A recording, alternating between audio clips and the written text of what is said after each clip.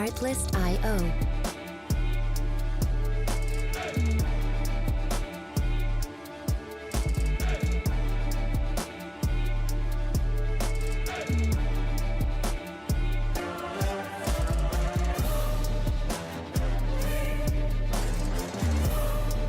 Music licensing reimagined.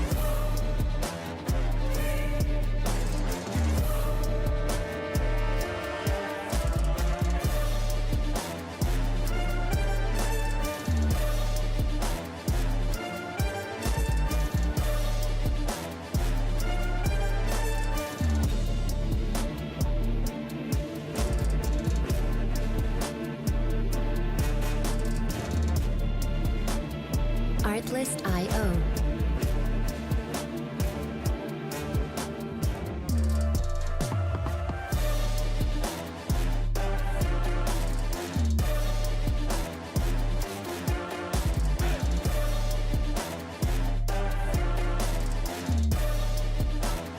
Music licensing reimagined.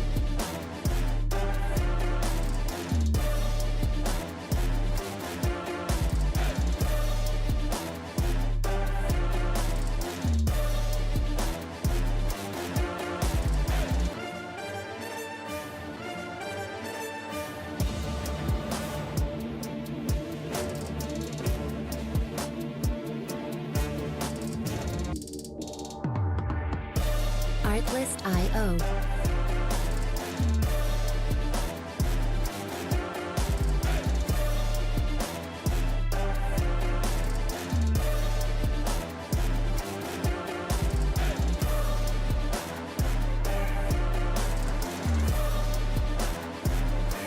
Music licensing reimagined.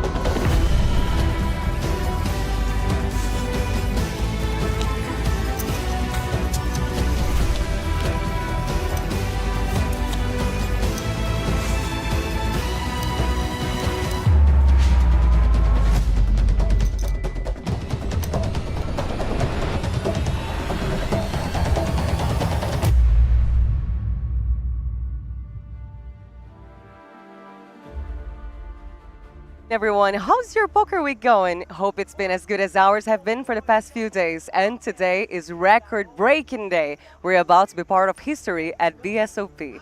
Get ready for the super high roller $50K granted. In other words, get ready for the highest amount of money ever paid for an individual that wins a tournament of any sport in Brazil, breaking our own record granted last year on the same tournament. It was more than 600,000 US dollars last year for the first place.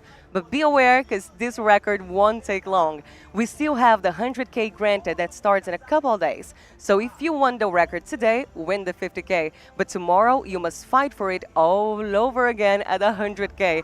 Call those guys from the Guinness Book because we're about to give them lots of work to do. Ask them to come to São Paulo, Brazil at the WTC Sheraton. Tell them we're about to break one record after the other here at the BSOP Millions. And watch the whole thing here with us.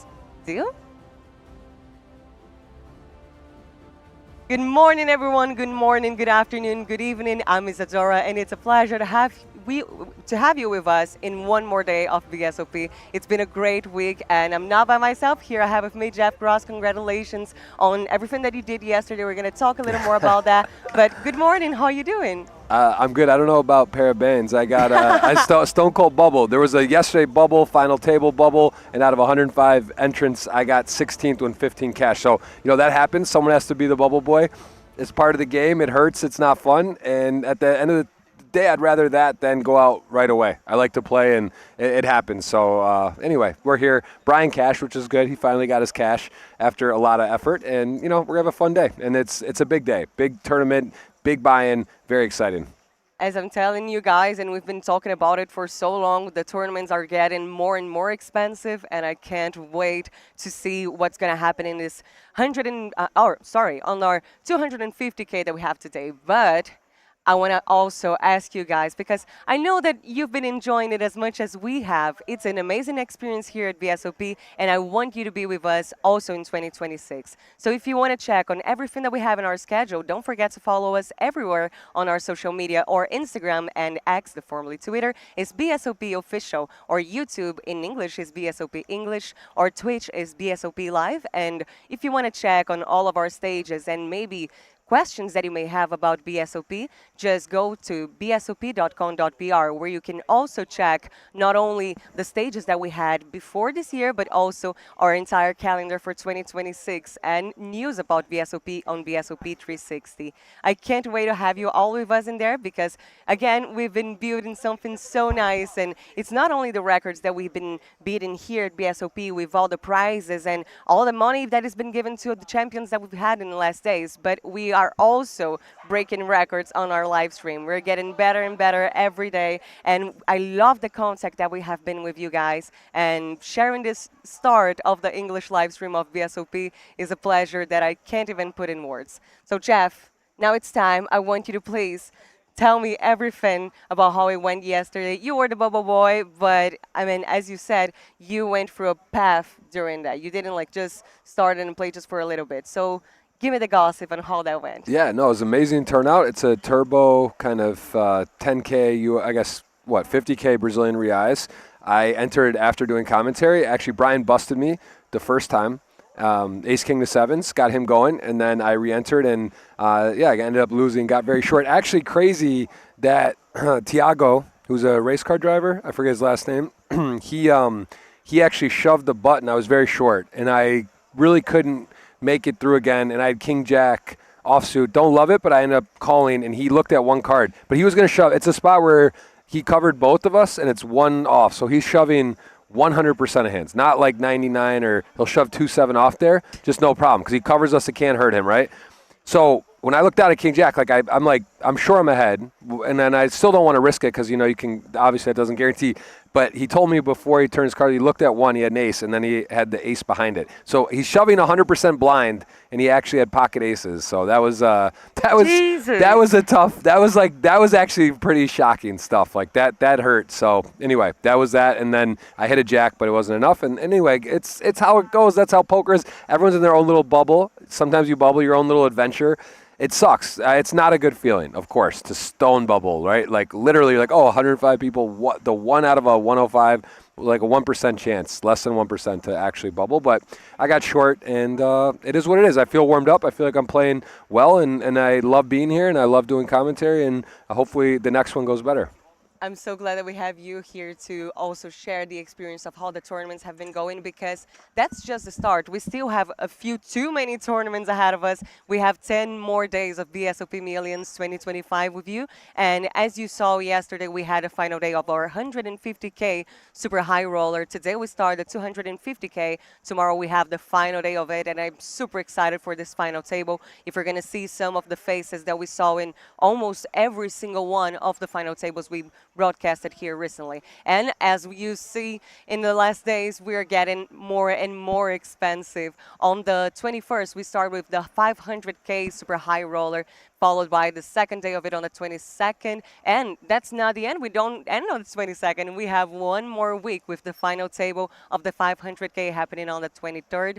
And the main event is going to happen on the 24th. I mean, the main event has been going for a few days now, but the final table of it will be on the 24th, and I'm super excited for it. BSOP Poker Show is an experience that you gotta have so you understand a little bit of how especially recreative poker is around Brazil, because here we're going to have some influencers, some celebrities, some football players, some everyone that you may have already seen in Brazil on the 25th. And on the 26th, we start broadcasting the championship. BSOP Championship is going to be the tournament with the highest amount of prize granted ever, with 500,000 granted, and I'm super excited for that. I'm super excited for all the story that BSOP Millions have been building in the last days, and we go up to the 29th with the final table of the championship. Can't wait for that. And as we talked about it here, Jeff is just warmed up now. Now he's probably going to play some more tournaments. So please, I would like you to share a little bit of your plans for, I don't think are you going to be in the 500K or the championship? No, I'm not. I'm focused on commentary. I'm going to let Rast battle at that. To be honest, when I play, I like 10Ks, 25Ks. This is like going to be 100K, probably, like we said, 25, 30, maybe 35 entrants, and very tough players. Like, again, I play poker. I love poker. I'm very realistic with my game. It's like, there's being a great player, a good player, and then there's like it's like golf, right? The 1% and the 0.01. It's a big difference. These guys are great players. Like, they play a lot. They're playing constantly. I got two children. I love commentary. I do watch, but I'm not like studying daily. I'm not playing a ton of tournaments. I like cash games. I actually really enjoy PLO, and I love to learn and watch. But yeah, that's a big buy-in. That's 500,000 reais against a lot of really good players that I'm not playing a lot lately. So we'll see. I won't play that one for sure. I will be playing other things here, though. I'm excited to see everything that you're going to play, even in and out of our broadcast tournaments. But you were also here late at night with Brian that was also playing the tournament. Can you give us a little bit of how did Brian go during this last tournament he was playing last night? He was in a couple buy-ins. I think he actually, he did cash. It's very top-heavy. So I think he finished in 12th, and he got close to a minimum payout, so got 89 or 90,000 reais. But, he got a little bit short, and it's tough. Like, everyone's in there playing their best and trying their best, and that's all you can do is give yourself a chance. You want to be there at the end, and you got to get some cards. You got to run good. And again, no one's giving it away here. Like, everyone's trying, everyone's playing well. And Brian, I think, got a little bit of a wake-up call. He realized that this is a fight. This isn't just Brazil 10 years ago poker, and you got to be on your game at all times. So he at least got a cash, and I think he's moving in the right direction. That sounds good, and I hope to see him more and you more in all the tournaments we have ahead of us. And if you missed something of our very interesting day and very communicative day that we had yesterday on the final table of the 150K, let's check just a little summary of everything that we lived yesterday.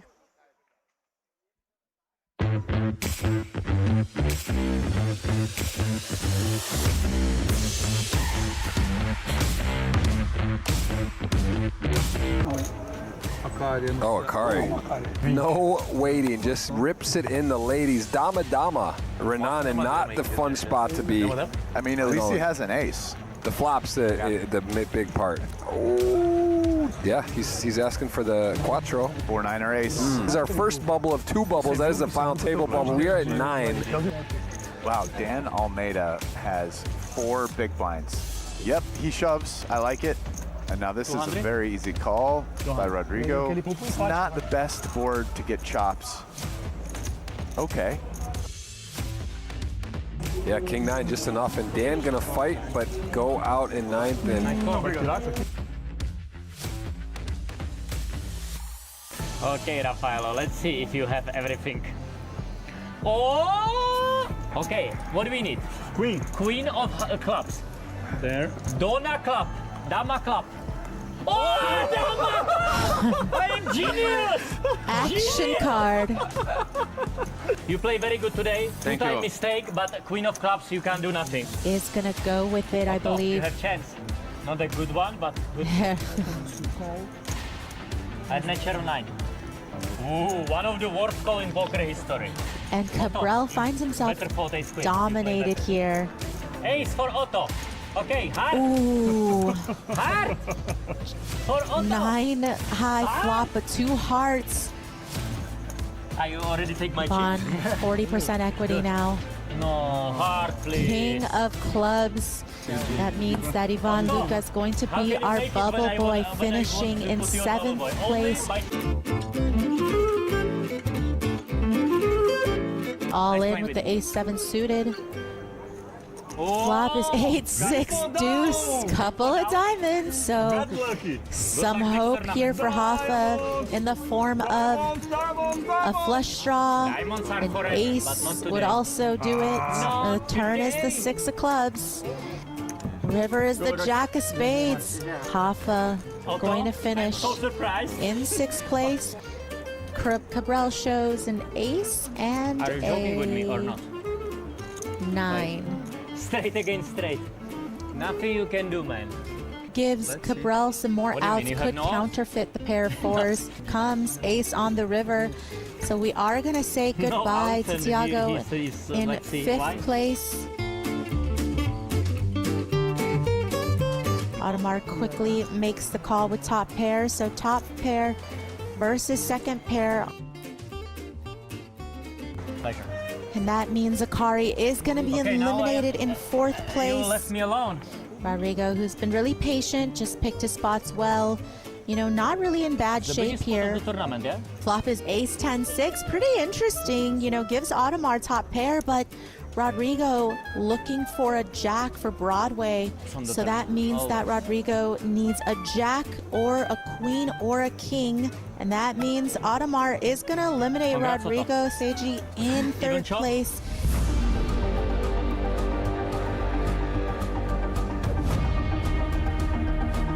Ottomarus, you crazy guy, really.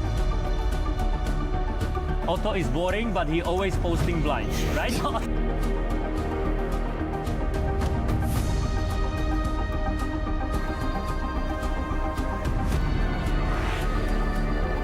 4 million. You have Casino Royale? Audemars puts it in here with queen 7 up Bring against more Ottos to my pocket table. 3s. Bring more Ottos. What is this called? Otto. Good luck, man. Nice second place. It's not bad. Second place, always good. And 3s managed No to hold outs. on here. Turn No is a outs. 4 of clubs, No outs. so a safe turn. But Audemars does have additional outs in the form of clubs. And the river pairs the 4, and that means Martin Cabral's going to hang on here with pocket 3s and takes down the 150K Real buy-in event here at the BSOP. You know, love him or hate him, the guy has managed to win this tournament in interesting fashion, being himself.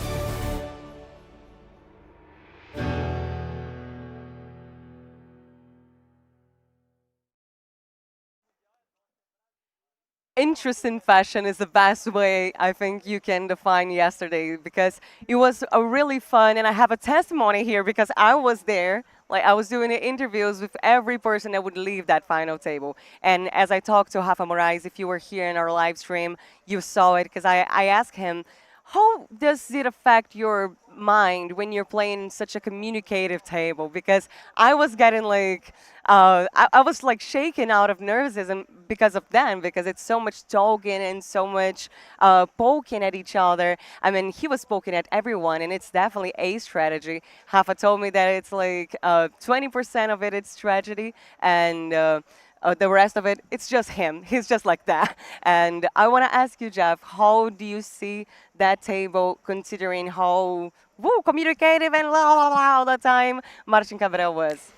Yeah, it's part of his game. I think that it is very polarizing. Some people will really like it because it's fun if you're a viewer. It's kind of more fun than if you just watch everyone not saying anything, right? It's sort of that unknown. Is he going to trigger someone? Is he going to overstep the boundary? That's sort of interesting. At the same time, it does go over the line sometimes. I would say, my relationship with Martin is, I don't know him well. We are acquaintances. We say hi. We're friendly. I think that if he toned it down 15, 20, 25% in general, it would be a lot more enjoyable. And I do think if you're playing at the table, all day, it is a bit exhausting, right? And it's like Akari and I were joking about it, and he was explaining his breakdown of it, where basically it's 30, 40% is fun and interesting. There's 30, 40% you don't know what he's even talking about. At one point he kept saying, what hand are we on? What number is this? It means nothing, right? But he kept going. What is this, hand 6, hand 19? He kept talking, asking he's just relentless. It's just confusing. And sometimes he antagonizes and he'll over push. And I saw him kind of picking on Hoffa. He was giving him a hard time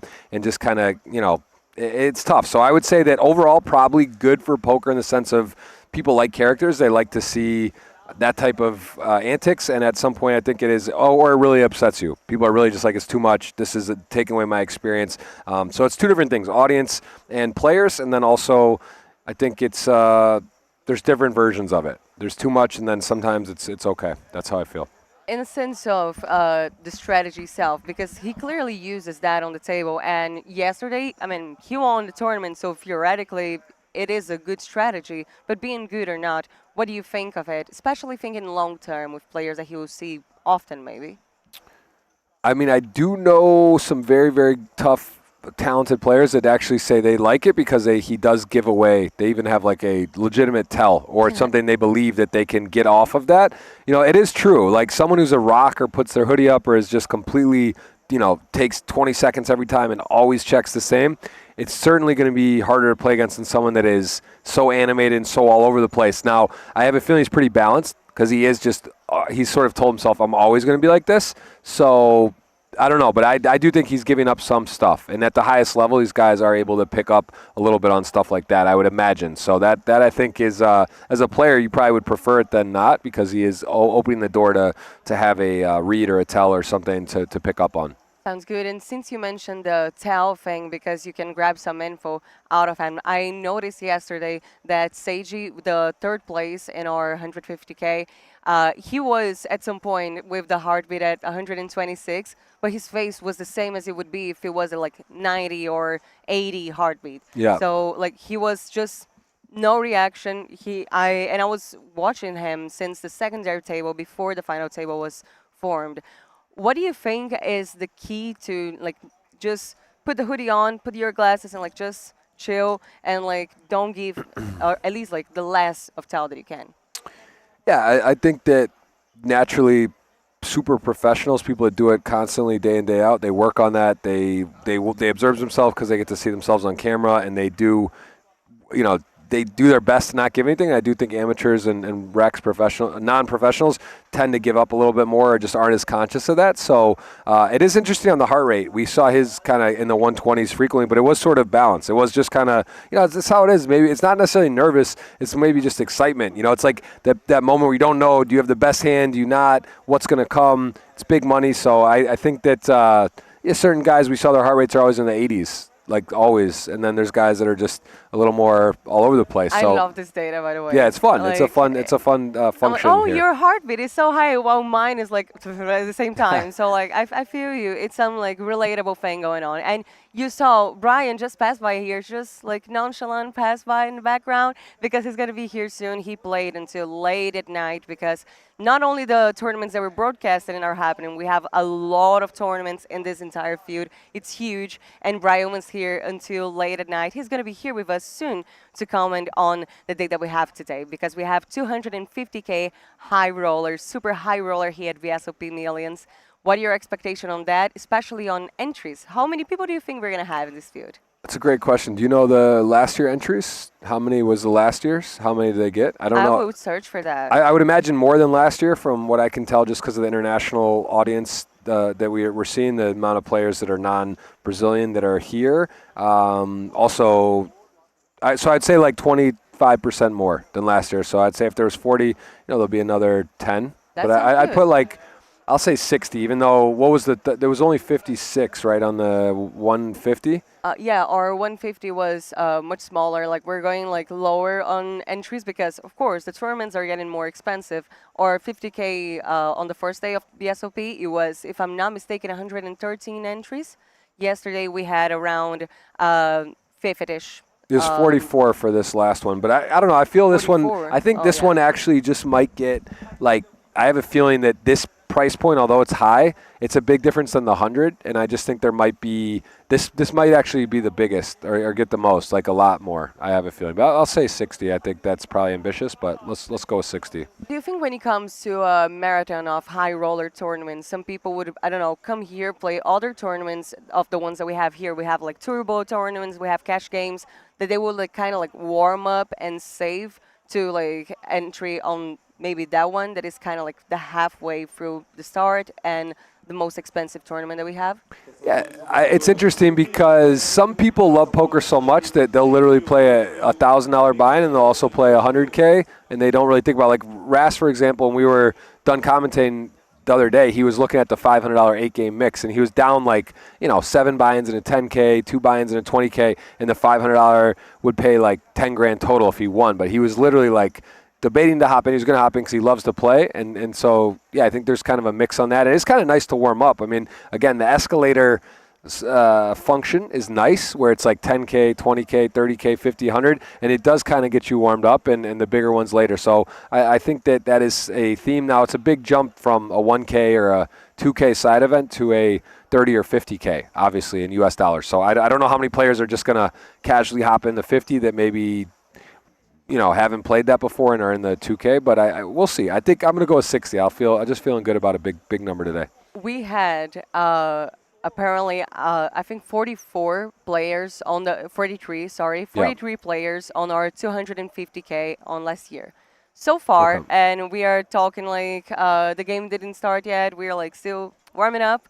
We have 12 people in. Got it. So we have Yeah, 12 entries so far. So 44, and I'm saying about 11 more than last year. That's my guess. So I think I'll say 60 and go a little more than that. But I think it will be a bigger number. And let's see. That'd be a big prize pool if we get 60 in there. Yeah, and do you think that we would have like really last-minute entries in a tournament that is that expensive? Do you think that like, I don't know, we hit some like intrusive thought of, oh, I wasn't planning on going, I have like 5 minutes left, I will. Well, I'll tell you what. There's a very interesting dichotomy in the late reg. So like yesterday, for example, when I busted, I re-entered. I had 12.5 blinds. I got in. Now, yes, you're short, but you are deep. So you all of a sudden, in this type of field, if maybe you're more comfortable playing shorter stacked, you don't want to play so deep, it could be an advantage. Like you literally are close. If you double once, you're close to the money. You'll be like very close to the money potentially. So I think, that just depends on the player strategy and what they're thinking. But I know like yesterday in the 10K, a lot of people bought in late. Like there was at the last minute, there was like a line of like 15, 20 people. They'd all bought in. So maybe they'd already probably played and busted, but they waited and then they got at the end. And then again, we were down to the bubble very quickly. Like from the point of when the tournament closed, I think there was like 39 left maybe when out of 105, like as reg closed. And then we were down to 3 tables of 24 very quickly, like 30 minutes or 40 minutes. So that was quick. And then to 24 to 16, also fairly quick. And then, I bubbled. But that's the thing. You're short, but you're deep. And people go out quick, and you have to win a hand or two. And then you're in the money and try to spin. The other side of that is if you're comfortable deep stack, you get to play a lot of poker. You don't just get in ace king or ace jack. Like when you're short and you have 10 blinds and you have ace 8 suited and you're just like, I'm all in. So it's like there's luck there. Whereas when you have ace king early, you're not just automatically all in. It's like you see ace king of queens, you see a flop, you play. It's like you lose, you're still in, you have a lot of blinds. Playing 10 blind and 300 big blind poker is a huge difference, and I think that's kind of personal on what your preference is, and there's pros and cons to both. I see it, and all of these dynamics we're going to see being reflected on the next days. As we saw in the last days here at VSOP, we're going to see it today. And also, just a reminder, you see there's a timer here. Like, now above me. We have our cards on the table. So in 30 minutes, we'll have game on, full screen, and start with one more day of BSOP Millions here. And as I told you in early beginning, we are in a moment of record breaks. We are breaking records all the time. We got to call the Guinness Book people because they're going to work this week. And the 250K super high roller at BSOP Millions is just one of the records we're going to hit. So let's check what we're going to have today.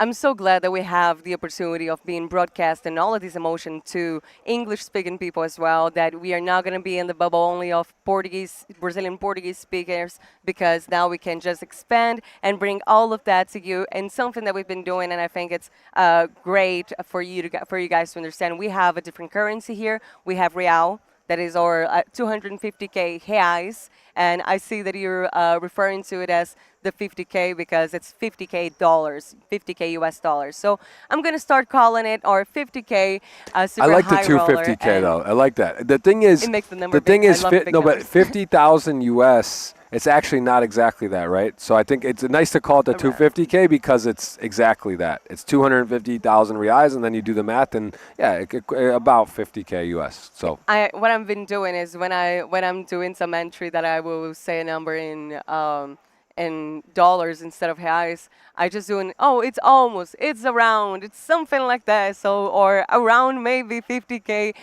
super high roller in our high roller series. Yes. So I'm excited, and I think we're going to have some changes on the numbers of entries until we start over there. And again, I want to go back onto like talking about some of the characters that we had in the last days. Like Martin Cabral is definitely one of them. But I want to know from you, who do you think that we're going to see of like really familiar faces that have been showing up in almost every final table? Who of them do you think are going to make to the final table of this tournament? yeah, there's something to say about confidence and being in good form and just running well. I mean, Ivan Luka just seemed like he couldn't be removed from a tournament. He actually did stone bubble the last one, though, after making 3 final tables.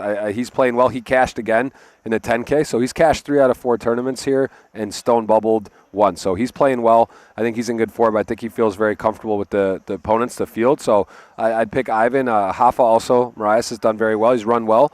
He's played well. He's gotten there. Zhao Samal as well. Also in there, cashed the 10K yesterday again, has multiple cashes and, of course, a trophy. And Adamar from Estonia, who battled at the final table, had that interesting hand where he flatted ace-queen and 3-bet ace-queen, and then Martin 4-bet jammed the king-5 suited. That was a very big hand. That was before the money and a very big momentum push for Martin at that moment, and gave him a hard time. He kept letting him know, you didn't really have ace-queen. You wouldn't 3-bet value and then fold. So he's also playing well.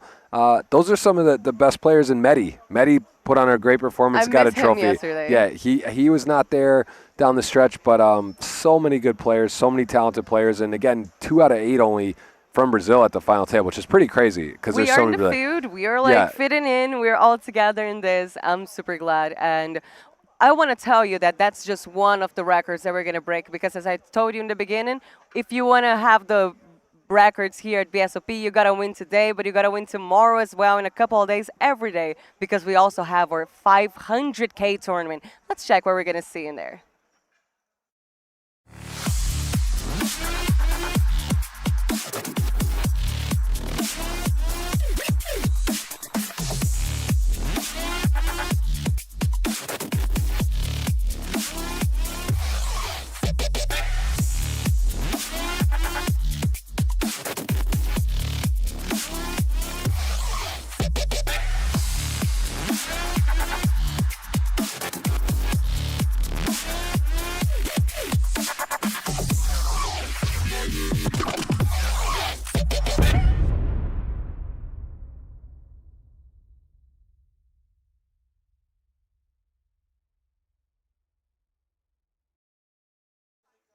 Our super high roller series is growing and growing, and I can't wait to bring all of that to you. And also, we're gonna also bring more information on the. I said too many alsos. It's so many stuff here. So many tournaments. It's so many prize pools. So many great players, and I can't wait to bring all of that to you in our English live stream. It's been a pleasure. And now, expectations on this tournament. We have some specific people that we can talk about, but how do you think the dynamic is gonna go for the 250K? Yeah, it's always interesting when there's a rebuy component. So you have to kind of put that in when it's not a freeze out. If it's you lose and you're out, it's a very different than you can rebuy if you're wrong or take a chance. So I think that's going to make for some pretty fast play. I think people, again, they want to win. They understand that cashing is great, but like ultimately the money's up top. You want to get top 3. You want to make a play. If you bust, it's okay. You want to try to win. And honestly, the Brazilian style, it's been refined over the years. It's still aggressive. It's just not blind aggression. It's not just doing crazy all-ins, and they're playing well. They know what they're doing, but they are taking on the different way of playing. You can play GTO, you can play exploitative, you can find a mix. They're still Brazilian are on the aggression frequency. We see that statistic often on the screen during a table. Like they are generally more aggressive. I think that's a fair thing to say. And I think we're going to see a lot of that in this specific tournament.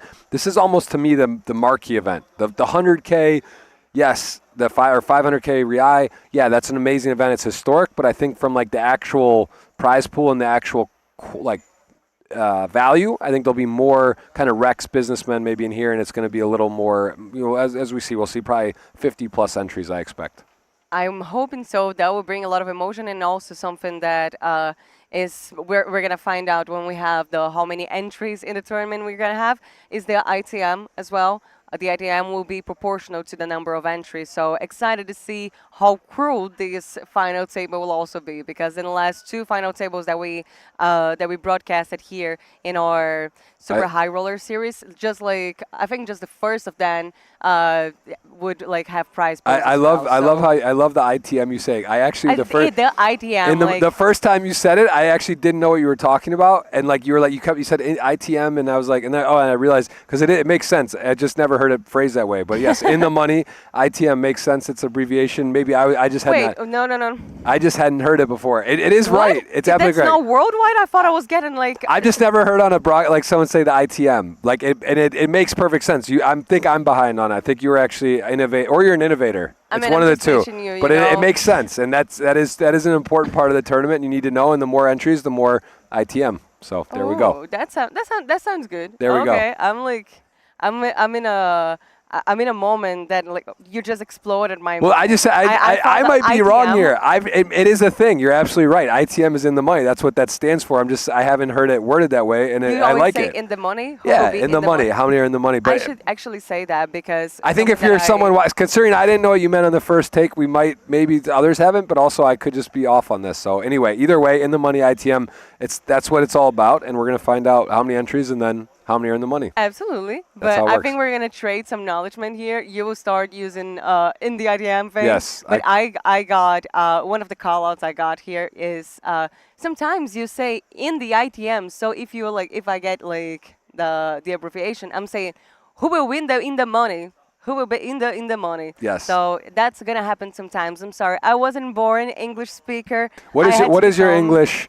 When did you start really speaking English? That's a question that I've been like loving to like talk about here, because I started learning when I was 17, and I know that I look kind of older, but it's because I'm just hard worker. I'm 23 years old, and so I speak English for like 6 years, but nice. I feel like it only got like really something that I could handle and communicate with people and here's the thing, like for me, the most important thing for you to learn English when that's not your first language, your native language, is to put yourself in situations that you would only put yourself if you would speak fluent English. So you're not going to learn if you just like try to talk to people that you will be able to go out of the conversation in English or in whatever language you're trying to learn and go back to your native language. I don't know how to say that word. Like, how do you...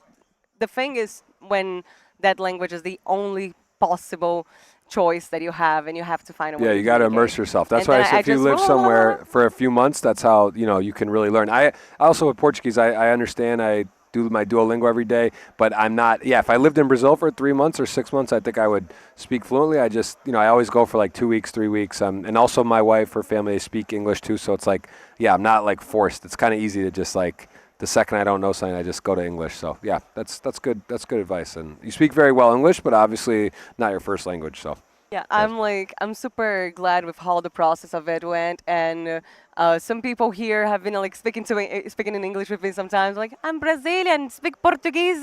Anyway, I want to tell you something. We have Brian, our legend from yesterday, coming here soon. So you remember that yesterday we had a full day. Let's do a recap. I know you may have already seen it, but I want to show Brian all the best moments of our 150K super high roller that we had yesterday. So let's check it out.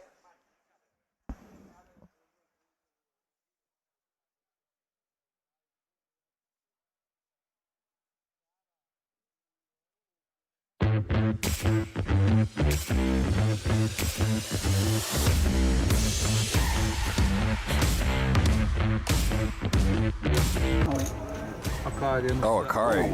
No waiting, just rips it in the ladies. Dama Dama. Renan, and not the fun spot to be. I mean, at least he has an ace. The flop's the big part. Oh, yeah, he's asking for the quattro. 4-9 ace. This is our first bubble of 2 bubbles. That is the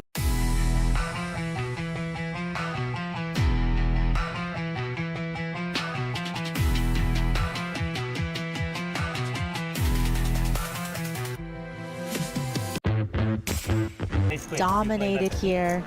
Ace for Otto. Okay, heart. Ooh, Heart. For Otto. 9 high flop, but 2 hearts. I already take my On chip. 40% equity now. No, heart, please. King of clubs. That means that Ivan Luca is going to be our bubble boy, finishing in 7th place. All in with the ace-7 suited. Flop is 8-6 deuce, couple of diamonds. So some hope here for Hoffa in the form of a flush draw. An ace would also do it. The turn is the 6 of clubs. River is the jack of spades. Hoffa going to finish in 6th place. Cabral shows an ace and Are you joking with me or a not? 9. Straight against straight. Nothing you can do, man. Gives Cabral some more What do you mean, outs, you could have no outs? counterfeit the pair of 4s. Comes ace on the river. So we are going to say goodbye outs, to and Tiago he's, in let's see, 5th why? place. Audemars quickly makes the call with top pair. So top pair versus second pair. Pleasure. And that means Akari is going to be Okay, now eliminated in 4th You left place. me alone. Rodrigo, who's been really patient, just picked his spots well. Not really in bad The shape biggest spot here. of the tournament, yeah? Flop is ace 10-6. Pretty interesting. Gives Audemars top pair, but Rodrigo looking for a jack for Broadway. From the So top. that means that Always. Rodrigo needs a jack or a queen or a king. And that means Audemars is going to eliminate Congrats, Otto. Rodrigo Seiji in 3rd shot. place.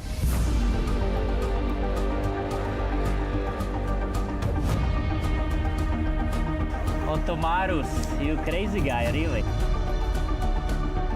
Otto is boring, but he always posting blinds, right?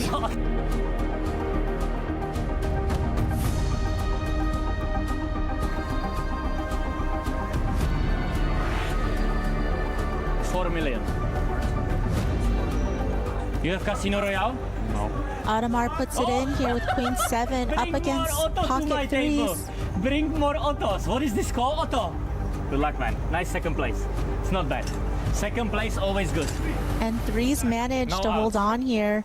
Turn No is outs. a 4 of clubs, No outs. so a safe turn. But Audemars does have additional outs in the form of clubs. And the river pairs the 4, and that means Martin Cabral is going to hang on here with pocket 3s and takes down the 150K Real buy-in event here at the BSOP. Love him or hate him, the guy has managed to win this tournament in interesting fashion, being himself.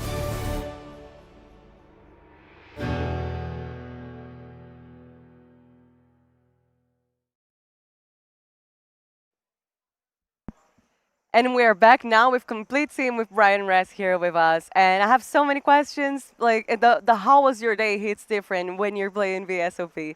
So first, good evening, good night. I mean, actually, it's 3 p.m. guys. I'm sorry. How are you It's doing? good night somewhere. It is It's good somewhere. night somewhere. I'm good. Honestly, I'm still a little groggy because I played till like 3:30. By the time I wound down and got to bed, it was like 5:30, and I took a sleeping pill. So I'm waking up, but I've got this amazing Brazilian coffee and ready to get on stream and get going. Jeff actually played almost as long as me. It was quite the tournament. Have you guys discussed it yet, or no? Or A little bit. Bubble was Okay. a theme yesterday. I think I had the Yeah. bubble the whole day with the final table bubble and the money bubble, and I just couldn't. I was so much bubble fun. I did it. I was the bubble guy. So I'll tell you from far away, this was my experience of Jeff's tournament. Jeff had dust, like less than a starting stack, basically every single time I talked to him. He might have briefly gotten over. In fact, I'm pretty sure he did briefly. 2x, yeah.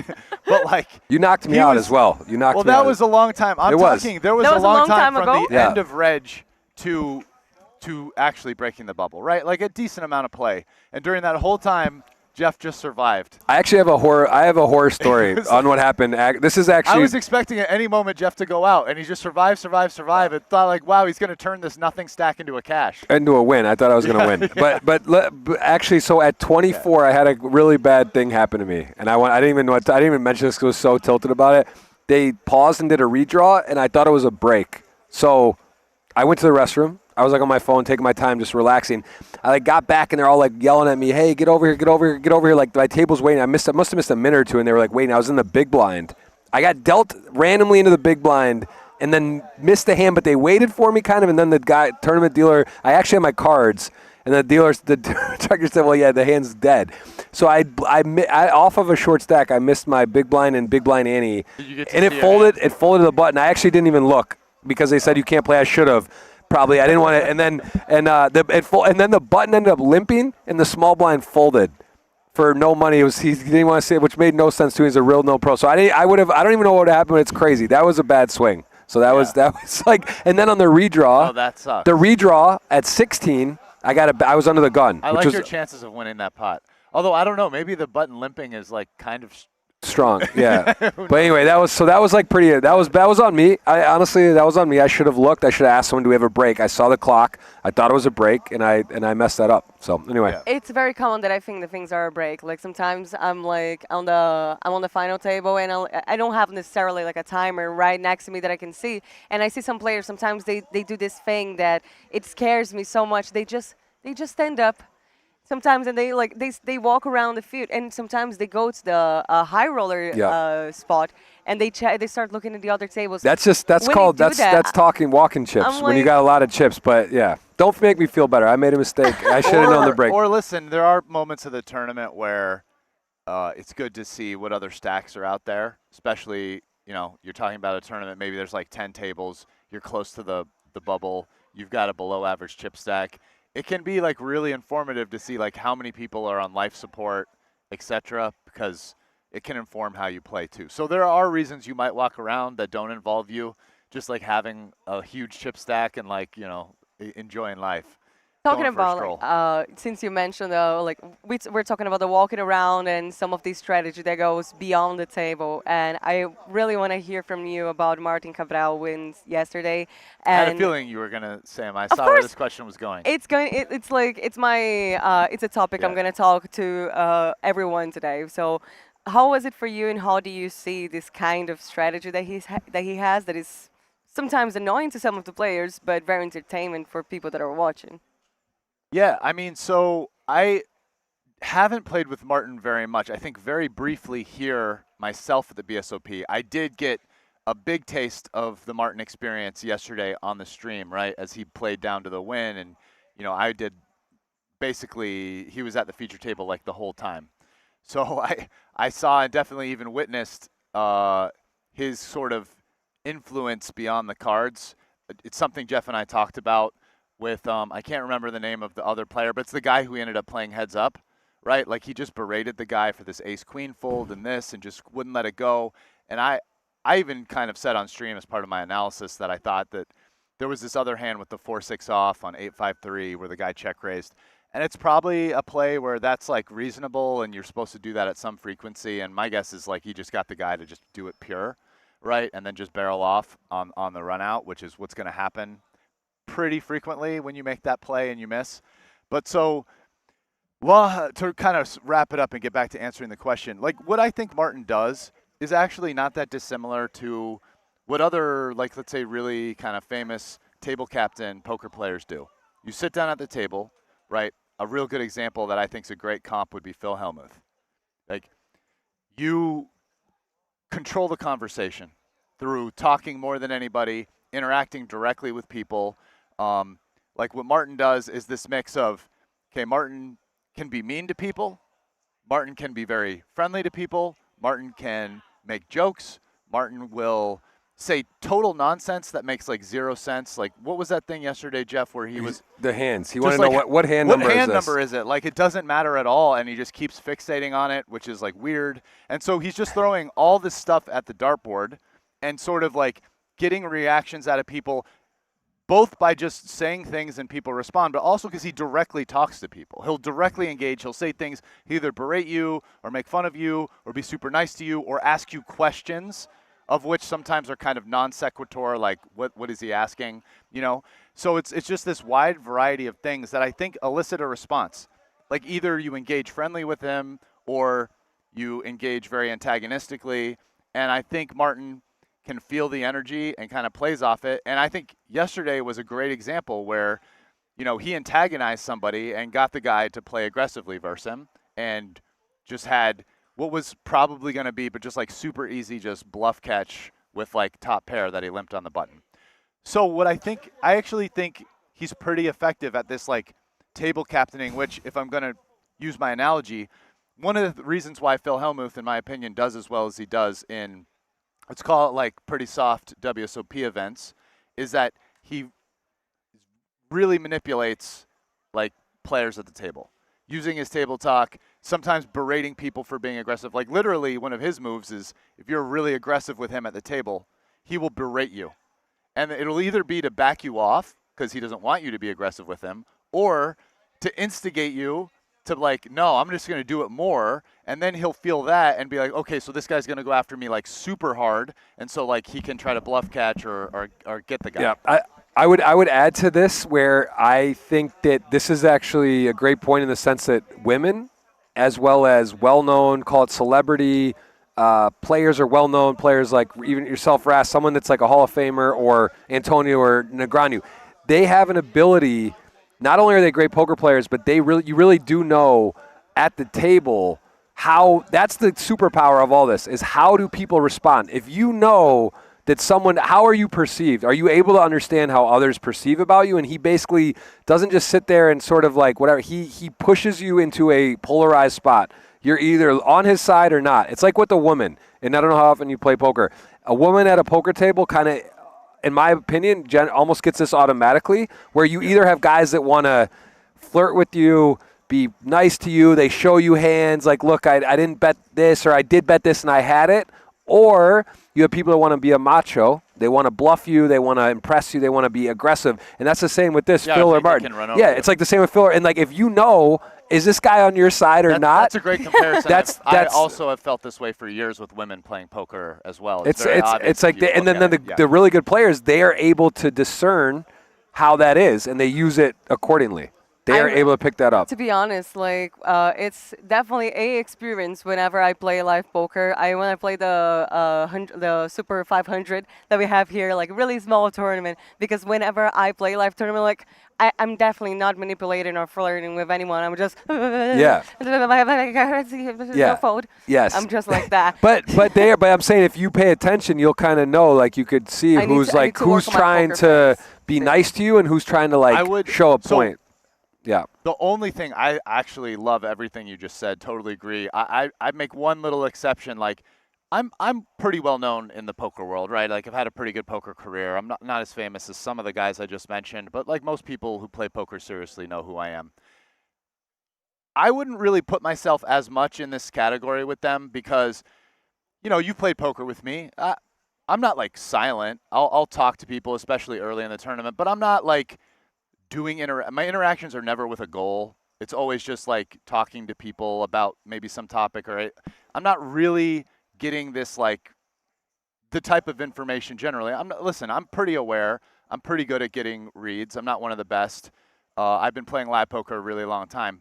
But what I'm talking about is kind of this table captain thing where it becomes part of what you're doing.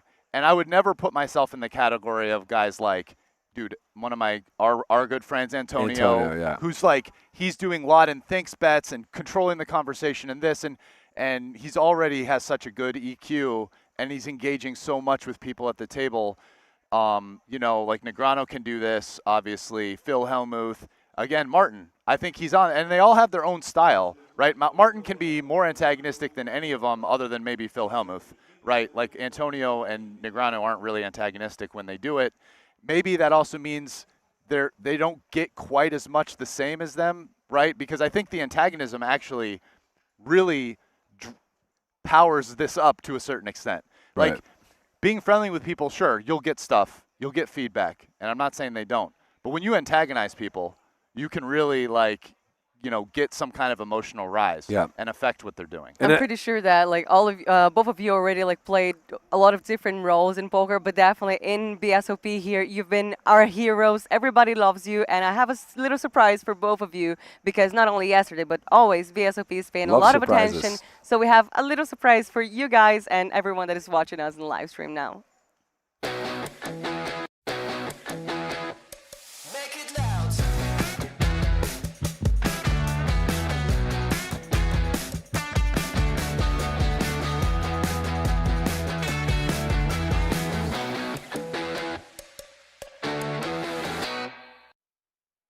I love that whenever we are doing any broadcasting, that's the moment that all the cameras are here because everybody wants to be like, yeah, we have Ryan Rest, we have Jeff Grouse, we have perfect people here. I am, as I always say, super excited for today. And we are about to start, but before that, I need to know, Ryan, your expectations for the 250K we have today. Yeah, you know, the way things were going from the 50 to the 100 to the 150, I was getting a little bearish on how many runners like the 250 and 500 would get. But I'll tell you what, like the max late reg on the 150 got a lot. Like, because I did that as, was it my second bullet or what? Anyway, no, my only bullet. And like the field went from like 8 or 9 people that like came over from the night before to like almost 30 people. It's like 2/3 of the field were max late reg bullets or something at that point. So, you know, what's some people have showed up to, like Akari, who wasn't here earlier. So I'm kind of actually thinking maybe we'll get a few more, especially if people wait, because the max late reg, they do let you go pretty late. So I'm thinking the 250 is going to get like 30 entrants, maybe. Oh wow, I think it'll get 50. I would take the over on 40 if you if you were to bet. Okay, yeah, no, yeah. Like we have 21 already, and last time we talked, we had like 12 because it's like grown people are arriving. Has it already started? It's starting now. Yeah. Like no. No, not the tournament. Like we have we still have open entries. People can still enter in the tournament. No, but I'm saying the 250K has started, right? It's starting now. Correct? Yeah. Sorry. Yeah. Yeah, so no, 30 is too low. Yeah, probably. That's going to be more like the 500. I'm sorry. I like 40. I probably take the under on 50 though, but yeah. I'm thinking it's a better guess than 30. We could put a wager on it. Because I know last year's number was 44. Oh really? So that's valid. Oh, they got 44 last year. In the 250. And they've been beating last year's numbers. I think probably. so. Breaking records, yeah, and we have also our game start and our table, our television table is already on screen with you. We already shared screens, and I have some familiar faces already in there. There's some people that we've been seeing for like years at BSOP, and I can't wait to bring all of them to you. And I just have like one, not necessarily last thing, but since we mentioned Akari, Jeff, I heard some gossip that Akari invited you for a little hangout today at a football game at Santos. That is basically, if you don't know, the team of one of the most famous football players that we have in the world right now. Neymar is part of Santos. He started in there. So are you excited? Are you going? What do you think? What are your thoughts? I am excited. I think he said 90%, so we're checking on some details, but it's not right here either. It's a couple hours away, so that would be, we're trying to figure that out, but I believe going to go. And I've seen a World Cup soccer game in Brazil, but I've not seen a match between a Brazilian, like the atmosphere of an actual like Brazil on Brazil team play in a league game. So that I'm sure that'd be fun, and hopefully get to do that. Are you going to let Brian go too? Are you going to take him as your plus one? I was going to invite him and see, but I think he's playing the 250K, and I don't know his plans. But Brian, is it happening? Are you guys going to? It would be tomorrow or tonight. tonight. So Tonight. yeah, I don't know. Brian's, we'll see. Brian's got options always. He's got commentary. I want to play. Got I want to play the 250. I'll tell you what. Like, I actually did get to play yesterday. I've obviously been spending a lot of hours in the booth. I feel pretty warmed up. I've checked a lot of spots on hands I've played. I'm actually pretty sharp on a lot of my decisions based on what the solver says anyway. And so I want to get in the 250. Got to mix it up. All right. The 250 I think I'm going to play. I don't know if I'll play tonight or I'll just max late reg the start of day 2 tomorrow. I might just do that. But yeah, I want to play. So I'm probably out on that. Actually, also Jeff actually went and did you have lunch or just visited his office? Yeah. Yeah, I could have gone to that today as well, but I had to sleep in, man. I need my beauty sleep. I didn't get up till 1:30 p.m. Okay. Yeah, absolutely understandable, absolutely. And it would be great to interview you if you go to the final table, which I'm hoping for. Let's see what we have Trust today. me. It's 250K. Man, 250. we're stuck. I'm stuck like what is it like 750 right now? I need the little cash. In You this need something. 250. We need a You little get cash. something going. We're going to see a lot of that in record breakings today at BSOP Millions 2025. Now, I'll give this show to Jeff and Brian to take care of. I will be back in the interviews and everything, and I'll see you soon. You have a great day, guys. Thank you so much. Thanks, Isadora. All right, Rasty, here we go. Right into it. Looks like 15 are in the field, and this is a player who was causing quite a stir. Daniel, great player, was putting a lot of pressure. I saw you and him battling some. He had a lot of chips and was really taking advantage of the bubble, the soft bubble even, yesterday. He was raising a lot, opening pots, knows what he's doing, tough player, very great thinker, and he's in the mix already here. Yes, 100%. Looks like he's getting check raised on the river here, but bottom pair. Yeah, Kelvin, everyone thinks, it'll be a little bit tighter in this maybe tournament. It's early. What bluffs does he have? And sure enough, he's turning the 9 deuce into a bluff and putting the top pair into the blender here. It's a tough man to bluff, too. This guy's a very tough player. Do you know how he did in the 50K? I mean, he was still in. He had a lot of chips when I left. I don't think he took. He didn't take top 3. Okay. Yeah, he had a lot of chips. Looks like he put the chips in there, and he is going to have a winner. So 9 deuce. I mean, as played, it's like he's interesting. That's a tough call a little bit with just a weak top pair there. I mean, it's a polarized spot. You beat a bluff or have the best hand probably. It seems like a pretty interesting play by Kerber as well. Yeah, he's one of those hands where you're hoping for check. You beat some ace highs. You might even beat another bottom pair, blind versus blind with your 9 kicker. But then you're never beating a value bet. And sometimes you take some of these hands like some of your bluff catchers and kind of turn them into bluffs. Yeah, that was in those spots. Yeah, it was right. Like he could have called the river. And he would have been beating a bluff, but also losing to all value. And a lot of those spots, you do take some of those hands and turn them into your bluffs. Yeah. Otherwise, you never have check raise bluffs, really. You just have it. So. Yeah. But. Win for a tone setter. Yeah, I actually had fun yesterday, getting to play some poker. Yeah, it was fun. It was fun. So it actually started out. It started out like my first 2 bullets were like what had been happening for my last 10 bullets, but turboed. Like, actually, on my first 2 bullets, I basically lost them on 3 all-ins where I was a big favorite in every all-in. Right? We were at the table for 2 of them, right? That when I had like an outkicked ace and lost twice, I was like, oh no. Yeah, we had a great table. Yeah, that was a good table. That was a good tournament. It was quick. Field wasn't like, crazy tough. Yeah, it was a good tournament.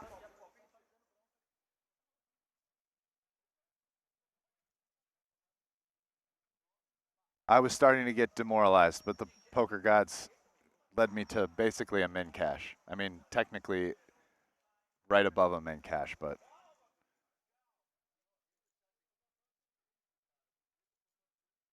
All right, everyone with an ace. The flop, the players. kickers that are going to end up not playing. Already they don't play here on the turn. So pot will very likely be a chop. The 4 can actually win, not just on a 4 though, but also on a 7. So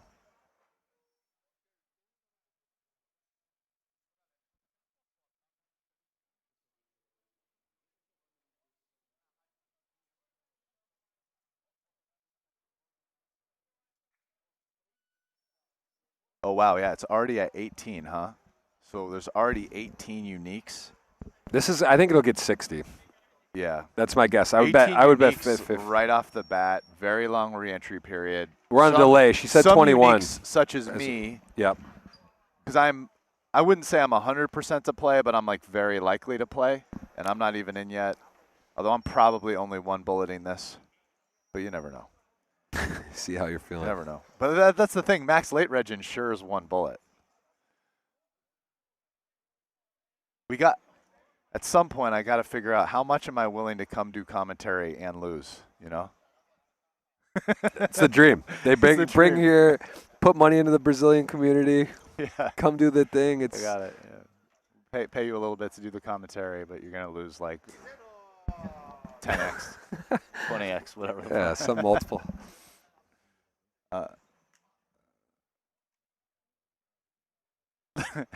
Yeah, listen, he even got word from the bosses. My producer just came in to negotiate to let me play all the time and not do commentary. This is good. Listen, next time, guys, you need to let me in on the invitee side of the invitational. All right, then we can start talking. That's tough. That's like that. It's not a great sign. It's like when you go to a poker game, it's 9-handed, and they're like, we'll make it 10-handed. Like we'll do it, for you. Yeah. We'll find a way for you.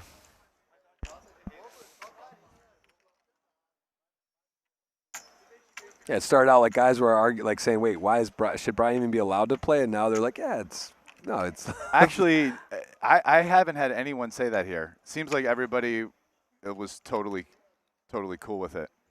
Yeah, and to be fair, at the high roller, super high roller here, there's a lot of really, really tough, in the mix, grinding, playing a lot of tournaments. These are guys who are crushing the big online tournaments. These are real. Doing well, they're real. So yeah, they're in their top players. form. Yeah, they're playing a lot of poker.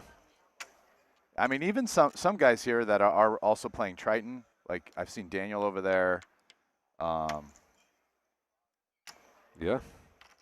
So playing some of the biggest live tournaments too.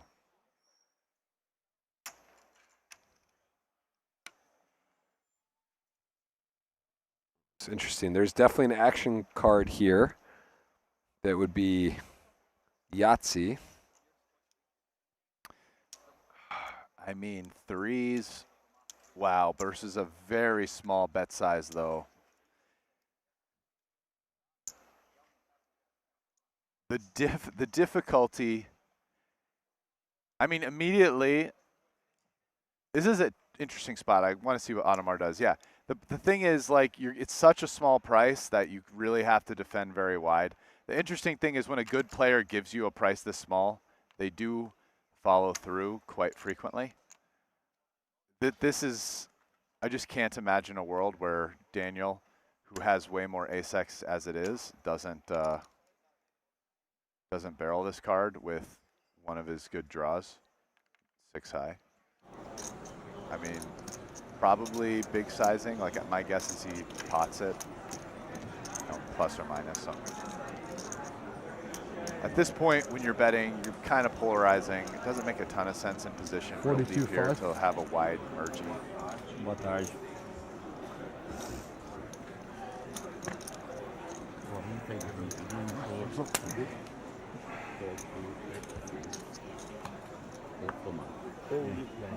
Yeah, instant fold.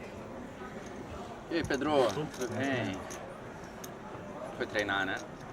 Não, fiquei no Slack, né? Vou mostrar pra você. Ah, Ilha. tá com cara de quem Número 5. fez uma rotina boa.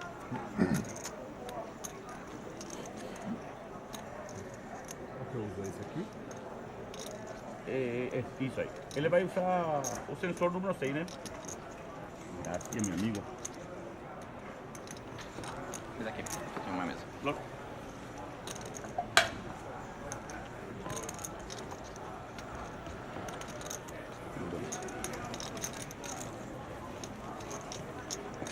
Stack inicial, por favor. Stack inicial, por favor. Botão. No pequeno aqui, no outro small blind. Kelvin, big blind.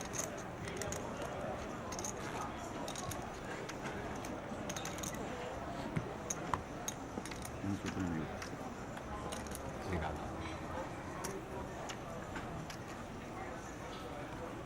E vai Corinthians.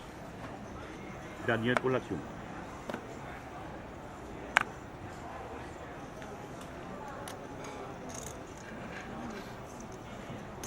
Daniel Race. 4 bits. Padilha. Paul Cristiano aqui. Que é esse Paul cara aqui no lado? Automático. Daniel, que é Com o Lazio. DG, né? Esse cara aqui de verde, quem que é? Qual que é o nick dele? Real name. Daniel o quê? Automático. Paul. Aí. 4.000. Kelvin. Paul. Nunca cruzei. É frequente? Frequente? Sigo para 3. Replay.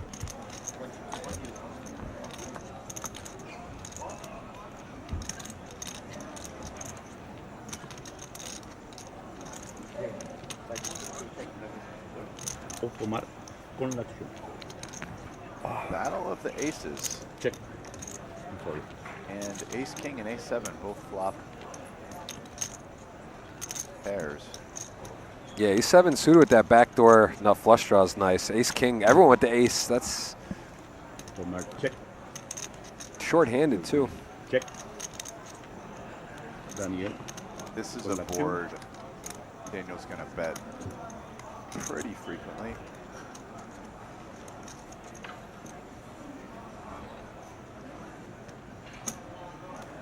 Daniel. Looks like he comes with a pretty big size. 3.500. 8. It's like just over, that's over half pot.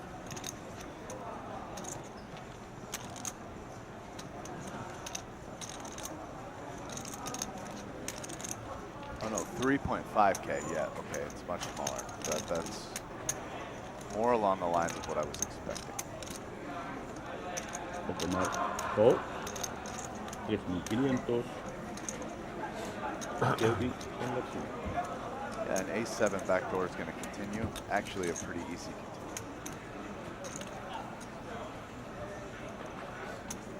continue. Kelvin. Call. Wow, Kerber finds a pretty light overcall here. Yeah, looking to hit a. I mean, the other thing is like the runner wheel, 3-5 isn't great because there's the 1 card straight to the 6. There. I think I Tomar con la acción. think I don't like that overcall, Check. frankly. If I'm Kelvin, going to check. give my opinion. I think it's a little Daniel too con la light. acción. You want more backdoor interaction really than just the clubs. I mean, your ace is. We can see it's not clean in 2 places, but there's a pretty good chance the ace isn't clean either. Like, you didn't know their hands. You know what I mean? Yeah, Like the for sure. pre-flop raiser who fired could easily have ace jack or something. And yeah.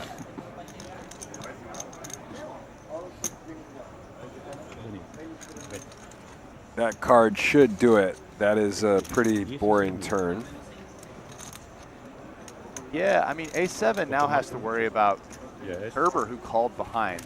Also, this card doesn't give him any backdoor equity and gives, I mean, Daniel could be bluffing with a lot of hands that he's ahead of, but that have a lot of equity, stuff like Queen Jack. It's just too dicey. Daniel's not going to get any 7 there. Flor, flor. Pode ir?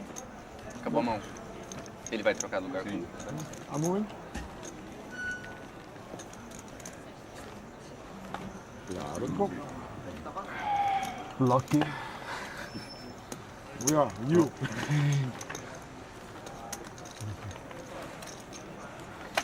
Yeah, we're up to 21.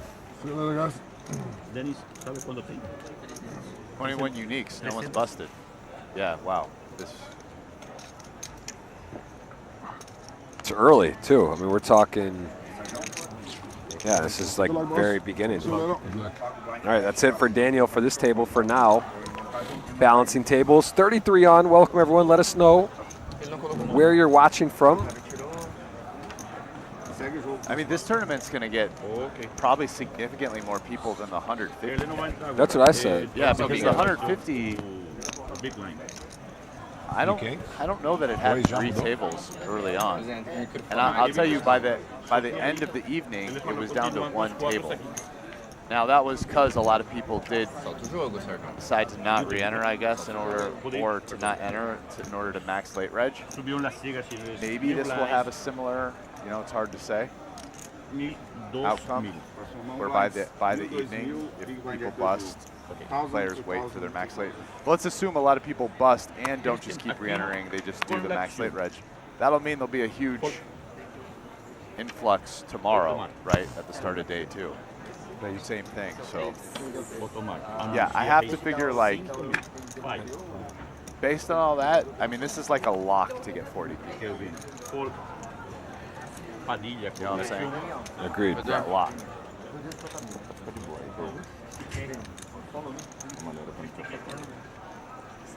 Always feels good. Valeu, bro. Coming, right? Valeu.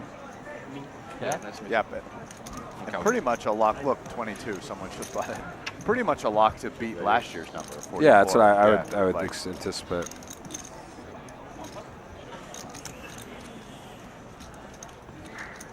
Padilla. Check. Enjoying Brazil? Con Not so much. I mean, You just playing. Travel a little bit Okay. right now.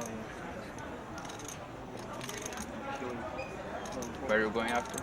Otmar's got to decide how he wants to play the King 5-0 here. Rio first, and Check. then to the fountain. What? Check. Definitely a hand that can either see bet or check. Yeah, posso go sul.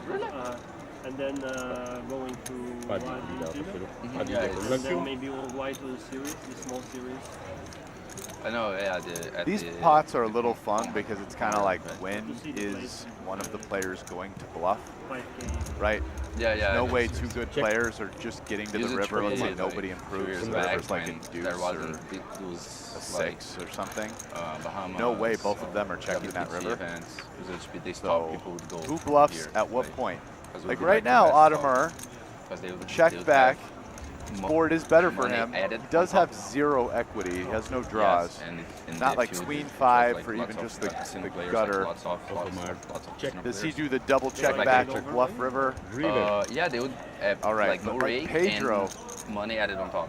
7 high here. Padilla, con And acción. it was like a I guess 2500 Ottomar's not rebuy. 100% to bluff river Back in on the a day, that 10. you Kind of a nice didn't card have to those check back tournaments, like like high regularly. sometimes Like the maybe. Southern tournament would be like an EPT for 5K, but only in Europe, so you wouldn't have that here. So 2,500. Yeah, Pedro Pe- has Pedro- to be a big favorite to or bluff. Brazil Yeah, would go there. it's like worst hand he can have. So maybe the food's gonna be even better. I mean, if you have like 6-5, you're more likely, or I don't think 7-6 they or have something, one you're added kind of on top likely to anymore. bet the turn. Yeah. Padilla. Bet. 5,000. 5. Ottomar. Con acción. Yeah, Ottomar though also realizing the big blind, like 6-7, By the way, 6-5. I all the- played a hand just like this with Pedro yesterday, where he raised my They have a butt buffet big there. blind, I believe, and I called, and it checked down to the river. I believe the river paired one of the cards, and I made like a can order anytime. B33 with like one of the worst hands I could have, like 8 high, and then he went in the tank, used the time bank, already not really happy, then found like a small raise, and so I folded. But it was funny. It's like deja vu almost. That's funny. Vladimir Putin. Yeah, like Your last name? I think like it was something like Jack 9, Minko. small, Minko. and then something else in the middle, N. like maybe a 6, like Jack 9, 4, 6, and it paired the Jack. Agora. E And I had like 7 high, or like, and I didn't have a straight draw. Pretty Eight Brazilian high. dominant table so far here. Adamar from Estonia. So based on what you're seeing now, or anything else, or what do you kind of put? What do you think you might have had that hand? Who? Pedro? Yeah, the one he raised. Yeah, I kind of thought he had, for value, like a 9 or 10s or something, something like that. And then for bluffs, could just have like an ace or king high. That's now kind of his worst hand, and he's just trying to get me to fold. I think it's kind of hard for him to get to the river with like worse than, like say ace high. A lot of his like queen high or worse are all going to be like pretty coordinated hands that have some sort of draw and will bet flop or turn. Probably not a lot of double check backs with like worse than queen high.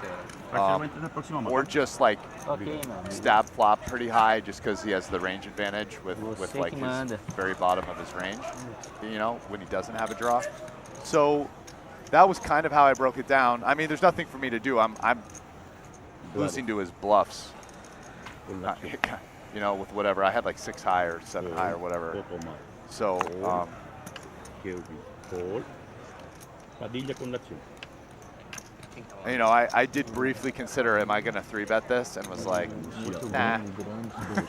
Yeah. Just let this one go. Let him have this. Yeah. Cristian Aquino con l'azione. 2 10s, ace 5, small blind, big blinds. Aquino não tinha race para 6.500 fichas.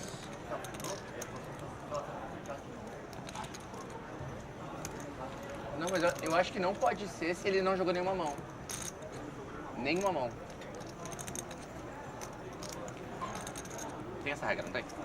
And 10s is a big hand here. You are out of position. Wonder what Pedro feels of this specific player. Padilla não tinha Yeah, but race para 22.000 fichas. Ação. But so to draw it back to that hand, like the reason why, like obviously ace high is kind of beating my bluffs, right? But we just had that deuce 9 check raise where I was kind of talking about, well, in some spots you sort of actually have to take some of your bluff catchers and bluff out the weak value that your opponent has. So it's like one of these spots where if I the river, I can kind of like B33, sort of like any 2 pair to try to get value out of ace high. Like even though ace high is beating the bluffs, it's also kind of a nice hand to raise with, because then if I had like bottom pair for like jacks and 3s, now he's putting pressure on that, because like almost everything he has is kind of beating my bluffs. So you have to find stuff to bluff out my weak value too, right? So you draw from stuff in that range. Anyway, whatever, let's move on. But that's why those spots are pretty interesting, and they get pretty high level, I feel like. They're definitely things that you find like weaker, amateurs or people that really haven't worked on can get really imbalanced in those spots, because they essentially like almost never have bluffs. Yeah, I'll be curious if our friend here, Christian, continues. He's got a tough player. He's in position. He gets a really bad flop. I mean, Jack deuce 9, no diamond in his hand, 3 diamond, monotone, and 10's actually, this is an okay flop, not the best, but it is. There's no queen, king, ace. Don't have a diamond. I would imagine he's definitely, how much is the bet? He's not going to, obviously for 12, not going to fold here. What does that mean, bro? But this is a lot of blinds in the pot. Yeah. Pre-flop, what happened pre-flop? It was raise call? Yeah. No, well, no, I think it was a limp and a 3-bet. I believe. He limped it, I think. It was definitely re-raised by Ace-5. Ace-5 put more money in to make Pedro call. I don't know if I didn't see if he limped or if he... tens raised and Ace-5 3-bet, or it went raised 3-bet or limp I think it was raised 3-bet because there's a lot of chips out there. Limp call with 10 seems pretty weak. Yeah. Wow. Probably here, no? 10's not going to love that card, no diamond. But kind of tough for Ace-5 off the barrel here. I mean, you're going to have a ton of hands that have some equity. Ooh, but he finds the barrel. That could get this done. How much does he bet? It's really hard for 10s to call over half pot here. Oh, under half pot? Okay. Bet 12 and a 35 third. He bet 27 into 70. There's 35 blinds out there, yeah. So I'm saying bet 12 blinds and then 35. He bet a third pot. This is an amount 10s could start entertaining calls. But yeah, wow, it still gets it done. Yeah, it's like I said, it's such a dicey spot. That's a nice pickup. To double barrel there, you're literally zero equity bluff. Wow.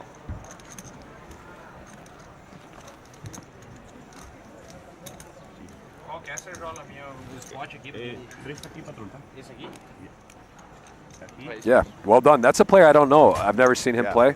Don't know much about. He kind of, like my initial reaction would be he's maybe an amateur, but he did just man up and like it looked like a really well played hand.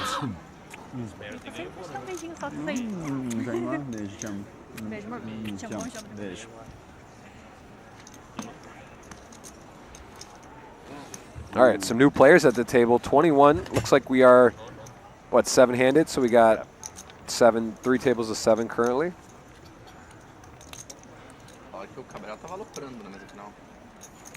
It's a very tough player too. Minko from Russia. See him on the GG Millions frequently. Tough table here. Renan also plays a lot.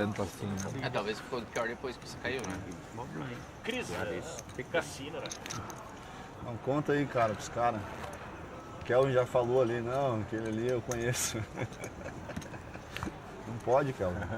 Defender os brasileiros, cara. Meu parceiro, se eu falar alguma coisa, eu vou mentir. Você respeita. Vou ajudar os caras, tá louco? Eu nunca falei com ele na minha vida.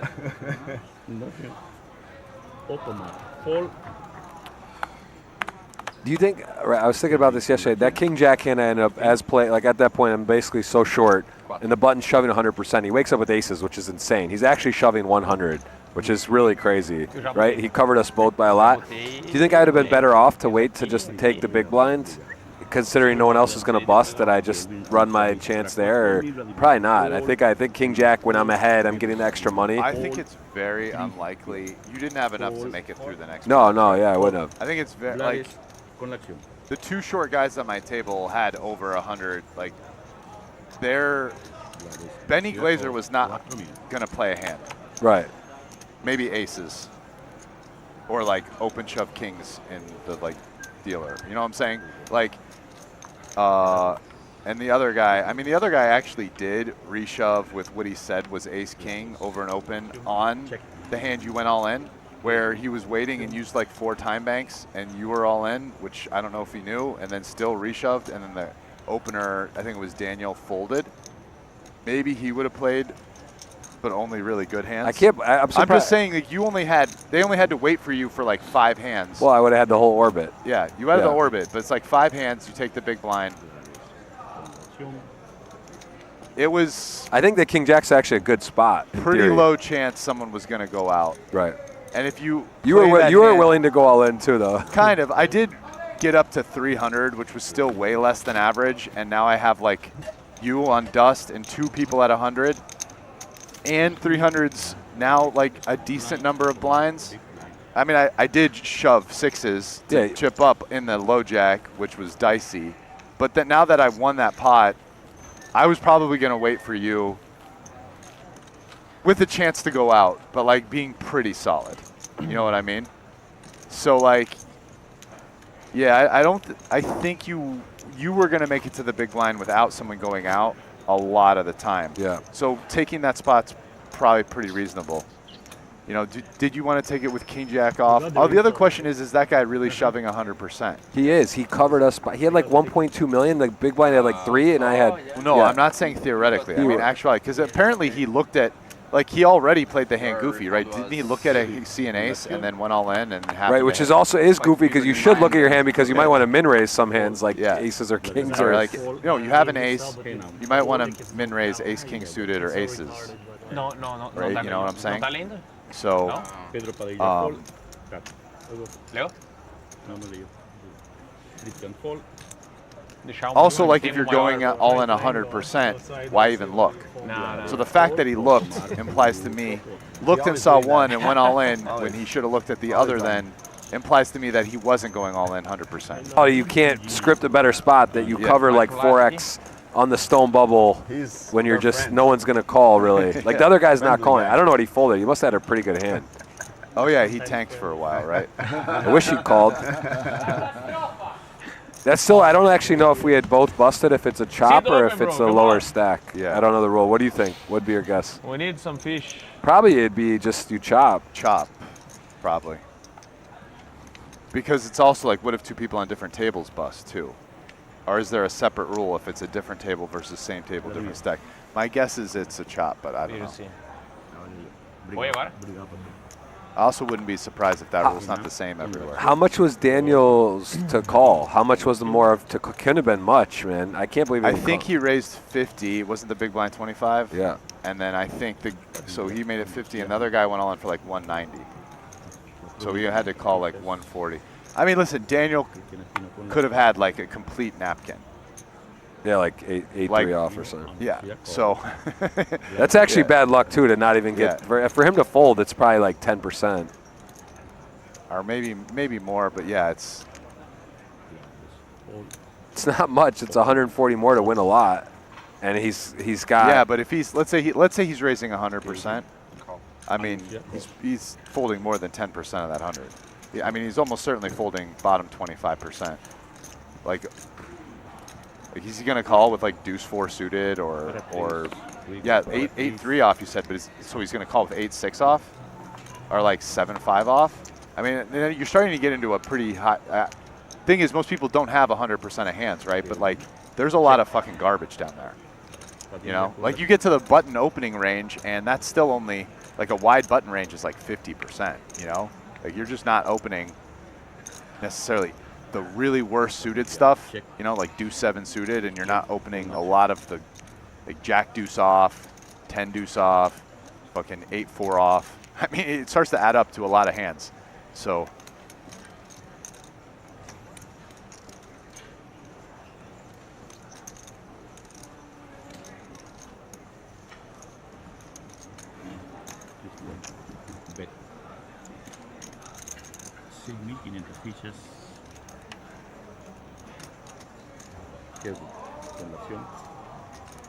Yeah, one of the interesting things of these high rollers too, and these, especially in like this, these guys literally all know each other so well. Like the Brazilians, you know what I mean? This is like, people are playing a 50,000 US buy-in tournament in Brazil. There's not a lot of people, and they're all here. They know each other.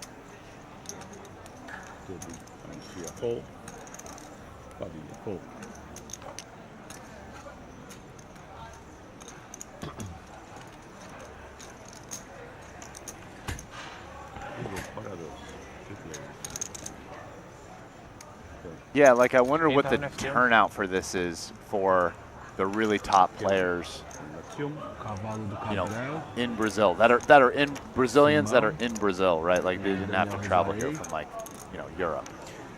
It's like it's got to be pretty high, like way higher than like you have a U.S. series, and you know what I'm saying?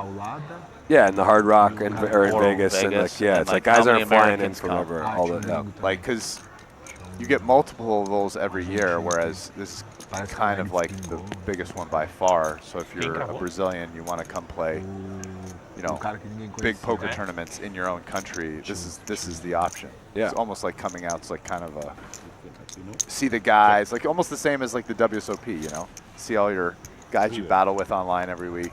Yeah, it's sort of a pride thing at this point. Yeah. Queen 9 still looking pretty good here. I mean, top pair. Board's pretty dusty to run out.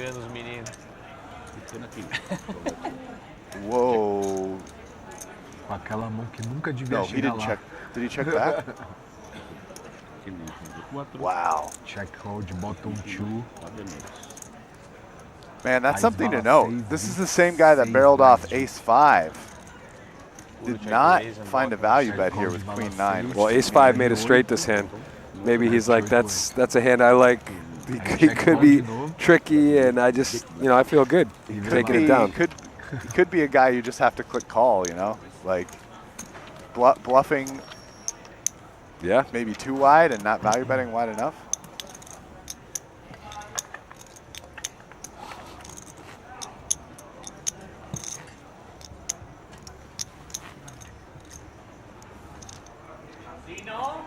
Royal, catastrophe. Congrats. Stream, yeah? No. I can sit, yeah? Yeah. Okay. How are you guys? Oh. Good, you? Here comes the guy who makes our job easy. Please don't deal me. I will watch the game. If I like the game, then I join. Uh-oh. Is that random or not? This guy is so bad. I will go out. Okay. Martin doesn't care. He probably would love it if it wasn't. But my guess is it's random. Here now. Here now. Here. Was close. Reina con la acción. 5. Raise. No, Vladi no está. Renan anuncia Hazy para. Well, the good news for you guys is that this table was basically exclusively speaking Portuguese, but now Martin's here. So we're on the English broadcast, so it's going to be a lot more English. Yep. Leo, hago do Vladimir na acción. O Vlad saiu da mesa. Saiu da mesa. Início da sua. Vladimir, anuncia call. Tá foda, esse começo é triste, é chato. Não, relaxa. Jacks. But it looks like Jacks just calls, no 3-bet, huh? Vladimir, check. Renan con la acción.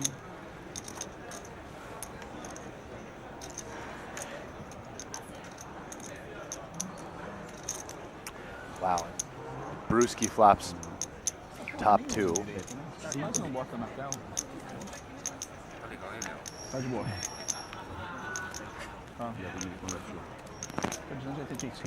Jack seems like a hand that's just calling 100% here. Oh. You can find a check raising range, certainly, but I don't know that you would want to put jacks into it. I mean, I feel like you definitely wouldn't. But Yeah, this is pretty unlucky. Under the gun goes wide, opens light, and Jacks is under repped in the big blind, and he flops top 2 pair. No player with the club. This will slow things down potentially a little bit. I mean, Jacks isn't in love. King 7 was in love. Now is less in love, but still happy. Pretty good card for Jacks in the sense of pretty good chance he's not going to put in more money. Yeah. Jacks with no club. I mean, versus another bet. Oh wow, he's going to lead. So this is like kind of a range idea, in that the 8 of clubs is better for the big blind range because the big blind is going to have, first they'll have way more flushes, defending very wide suited hands that under the gun will have less of, and also more hands that connect with this board in the sense of like 2 pairs, even straights that basically the low jack can't have. Jacks itself is kind of a weird hand to slot in here. You can get some value from stuff like 9s, 10s, 6s, 8x, 7x that all could raise you but probably call. Better is obviously never folding and might raise you, but it does make sense for sure that he finds leads. I don't know how frequently Jacks love doing it, but Jacks is also a hand that probably check folds.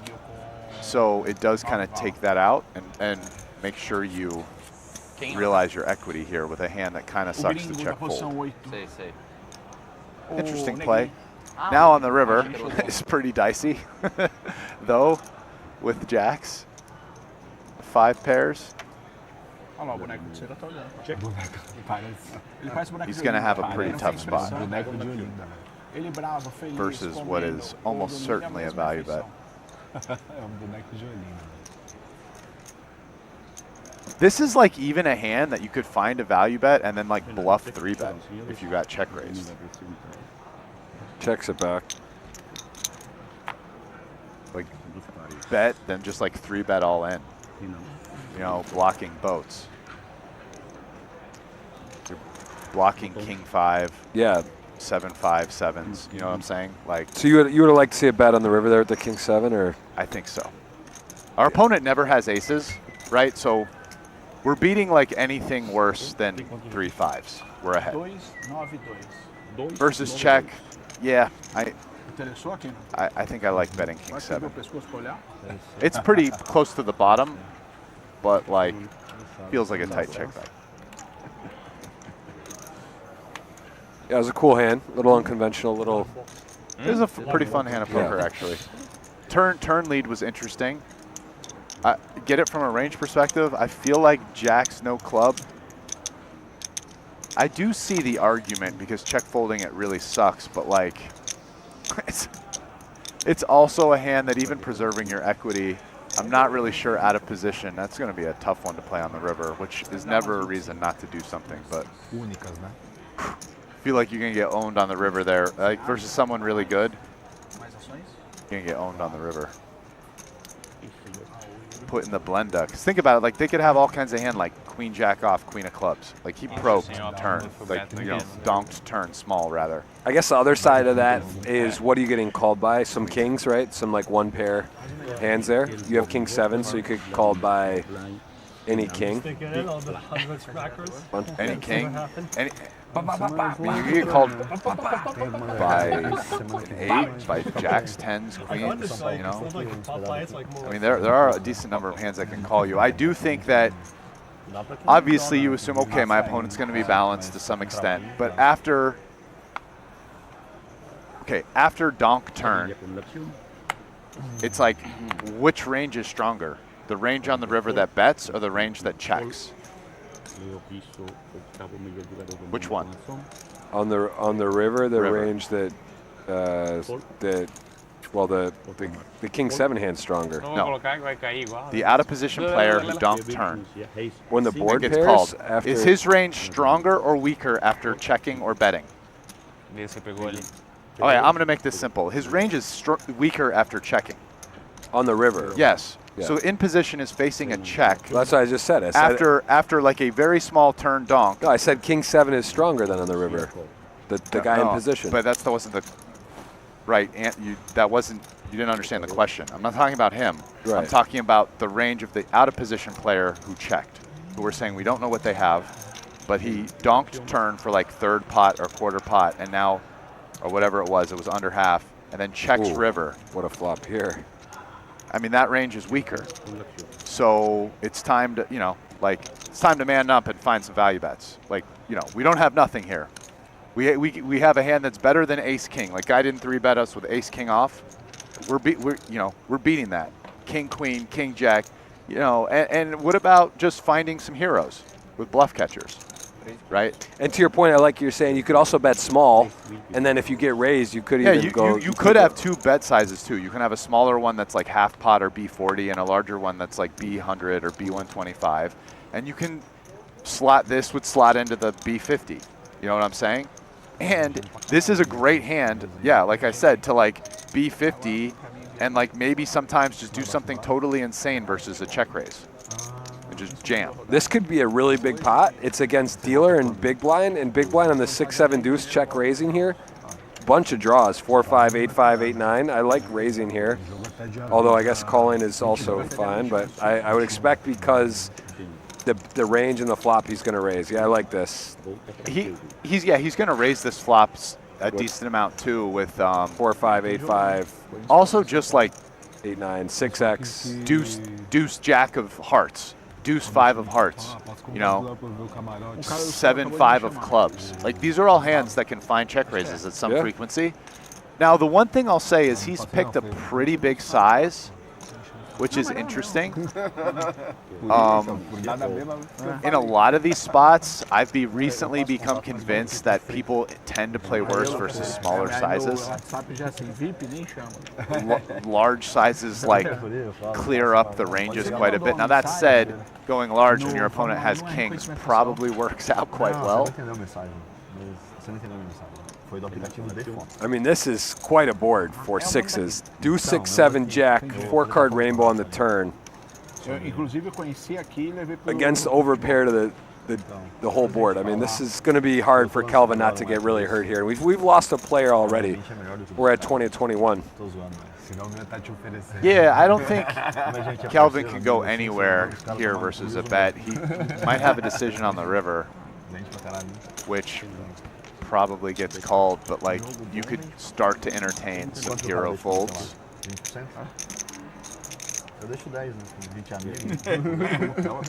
Which would be, I mean, that would be pretty sick. Like that would be like, let's say, you know, he calls this 30, now it's whatever, less than pot, but still a large bet all in on the river. Oh no, more, it'll be, no, they'll have more than pot to play, so probably the river. Pô, tá na Torre Eiffel, ponto turístico, o cara sempre quer tirar aquela foto, fica bosta, tá ligado? Pede pra alguém tirar ali, aquela cara de bunda. Some of it depends on the river size, like versus some sizes, Kelvin can still be beating some value, which makes it borderline impossible to fold. No BSOP o ano foi assim. Oh. Aqui tá sendo também. Ontem eu entrei no app. It's kind of an interesting card because at this point it's very difficult for either player to have an ace very much, right? Like, how does Renan have an ace much? Like, unless he has, what, like ace jack of diamonds and plays it this way, or ace 7, little dicey, but definitely possible, stuff like ace 7. There's 105 big blinds. It's SPR of 1. It's pretty hard to have an ace unless basically you just made aces up. That's sort of the way you have an ace. Did he check or no? Is that op still on him? No.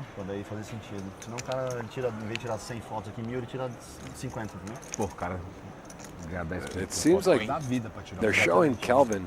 Oh, they did check. He's going to check back? Is this or? Oh, did he check 6? I think he did. Oh no, he went all in. Yeah. Okay. Oh, never mind. That makes sense. Now, see, versus this bet, which is well over the pot size, right? I mean, he's basically asking for B150. Like, Kings isn't beating value, like 0, you know?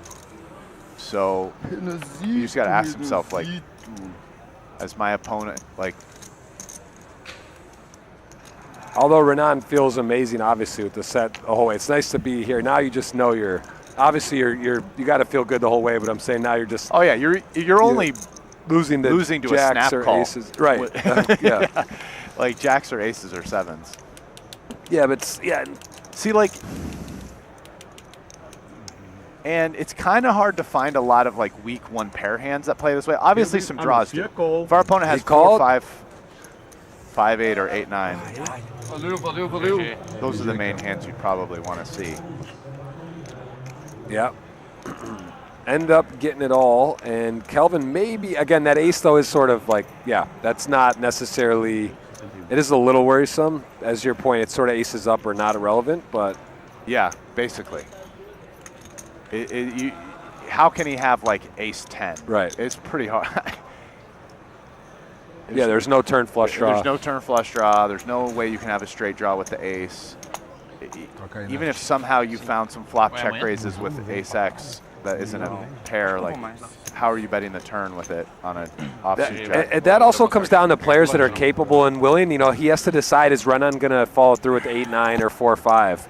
Those are the hands you expect to see the most, I think, with this line. Yep. Like, actual draws with equity that then check raise flop and barrel turn, and now are just nothing. You know? I think a lot of the, like, weird equity plays, like, let's say you see some check raises on the flop with some 1 pair hands. I'll tell you a lot of reasons why I would discount that. I think a lot of those hands check the turn. Yep. And I also think a lot of those hands may or may not size as big. Like it was 3.5, check raised to 16. That's like 5 point something X the flop bet size. You know what I'm saying? So I would like double discount something like deuce X for both of those reasons, like the turn follow through and the flop size. So like really when I'm Calvin on the river, I'm expecting to see like missed straight draws, like no pair. Like when I'm good. For me, it's not zero value for B150. It's cheaper. Like it's just like, let's say our opponent, let's say he didn't 3-bet queens or something, like he's just not. So the river bet size with queens or 10s or something doesn't make any sense. Play for 50.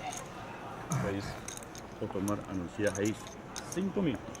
Which boy, Mr. Internet? Vladimir. Paul. Renato com latinha. Quanto que ele deixa no jogo lá pra você? Have your own Jogo de futebol que mais vem? Show também vende, fala bastante. Probably Não gamble deixa or quanto, sei lá, de receita. Cara, depende, tem jogo que... How many players use them? B Brazil, I think we have 60 guys. Deu 20 pau de falta então no jogo. 65 guys. Average buy overall, I think is 60. Some play ABI 35, 30, some play 100. I have friends with similar stables. But in the global, with the big global, all right, King 10, Jack 5. So Jack 5 just missing. King 10, middle pair. Audemars trying to just handle this now.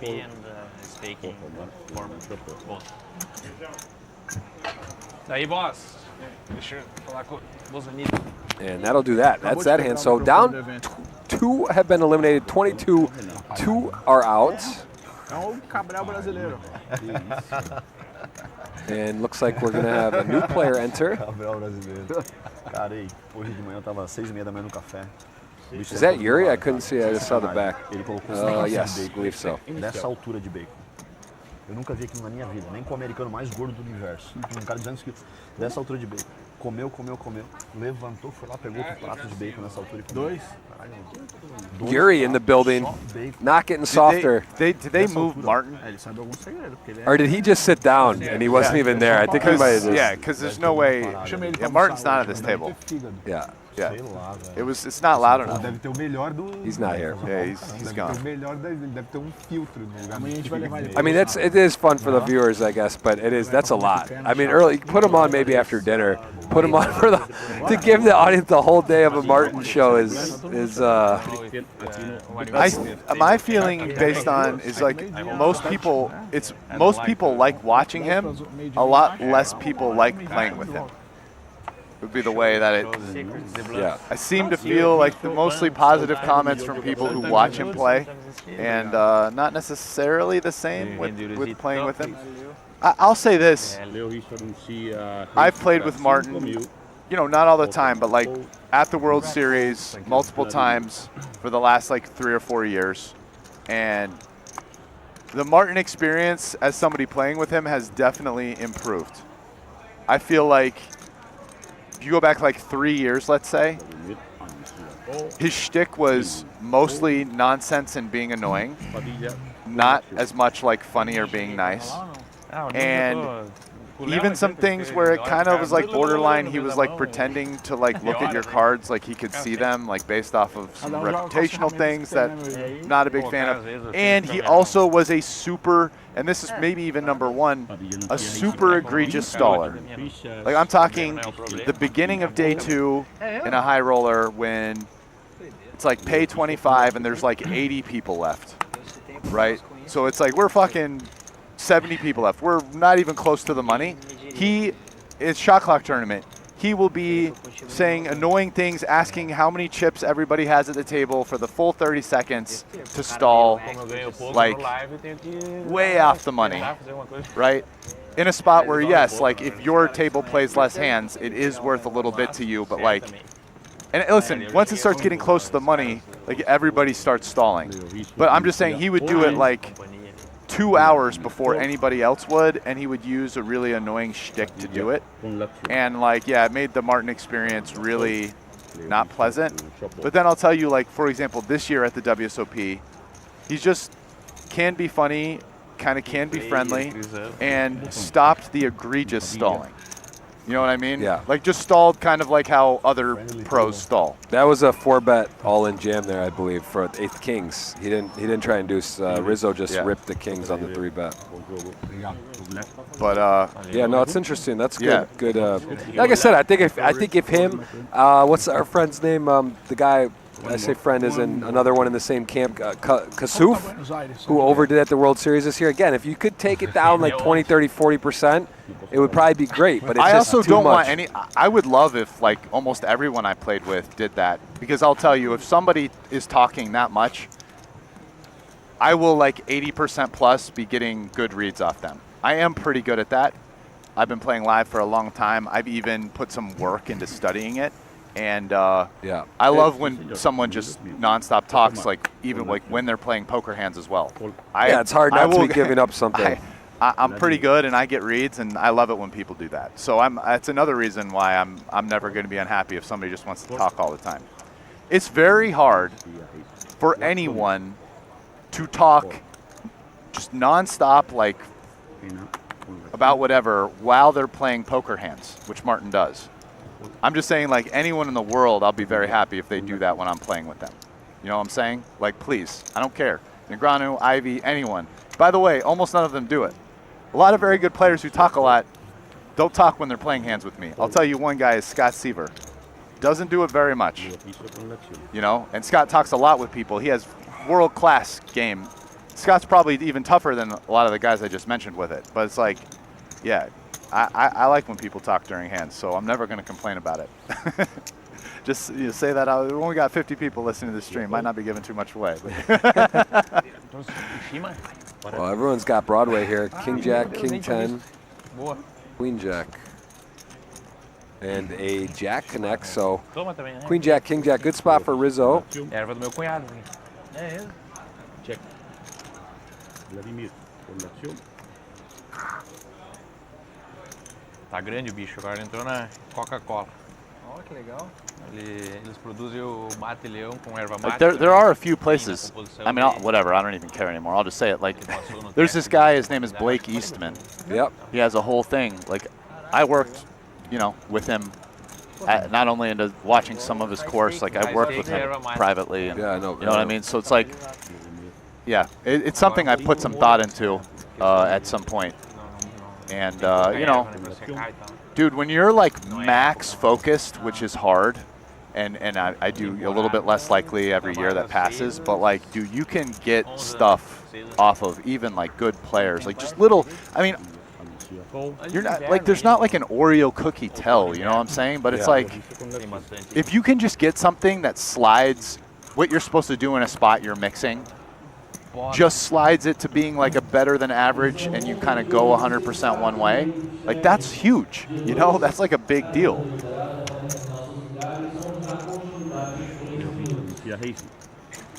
Oh, this is actually much more action flop than I realized. We have top pair. I didn't see the Pedro actually had the king high flush draw. So second up flush draw paired board over versus a, fairly strong top pairs. You got big blind, hijack, and the dealer And we got the big blind, bro. Leo Rizzo, you never know what he's going to do. I'm just going to tell you. I mean, listen, this is a big buy-in tournament, so he might be more serious. But, bro, in yesterday's tournament, I saw him play, some like there was a hand where I think he opened or like limped, and like the big blind jammed, and he just like called like 10 blinds with like 8-3 off and like ran it, or 8 deuce off versus like queen jack. I was just like, holy shit. He lost, but I'm just like, this guy is kind of capable of doing anything. I'm just going to say, from having watched him on stream and even played with them where I saw him do some pretty crazy stuff. Now, it was a 50K versus a 250, but I just have a feeling. Yeah. No, that's good. If you have that wild card as your in your repertoire, it is tougher. Like literally, as I'm watching that hand and I saw the cards flipped over, the like quote from Rounders, where it's like, "I will not be pushed around," you know, like yeah, okay, man. Wow, what a turn here. At King 10, open-ended, nut flush draw. The king would be good as well, right? Queen Jack would be beat by kings and sixes. So Pedro with a ton of equity. Rizzo got a really unfortunate card here, and he's still telling the story. He got stiffed. Let's just be, I mean, he got straight up screwed on this card. This was like the worst card in the deck for him.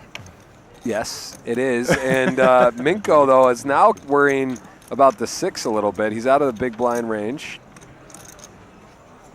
I mean, this is a loaded board. I mean, the fact that Rizzo's taking the lead and he's equity-wise drawing to 6% is interesting. And the 2 other players are not going anywhere, Rast. Did Rizzo lead flop? Yeah, right. He did. I think he might have got raised and he called then. He had to call something at some point. So I think he might have bet and then got raised and called. And Minko certainly not folding. I mean, you're Pedro here. You're getting like 4.5 to 1. You just calling? It's tough where you don't make the nut flush. You can't make the nuts. Yeah, but now you have an open and a straight draw as well. You got a huge hand. You're getting way too good a price. Yeah. Yeah.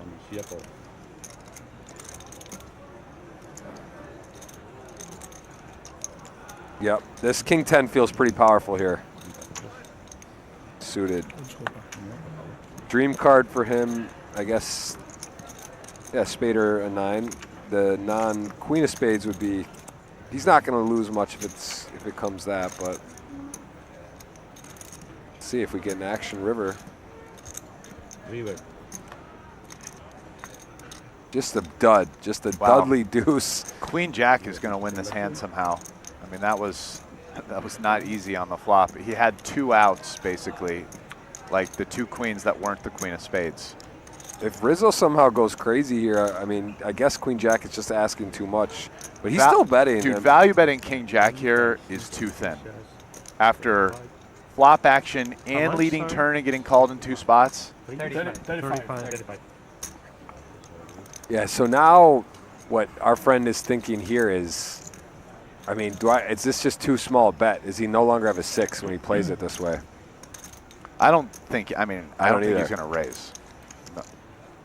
I didn't see, how much is that? How many blinds is that? Is it, we're at 1K, 2K, okay.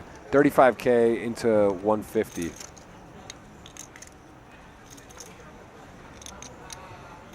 I mean, if you raise, you're bluffing. You're basically trying to rep queens or jacks and bluffing a 6. Like, yeah. No, I'm just saying the sizing though on the river from 35K, it's not a big bet. Like, but yeah, I would just be like, maybe my hand is good. Yeah. Big blind doesn't have aces or kings, so maybe like a queen high flush draw. Like you're beating a queen high flush draw. King, queen, queen ace of spades even. So like. Yeah, no, he's never folding. I was just thinking, if a very small bet, could he raise? Also Pedro lurking behind there. I think Pedro's actually curious at like that size bet and just a call. I don't think he's possibly gonna.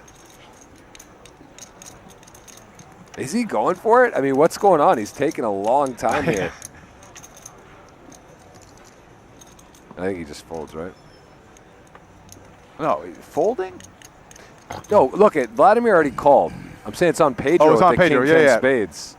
Well, it's weird that it's on Pedro because it says 35 to call and it's showing Minko. Well, he called. Yeah, he did call. Oh, no. Oh, you're saying 2 call. Got it. I thought he did call. You said 2 call. You're right. He didn't call yet. I think he's deciding to raise or not. He's never folding. That would be a wild fold. There's no chance. I mean, Rizzo would have picked. Yeah, he's calling. He's got a super strong. I mean, I guess, and Pedro can't call. Yeah, he snap folds. I mean, I guess Pedro could find a weird bluff if he somehow. That's what I thought. I thought it was on him, but yeah.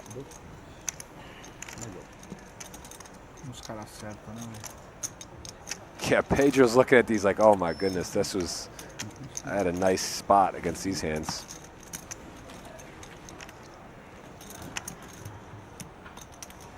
Yeah, Rizzo a bit unlucky, but also Pedro had a ton of equity too. That was. Yeah, it's not that he's super unlucky to lose the hand. He is pretty unlucky to lose to Minko, though. Yeah. You know, like usually when he loses that hand, it's going to be to right.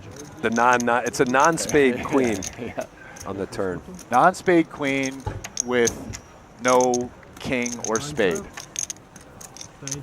You know what I mean? Like, you don't only need to hit the 2-outer, but you need to hit the 2-outer and then not lose to, like, you know, not have it return like 13 outs or something the other way. I am going to use the restroom. I'll be right back. Rast is going to stick with you. We have 20 of 22 remaining entries still open for a long time. Yuri joins as well, and there's a man, the dealer, Eduardo.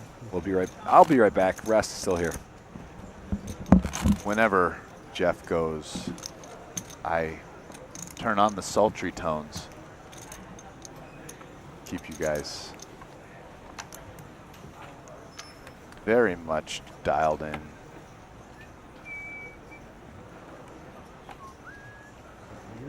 Would you be my neighbor? Beautiful. All right, fam. Let's watch some poker together. Oh, look, we got Yuri. I like calling him Yuri D because no matter how many times I hear his last name, I feel like I can never pronounce it the next time.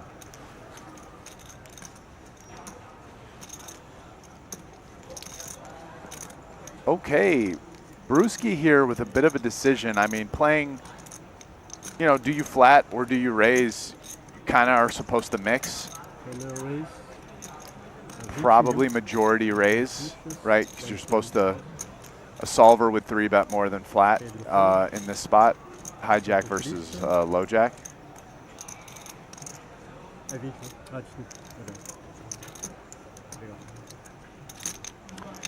He's got a suited ace.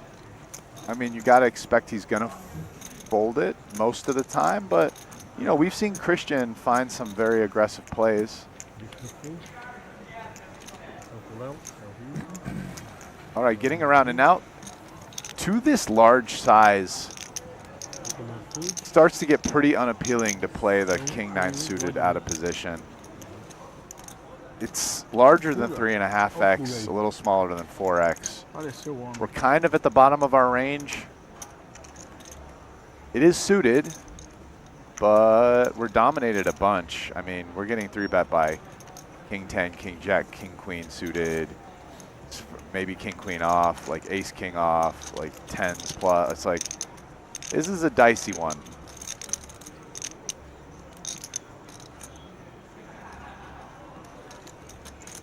Could even find a 4-bet, actually. This hand probably 4-bets at some frequency because of that. Yeah. Okay, Minko is ready to go. And now Brewski, you know? I mean, queen jack suited. Do we peel? We gamble? I mean, they're pretty deep. Like, they started this pot like 150 big blinds effective.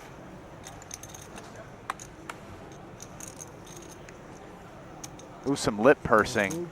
That's almost always a sign of uncomfortability. I'll say that much. Don't tell anybody I told you.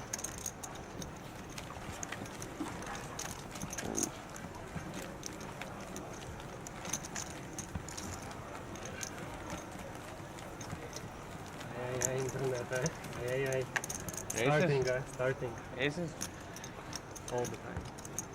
That deep? I mean, aces, I go like 40 calls maximum.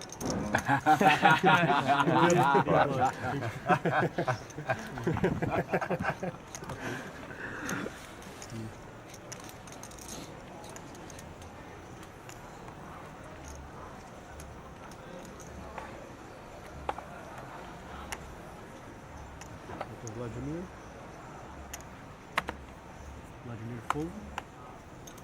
Não pegou.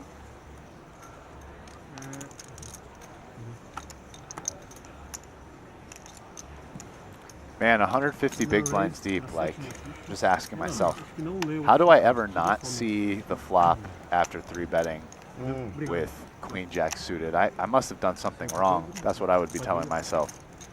It's like, it's a pretty hand there. We're gonna gamble. I'm going to C3, baby. But, you know, so it goes. On to the next one.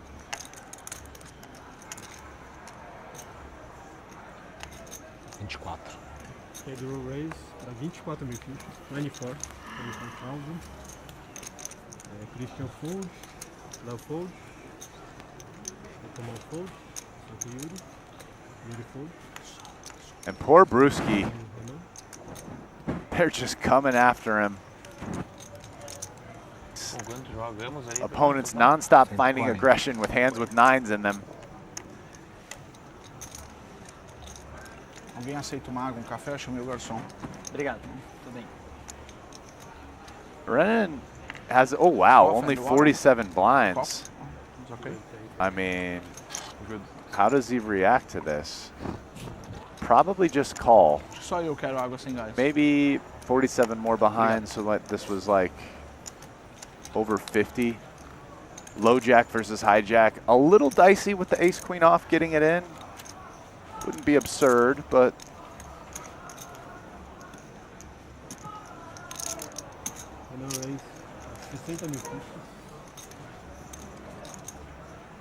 oh, now a 4-bet. It's going to get the job done.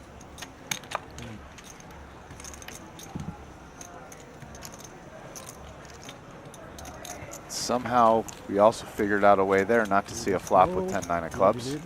Also just feels extremely painful. Makes it not the best 3-bet candidate at like 50 blinds because of that.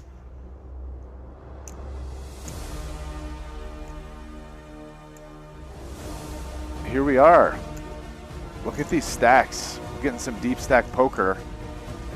Brewski, table chip leading with almost 200 blinds, but you can see Minko, who just 4-bet him with the king-9 of diamonds, up to 150.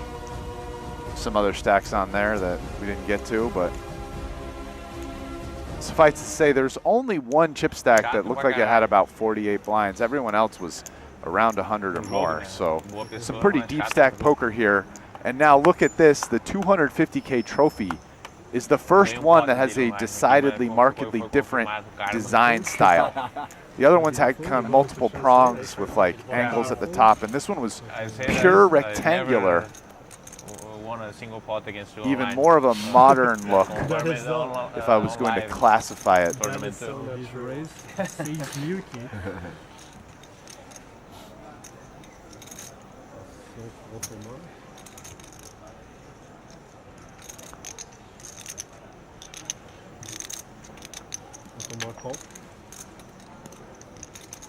Okay. Esse aqui fala demais, né? Esse aqui fala demais. Dealer flat with 10-6 suited. That's when you know you're getting hunted. You open the cutoff and the dealer flats you with 10-6 suited. Fala mais no live do que aqui. I mean, Minko should call this, I think, here to close the action.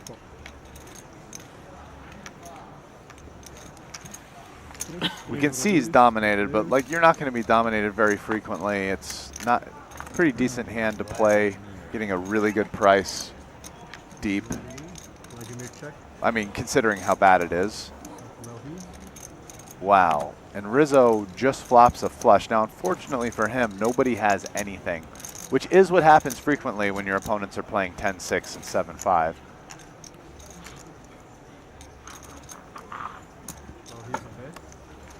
Três mil fichas, 13,000. Tomar fold, fold. 2 mil, now he's winning.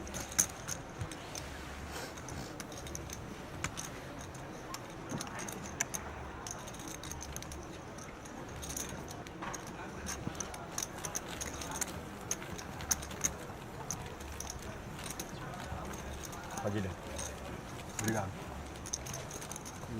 Ah, eu vou querer um café lá, cara, por favor. Ah, eu quero também aquele da cafezinho. Pode ser do. So yeah, I mean, the 10-6 suited flat there. Quer Crisão? That's a exploit adjustment. That's showing Veja bem, that the button there wants to play extra wide, especially in position versus Rizzo. And what he's hoping ends up being a heads-up pot. And certainly he would 3-bet there some of the time, but maybe not with a hand that's so bad that he's supposed to fold it normally. But, you know, that was obviously done on purpose. Como é que fala? Quer experimentar uma chupadinha em inglês? Rizzo's certainly going to get in there again. 5.000. He's a guy who never opens to the same size. Here we have min raise. Depende, em polonês. Last hand it was different. A lot of variety. República Tcheca que entende. Ontem eu falava. Now Audemars, who flatted 10-6, clearly going to play again. This hand good enough to 3-bet. Decides to. Obviously, he'll be very happy to play heads-up pots versus Rizzo. 3-betting accomplishes that. He's in position.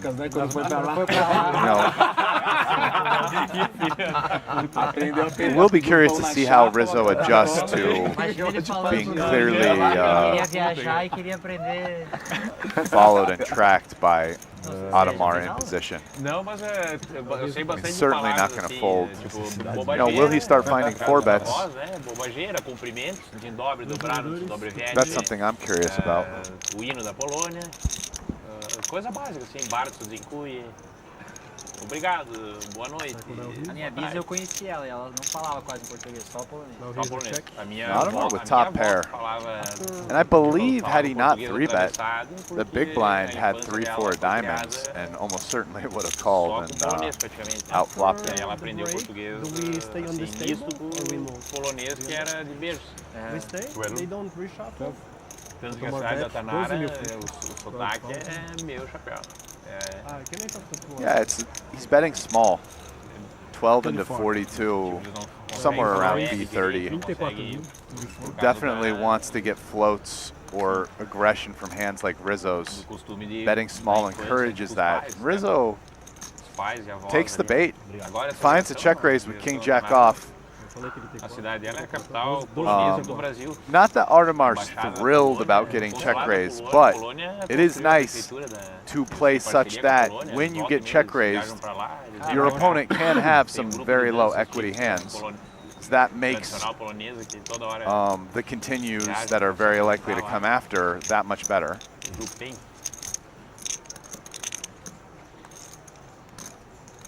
Little ace ball.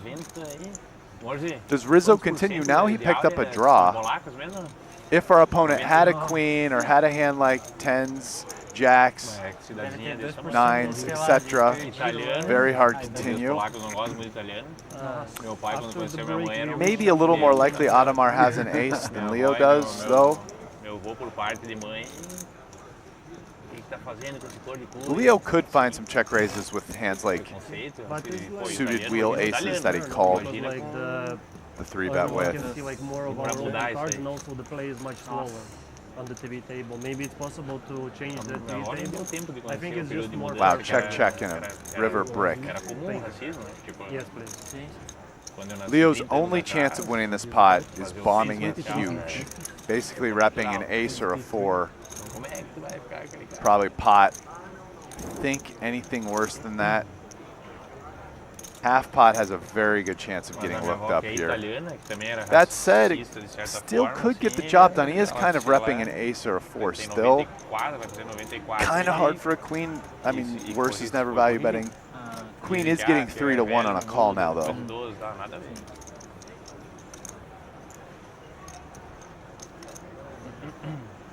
There is some flop straight draws potentially that missed, as well as just air check raises. That's what you're beating. You're beating something like 5-6, 7-6, King Jack, you know, King 10, etc., Jack 10 suited.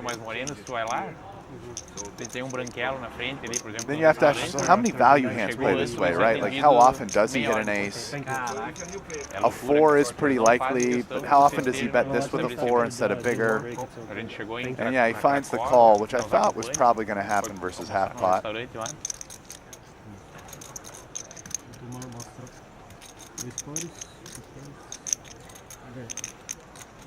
Aí tinha casal indiano esperando aí, né, na nossa frente. I think when you start going through answering all the questions I just asked there, you start to realize that yeah, our opponent is bluffing more than 25% of the time, which means getting 3-1.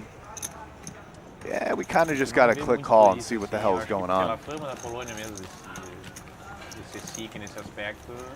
Dizem que a fronteira deles também é bizarra, né? Os caras cuidam. Eu fui lá, eu fui em Auschwitz, fui em Cracóvia. A gente foi.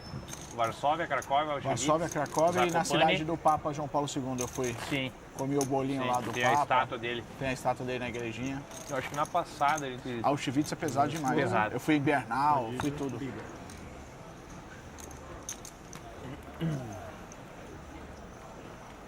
História triste demais. E olha os cabelos lá, né? As tranças. Não, triste demais. Christian.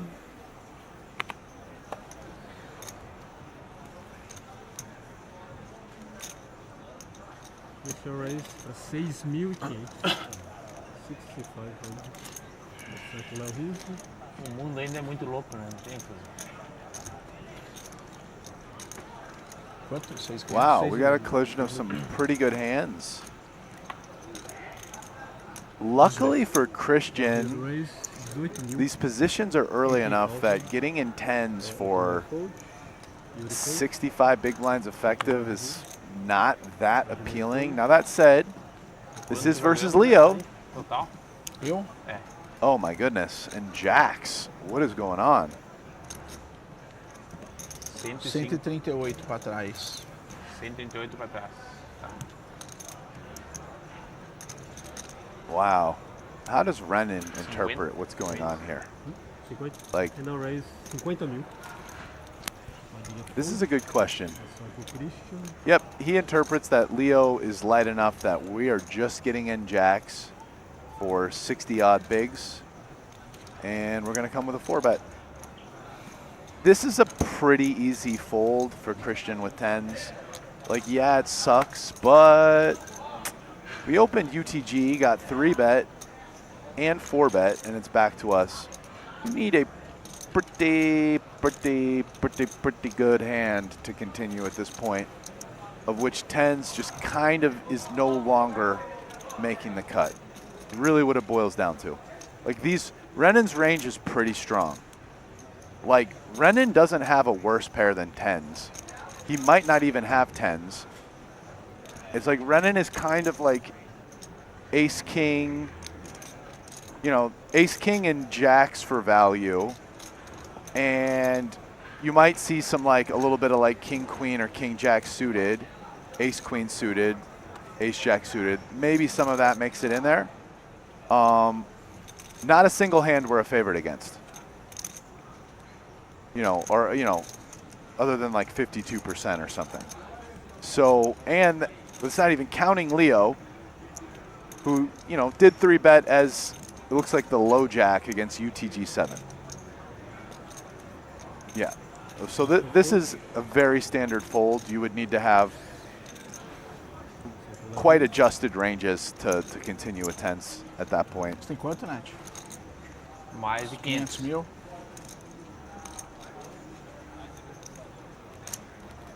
And Leo's just got the aces. Quanto que é 50? 50.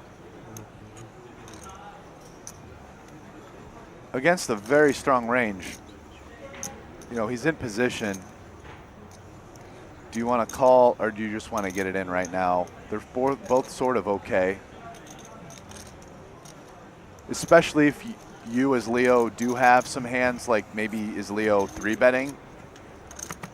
Queen 10 suited and calling with it here. Right? Whether or not other people do it, if you do it as Leo, having aces is kind of sweet, calling sometimes as well, to just protect, you know, your loose 3-bet calls. It's also nice just to get it all in against good hands as a huge favorite. Oh, yeah.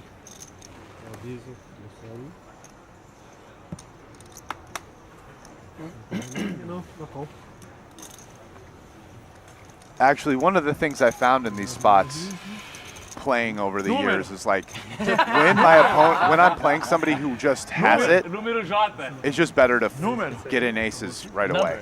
When you're playing with somebody who can have some bluffs that they fold, you know, that's when calling becomes a lot more appealing with aces. But like when you can just get the money in now, it's generally better. Número. Meu Deus do céu. Right, you never get a flop like this. Maybe Jacks finds a fold, calls, and then the next card is an ace or a king, and Jacks finds a fold. You know, you don't get all the money. I mean, it happens. Número. Tudo do oitavo! Bum! Corta pra mim, bolota! Vamos, bolota! I'm not really sure what numero means. I mean, it means number. I don't know why he was chanting it. I don't really know what number is trying to summon. Zé não foi, ele quer. Quanto? 158. 158 e quê? Também, obrigado. 158. Tudo isso, Léo? Oh, que selvagem. Os profissionais aqui runa pra caralho, acerta tudo, velho. Vala rei com vala dama. Os caras têm os poderes de acertar tudo. Uma hora tem que dar o ser criativo. Isso aí, cara, concordo. Jogando fino, o cara acerta o segundo pá no cano. É loucura, dominado. And now Rizzo is complaining about the King Jack, Queen Jack hand. Talking about Caleb Cora, what craziness. Dominado, dominated. Exatamente. Impossível vocês terem escapado de mim. Você tá flush draw com 10 na mão, 2 pontos, né? Depois que tu meteu o time bem, que eu esperava ver um dama 8 na empada. Eu tava esperando, eu acho que você assim também. Dá uma vontadinha de vomitar ali, né? Com three-way, bet, call. Tudo muito barato. Não. Definitivamente, eu vi, mas ao mesmo tempo, tipo, é muito grande, mas é meio tipo, tá. Eu tava esperando. Mas acho que no River ia ser bem. Com tipo bet call no size que foi, ia ser bem. Ah, não, sim, no size baixo é assim. Ganhei a primeira mão do net no evento. E tinha esse histórico ali que podia ter umas ferramentas estranhas ali apresentadas. Dama 10 na empadinha. Eu chovava do mesmo jeito. Eu ia ter era tudo dele. Só não fazia o teatro. Dama 10 era insta show pra parecer que é as eyes. Com as eyes pensa pra parecer que é dama 10. Peguei essa de jogo, né? Você viu que ele nem pensou muito, né? Deu aquelas 10 segundos, paguei, vamos lá, não tem o que fazer. Coloquei muita ficha já, né? Não dá, né? Você errou no size do bet, do raise. Pois é. Tem que voltar para agressivo. Vou pedir pra você fazer uma aula com o Cabral. Com o Cabral? Daí ele faria tudo 29.500. O 90, boa. Tem a cara dele. É mesmo? 90,000. É isso aí. Ficha empunhada. E o dealer não pode encostar na ficha. Né? Ele dá um grito pra falar. Às vezes. Vocês não pegaram uma mania que ele tem. Ninguém pode encostar na pele dele, vocês já não perceberam isso. Ele só coloca as coisas por cima das blusas. Qualquer pulseira que ele usa é em cima da blusa. Ninguém encosta na pele dele. Ele deu um chilique com a menina aí no primeiro dia. Tá de brincadeira. Com a loirinha ali, né? E motivo com ele assim de mandar tomar no cu e tal. O Gil deu uma confusãozinha com o Gil ali no torneio. De mandar o bicho se fuder e tal. Nunca aconteceu?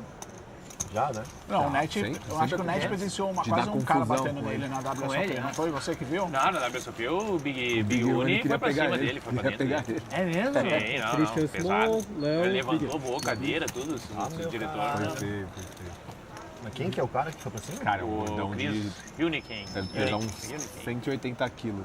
180 quilos. Ele fez o quê? Ele virou em perna? Assim. Ele virou em perna daí? Rizzo is fired up right now. I mean, he's got, we like to call it chirping chips.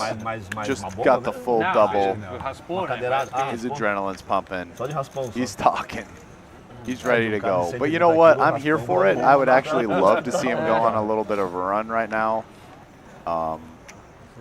I feel like it would make for some fun and Pega as áreas, entertaining né? poker. Forma jogo às vezes também. So, Daí, né? Daí os prós não acreditam, né? Faz o seu jogo aí que os recreativos estão on. Vamos. Yuri Raise, 5 mil fichas. Mas esse russo aí tá me queimando. Caceta, eu Naquela tô dama ali, botando. dominado, me queimou. Yuri coming in with 2 nines. Solid middle position. Quanto? Eu acho que poderia existir mais chance, mas era pequeno. This thing is probably not cheap. Não, lá eu esperava. Pode ir? Lá eu esperava Chip, eu acho. Acho que era mais provável que no caso. Pode ir? Vala dama? 2 jogadores. Sempre lá.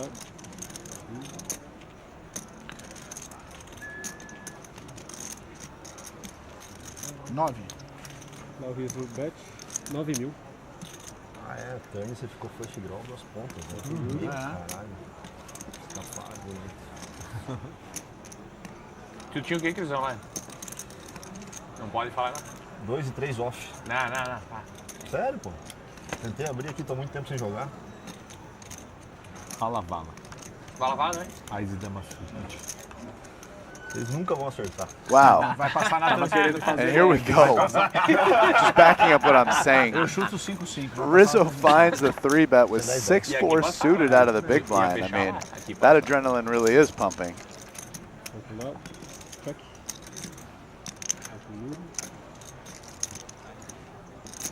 Quero saber o que o Léo me chovou. And it seems to be off with the graphics and what's happening, because, I mean, didn't we just see the turn pair the 8?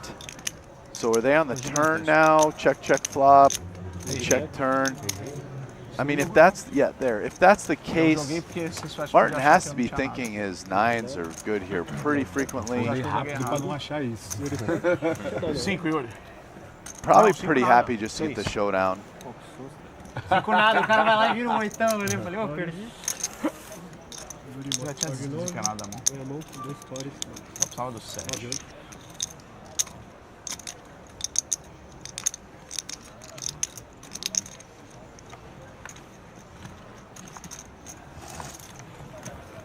Deixa eu ver o rei.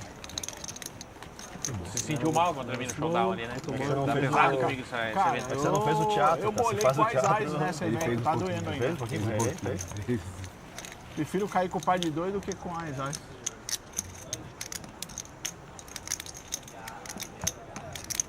Não consegui superar ainda minha bolha do eyes.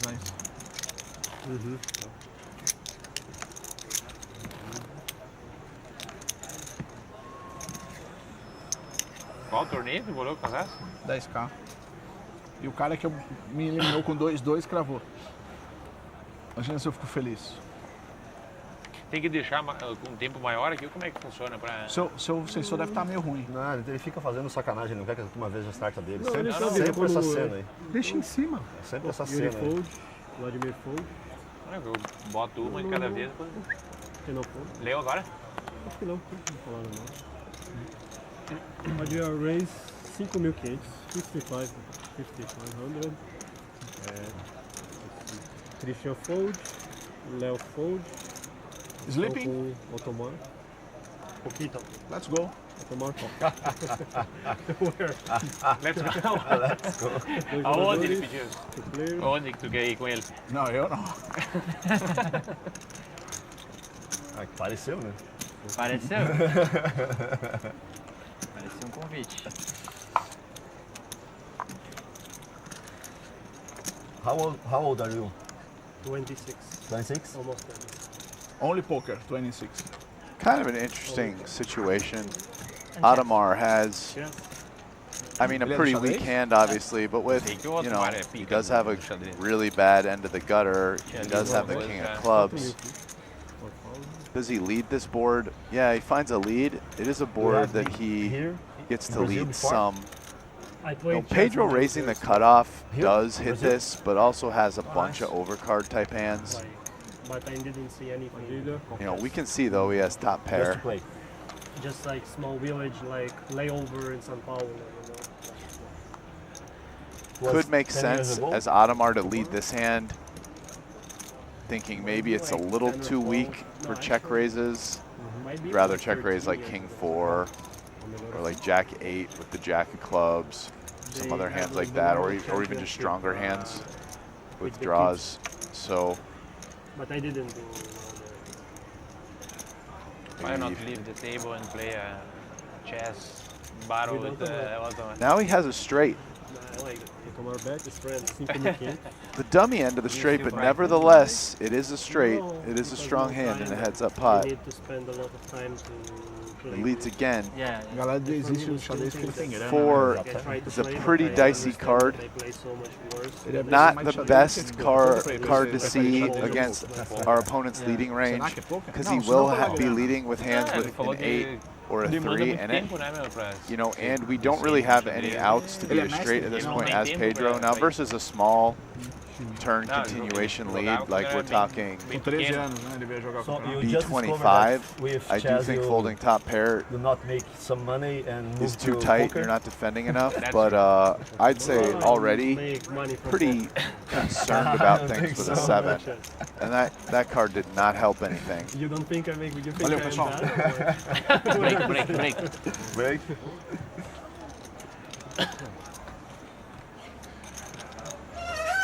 Aqui. So now Ademar could definitely bet again for value, and that's probably what he's going to do. After small turn, small flop lead, and kind of even smaller turn lead, 17. his opponent's range should be very wide, and a straight, even a 3, the small end, is way good enough to value bet. Pedro has kind of a tough spot. At this point, for this size, he's losing to straights, but also maybe losing to some 2 pairs or potentially a set. Definitely not beating any value. Definitely beating all bluffs. I think if our opponent's bluffing, I mean, clubs got there, we'd be looking for some kind of weird 1-pair hands. Like, problem is hands with a club in it probably go bigger. So we'd really be looking for something like maybe like 9-10, Queen 9 with the 9 of clubs, potentially. I think it starts to get hard to find too many bluffs, right? Like, does our opponent ever even play like a 5 or a 4? Maybe a 4, not a 5, right? But I think there ends up being a decent amount of value, and just kind of hard to like find enough bluffs even getting 3 to 1. It's close though. Tricky spot. It's one of the fun things about small bet sizes is they allow wide range and it becomes very difficult to make decisions. But anyway, guys, it's a break.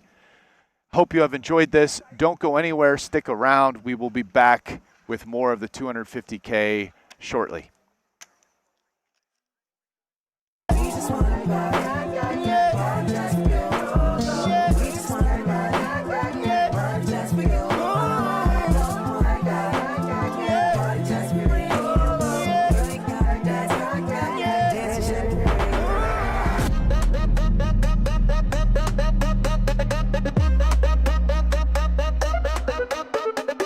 This is America. This is South America. This is Brazil. My dear poker fans all around the world, if you're used to watching or playing and have never been to Brazil to do that, you are the one we were looking for. Yep, that's correct. We were looking for you so we could introduce a little bit about this country and see if it makes you come and visit. No bluffing, only arguments on the table. First of all, we tend to organize events in a very special way. Second, the prizes of the tournaments and the quality of the players on our field has never been so high. Third, you have lots of beautiful places to spend your prize money on. Okay, so that was the flop. Let's head for the turn. Fourth argument, we've created the caipirinha. And I know it's not the best argument, but trust me, that works for every discussion when you're Brazilian. And the grand finale, the pot winner river, and our fifth and final reason for you to come and check BSOP with your own hands. We've tailored and made the best experience possible for the ones who love the sport. Beautiful places and landscapes, best prizes and players, an unforgettable atmosphere you won't find elsewhere, and of course, the best hospitality you will find on the circuit. BSOP 2025 invites you all to be here in 2026, and welcome.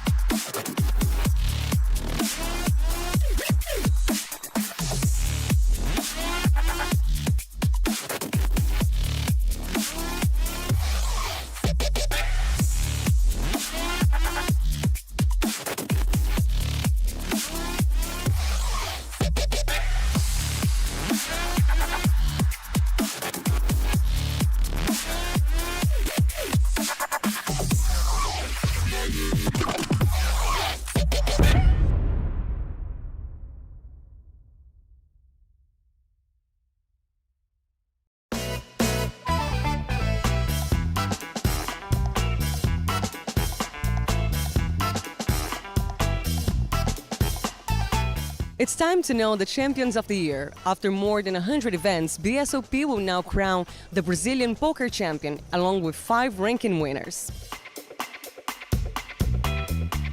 In Poker Brazilian Championship, the Colombian player Carlos Serrano is the leader with 7,040 points, but the title is far away from being decided. Sebastian Fonseca has 6,104 points and Geraldo Cesar 4,611 points. If Carlos Serrano wins the Brazilian Championship, the runner-up in the high roller and international player rankings automatically become winners.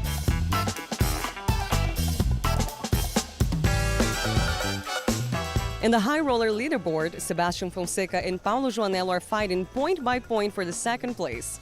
Sebastian has 5,164 points, while the Brazilian sits at 4,412. On the International Player of the Year, we have Carlos Serrano in first place, followed by Sebastian with 7,620 points. On third place on the same ranking, we have Alex Manzano with 4,026 points. On the Omaha Player of the Year, Alex is also present on the first place with 3,721 points, holding a sizable advantage over Lucio Antunes, who has 2,250 points. Now, the tightest race here is Women's Player of the Year, because we have Larissa Dantas on the leadership of this ranking, but only 300 points separate the top 4. Larissa sits in the leadership with 1,776 points, with Lucia Barbieri, Bruna Unzueta, and Lali Tournier very close to them. And the Mixed Games Player of the Year is also heating up. José Arestein leads with 3,385 points, while Jonathan Drain from the United States is close behind with 2,595 points. Gabriel Baleiro completes the top 3 with 2,315 points.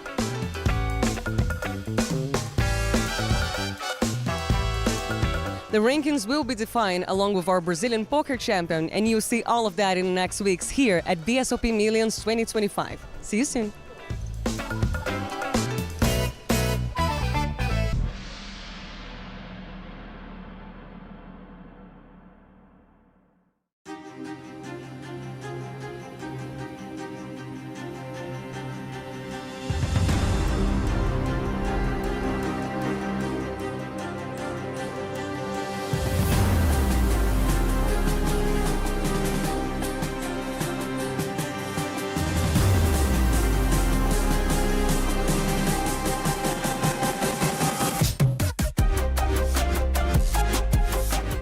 This is the first BSOP live coverage that we do for you guys who do not speak Portuguese.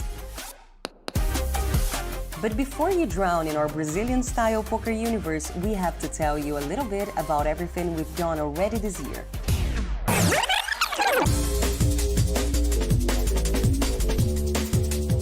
We've done more than 244 hours of live poker games for our world audience all throughout the year. It is more than 10 days straight of your favorite calls, raises, and folds. Only while broadcasted on TV, BSOP spread more than $1.5 million in prizes for the champs.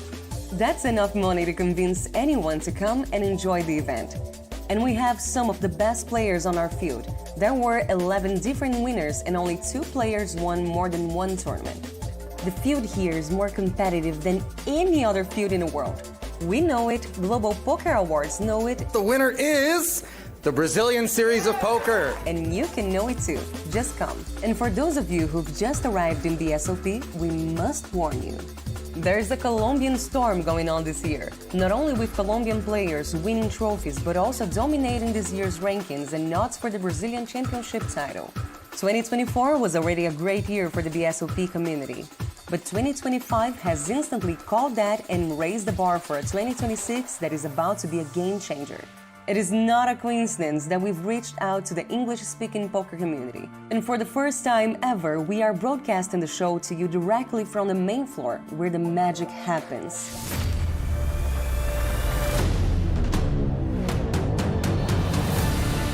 We welcome you to Brazil and to the last event of the year. This is BSOP Millions, live and exclusive from the WTC Sheraton, São Paulo. So begin your ritual, select your lucky charms, cook all the food you need, and use the chat to let us know what you're thinking, because the most iconic event of Brazilian poker history is about to begin.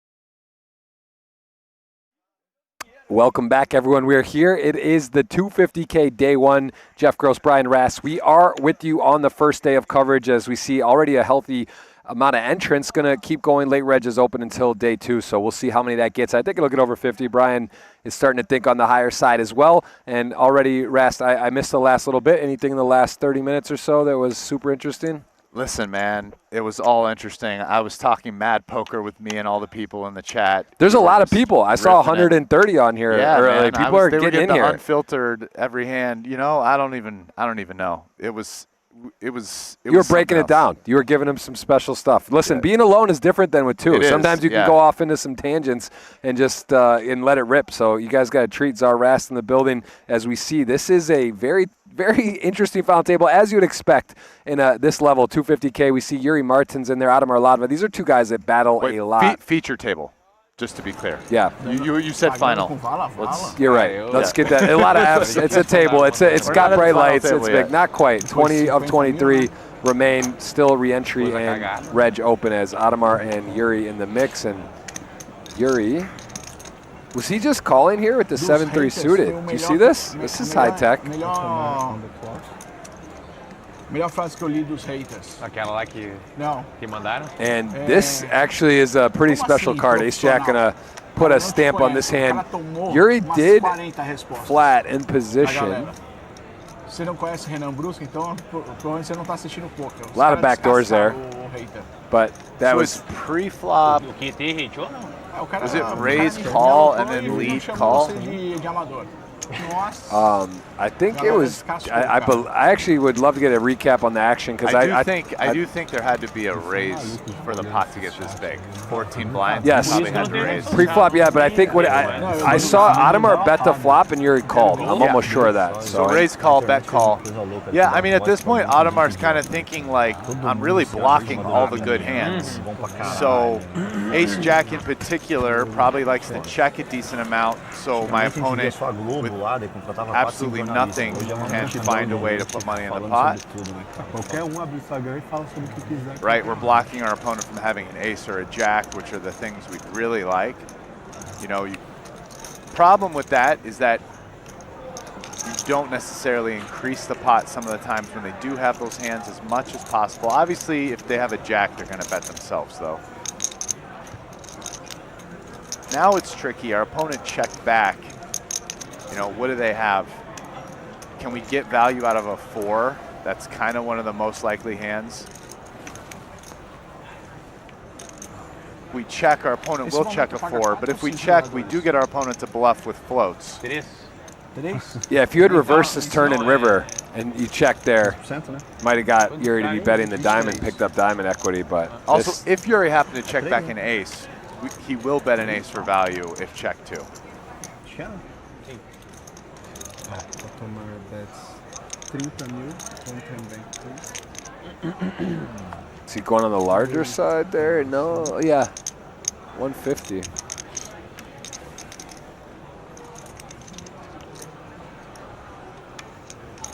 And Yuri giving a think here. He's got the 7 high, not to call, of course. To raise or fold, but.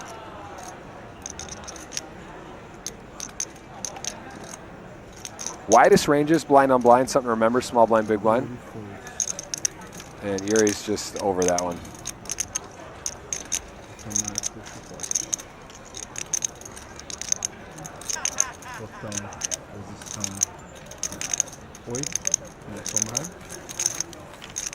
Atomar, fresh off second place.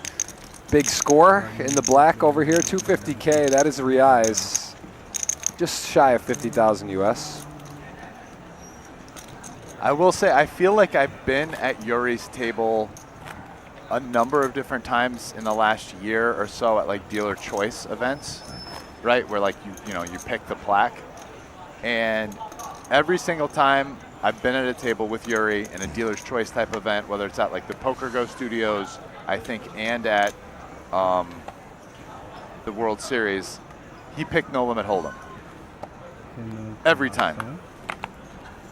And as a guy who, plays mixed. Now, obviously, dealer's choice tournaments aren't as tough in no limit hold'em as some other events, but that is saying Yuri, who does play, a lot of games, all the games, however you want to phrase it.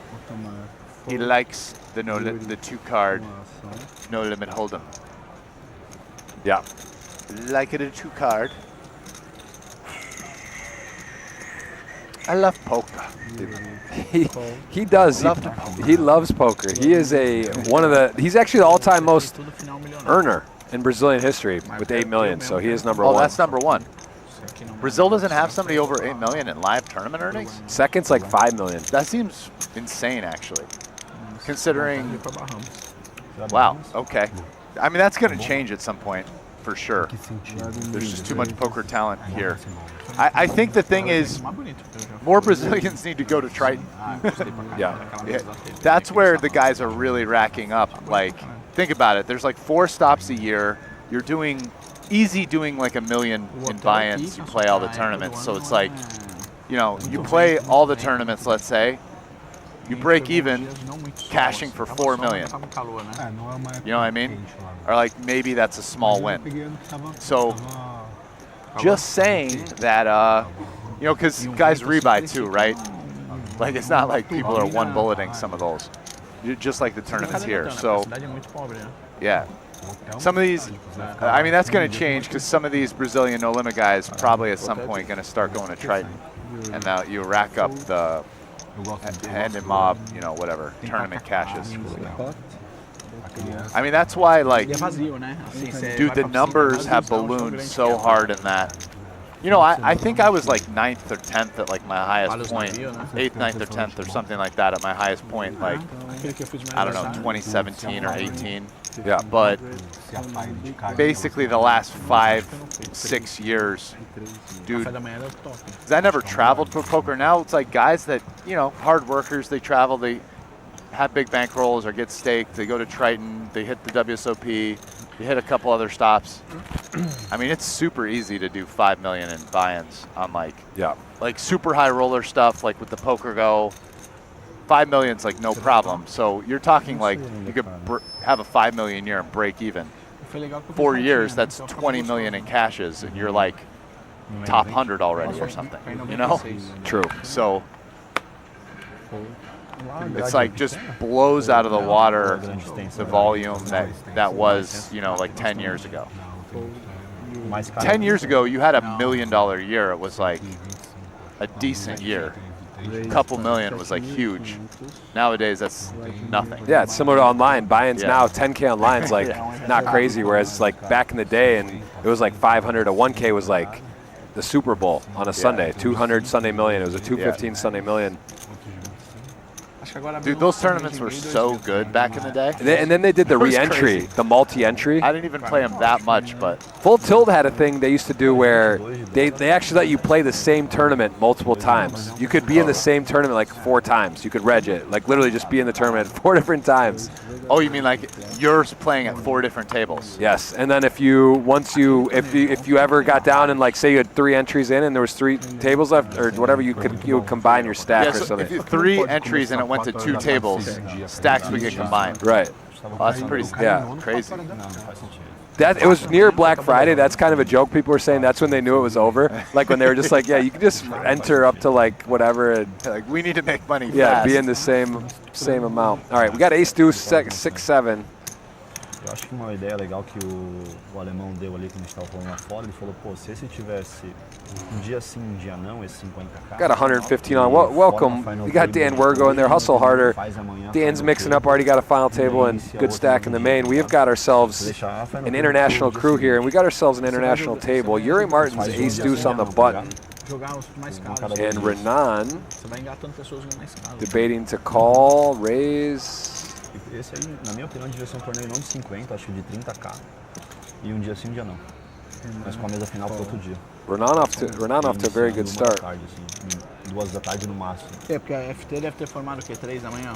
Aí dá menos de 12 horas, aí é legal. Cara, se ele começa 2 da tarde, é um torneio que pessoas, entradas, quantas pessoas tem jogando? 50, 40 e pouco, 50? Por aí. Aqui tem quase entradas todas as 100. Eles estão fazendo, entregando comida aqui, cara. Talvez você não precise fazer um dinner break de 1h15, entendeu? Pode ser menor, Aí né? começa às 2 da tarde, faz um dinner break de 40 minutos. O torneio vai acabar 3 da manhã. Tá bom. Aí é bom. Um torneio de um dia acaba 3 Aí da é manhã. bom. Se você cravar o torneio, você vai 3 da manhã. Mas esses torneios de um dia acho que é mal estruturado, cara. Uma vez joguei um 10K aí, na última joguei um 10K aqui, a Heads Up também, 5 da manhã. Tipo, você acorda fudidaço no outro dia. Eu acho que se deixar a Final Table pro outro dia, cara, fica legal também, tá ligado? Você tem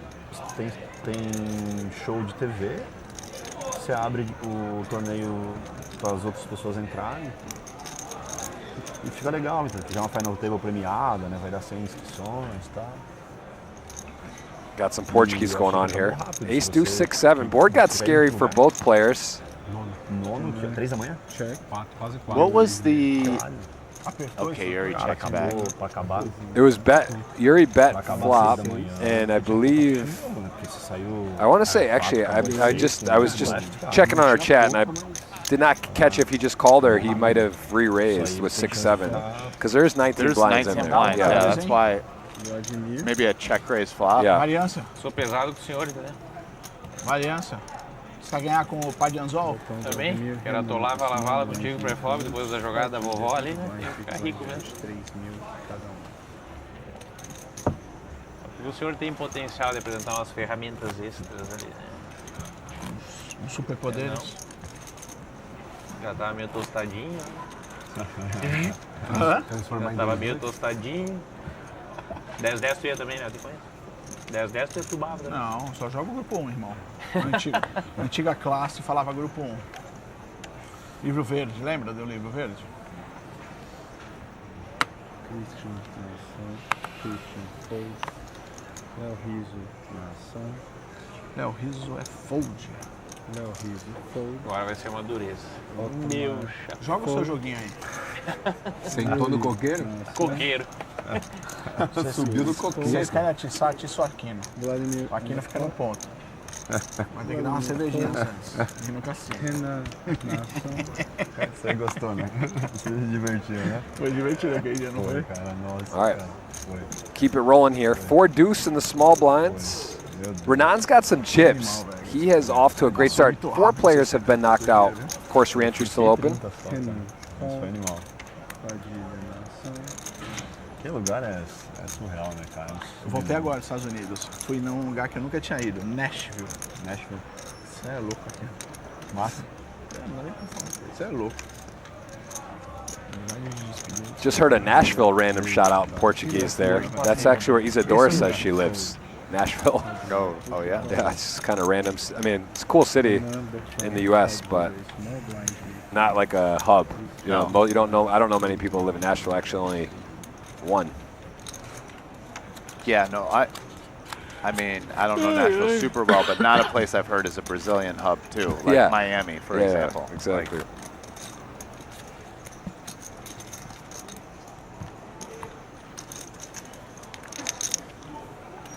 Big Brazilian contingent in Miami.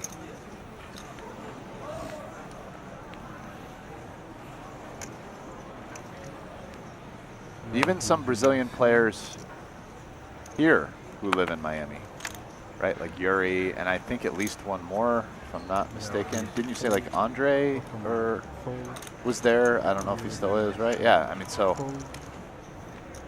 I mean, it's kind of like the closest place in the U.S. too. Nice city, and like direct flight to Rio. What a like 8-hour flight to Rio or something. 8-hour flights to Sao Paulo. So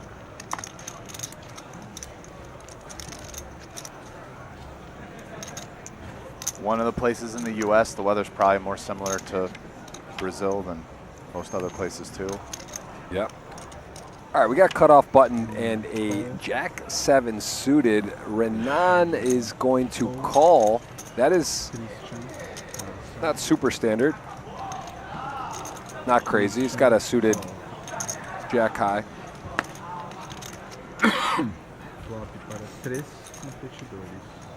Yeah. Is he trying to play pots with the razor, with the big blind, with both? Does he just think Jack 7 suited is plus EV?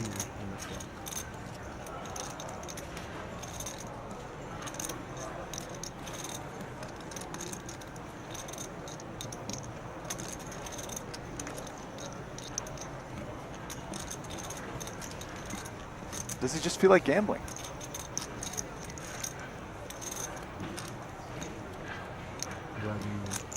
Ace, deuce, 8, 2 hearts. No one making a pair multi-way. That's a pretty brick flop for the 3 hands. I mean, no one has a pair. There's not a real draw. Jack 7 suited backdoors in position. Big blind completely whiffs. Vladimir's in the lead with king high.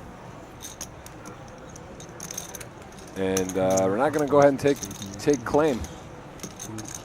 Probably going to work, I guess. Christian. I mean, you got to think it's going to work here most of the time. Yeah, king 10 off with just not that great a spot. Everything working for Renan. Got the full double, or knockout, I should say, for a lot of chips. 6 is the king, 7-6, deuce flop. Check raised, got to go bet big, bet jam, river on the ace. Got paid off by Kelvin Kerber. And he's chipping up, playing hands. That's maybe a hand he doesn't play if he's at starting stack or chip down a little, Jack 7 suited, but he is in there. Lembrei. Do Volks. Valeu, obrigado.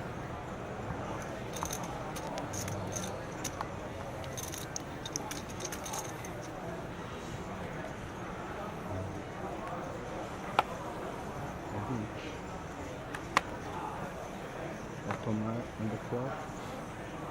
Fold. Yuri. Fold. Ooh. Nice little playable hand. Raises 6,000, 6,000. King Jack suited. No big deal. Fold. Pedro. Fold. Christian. Nação.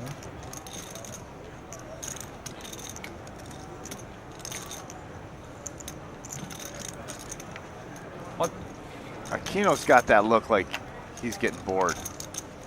Is it time for the spazzy small blind 3-bet with queen 6 suited? Yeah, yes it is. It's that time. Hello.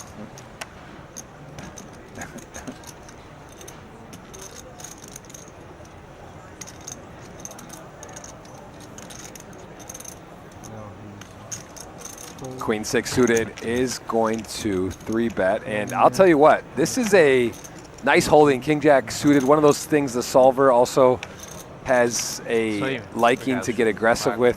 But I think in position here, no, against he's 100% just calling. Yeah. Oh wait, did he? Hold on. Oh, it was a 3-bet. Yeah, Christian. This guy. Yeah, that was you kind of missed it, but this was my whole. I was looking at him and like, wow, he's bored. Is he about to? I thought that was. This? I had a feeling. I could just tell. Yeah. He's like fuming. It looked like it, and then sure enough, he immediately made me look like Nostradamus by 3-betting. This is actually a very nice spot. Although the hand Queen 6 is live, King Jack suited in position against a player that's we've seen play a little bit quirky. The double barrel with Ace 5 off. Yeah. Now, if he finds a triple barrel and King Jack doesn't improve here, he could win this. That's about the only way I could see him winning this pot. Otherwise, it's going to be very difficult. He's going to have to find bet, bet, bet, and King Jack is going to have to not improve. Otherwise, pretty sure he loses.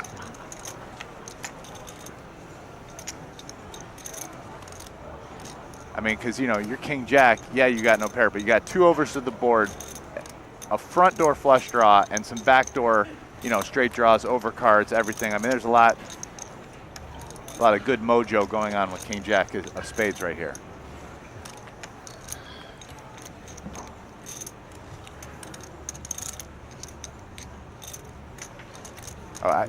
My guess is he puts out like kind of a smallish bet here, like third pot. Was that like 14K? Yeah, 12K. He's just, yeah, let's put some money in the pot. I can call a check raise. You know, Vladimir Minko is in love with this board. He is fully happy with this. Now Queen 6 of diamonds staring down the almost B25. I think he's going to check raise. I don't know, man. That when he looked back at his cards, he doesn't look happy right now.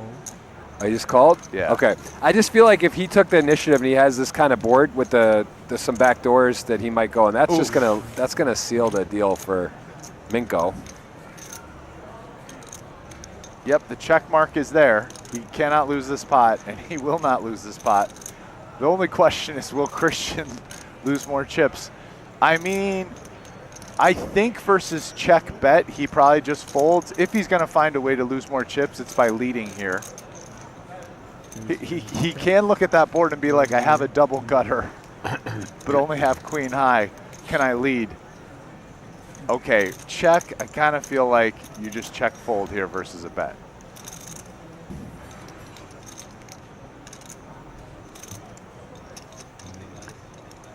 Now, if you're Vladimir, normally it'd just be like bet and then bet, let's win a huge pot. That said, I do notice, I mean, we can see Christian's card, so it's not entirely fair, but it did look like he was super uncomfortable on the flop.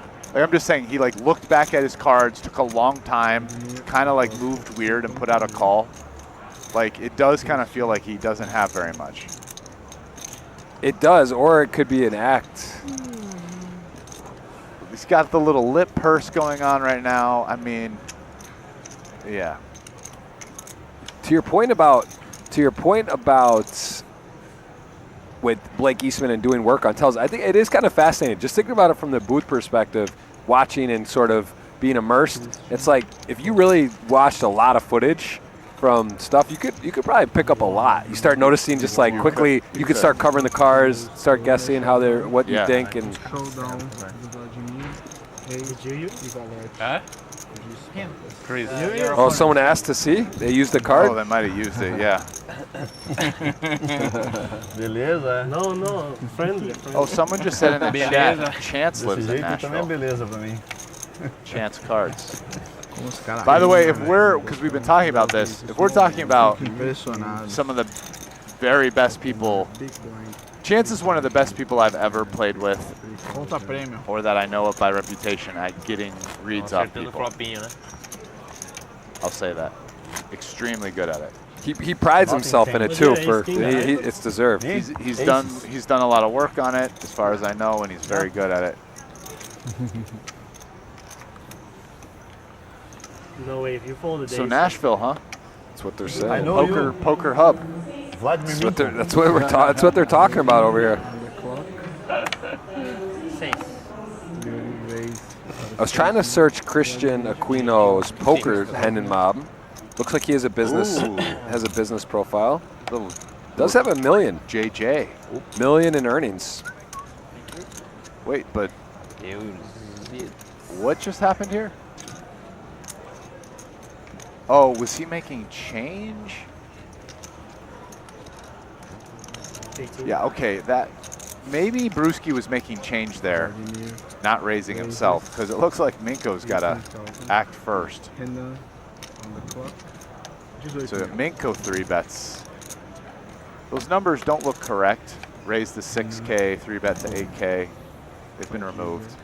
So I will note that the July 2025, so this year, Christian took down first place in the $25,000 Real for 250K US. He also went back-to-back actually in the 100K in a 2-day period. He took first in the 100K and the 25K. Oh, this Christian guy? Yeah. So for 254 and 247. So he picked up 500 Where is grand. that at? That one was in. that was in São Paulo also. That was in the Winter Series, although it's in July because it's Brazil. They call it the Winter Series. Oh, so maybe he didn't go to the WSOP, or what day in July was it? July 27th. Oh, so and after the WSOP. he was definitely in the World Series, and he had a bunch of cashes. Yeah. So he plays some, but he's a business guy. First.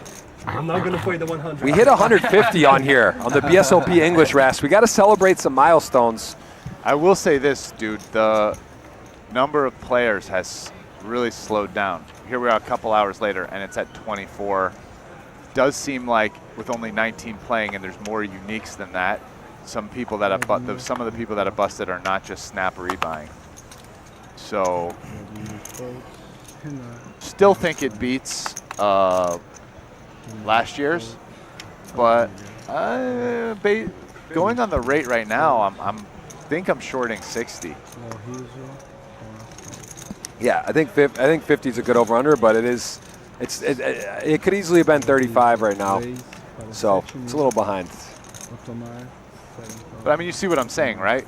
Because it felt like a couple hours ago it was like 22, 22, 23, 23, and now a little bit of time's gone by and it's only 19 and 24.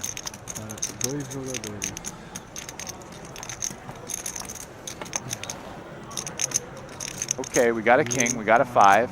Both people flop a pair. That's much better for the raiser than the big blind. Ooh, wow, check, huh? Rizzo just snap checks back, top pair, top kicker.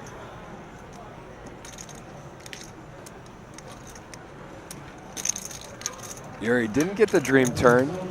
Diamond would have been nice, 4 or 5. Does have a pair. Beats ace queen, beats ace jack, beats a variety of hands. Also, when he sees the check back, may think that Rizzo has some showdown. Let's see what he does here. Is he gonna find a small lead? I can't imagine a big one. Like third pot.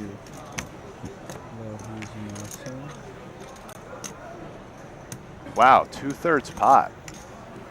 Okay. I think he'd really like to get 7s, 8s, or 9s to fold. Not getting a 10 or better to fold.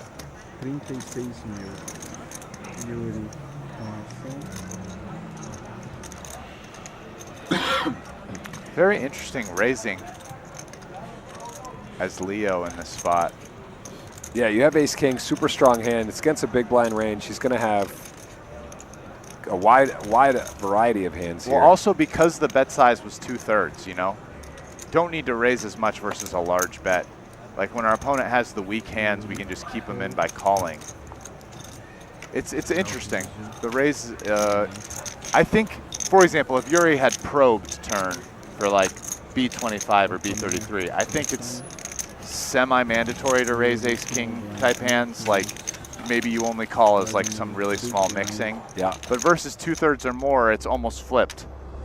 Not semi-mandatory, but it's like more standard to call with you do some raising for mixing. Because you just don't want to be raising that too much as it is. Yeah. But yeah, interesting hand. So. All right, Brazil at the bottom out of all the people. Ademar and Vladimir are up the most. Brazil with a nice representation here. 6 players, 4 Brazilians. Early stages of the 250K. A lot of poker left. A lot of poker early on here. We're getting to see people play post-flop a lot, which is actually, it's fun to watch final tables rest, but it's actually kind of more unique in a way to get to watch the early stages because that's not something you see as much. Yeah.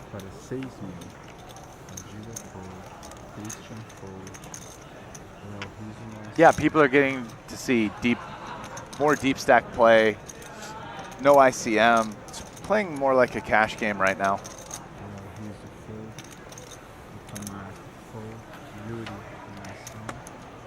$162 on Rast. We got something going here on the BSOP English channel.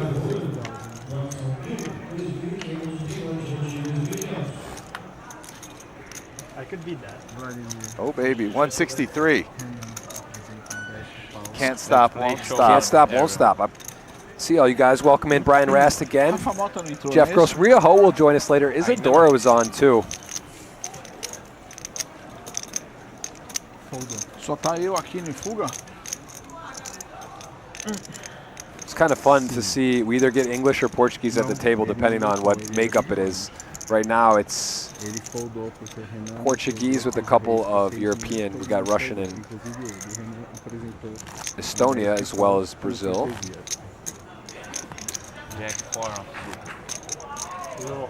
Botão. Yuri. No. No. Vladimir, small blind, Henna, big blind. You won't see in the footage. She was suited. Yeah. So. It was suited. You told me. Suited? I'm just kidding. Christian, fold. My jacks were suited. Fold. Otomar on the flop. Fold. Yuri,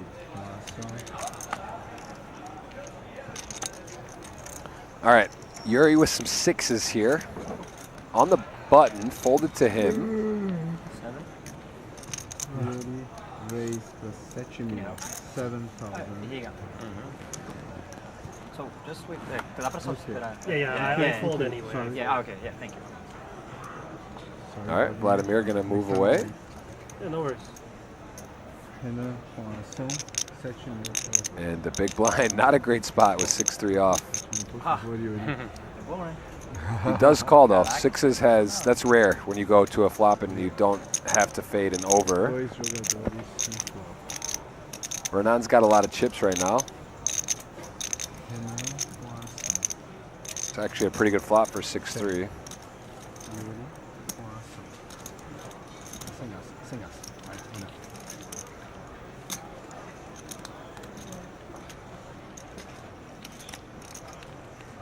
Yuri aposta 3,000. If you're going to play the 6-3 off Rast and get the 7-7-4 flop, you're not going away here, obviously. No. And pretty decent flop for sixes, all things concerned. Dealer versus big blind. Great flop. I mean, you're also kind of blocking some of the 7x combos, right? Which is what you're really worried about more than over pairs.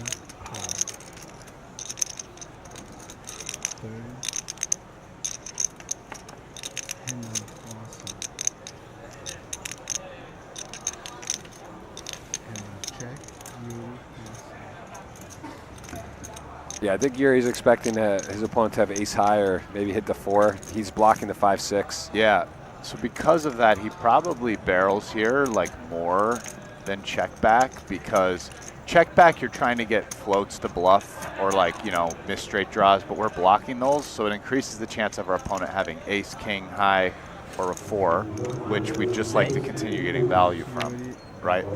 So yeah, I kind of like this turn bet by Yuri here, being the dominant way to play sixes, but nothing more to look at.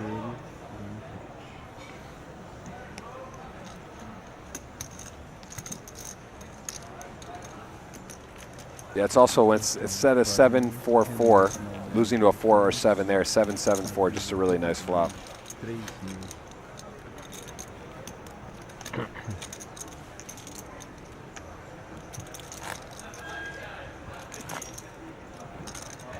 Okay, keep it moving here.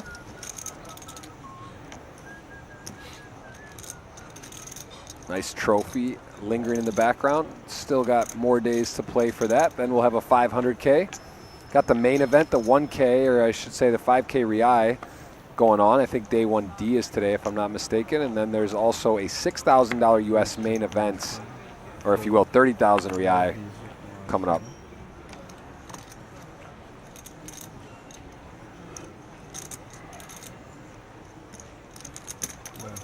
Raise para 6,000, Otomar. 7,000. 7,000, perdão. 7,000. Otomar, fold. Yuri, fold. Vladimir, fold. Renan, nação.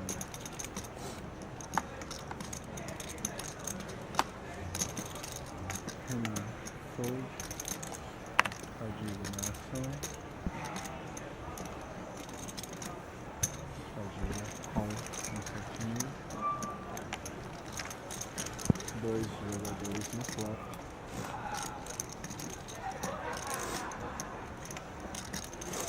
King 7-5, 2 spades. Check. No. Queen 9 and Jack 3. Rizzo and Pedro tangoing, both play with absolutely nothing.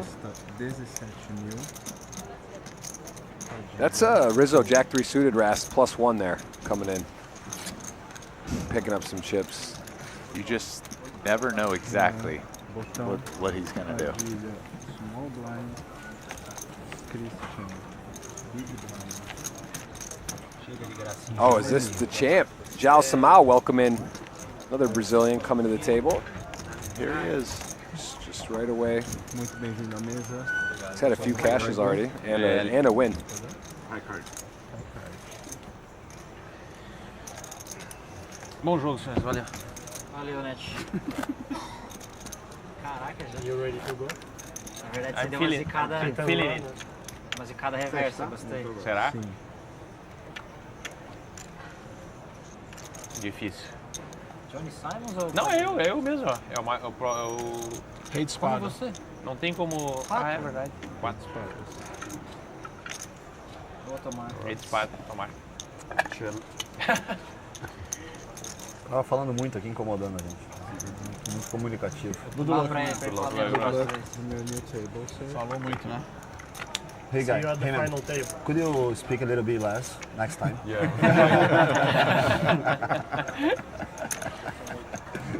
Did they draw to take someone out? Yeah, it looked like they did, and I thought it was Renan, but it's not. So we see a position of chips there. Yuri with the 195, Vladimir up to 399, Renan 362, Pedro on the short stack, Christian battling. Rizzo's got some chips. There's that aggression frequency. Rizzo. He's got that aggression Rizzo Rizzo kid. into Hizzo. He really does just, that's a significant advantage too against It's other like players. the pot's a girl and he's Rizzener, you know? Like, this guy can do it. Vai ser difícil pro Minko aqui arredar, né? Não joga nessa mão, ok? Eu acho que 170 vai ser online. Let's go. Aqui, ó. Ó. Tinha posto duas A do aqui. Simão é essa aqui? Não, É, não acho que tem é, como. porque essa bem do meio não funciona. Só quando é 9. Eu acho que é. Então, Sem concura. pra pôr essa minha, porque senão vai ficar complicado. Peguei de novo. Peguei de novo? Tu quer fazer o Tem quê? uma que não funciona, eu acho. Cara, dei um tapa numa aqui, não sei se vai funcionar muito tempo. Troca pra mim, Fui, por favor. fui querer ajeitar o negócio. Transmissão. Renan, botão. Padilha, small blind. Christian. Chegou um chá aí pra vocês. Johnny Pediu um chá. Expector. Assiste aí como é que se faz. It's a Johnny, very pra Brazilian aprender, table. Dar uma olhadinha na transmissão pra tu fazer direitinho, Yeah. né? Assiste agora, é pra not tu fazer too many. direitinho depois. I mean, is it anyone other than Audemars? Is everyone else Brazilian? Minko, Oh, Russian. Minko too, yeah, two people then. Maestro. Bora, bala, bala, bala. Cara, na minha mão lá, se eu tivesse mais stack, eu teria foldado. E se não tivesse o pivô, eu teria foldado também. O pote ficou gigante. They've lost 6 people already. Cooler. 25, about a quarter of the field gone. Pedro short over there. Seems like it was probably a rebuy then. Because it stayed at 19, you know what I mean? But like we lost one from like 1924 to 1925. That was probably a bust and a rebuy. We don't know for certain. Você vê? All right, here we go. This is the most common spot in poker, single raise pot.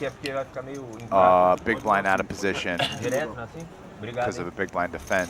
Ace 10-3 rainbow definitely favors the cutoff, but queen jack off has too much to check fold flop. Johnny pediu parte sem minhas quadradas. 2 overs to the 10. Immediate gut shot. Novo torneio da grade também. Actually had the dominating hand pre-flop, but Jack 10 has outflopped him. Eu sou underdog também, imagina. So Nós vamos fazer um nine gamezinho caro aqui. I think you can do some check raising here, but only very little. My guess is Queen Jack is just going to call. But it looks like maybe it's a raise. Você jogar todos? Você joga pela Então fala, pra ter pouco. Já tem 11. Você faz o pool aí dos profissionais pra pagar metade do meu banho. Só que o Yuri acho que vai embora depois. Yeah, he is finding a raise with Queen Jack. 9. Você não vai jogar o Championship? Não. It's actually a pretty cool raise. Your opponent's going to be light there a fair amount and going to just not have the ace and may get out of the way. Might check back at 10. You're not getting a lot of better hands to fold. Like, does our opponent fold? Maybe the biggest would be like King X suited, you know, like King 9 suited. Like, those hands are probably out. That's the biggest immediate gain. E é bem no dia do meu aniversário, Thanksgiving. 3 is actually a much better card for the big blind. I actually kind of would like to see him follow through here, at least at a decent frequency theoretically, just because I think the big blind has much more 3x, and the big blind will check raise 3x sometimes on the flop, like it makes it in there. So, you know, given that you're repping a strong hand and some of your weak hands just improved, I think it's a good time to take hands with equity like Queen Jack and bluff, and you basically immediately get a 10 out of there, right? 10, any pocket pair worse than an ace, all those hands might fold at that point. Single raise do button versus big. The Check jack. raise régua, call, vala sem backdoor flush, B75 call. Ficou. Yeah, both players have pretty good showdown here. As espadas, GL pra nós.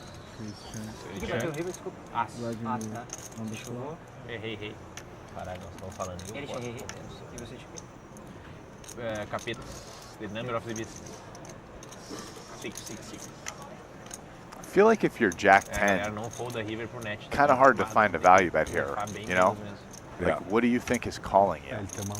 Hey, you lose to a 3, but probably wouldn't play the 3 this way. Yeah. You lose to the most, the ace X. You beat out. You're not getting called by the 4-5, 5-2, those type of check raises that didn't fall through. So yeah, what You're blocking a 10, which would be, first, we're probably not getting check raised that often by a 10, but then we're also blocking it.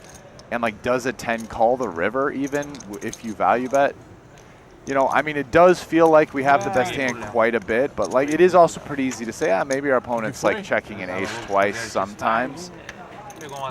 And like the times they don't have an ace, maybe they just have nothing and straight gave up.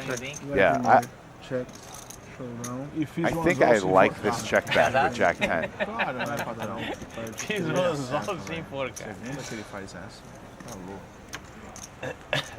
Mandou Antônio Fagundes ali. We've been having this discussion quite a bit, maybe just today, or at least today and yesterday, about the river value bets. And I've been arguing for value bets in some spots, but not this one, Jeff. Not there. No. Fui filar, e na hora que eu filei a segunda era outro ice. Small blind 2.000. Léo Riso, big blind 4.000, big blind grande 4.0. Levels up 2 and 4,000. Gentlemen, good luck to everyone. Dominado e ganha. Janelation. Pior que aqui tinha que ter o produtor de carta faz maior, né? Dependendo do dealer, eles entregam mais alta a carta aqui, entendeu? Tinha que ter também o protetorzinho que eles unificaram, ficou muito bom. A minha mesa não teve misdeal. Isso aí tem que fazer molde, né? Como? Boa tarde, buenas tardes. Buenas. Again. Serjola. Ou imprimir isso numa impressora 3D, talvez é mais fácil. Fazer um molde de plástico é foda. Ah, mas não é difícil, né? Uma caixinha de madeira. I'm sort of committed to getting on the board and a cash this trip. The 800 PLO is today. That's an event. I mean, it's a little small. The buy-in. It's unfortunate when you're in for 3 buy-ins and the 10K. But there is a PLO event today. You think you're gonna play? Maybe. I was hoping to go to the soccer game. Akari just was saying it looks like helicopter we're not going to get. It's like a 4-hour drive with traffic. With the traffic. Yeah. So it would not make sense. And then if we can't get that, then helicopters scare me a little bit, to be honest. Anyway, so I feel a little safer playing PLO here, I think, than being in a helicopter. But it'd be fun to go. Precisa ter alguma vantagem, né? Helicopter's probably a little one of those irrational fears. You just feel a little scared. It's a little scarier than it is. But I mean, I don't know, man. I hear it. There's definitely some helicopter issues. I mean, it's not the safest thing. I mean, listen, obviously the odds are you'll be okay, but you're comparing it to the safety of like large commercial aircraft. It's a different league of danger. Right. Like people are afraid of going like large commercial aircrafts, but they're actually like very safe. Right. Way safer than driving, I mean, of course. Of course way it's the safer. feeling of having no control or whatever, but it's like helicopters are decently more dangerous than that. I'd probably, yeah. I would have to see. I don't know how it would compare to like driving. Right. I've looked up helicopters more or less safe than driving. Like it's way safer than that. Than driving? I think so. Yeah. I mean, you know the odds to die in your life in a car crash? Like what percent of like the ways you die? But also, I mean, you drive way more than you take a helicopter. Like, what if you took a helicopter as many hours as you drove? Yeah, probably be in. That would be, yeah. You have to do like per hour. I get. Okay, yeah. But either how many? Do you know the percentage you die in your life in a car crash? In a car crash, assuming how much driving per year, like an average amount or something. I don't know. It's like in the U.S. for a U.S. person, like 3%. Wow, that's a high guess. It's 1%. 1%. Still pretty high. Yeah. 1% of your life, like your whole life. Yeah. My dad's dad died in a car crash. I mean, it's not unheard of. Obviously, it's dangerous out there. Sometimes it's safer in the poker PLO streets. 170. I was in the ballpark. It's a good guess. I've heard some crazy guesses. People ask like, oh yeah, like 20%. Or, like that's it's high. 3 months, I think, 4 months. This is live on a slight delay. What's up, Nair, Diane? Good to see you. 160 plus here for day 4, I believe, of the YouTube channel. Day 6 of the BSOP, if I'm not mistaken.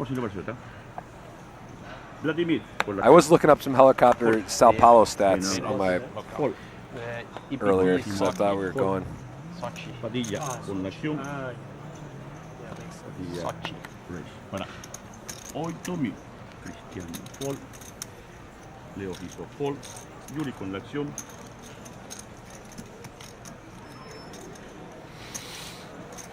How would you word that question? How safe is helicopter stat-wise compared to driving airplanes, or trying to see how ChatGPT is going to do as we see? I'm actually doing it right now. I'll tell you in a second. I searched as well, but I don't know if I worded the question well. Queen 6 versus the cutoff Pedro with a nice hand. He is on the shorter stack right now against Yuri here. He actually has the dominating hands. And the 6 in the window is problematic as the 6 Jack 3. Just not really working for Pedro things. Now he still could win this hand. And he yeah, it's like if someone doesn't have like a strong opinion about the war and saying like poderia talvez marca de carro para jovem. Not everyone, but a lot of people. Tipo Bart, é Bart, aquele da Fiat lá, a Bart, uma coisa. E tem muita molecada assim, sei lá, na casa dos 20 e pouco, 30, né?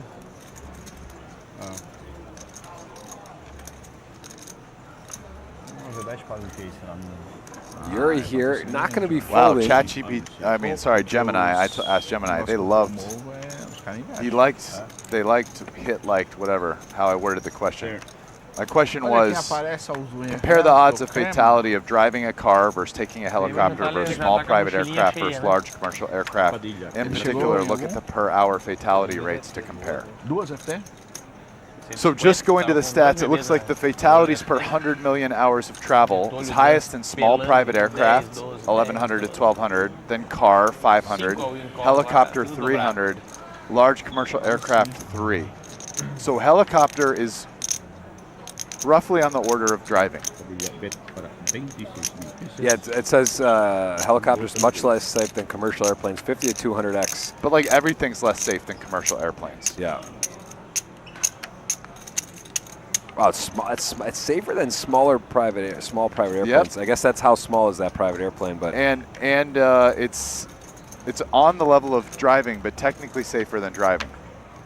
So like, yeah, not that big a deal. Like you're going to drive there, you can take a helicopter there. It's probably pretty similar safety. Yep, just a little more dramatic. Queen 6, King Queen. That's a big turn. Could have been really bad with the Queen, but the King provides safety and a W, and much needed for Pedro. Had a deep run in the World Series main event. Got down to the final few tables there. Eu tava com fogaça nos Estados Unidos. Gente boa. I think I remember him busting to a Brazilian versus Brazilian deep. He was a fixture at this last WSOP summer main event. Cara, tudo é bom lá. O pato, cara, o pato é muito. Aquele pato é o carro-chefe, né? É, já me falaram desse pato. The thing I've seen here, it says driving cars safer than helicopters per distance in many comparisons due to helicopters' low speeds and complex operations, but you spend way more time driving, so total risk exposure is higher for most people. But it's for mesma coisa. O prato é a la carte ali, é mesmo. Depois foi na Louis Vuitton, gastou pouquinho. Yeah, helicopter is a little bit safer than driving. Now, obviously, there are some things about driving which probably affect it more than the others, right? Like, my guess is that, I mean, some of those driving is like drunk drivers or this, or, you know, if you're driving the speed limit like super safe, it's probably significantly raises the safety because like more of the fatalities are people that are speeding, people that are driving unsafe, or people that are intoxicated. Yeah. You know what I mean? So like, unlike say people flying, I'm not saying pilots are never drunk, but I bet you pilots are drunk at like crazy orders of magnitude less than people that are driving. You know what I mean? Yeah. So like, yeah. Pilots are probably, in these situations, commercial aircraft, helicopter, doing unsafe maneuvers frequently less than people driving. Yeah, it's also dual. I know. So Bill Perkins had a helicopter incident leaving his house like 2 years ago maybe, where he literally thought it was like GG, and like then they looked afterward, like kind of got it really obsessed about the safety and whatever, and it was on a single engine, and like dual engine helicopters are like insanely safe. Oh like, yeah, it's because like that's the number one. That's like takes out like instantly into a different bracket. But all right, Yuri Martins and the Vladimir Minko gonna battle small blind, big blind. It is a limp, and this is one that Yuri, you limp the ace-8 and get raised. Yeah, you're probably just. Oh, he's got 43 blinds. You're not really happy to get in 43 blinds with ace-8 off. I mean, he's probably calling this. Ah, entendi. Parece que tem seu. É o próximo? I would guess. Todo legal. É no próximo break. 1h06. É difícil, não é fácil. 40. Did he re-raise all in, or he re-raised big? Yeah, there it is. Okay. I think if you're limp 3-betting this, I'm pretty sure you're folding to a 4-bet. But not unhappy to get called and pretty happy to take it down.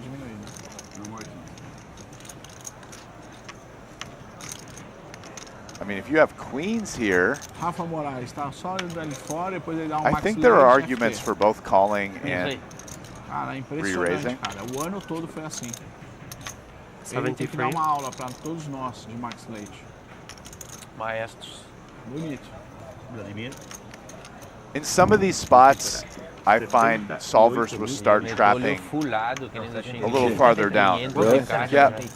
Cash spots that don't have ICM, you're going to find sometimes where ranges are quite wide, they'll trap down to kings and queens at some frequency. Vamos fazer H1 nesse, Léo. Pegaria agora? Pegaria top 3, irmão. Tá. Right? Because you don't mind keeping in hands like Se this apertar, top that 5 much, pegando. right? More than just blasting them out.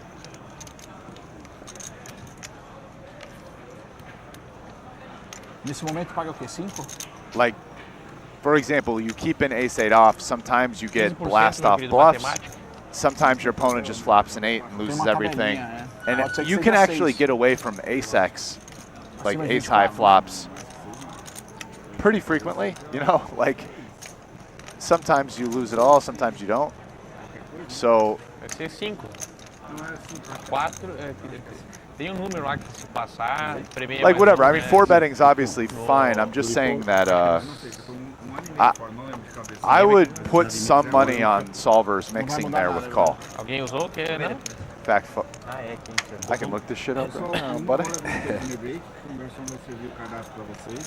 I will say this: how many helicopters would you guess you've been on in your life? A dozen, a few? Less than a dozen, I think. But let's see, the Vegas.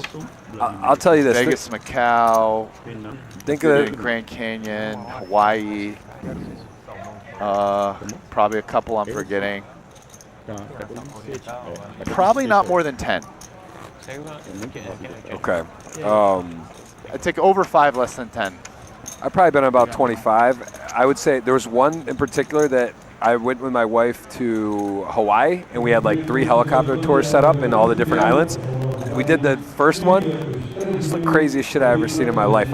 We had another couple on there. They were barfing on the thing. This guy was doing like maneuvers like coming up like at the top of the mountain just over like right joysticking like through stuff. I was like, yo, we canceled the other 2. That was crazy. I mean, I'm in there, the guy's barfing next to me, and I don't like heights. I was like, what are we doing here? Wait, What is happening? The guy next to you was so freaked out, he barfed. He had the and bag this guy out. kept doing it. He was just ripping it.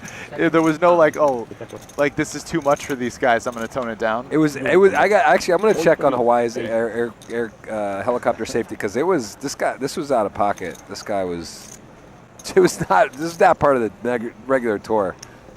Yuri anuncia call. Vladimir Paul en la acción. Yeah, 100,000 to 1. That's pretty good odds, but.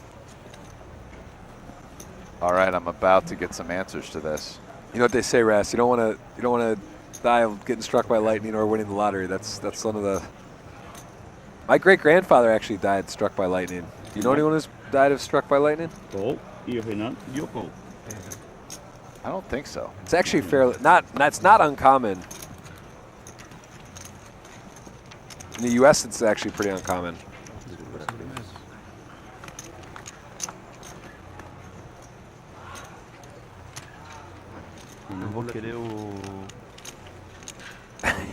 I just look up Hawaii's. Hold on, let's see the hand here. We got a hand going. Let's get back to air safety in a second. 176 on. Welcome in, Brian Ras, Jeff Gross. We're here. Calling the action. Rio Ho will join later. This is day one of the 250K. This is in reais, so roughly 50,000 US buy-in. It's a big boy buy-in. King Queen of Hearts just absolutely tattooing the flop. Leo Rizzo has the Ace of Hearts. Yuri with the bottom pair. And is Yuri betting here? He is gonna take a bet. This seems a little bit wide, Rest. Yuri's gonna go ahead and bet the dealer button with the Ace 3 into these two players. Cut off check and the. Oh, hey, look at this. 50 big blinds equal stacks. Good look at queens. See that? Mixes. Yeah. Mostly jams, but does call some. Aces and kings pure calling. Oh, Yuri.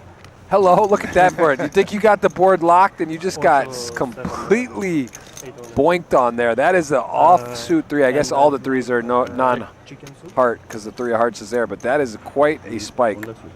All right, so bring me up to speed because I'm back from the solver. What was it like raise call pre, check call? Yeah, so then it checked to Yuri. He bet small, and I believe Renan just called. Okay. And then Ace 9, the Ace of Hearts is gone from Rizzo. He got out of the way. Wow, Yuri. Lightning in a Brewski's bottle. in trouble here. With rice. Yep. Rice. I mean, Brewski has kind of the easiest call in the world here on the turn, but he's really far behind. I mean, it's 30 into 48, so it's like just under 2/3 pot. We have top pair, good kicker, and a heart draw. Couldn't ever imagine folding this hand. Oh no, he was sort of trapping. Yeah, no, 100%. Yeah. But I mean, he is in the trap right now. Ace 3. King of Hearts would be. Oh, that can't. It's not possible. But sorry, they. How about a Ace black of 5? Hearts is also impossible. So that's what I meant because Rizzo full of the Ace of Hearts. Black 5's a pretty clean card. I mean, Yuri is set up to basically jam for like just over 80%. Gonna be hard for Brewski to find a fold with King Queen. You're sort of at a spot where you're like right on, your hand is basically around where Yuri's weakest value hand is, like maybe King Queen, maybe Queen Jack, like. He has the hearts and he also has a king. So like when you get shoved, it's sort of like. I don't think I can fold this one. 89,000 fichas. Renan anuncia call. Oh, he's gonna feel sick.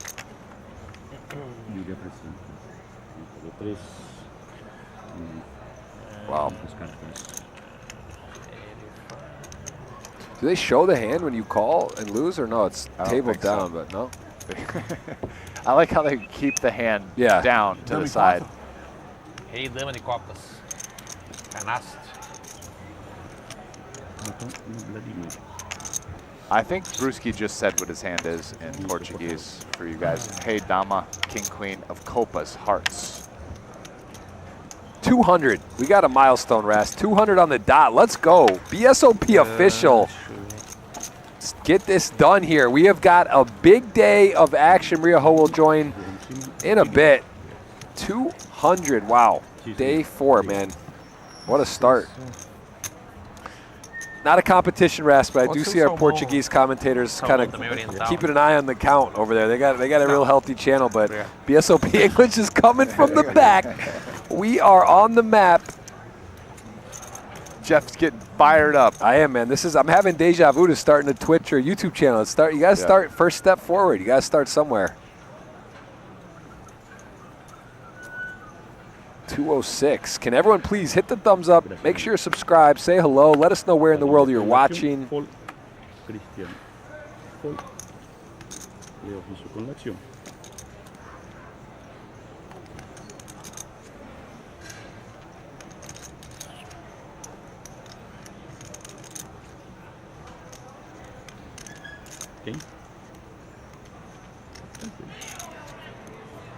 Leo Viso, Paul. Yuri con la acción. Yuri ahí está. No benefits. All right. We're up to 22 of 27. So that means, because it was just 19 of 24, that means we've had 3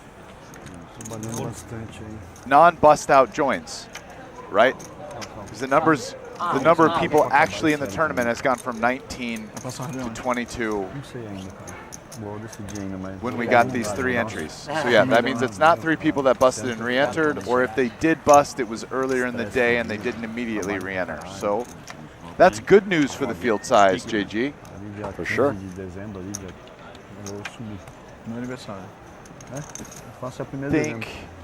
I mean, it's only 6:50 p.m. here. These guys probably play till like 1 a.m. or something today. I'm starting to feel like 50 ball. That's the number I have in mind. It's a really good line. I said 10. Actually, I said I said over 50. It's like we talked about 50. Super early, I flipped to maybe it's going to be over. Then I went under, and I've been under till now. I'm starting to creep back up, like maybe 50 is pretty good. Kind of neutral on 50 right now. Você tá na praia, você é praia, você faz poker, não pode jogar de bermuda? I think 55. We had 44 in the other. It was 44 last year in this. 25% increase. I'm going to go with exactly 55. Well, there's very high chance to get me. Ai, cara, eu fiquei de cara. I don't actually know why I am not joining at this point as my max red So you're trending. You went from not over 2x starting, got 2x starting, knocked your boy out, got some chips, cashed. 100K was starting, right? I think I got up to just over 5x starting was my peak. That's I think I had just like 530 or something was my peak yesterday. So, poker's powerful when you're running good or feel good. When you really feel like I've actually, Ras, that was one of the most down I've seen you. You were literally like, if I lose this, you said if I lose this hand when I'm dominating again, it might be it for me for the week. And then you lost the hand, but it was a flip. You're like, all right, that was a flip. I can deal with that. And then I was like, this is it. This is the last bullet. I mean, there was only 20 minutes left in the re-entry period, but if I busted that bullet, no matter what, I was done. And then you somehow came, got a new seat, came back to the same table, and then cooler flipped me. That was tough. And we had a great table. We had a fun table. People were playing hands. Yeah, that was quite a good table. Vou estar de férias com a minha família, mas like there was some just massive, like that one hand the guy had king 9 off and bet into the straight, but like it wasn't like a bluff. It was like for like 70 bigs bluff, like with nothing, no blocker, no anything. It was just like the guy just had the nuts basically. He was like, yeah, I call. Ooh, a little 6-4 suited 3-bet here. Brewski's got the AK off, I mean, Eu adoro you're viajar também. pretty mas much eu sou um just tiozão máximo. sending it. Eu também gosto de ficar em casa. Né? Gosta? Rotininha ali. Nossa. Did you bluff me, Vladimir? I'm gonna watch it. Eu quero ir pra Barcelona esse ano, de qualquer jeito. Não My hand was conheço. like small frequency race. Wasn't very good. Mas o EPT Paris e Monte Carlo eu Man, acho you know, pra caralho. I just realized something. Maybe part of the reason why it was hard for me to go to bed last night is I probably had like 7 coffees yesterday, which is the most I've had since I've been here, or just for however long I can remember.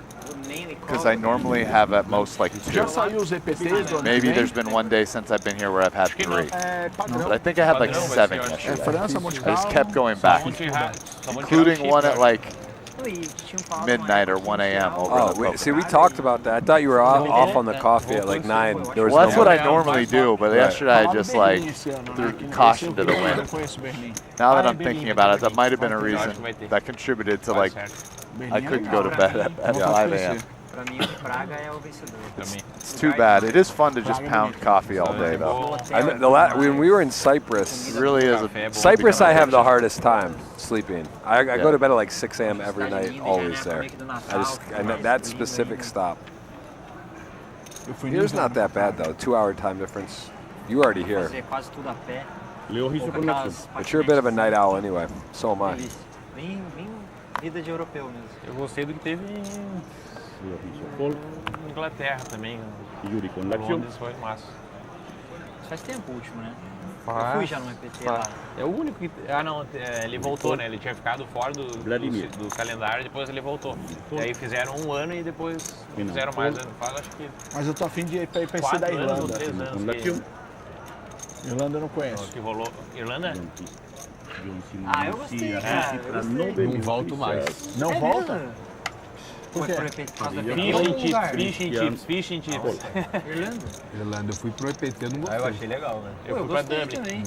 Dublin e eu fui pra Irlanda do Norte depois. Foi irado. Você foi pra Irlanda do Norte? Eu fui pra Belfast. Deve ser legal. Menor que a Irlanda? É diferente, né? Muita história, né? Lá tem Precisa- guerra de protestantes. Precisa de e visto até hoje. Precisa de visto? Jogando na casa porque era muito frio, ficou uma galera jogando online na casa. Mas lá tem, Os caras bem tem fechadão, eu treta, acho. tem É, treta tá de pesado. católico protestante até hoje. É bem coisa de sei lá, 1950. Deve ser legal conhecer. Eu achei massa a Escócia. Escócia, assim, Edimburgo, e depois eu fui fui ver o jogo do Rangers e Ajax pela Champions League. Hoje tem um jogão do Santos, né? Qual jogo? Santos e Mirassol, é a vida do Santos. Difícil, hein? Mirassol O Santos vai passar o carro, eu acho. joga em casa, o Santos? Camarote lotado, vai passar o carro. Fala, Percy!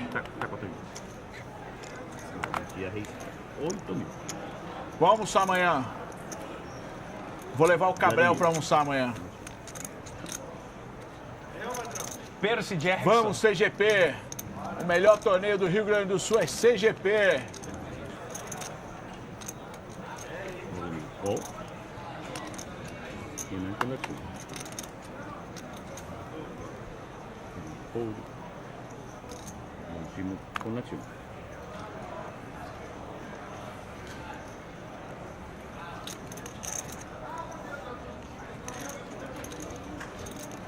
Começando a achar que ele tá com dor de dente.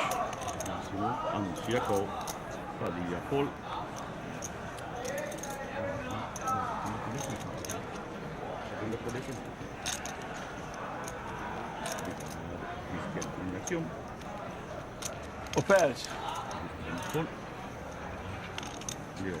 quantos left? É o de ontem ainda? Não. Mas ontem você não passou naquele 6K lá? Rei, dama de copito e manter. Você classificou pra sexta? Rei, dama de coração. Já tá no money.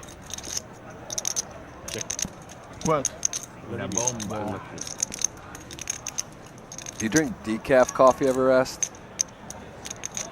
You know, I don't really, but I probably should. I do too, because it's really a placebo. If someone just gave me decaf, it would make it. And I don't even drink it really. I like coffee. It's just kind of a thing I do. I don't really ever. I don't do it because I'm like, oh, I need caffeine. That's not why I really drink it. So I probably could cut out. I do like having the caffeine early in the day. Yeah. But yeah, it's like the first 2 coffees, caffeine, and then just decaf the rest of the day. That would be the most. Tá indo bem, tá indo bem. Vou colocar ele lá How pra much jogar decaf no coffee are they okay? serving around here, though? That's a good point. Not sure. Yeah. We need to look They into must that. have it. They must have it. Here we go. We got 2 guys with Squadouche and pocket tens. Moleza, né? Joao Simão with the float. 6-5 of diamonds. He's playing some polka. I mean, there was a 3rd player in the pot. Oh my. Float the 6-5 of diamonds. You pick up a flush draw and a straight draw. You're Minko. You're mildly concerned at this point. You're out of position. My opponent can have a queen. He can have worse hands. The 9s might hit some floats, but if it's hitting floats, I still have the best hand. Ronaldo Esper. So he's going with check. I'm pretty sure you're not checking to fold, but let's see what size Ronaldo Esper. Joao comes with here. Ronaldo Esper. Oh, o Fuga parece o Ronaldo Esper. He could go polar, be repping Queen X stuff plus. Definitely has draw equity to do that. Could go smaller with a little bit mergy. Minko's way prefers to see smaller mergy bets because that would include stuff like 8s or 7x that he's beating. Polar kind of sucks because, I mean, he's losing to all value in that range. Yeah, and he's going 40 into 54. It's big, but not enormous. My guess is 10s continues versus this size. João Simon. Nope. Out. Belo board. Turn up. Podia ter melhor. Yuri, big blind. Em vez do 2, tem uma outra. Tem o quê? Trocar o 2. He found the perfect size Você to tá get pensando no pocket board, tens to podia fold. trocar o 2. Depende por qual, né? Se for por um 2 e outro knife, por mim tudo bem.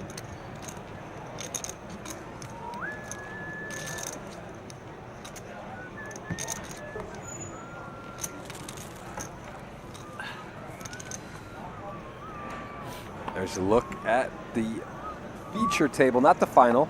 21 to 27 currently in, so 3 tables of 7.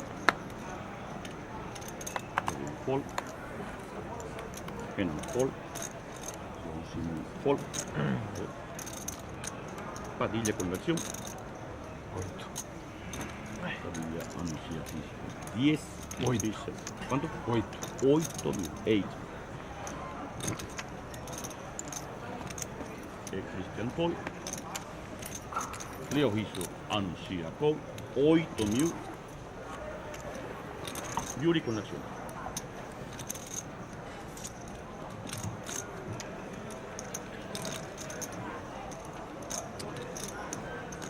All right, you're in the big blinds, ace 10.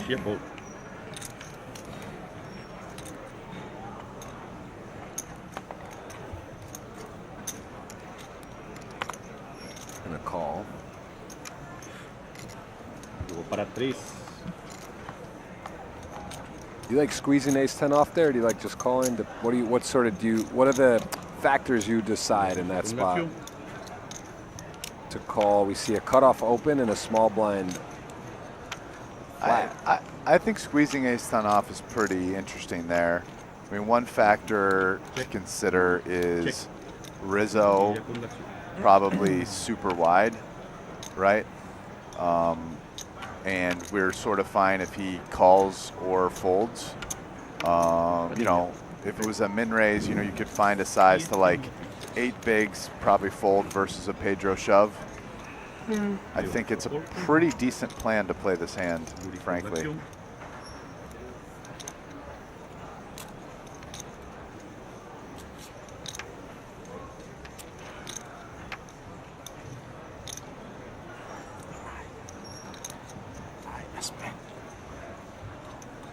Meio ruim de jogar aqui, o cara não precisa esticar a perna, né? Essa cadeira, e ela não tem uma rodinha pra você dar uma... Ela é pesada. Você fez. All right, well, Uri's going to hang in there.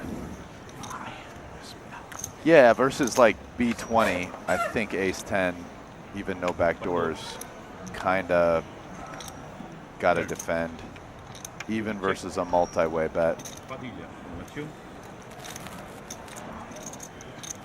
So Rizzo would have hit that 5, would have been hard to ever be in to this point. He also is now on the turn. 9-10 still has a pretty decent draw. Backdoor heart draw comes in, ace-10 in the lead. Uri's a tough guy. I feel like he's a tough guy to kind of bluff too. He kind of really knows where he's at, knows the ranges, knows what you're capable of. I like this follow through. You have equity, you know, you get check raised, I guess you just let it go. But let's get better hands to fold. We've got ways to win this on the river when called. This is where I think a defense gets really hard as Uri. This is basically B70. It's a very large bet. Uri just doesn't have enough. I think ace-10's got to let it go. Yeah.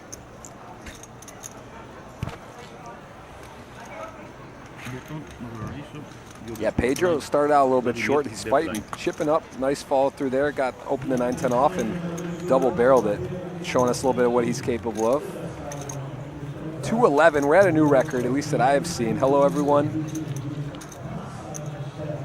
Hustler Harder says, back in the day, you played and streamed a lot of poker. Why did you stop? Well, I didn't stop. I did slow down. I do have 2 young children. That's a big reason. And also live in Miami, so streaming not really viable, at least on GG and kind of the major sites. That's who I do the weekly stream on GG Millions every Tuesday at 2:15. No, it just changed daylight savings, so let me think about this. 1:15 Eastern each week if you guys want to watch the 10K buy-in. A lot of these players play weekly, so I am very familiar with these players here, a lot of them I should say, at this series, and that is a very fun final table. Generally 300,000 to first, sometimes 2 million or even the 4 million to first WSOP main event that we saw. So I do that weekly. I have a podcast and I do still play some events. I'd say you're right though. I play a lot less, maybe like 15% what I used to play.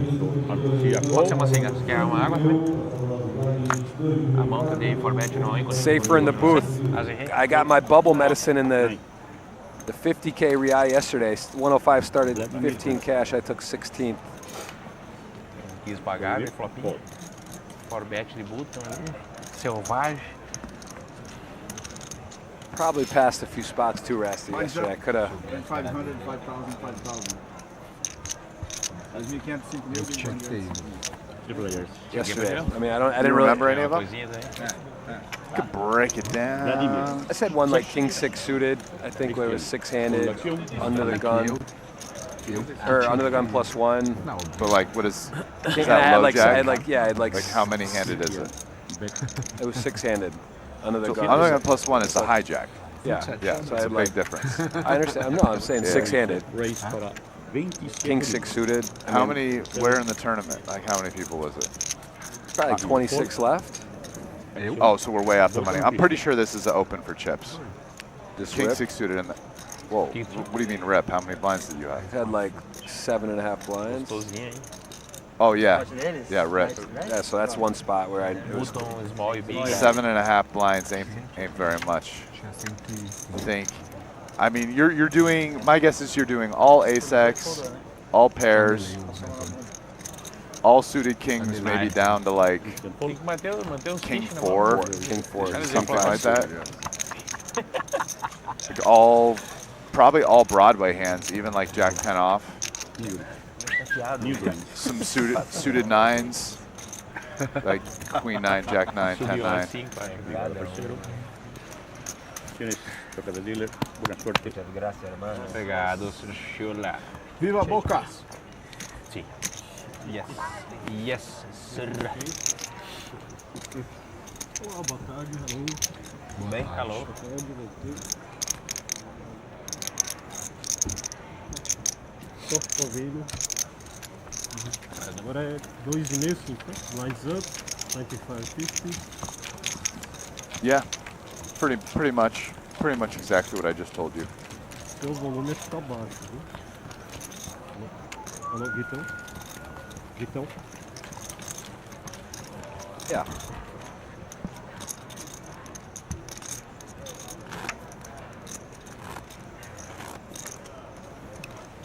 I'm very curious that the one hand I would have liked to have back that 9. I think he did open 9 deuce. I would like to know if he clearly that was really his hand, but that was maybe What do the you one. mean he showed it?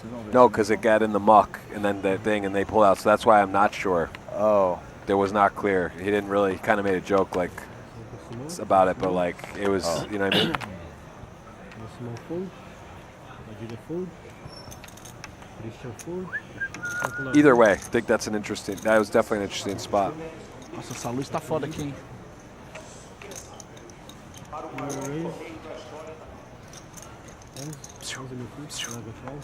Essa luz aqui. actually, how many people were? Was it on the bubble? 16 left that hand.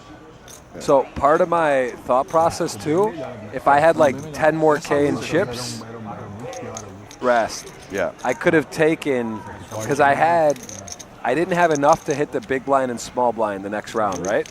Yeah. But if I had 10K more, I actually could technically fold the big blind, fold the small blind, and get another orbit. So that was a problem. I would be all in basically in the big blind.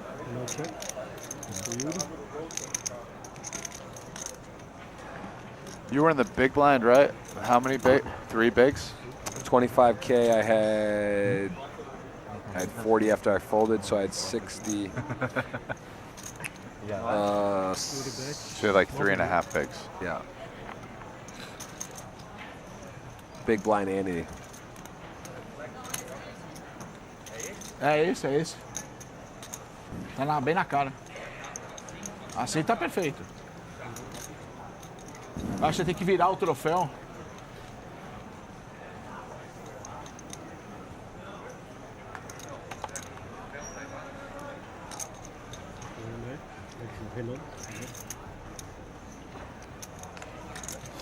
Oi? Net.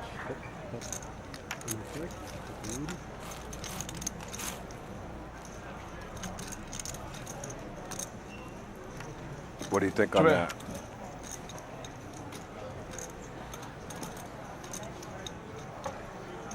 Yeah. Tá pegando reflexo ali. Porra, na minha cara, quando eu vim aqui um pouco, dá uma relaxada na cara. Back to 200 plus. We hit like 215, so we're making moves over here. We got the ace-5, queen-6 developing, and that is a spicy river. The ace-5 just gets binked on, and it is dealer versus big blind. 10 dias. Doeu? Ah, cirurgia não vai nada. Either way, there's chips going in. I mean, if somehow Vai cair tudo, he né? slips it, É, cai tudo. there's going to be a bet, I would guess, and if he bets, I guess he would just call, though. Mas feio igual o meu, fodeu. O meu tá caindo. Você fez? Você fez? Does Renan check this ever? No, he's going to bet it. Não, bet 40 mil. Yuri call. Pretty. Renan mostra 2 pares, 16. Here he gets to see the bad news. 5 outer coming home on the river. So yeah, I've looked up a few things for this since we've been here.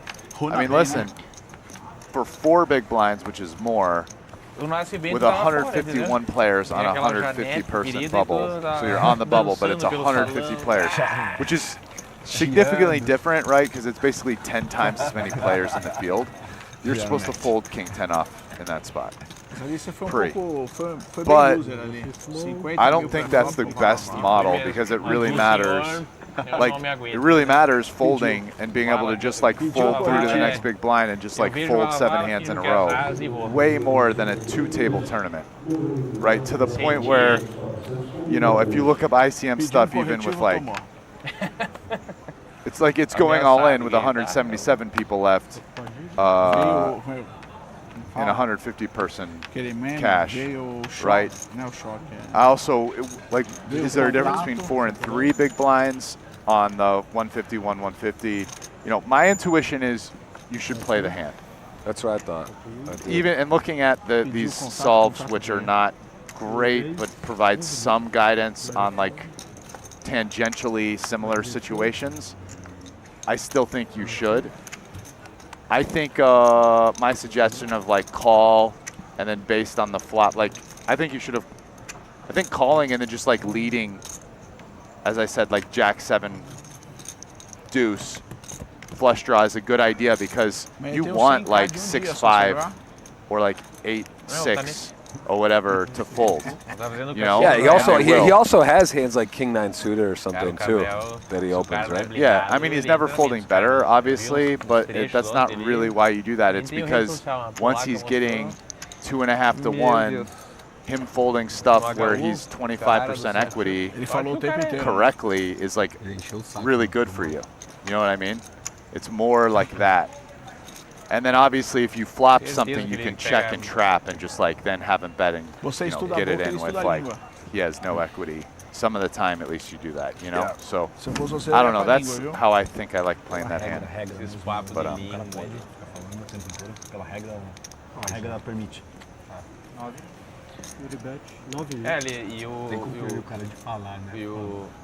E o foda da parada é que ele nunca vai over, entendeu? Aliás, vai over, for example, mas não 3 big passa blinds do tipo de, where you posted de 1. punição e tal, pra ter algo... Is it considering big blind ante? Tá sempre no limite. Acho da hora jogar assim. Let me... Acho legal. Oh, I forgot. I gotta do. Ele fez um cara que é top pro das antigas ali. Passar 10 pra 1. Muito tempo atrás. Appreciate it, Hustler Harder. Appreciate that. Yeah. É um risco, né? It's all good. Phases in life. Yeah, like if you have 3 big blinds where 1 is posted as the big blind, it's having you call, and it's calling all the way down to King 5 off, and this is on the stone bubble. And so if 4 folds, 3 calls, you're probably supposed to call. Anyways, and this is with a lot more people in the field. So it was right to play it, but my guess is I wouldn't. The post flop thing is interesting because that's another question too. But pegou antes de moer, ele começou a olhar pro meu pé, eu dava umas joelhadas nele assim. Yeah, all right, let's see what's going on here. I'm going to talk about that. It's like Jack 8 and Queen 6 of diamonds. Hello. That is a big combo draw. And the Queen overcard is even good. I mean, look at that. Queen 6 of diamonds, 41% equity with 1 to come. Queen high against top pair. Tava o Fritz também, o Manuel Fritz da Smart Decks na mesa, daí os 3 Now, these are 2 Brazilian royalty. Jao Samao, been around forever, live and online. Yuri Martins, the #1 all-time Brazilian money list earner, live 8 million. Jao Samao just picked up a trophy. How will Yuri play this? Will he call or will he raise? I mean, ele nem tava jogando a mão, ele ia, se levantava da cadeira e ia perto do cara, começava assim, ó. Meu caralho. Tipo, I mean, this does hit the big blind board pretty hard. Maybe he's wondering if he just... Was there a check raise on the flop? 26 blinds in there. I think we were both debating, looking at those charts. I didn't see the exact action. Maybe someone in the chat can let us know what happened there, but I believe that'd be important to know. We don't. I'm not sure. Acho que o Aquino do lado dele não. We do know Yuri's playing. Yeah. No, that much is certain. He's deciding between calling and raising, basically with the intent to just get it in here. Com água todo mundo, né? Eu não ligo do cara que fica falando. Yeah. This is kind of a sweet hand to do it with. Although it's probably not going to... I mean, Joel's not loving it here with 8-Jack, but... Yeah, this is tough. You kind of know you're either buried or you got to fade the world. That's sort of like literally what he's deciding. It's like... 169 E aí ele batia nas fichas, tipo, Tava aqui, daí tava a minha pilha, eu deixo sempre alinhado assim. Aí ele pegava, ele movimentava o cotovelo de propósito como se tipo, fosse involuntário, entendeu? Ele Não, aí derrubava a não, pilha aí de não pilha. pode também. Não, tipo, não pode tu pegar e derrubar assim, mas fingir que bateu, tipo, ele pode alegar que é involuntário, o cara tem que ser... What do you think he does here? He doesn't snap call, that's for sure. Dele jogava no meio da mesa. He hasn't done that. I think he's got the I'm gonna fold look on his pedi pro diretor face. tirar o óculos dele, porque ele tava com o óculos espelhado, virado pra mim. Aí é loucura. Tava aqui assim, com o óculos espelhado, ele bota um elefantinho. This is sort of what Yuri does. He just puts you in tough espelhado spots. assim, ó. Não, aí não. E aí quando eu ia ver as cartas, claro, tipo, eu protegia minhas cartas, mas ele dá a entender que tá vendo algo a mais pra te intimidar, entendeu? E não adianta bosta nenhuma. Aí é safadão, mas é E aí ele safadeza. começava não assim, pode, isso não pode. Eu já usei um time mesmo. Já. Pode ver, eles deixam óculos aqui, ele faz uma dessas. Quero ele aqui na mesa. Vamos provocar ele, eu e a Aquino. Fica com nós. Aí te chama ele pra almoçar amanhã, eu vou junto. Não, chama ele pra almoçar. Te dar uma espalhada nas E aí o fichas Forte também. fez ele tirar óculos da mesa, isso aqui é loucura. Né? Ah, é loucura. Bem assim, mas, um elefantinho de certa dele em cima forma, do- Yeah, this is a tough spot because if our opponent has a draw or a combo draw, like with us getting called 124K to win 300K, I mean, it's sort of a disaster, but I mean, when we're beat, very little equity. Wow, lets it go. And nice pickup for Yuri. Didn't have to get there.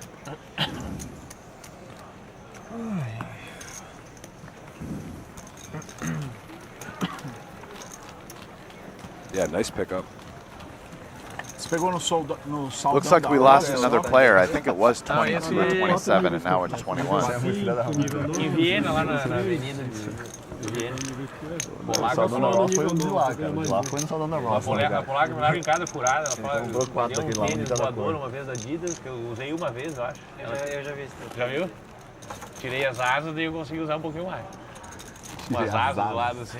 E esse óculos. Esse small, Padilha, big blind.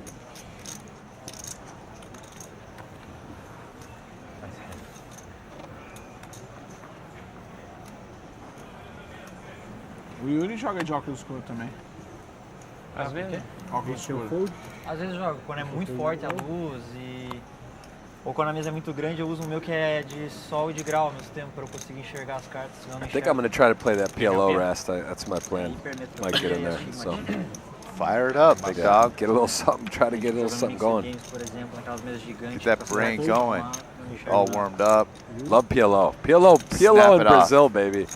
It's gotta be. Quer dizer, It's gotta be eu fun. enxergo, mas daí eu começo a ficar cansado, começo a enxergar cada vez menos. Envisioning big things. I wish the buy-in was a little bigger because it's gonna be hard to win back from yesterday. That's the problem. Ah, explodiu. But it's a light. It's a rolling game. It's not. That's the good news. Don't have to try to get back yesterday. We got 210 in the chat. Renana's having himself a tourney so far. He's got jacks. Não, Sem querer você vai acabar vendo. Isso eu não faço, você pode ter certeza. Não, olhando a action, né? Mas se você deitar aqui assim, Oh, aí- Pedro in the big blind. He's been quiet today. He's not got much going here. He is going to come in with the ace-9. Dominated. Vou botar o Natur. Sim. Ele faz assim com a boca, né? Faz. Also looking at cards or what? Ooh, What? middle set. Jack, Queen, Deuce, rainbow board. Huge flop for jacks. Not a rainbow. I'm sorry, two-tone. The Queen, Deuce, Jack. So the ace-9, no heart. Pretty big miss for Pedro. Yeah. And then he screams out loud. 700.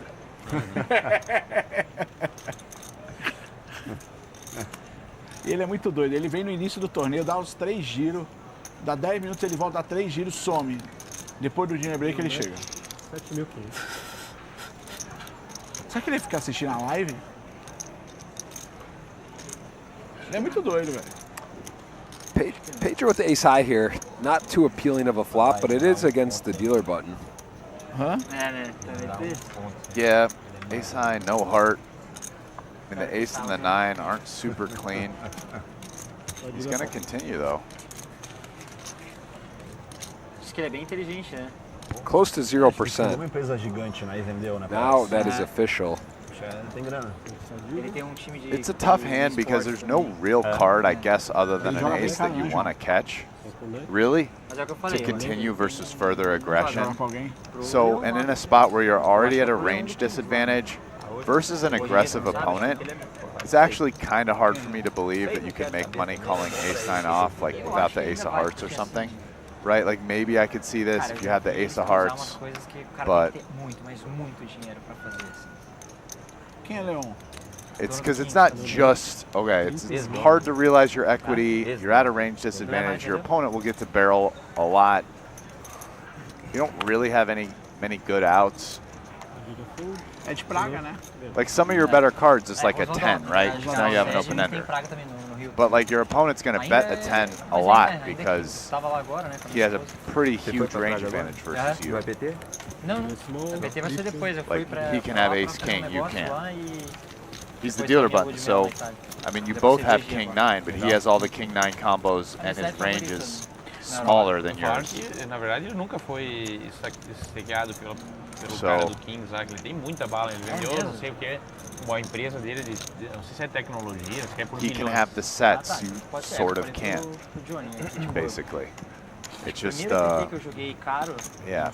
Anyway, I don't know. I think ace-9 off, no ace of hearts is a fold there on the flop, in my estimation.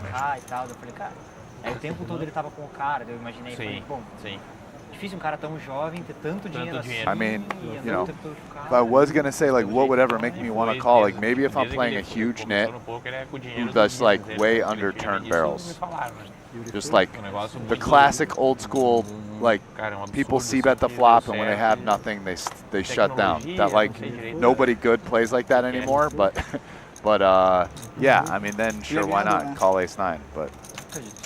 You know, we're playing a 250K Real buy-in tournament, so in Brazil, probably not too many guys with that MO here. Falaram ali tinha 90 milhões de reais em premiações, né? Isso aí, cara, pelos buy-ins que ele joga, 1 milhão, reentra e vai rapidinho, entendeu? Não, é um ano. 90 milhões de reais? É um ano de grade de um cara desse. Aproximadamente 20 kk US dólares. Ontem eu caí do 50, eu engatei no 6K, do nada ele chega lá pra jogar. 150 pra trás. Sério? Esse gosta então de jogo, hein? Caiu, foi em qual que tava? 6K. Ele foi 6K? Ele é Player of the Year do WSOP? Não. Quem que ganhou? Ele tava lá em primeiro também. Ah, o Sean Dib. Sean Dib ganhou. Você vai jogar aquele evento da Poké Go de novo lá? Com certeza. É agora, né? O de Mixed Games é em fevereiro. Eu tô ali de camarote assistindo, só vendo. Você vai? Vendo as mãozinhas, tentando entender. Eu não gosto de ir pra mesa da TV naquilo lá. É muito bom. Peguei as estratégias do Limp no stand, entendeu? É 100 mil Eu gosto dólares? de ir pra mesa da TV Quanto que é o buy-in? Série de Mixed. Hã? 100 mil dólares? O Super High Roller Boa 100. E é só convidado? Não. I know we're on the BSOP English stream. These guys are chatting. I normally try not to talk over the table talk, but since we're in English and they're speaking Portuguese. They're talking about Sean Deeb, about Vegas, about the Super High Roller Bowl. They're talking about all kinds of poker stuff right now. That's what I know, but I'm saying our English-speaking chat won't be able to decipher it. So. O área é muito boa. Você mesmo falou, né? O área, a comida é boa. É, vou de casaco, volto de casaco. Mas de boa pra caminhar, assim. Pô, jogar no área, que é uma delícia. Não tem rei. É o que o Brian Rest falou ontem, né? Brian Rest, hello! O World Series ali em si. Provavelmente a pior série, assim, né? Tem muita gente, né? Pra comportar. Exato. Didn't quite catch what he said. He said, I said something yesterday. Kind of missed it, but I think they're talking about playing in Vegas. I think Renan was talking about how nice it is to play at the Aria. Well, I didn't hear the word peixe. That's a positive. Eu nunca ia pra full grind, assim, eu sempre dei uma vez. 10 mil? Lembro que conversou comigo, mas vai fazer o quê, Daynet? Lembra que falou, cara, não tem nada online, tá meia boca, gosta dos mixes. A questão do imposto pra você é muito melhor que esse volume o máximo que você puder. Exato. Quanto mais você volumar, maior o percentual vai. É melhor o mínimo de volume. Claro. É verdade. Claro. Pode jogar lá Não é no... dos mixes, né? Pode jogar lá no... Christian Chuck. Golden Nugget. Golden Nugget. Na segunda divisão, né? Então não farda mais. Não, Aquele cheiro de poeira, assim, aqueles cassinhas de madeira.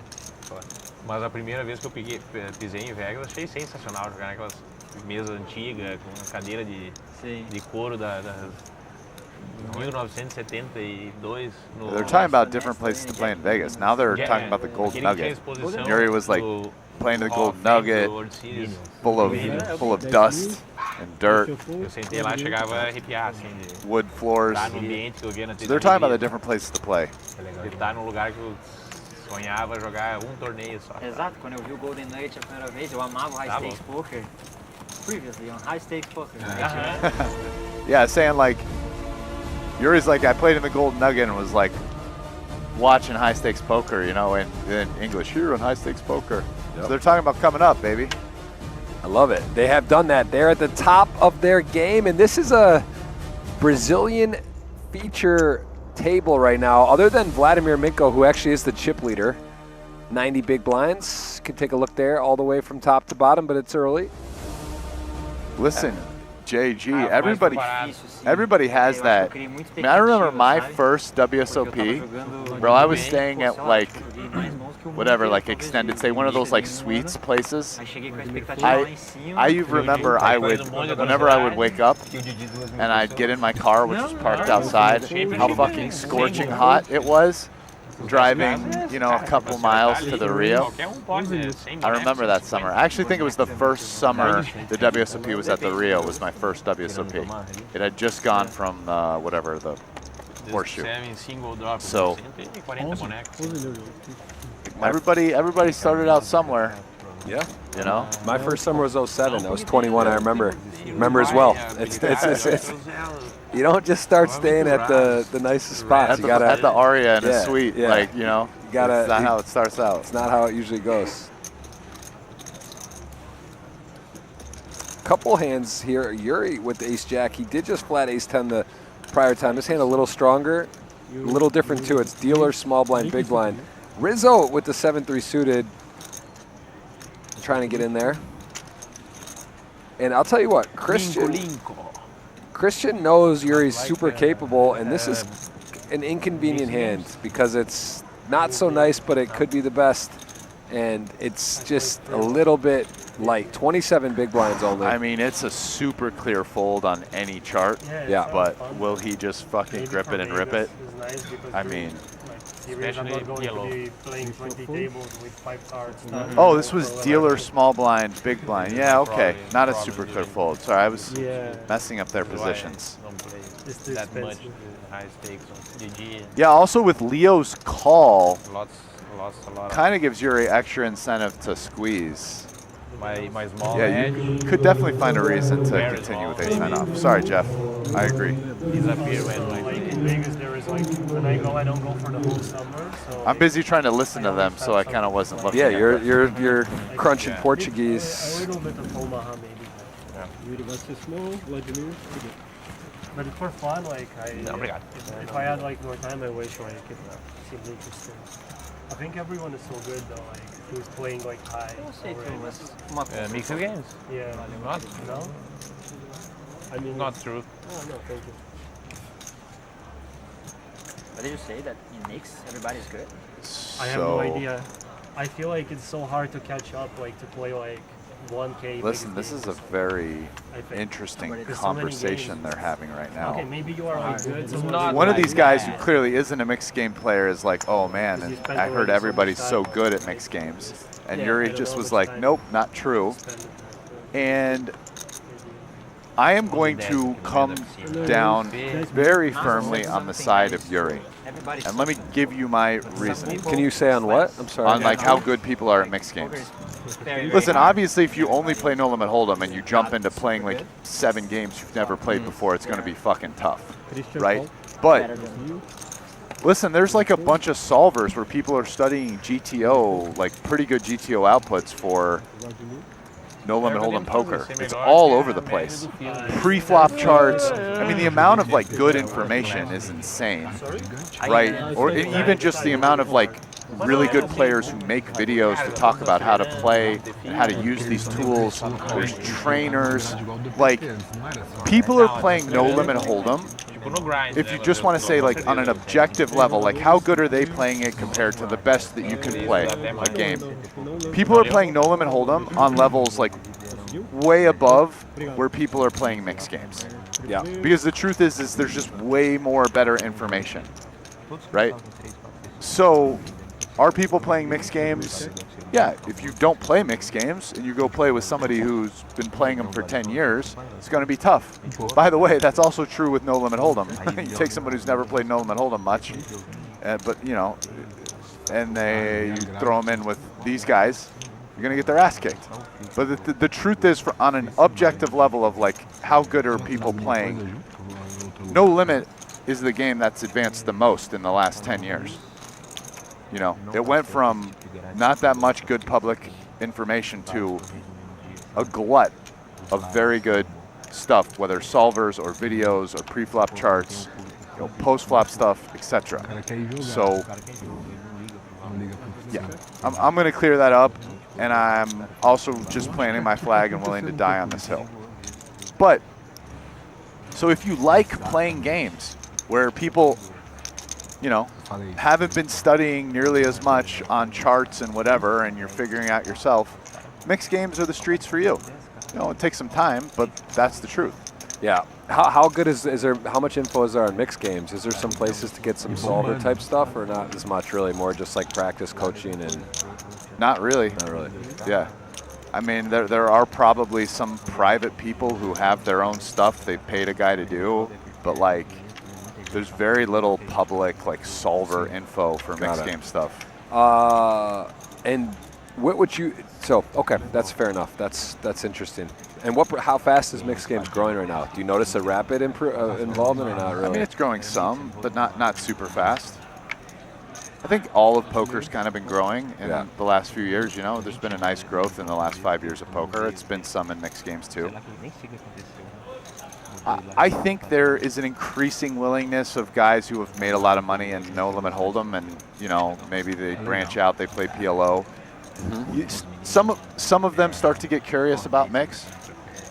You know, it is nice playing something where you know, hey, maybe I'm playing with guys with more experience than me, but it's not like they're studying some stuff that I don't have, right?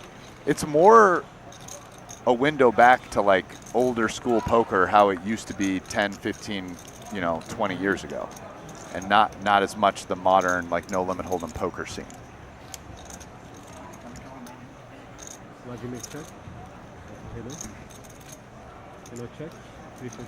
Which is cool, and people are playing on higher and higher level, but it's different. Again, it's like I feel like poker is having a convergence more towards like solved games like chess, and like what does it really take to be like a world-class player?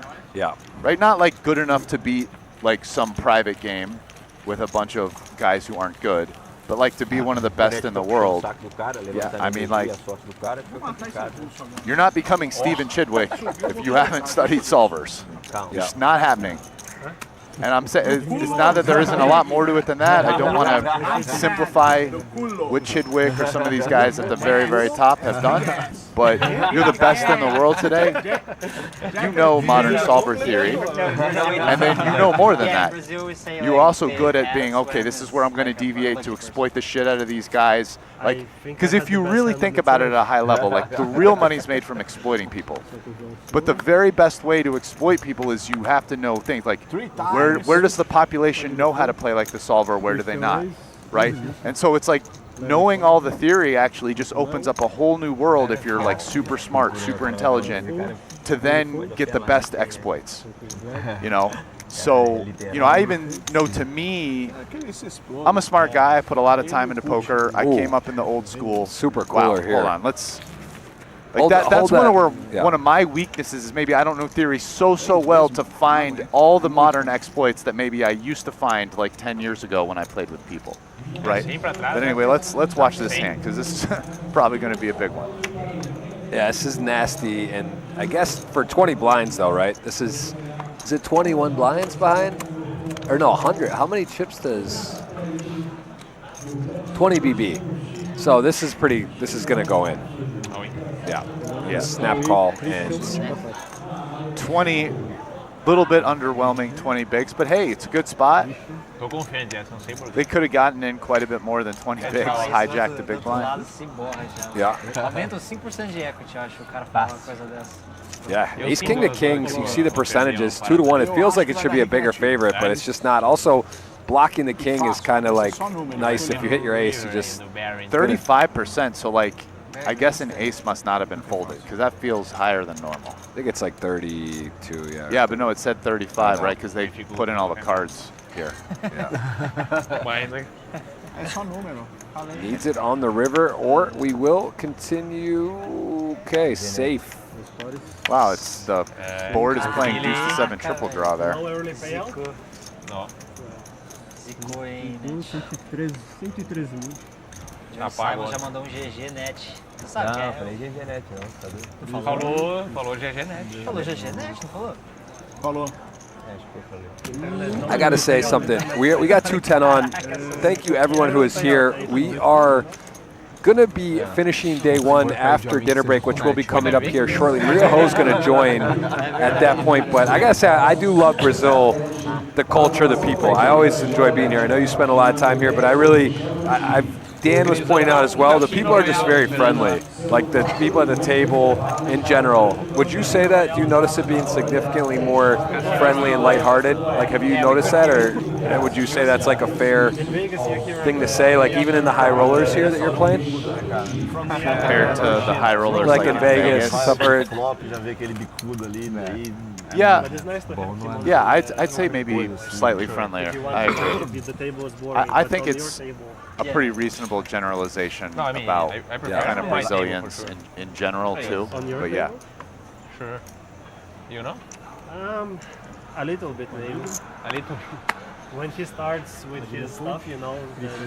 I have to say, as a Brazilians also like, I think they're pretty friendly, like Americans. Like there are a few places in the world you can go where maybe people don't like Americans quite as much. Definitely not true in Brazil. Oh my. Jeez. All right, we're going to take you close to dinner break with some coolers. Another ace king, this time. I mean, poor Rizzo. Aces. This guy's willing to play 7-3 suited, queen 5 off. The guy gets tier 1, and he's up against the better tier 1, the best tier 1. And against Yuri, of all people.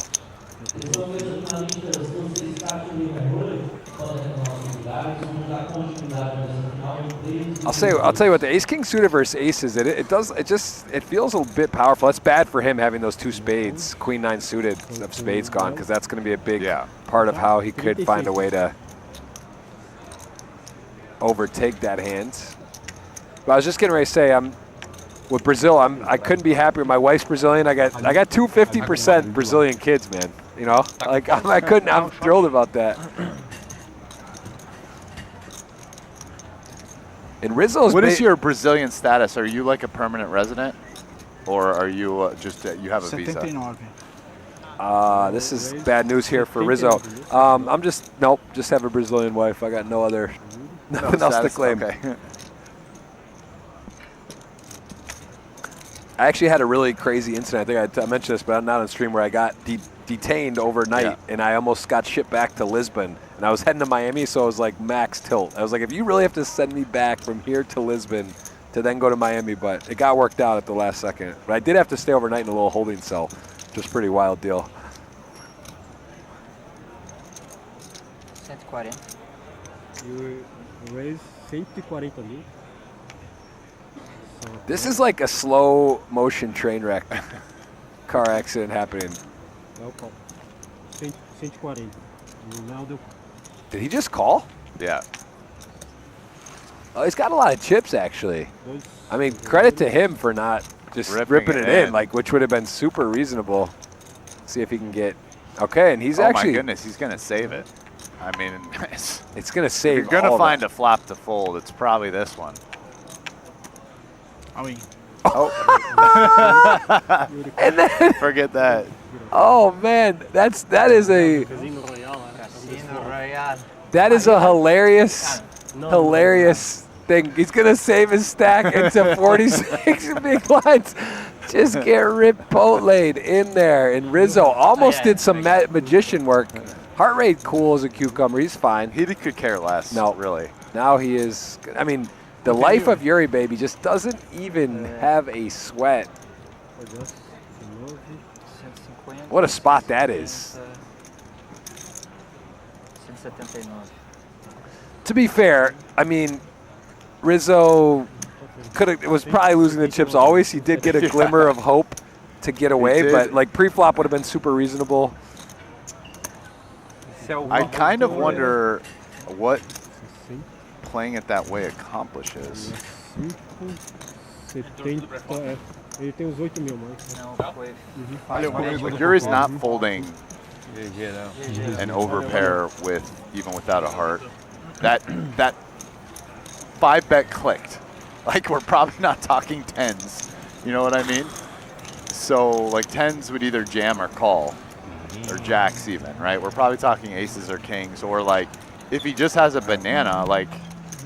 I'll tell you what. King's probably good. Like I don't know. There was a chance that could have gone down as one of the more genius plays in history if he had had ace of heart, queen off, and calls, and he just gets it in good, and then it bricks off. I mean, that was a possible scenario. You're right. That would have been amazing. That could have made the all-time list, but that will not be a top 10 highlight for Rizzo's career. Although he is a great person to have around and seems super fun and dude, energetic. I love having him at the table when he's commentating or doing the feature because he talks, he makes the table fun, he plays interesting pots, he gets in there, you never know exactly what he's going to do.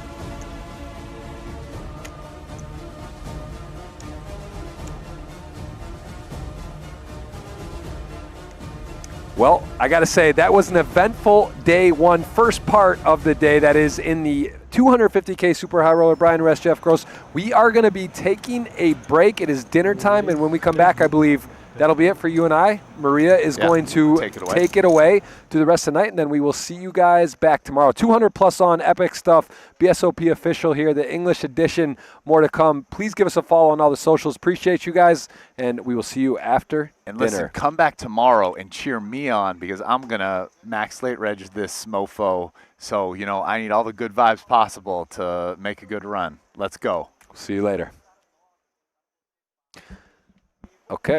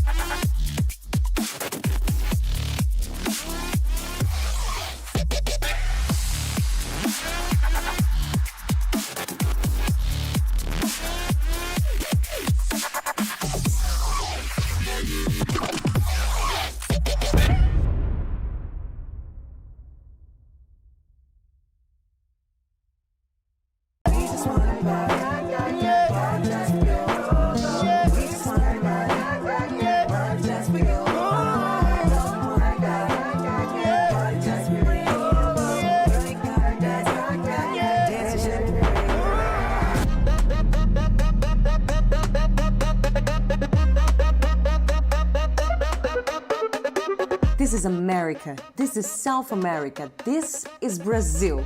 My dear poker fans all around the world, if you're used to watching or playing and have never been to Brazil to do that, you are the one we were looking for. Yep, that's correct. We were looking for you so we could introduce a little bit about this country and see if it makes you come and visit. No bluffing, only arguments on the table. First of all, we tend to organize events in a very special way. Second, the prizes of the tournaments and the quality of the players on our field has never been so high. Third, you have lots of beautiful places to spend your prize money on. Okay, so that was the flop. Let's head for the turn. Fourth argument, we've created the caipirinha. And I know it's not the best argument, but trust me, that works for every discussion when you're Brazilian. And the grand finale, the pot winner river, and our fifth and final reason for you to come and check BSOP with your own hands. We've tailored and made the best experience possible for the ones who love the sport. Beautiful places and landscapes, best prizes and players, an unforgettable atmosphere you won't find elsewhere, and of course, the best hospitality you will find on the circuit. BSOP 2025 invites you all to be here in 2026, and welcome.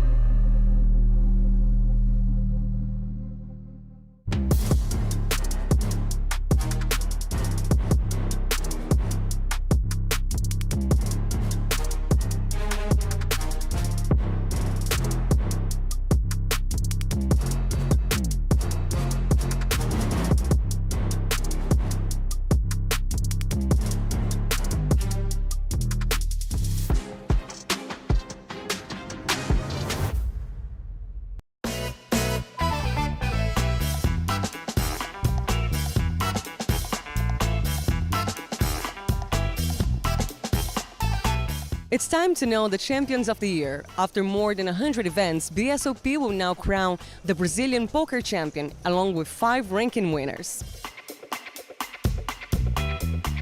In Poker Brazilian Championship, the Colombian player Carlos Serrano is the leader with 7,040 points, but the title is far away from being decided. Sebastian Fonseca has 6,104 points and Geraldo Cesar 4,611 points. If Carlos Serrano wins the Brazilian Championship, the runner-up in the high roller and international player rankings automatically become winners.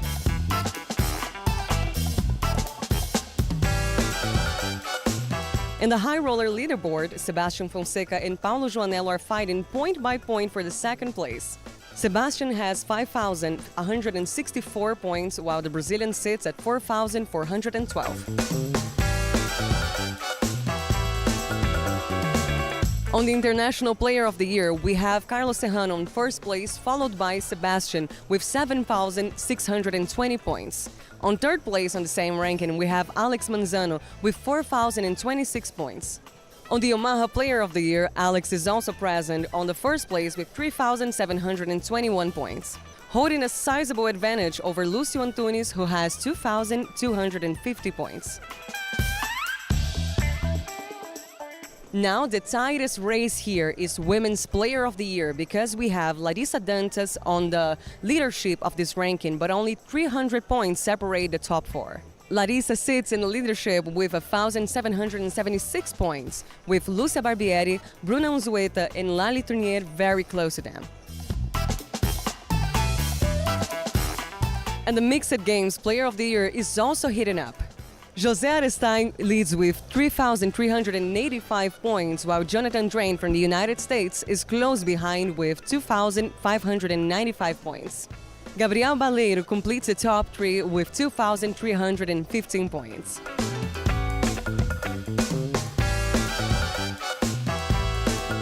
The rankings will be defined along with our Brazilian poker champion, and you'll see all of that in the next weeks here at BSOP Millions 2025. See you soon.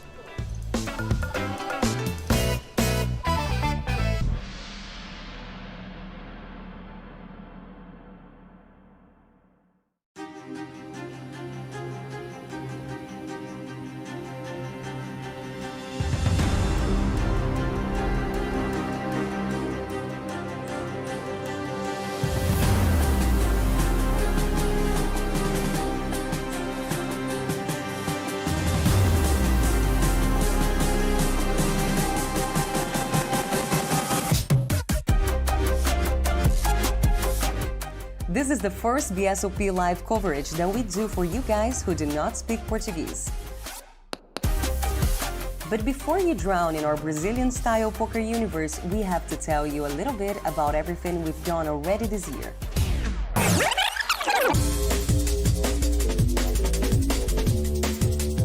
We've done more than 244 hours of live poker games for our world audience all throughout the year. It is more than 10 days straight of your favorite calls, raises, and folds. Only while broadcasted on TV, BSOP spread more than $1.5 million in prizes for the champs. That's enough money to convince anyone to come and enjoy the event.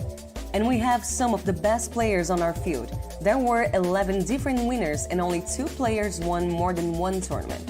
The field here is more competitive than any other field in the world. We know it, Global Poker Awards know it. The winner is the Brazilian Series of Poker. And you can know it too. Just come. And for those of you who've just arrived in BSOP, we must warn you. There's a Colombian storm going on this year, not only with Colombian players winning trophies, but also dominating this year's rankings and odds for the Brazilian Championship title. 2024 was already a great year for the BSOP community, but 2025 has instantly called that and raised the bar for a 2026 that is about to be a game changer. It is not a coincidence that we've reached out to the English-speaking poker community. And for the first time ever, we are broadcasting the show to you directly from the main floor, where the magic happens.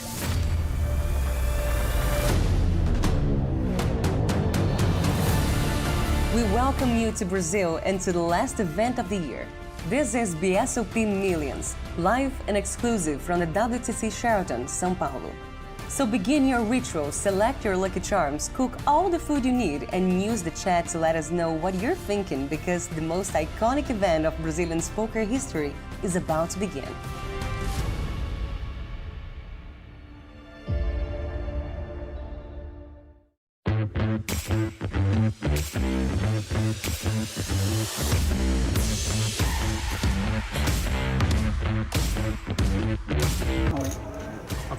Oh, Akari. No waiting, just rips it in the ladies. Dama Dama. Renan, not the fun spot to be. I mean, at least he has an ace. The flop's the big part. Oh, yeah, he's asking for the quattro. 4-9 ace. This is our first bubble of 2 bubbles. That is the final table bubble. We are at 9.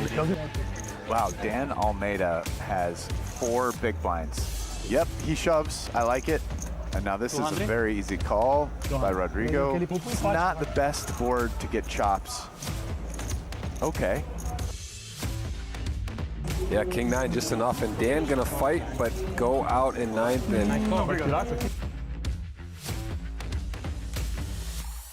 Okay, Rafaelo, let's see if you have everything. Oh! Okay, what do we need? Queen of clubs. There. Donna club. Dama club. Oh, Dama! I'm genius! Action card.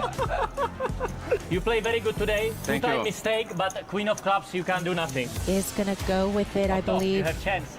Not a good one, but good. At natural 9. Ooh, one of the worst call in poker history. And Cabral finds himself Better fold ace queen. dominated here. Ace for Otto. Okay, heart. Ooh. Heart. For Otto. 9 high flop, but 2 hearts. I already take my Vaughn, chip. 40% equity now. No, heart, please. King of clubs.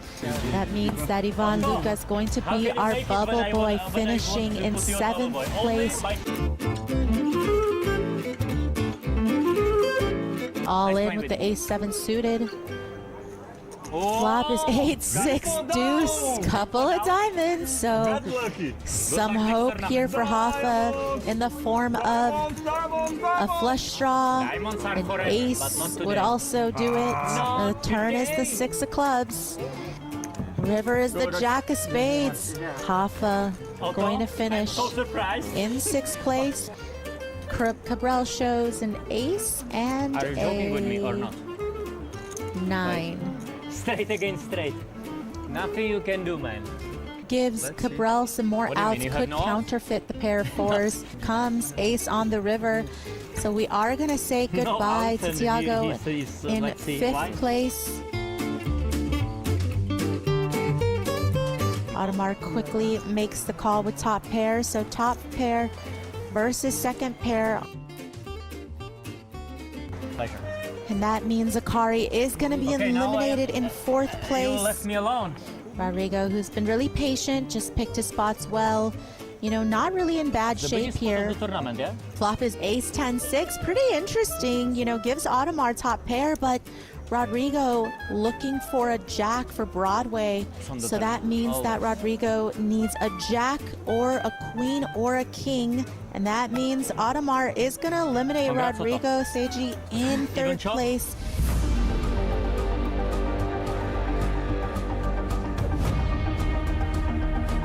Otomarus, you crazy guy, really. Otto is boring, but he always posting blinds, right?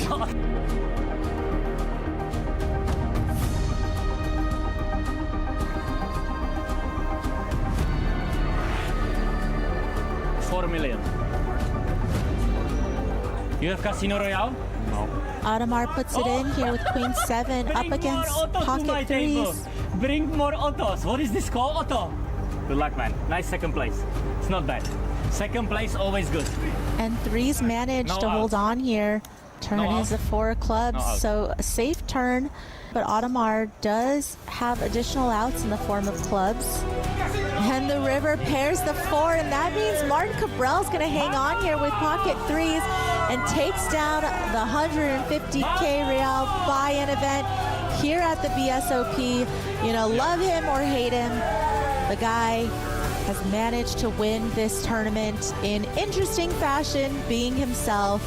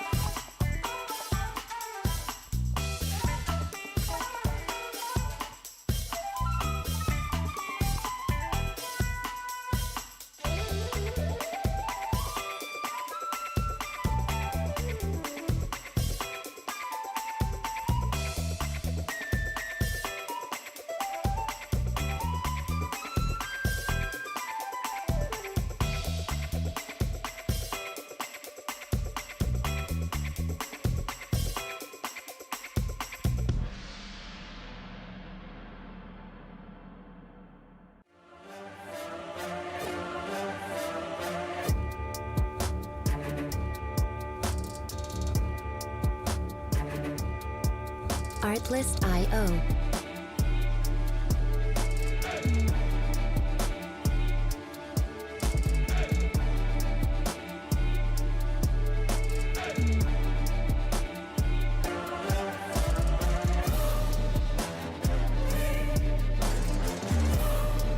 Music licensing reimagined.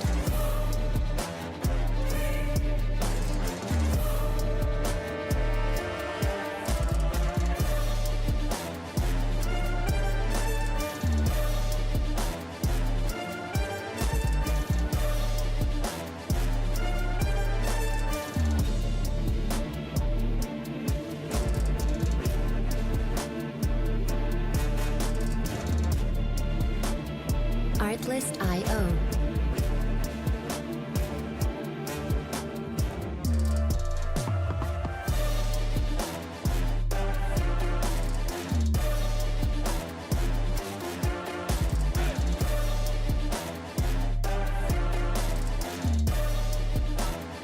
Music licensing reimagined.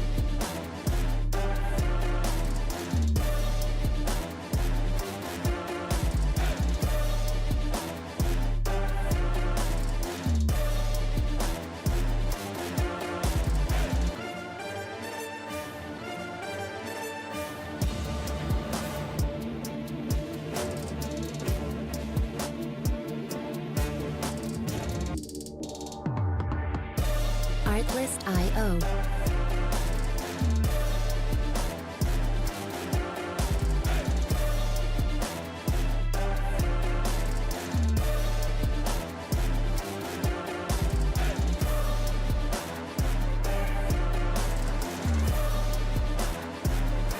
Music licensing reimagined.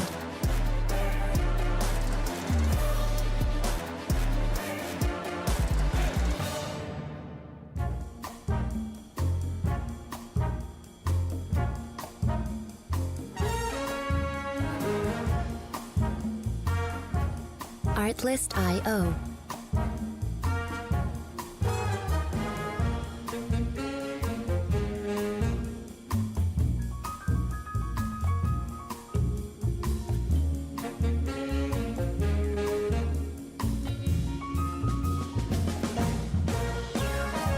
Music licensing reimagined.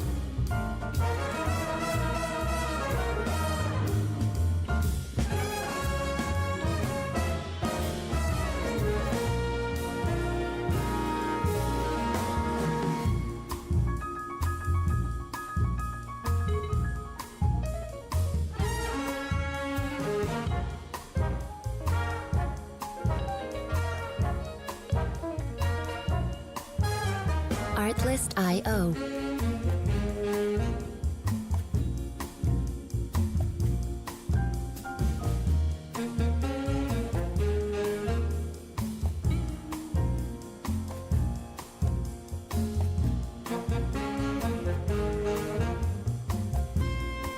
Music licensing reimagined.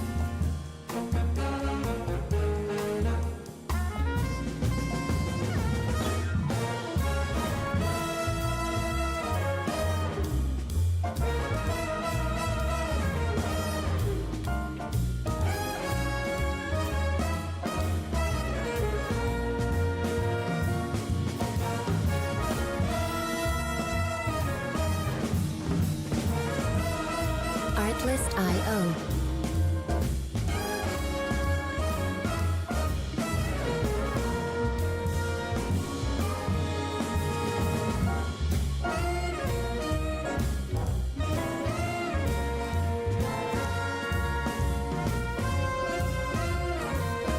Music licensing reimagined.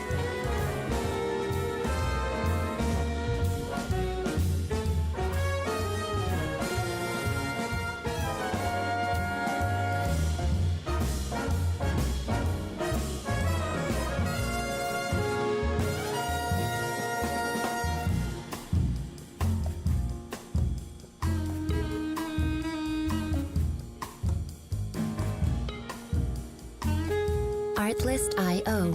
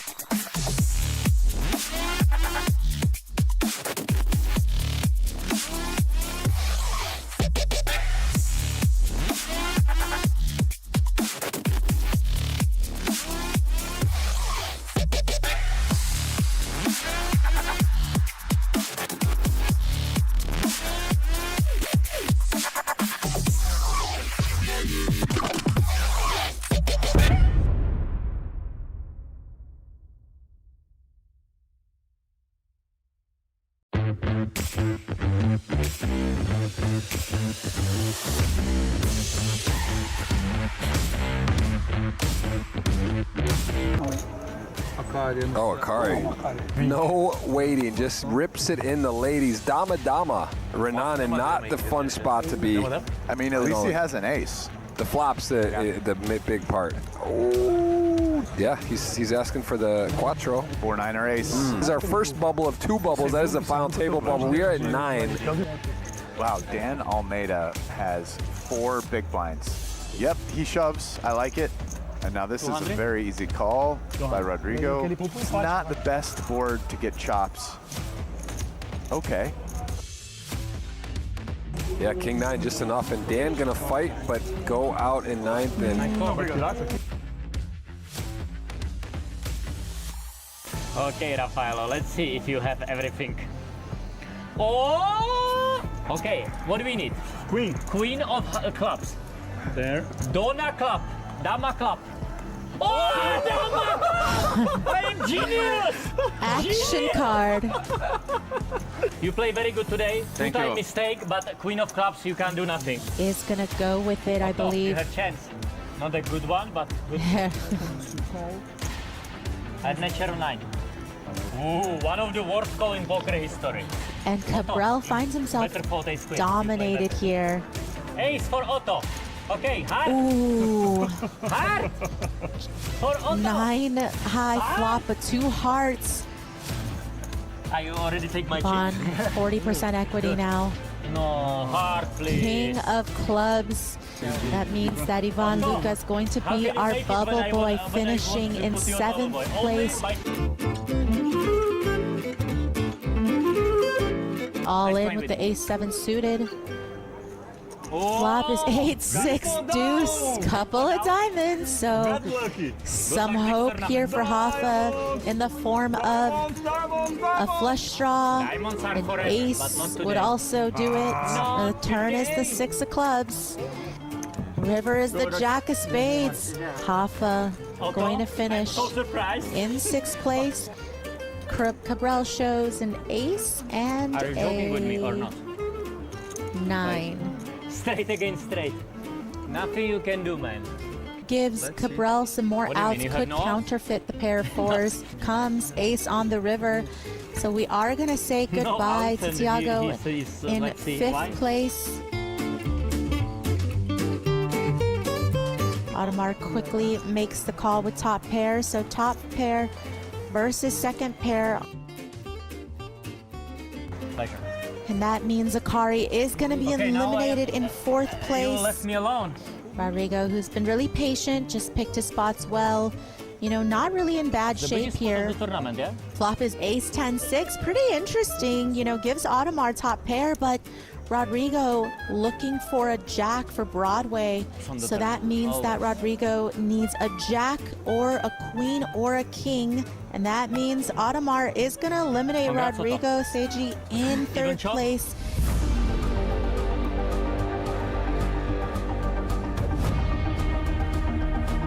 Ottomarus, you crazy guy, really.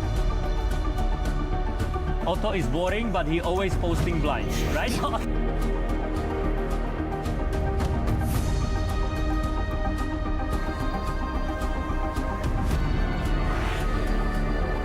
4 million. You have Casino Royale? No. Audemars puts it in here with Queen 7 up against pocket table. 3s. Bring more Ottos. What is this called, Otto? Good luck, man. Nice second place. It's not bad. Second place, always good. And 3s managed No to hold outs. on here. Turn No is outs. a 4 of clubs, No outs. so a safe turn. But Audemars does have additional outs in the form of clubs. And the river pairs the 4, and that means Martin Cabral's going to hang on here with pocket 3s and takes down the 150K Real buy-in event here at the BSOP. You know, love him or hate him, the guy has managed to win this tournament in interesting fashion, being himself.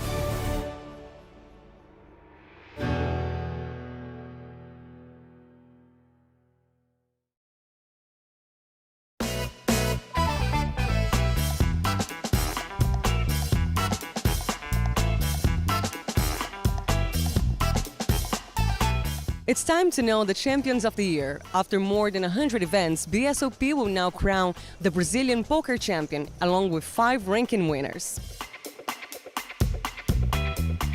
In Poker Brazilian Championship, the Colombian player Carlos Serrano is the leader with 7,040 points, but the title is far away from being decided. Sebastian Fonseca has 6,104 points and Geraldo Cesar 4,611 points. If Carlos Serrano wins the Brazilian Championship, the runner-up in the high roller and international player rankings automatically become winners.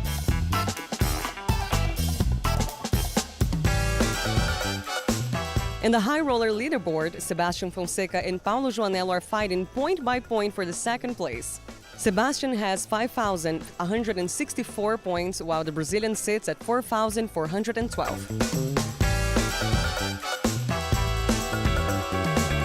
On the International Player of the Year, we have Carlos Serrano in first place, followed by Sebastian with 7,620 points. On third place on the same ranking, we have Alex Manzano with 4,026 points. On the Omaha Player of the Year, Alex is also present on the first place with 3,721 points, holding a sizable advantage over Lucio Antunes, who has 2,250 points. Now, the tightest race here is Women's Player of the Year, because we have Larissa Dantas on the leadership of this ranking, but only 300 points separate the top 4. Larissa sits in the leadership with 1,776 points, with Lúcia Barbieri, Bruna Unzueta, and Lali Tournier very close to them. And the Mixed Games Player of the Year is also heating up. José Arestein leads with 3,385 points, while Jonathan Drain from the United States is close behind with 2,595 points. Gabriel Baleiro completes the top 3 with 2,315 points.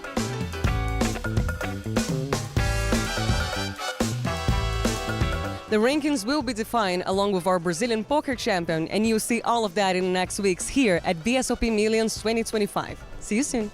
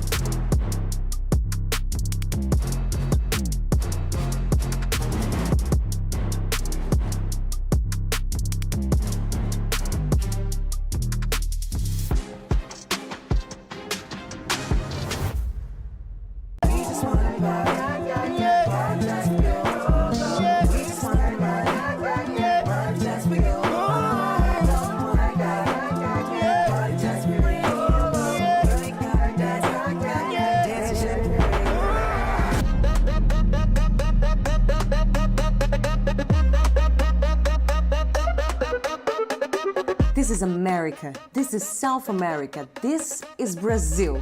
My dear poker fans all around the world, if you're used to watching or playing and have never been to Brazil to do that, you are the one we were looking for. Yep, that's correct. We were looking for you so we could introduce a little bit about this country and see if it makes you come and visit. No bluffing, only arguments on the table. First of all, we tend to organize events in a very special way. Second, the prizes of the tournaments and the quality of the players on our field has never been so high. Third, you have lots of beautiful places to spend your prize money on. Okay, so that was the flop. Let's head for the turn. Fourth argument, we've created the caipirinha. And I know it's not the best argument, but trust me, that works for every discussion when you're Brazilian. And the grand finale, the pot winner river, and our fifth and final reason for you to come and check BSOP with your own hands. We've tailored and made the best experience possible for the ones who love the sport. Beautiful places and landscapes, best prizes and players, an unforgettable atmosphere you won't find elsewhere, and of course, the best hospitality you will find on the circuit. BSOP 2025 invites you all to be here in 2026, and welcome.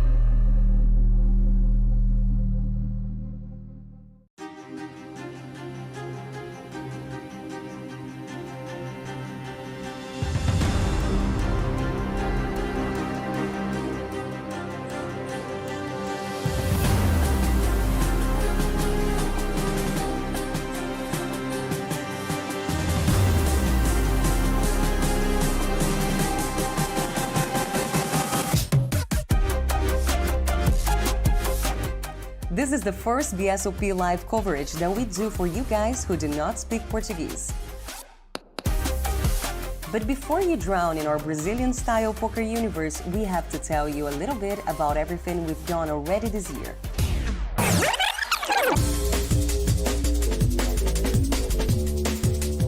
We've done more than 244 hours of live poker games for our world audience all throughout the year. It is more than 10 days straight of your favorite calls, raises, and folds. Only while broadcasted on TV, BSOP spread more than $1.5 million in prizes for the champs. That's enough money to convince anyone to come and enjoy the event. And we have some of the best players on our field. There were 11 different winners and only 2 players won more than one tournament. The field here is more competitive than any other field in the world. We know it, Global Poker Awards know it. The winner is the Brazilian Series of Poker. And you can know it too. Just come. And for those of you who've just arrived in BSOP, we must warn you. There's a Colombian storm going on this year. Not only with Colombian players winning trophies, but also dominating this year's rankings and odds for the Brazilian Championship title. 2024 was already a great year for the BSOP community. But 2025 has instantly called that and raised the bar for a 2026 that is about to be a game changer. It is not a coincidence that we've reached out to the English-speaking poker community. And for the first time ever, we are broadcasting the show to you directly from the main floor, where the magic happens.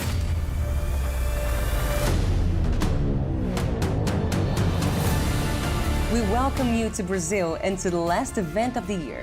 This is BSOP Millions, live and exclusive from the WTC Sheraton, São Paulo. So begin your ritual, select your lucky charms, cook all the food you need, and use the chat to let us know what you're thinking, because the most iconic event of Brazilian poker history is about to begin.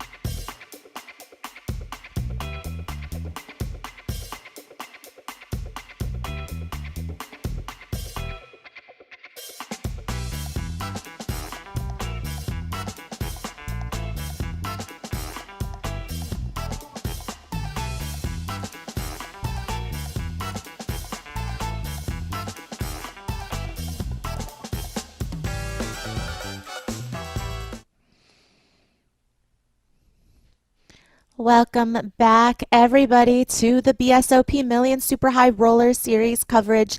Today, we've got a big one. You know, we've been leading up to this from, you know, we've got the 20K USD, and then we moved up to 30K. Today is a pretty big one with the 50K USD buy-in, day one coverage.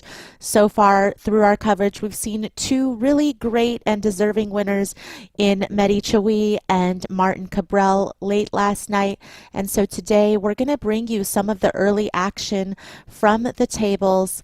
And I know that, you know, you guys have already seen a lot with Jeff and Brian before I came here, but of course, all the big names to be expected. I believe last time I checked, Yuri Zivaleski, the nerd guy, very well-known Brazilian poker player, very decorated Brazilian player, is one of the chip leaders, definitely someone to keep an eye on. So we're happy that you guys could be here with us, and we will be getting back to the game very shortly.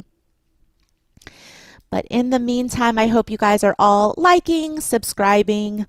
You know the deal. We're trying to build up the BSOP English channel. This is the first time that they've had a dedicated English speaking stream.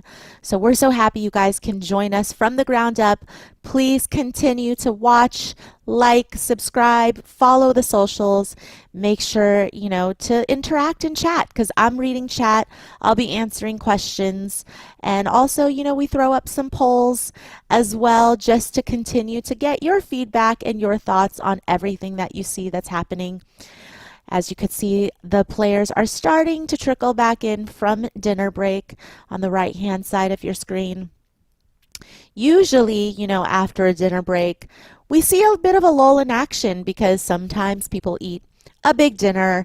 The food coma is real, you know, so I think that, you know, we're hoping we're still going to see some action, but as always, it's unpredictable with these types of players. I'd be shocked if we didn't see action, honestly. And with rebuy still open, obviously that is also going to play a part in perhaps some players wanting to build a stack, maybe taking some higher variance lines than they normally would if registration were to be closed. But we've seen a great turnout so far. We only expect the event to get bigger. And as we're growing, not only the channel, but the BSOP Millions is doing unprecedented stuff with these high roller buy-ins for the first time. It will culminate in a 100K USD buy-in, which is what we're leading up to. You know, we still have almost 10 days of coverage here, and we also have a lot of prelims, a lot of side events. We have, of course, like I said, the 100K USD, but we also have the BSOP Millions main event to come in future days. So you definitely want to stick around, make sure you're following everything that's happening, because this is going to be non-stop action, and everything is live in beautiful São Paulo, Brazil. As you can see, I'm not there. I'm actually remotely casting from LA. I wish I could be there, but that's what we have Isa and Jeff and Brian on hand for. You know, collectively, we're here to make sure you don't miss out on a single thing. So thanks again for joining us, and we will be getting back to the action shortly. You know, I wonder if these players come back from dinner break on time. You know, sometimes there's always one or two players at the table that are a little bit late. You see them running in. You know, maybe they had to wait in line to get food. Maybe the service where they were was a little slow. Sometimes you don't see people get back from dinner break right away, but it looks like we've got everybody here. It does appear that they're playing short-handed right now. So I'm sure that some of those empty seats are going to be filled in shortly. But this is a look at our featured table right now. Definitely some familiar faces. But first, of course, we got to start off with a live look at the dealer. And the dealers have been doing a great job. You know, it's not easy, of course, to deal at a feature table. There's so much that you have to keep track of. They have to be speaking to production, giving us the bet size, giving us the action so that we're able to bring it to you on the graphics. And of course, this tournament's being played with a shot clock, which is another thing the dealer has to keep an eye on. So a lot of things in the mix to pay attention to. And As you can see right now, there's 19 players left in the field from 30 entries, but as I mentioned, re-entries still open. And there's a look at Fabiano Kowalski, a player that I've played against, you know, quite a bit on the European Poker Tour circuit specifically. He's very good but dangerous, you know, just someone who has a lot of online experience, someone who is well known in the poker community. And there's another killer right there in Rodrigo Celuan. He is someone that you might have seen on Tritons, you know, definitely a high stakes elite. He's going to raise from the button with 9-7 of spades. Blinds are 3K, 5K with a 5K big blind ante. Rodrigo's going to go for the min race here. And Vladis here is someone who you should also be familiar with if you watch EPT coverage. Another great player from the small blind. Going to put in the 3-bet with ace-jack of diamonds. And as you can see, they're playing quite deep. Again, it's day one, so obviously stacks are not very shallow at this point. Mehdi Chawi, the winner of the 20K USD buy-in, he's in the big blind and he's going to fold. So action back on Rodrigo. Ele pegou o meu, então.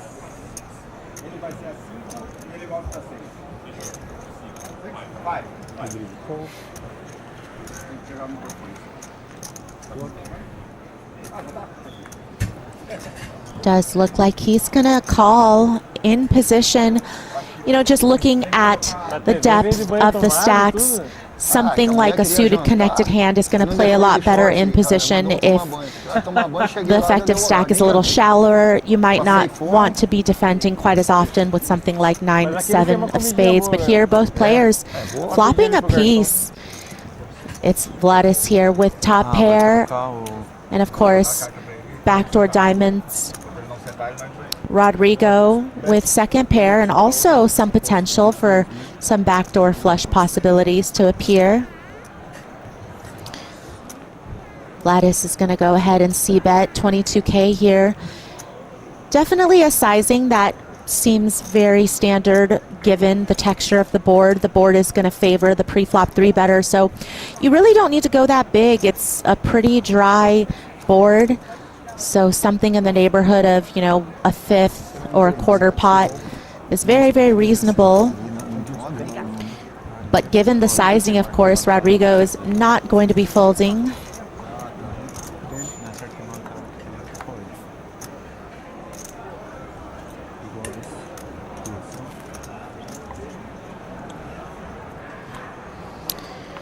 And the turn gives Vladis top two. Welcome. Thank you. And you know, the good news for Rodrigo is he's not really going to be able to get into much more trouble here with this hand, just because he did not turn any additional equity. So I do believe we're going to see Vladis follow up with another bet here. And when he does, it's going to be pretty easy, I think, for Rodrigo to fold.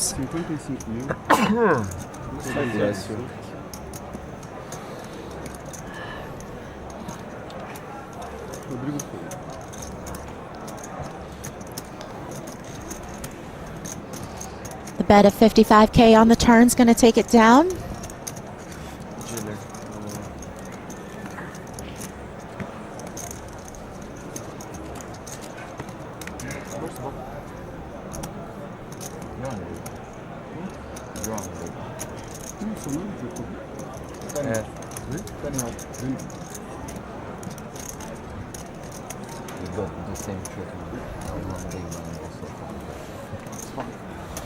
So as you could see, it's day one of the 250K Real buy-in, which is the equivalent of roughly 50K USD. And once again, BSOP Millions, for the first time, bringing these super high roller buy-in levels to Brazil, making history here, just like we are with the English-speaking stream. It's still half as strong as like the Siberian from the Sweden, because they have like 30 something, 34, 36.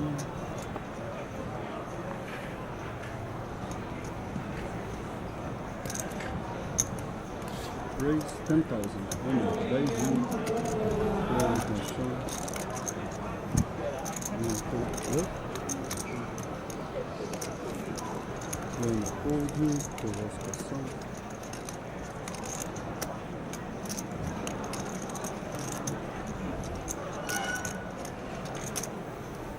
Tá. Fold. Rodrigo, fold. Lobos, fold. Mais fácil.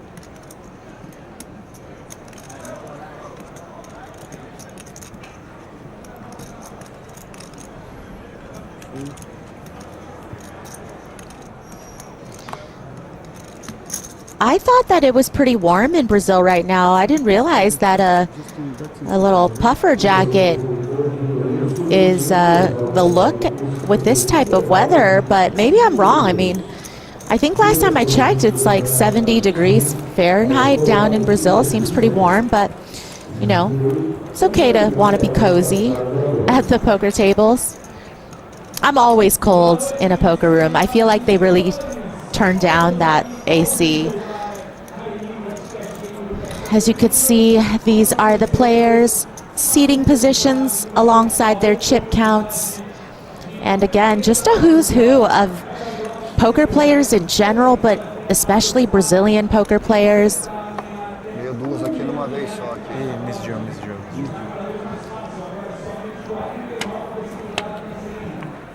Jogar cacheta. Okay, but we all gotta admit, like the shades complete the look, right? The shades with the puffer jacket, that's a vibe. I really thought I was gonna win.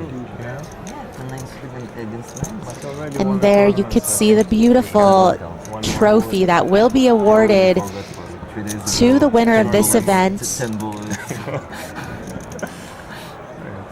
that you can afford it. Good life. There's already been several events that have reached its conclusion over the first 4 days of the series, but actually 5 days of the series. But we've only covered on stream the 20K USD and the 30K USD buy-in winners.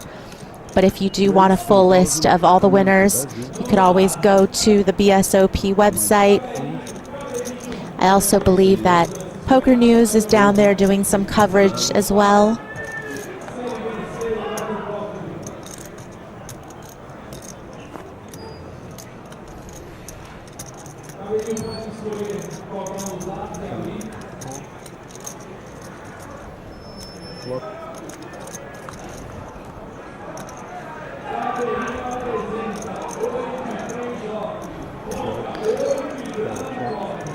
Heads up to the flop between Thiago and Vladis.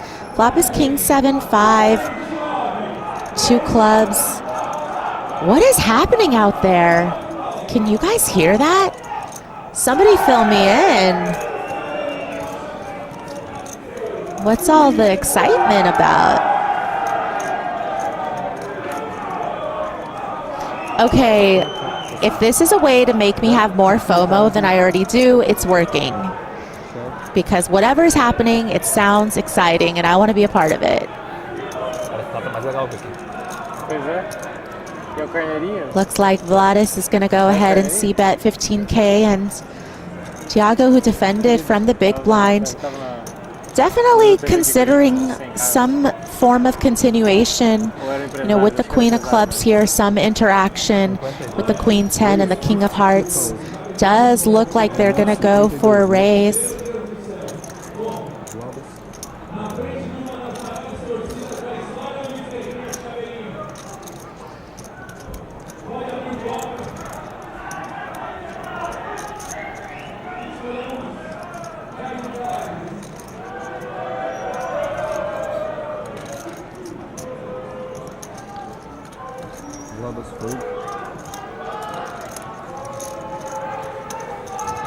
And that's going to get Vladis to fold.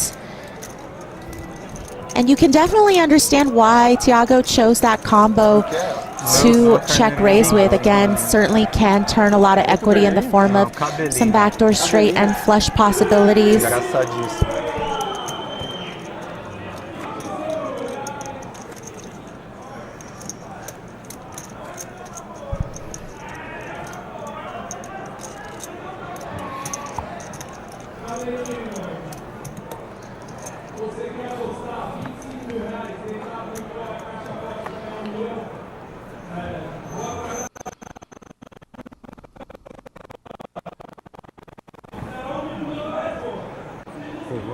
Kowalski fold, Rodrigues fold, Wallace fold, Margin,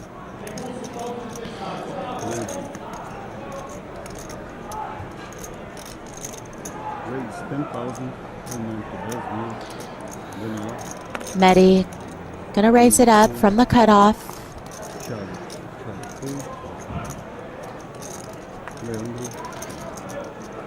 Folds to Leandro with Queen 4 offsuit. Now, you know, that doesn't necessarily need to be a defend. I think the weaker high-low type of combos can be folds, especially against earlier position raises.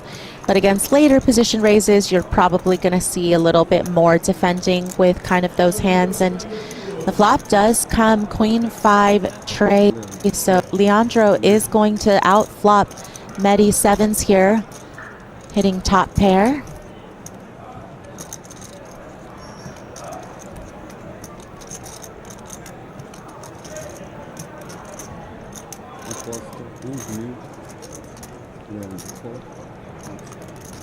And gonna play in flow, checked the original raiser, and Mehdi understandably is going to bet 11K here.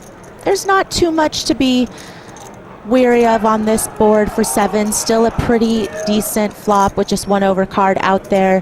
So certainly, you know, for some protection, gonna follow it up with a C bet. But once called with this turn, bringing another overcard to Mehdi's hand, you know, he's still beating 5x, 3x, some of the straight draws. So he does elect to check. Just doesn't see a whole lot of value in betting there. And the river is the ace of spades. It's a pretty interesting card in the sense that, you know, Leandro might feel like Mehdi's gonna have quite a bit of ace-x there when he checks back. Does look like he's gonna go for a block bet, depending on the sizing. Yeah, just very tiny bet here. And what I was going to say is, you know, Mehdi's probably going to have some ace-x here in his range when he bets flop, checks back the turn. We can see that Mehdi's actual hand, though, is not beating Leandro's hand. But you wonder, does he want to try to take this spot as a raise, turn his hand into a bluff, maybe feeling like the sizing just, you know, doesn't make a whole lot of sense for it to be a very strong nutted type hand, but does just end up folding. É 25, é 40 para 1, ele pegou 49. Sim. Medo, acertou. Caralho, velho. Esse moleque merece, é grind. Yeah, the jackpot. The jackpot. Oh, a jackpot. Listen, if that doesn't make you guys want to be in Sao Paulo right now, I don't know what will. If you're going to flip, you go to like a big wall and have a mystery envelope, like mystery bank. Okay, we have our trusty director in my ear, Gabriel, telling me somebody out there just won 1 million reals. So, I mean, shit just got real, guys. Shit just got real. You know? Then pull the envelope, then wrist the envelope, and now he pulled the no. So pretty sick, actually. 1 million reais. Yeah. And he got the 25K, which is like a minus EV bet. If he had the 10K, that would be a good bet, but he had 25K, but he went for it anyway. So he risked like 5K for like 40 to 1. Yeah, I mean, like probably if some boxes are out already, it's fine. I don't know how many were still in. They start with 50, Gladys but like every time like somebody pulls makes it 10K with Jack 10 of hearts. Yeah, then he risked 5,000 on 49 to 1 to win like 200K. Tiago's going to call with the Queen 10 of clubs, and Leandro with a big hand in the small blind. Ace King suited certainly does feel like a prime squeeze opportunity considering the raise and the flat. Quite a bit of dead money out there. Ace King suited. You know, a hand that you'd be happy to take it down pre, but also a hand that's going to play well post. Even if you ended up going multi-way, you know, the suited properties certainly make it a lot better, a little more comfortable for the player to play a multi-way pot. We do see the 3-bet come in to 42K, and, you know, note that when you are out of position, and again with these deeper stacks, about 60 bigs effective, you do want to go a little bit bigger. You know, in position, maybe you can go 3x, maybe, you know, even 3.5, but I definitely think that you want to start going 4.5x plus the deeper that you are out of position. And that is going to get the Jack 10 suited out of the way, but what about the Queen 10 suited?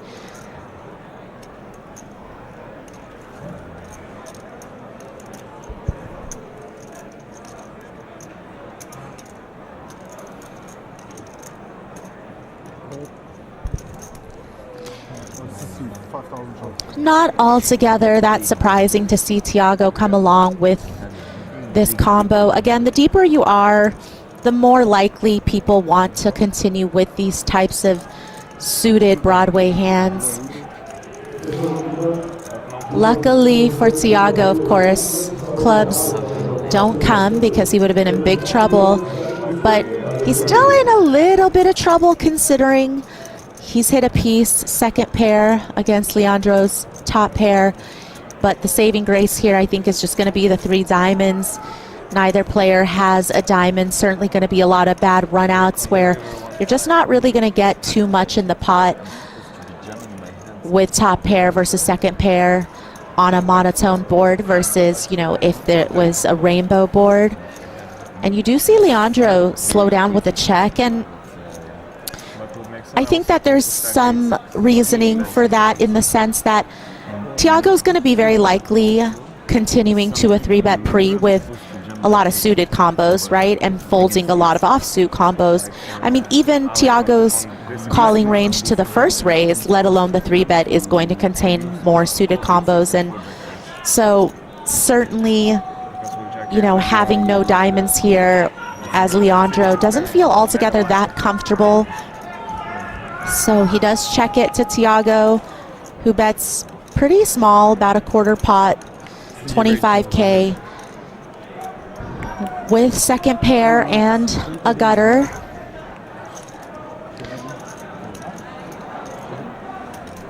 Leandro decides to raise in this spot to 52K. And it's not a very big raise, you know, it's just slightly over min. It's hard to know kind of what that will achieve. I'm not sure how. I mean, there's probably a really small portion of Tiago's range that might just bet folds, maybe some small pairs, some medium pairs that, you know, we're just hoping to take it on the flop that won't be able to continue to a raise. But Tiago with second pair and that gutter decides to continue, and 3 of diamonds is a pretty interesting card. Brings 4 to a flush. Neither player, again, with a diamond. Definitely a little bit hard to maneuver.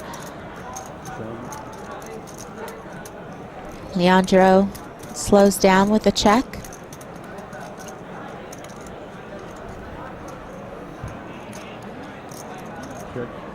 Tiago's also going to check. The river is a 6 of clubs. 208,000 in the pot.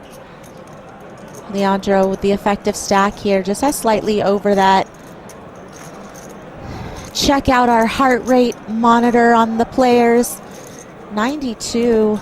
Not all that fast. Seems pretty relaxed to me. I mean, my heart rate's 92 when I go up a hill, so I don't know. This guy seems pretty chill. Tiago does check behind, and Ace King's gonna show down and win.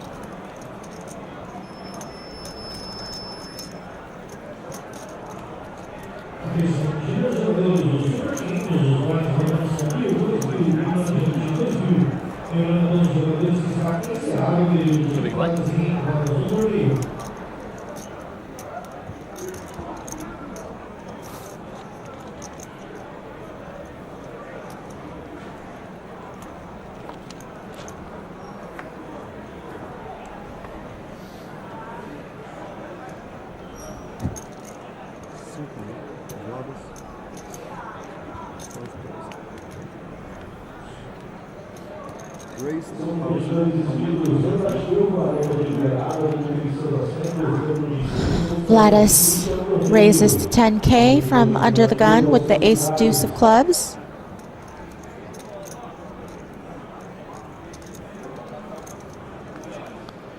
And we've talked already about, you know, in the first few days of streams, how we've seen a real international presence here in Brazil for the BSOP. And no doubt these higher buy-ins have certainly drawn some of the world's best players. And it doesn't matter how far or wide they have to travel, they are here. And at both of the final tables that we've covered so far, there's been a real mix of international players as well as locals. And we see that Vladis, of course, from Lithuania with total live earnings of over 4 million. And then we have right next to him Mehdi from Morocco, who is having quite a year and out flopping the ace deuce of clubs with his queen jack of diamonds, hitting second pair.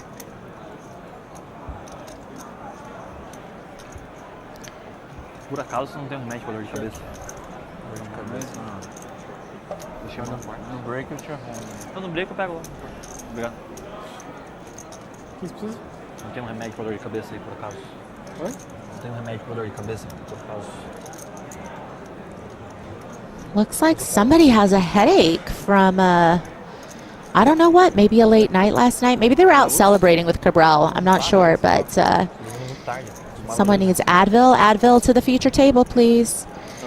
Goes check on the flop, and that's a pretty interesting card because it does give Vladis a flush draw now. Mehdi still with second pair, but improves slightly to a gutter as well. A 10 would make a straight.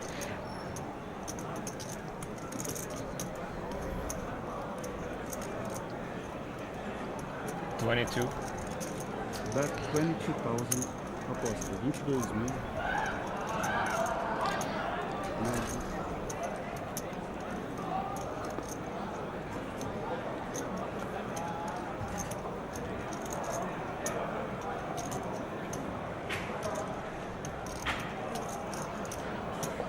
Looks like Vladis decides to do a continuation bet, a delayed continuation bet of 22K here, now that he has turned backdoor club draw. Mehdi certainly going to continue.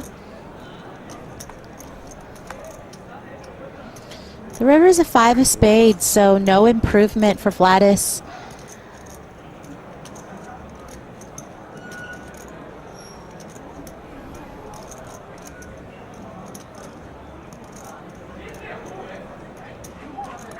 You do wonder when you take this line of, you know, checking the flop versus c-betting when you're the pre-flop raiser, and then delayed c-bet on the turn.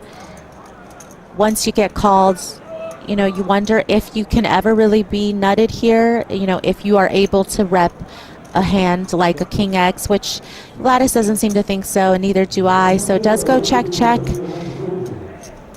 Pot's gonna go Medi's way.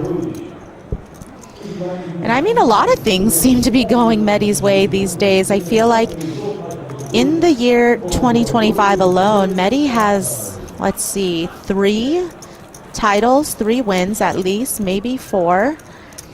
Certainly somebody that I've only seen on the scene probably in the last maybe 5 years. Like, I'm not sure how long he's actually been playing, but in terms of playing some of the higher buy-ins on the circuit and internationally, he really hasn't been around all that long.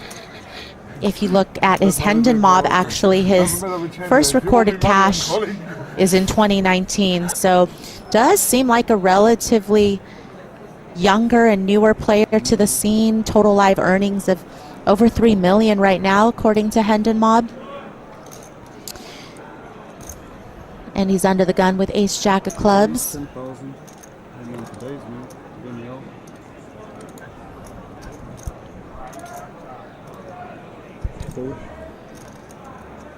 Daniel Rezai behind him folds. Another player that, you know, again, not sure how familiar people are on this stream to various players, or perhaps, you know, maybe you're a little more familiar with Brazilian players, but Daniel Rezai from Austria, a very good player, killer online, total live earnings of 8.4 million.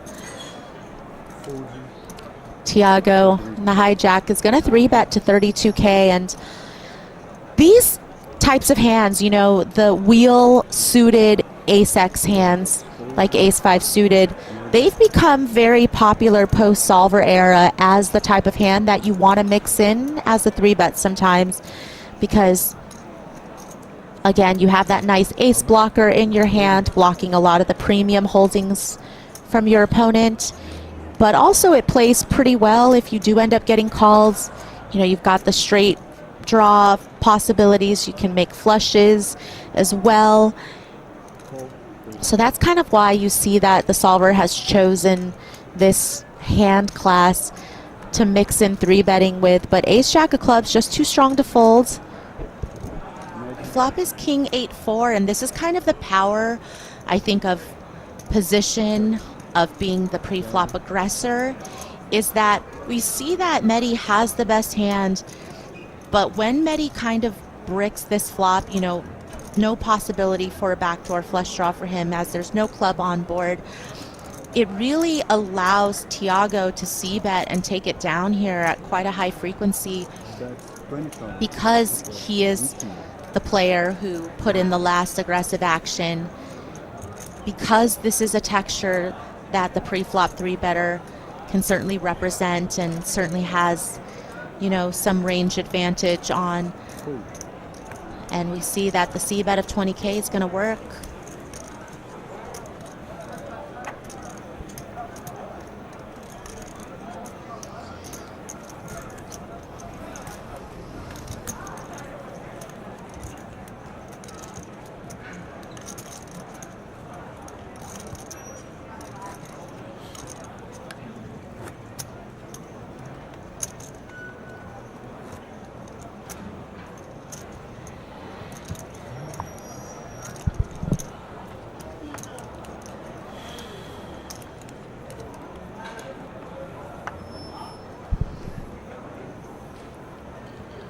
Daniel.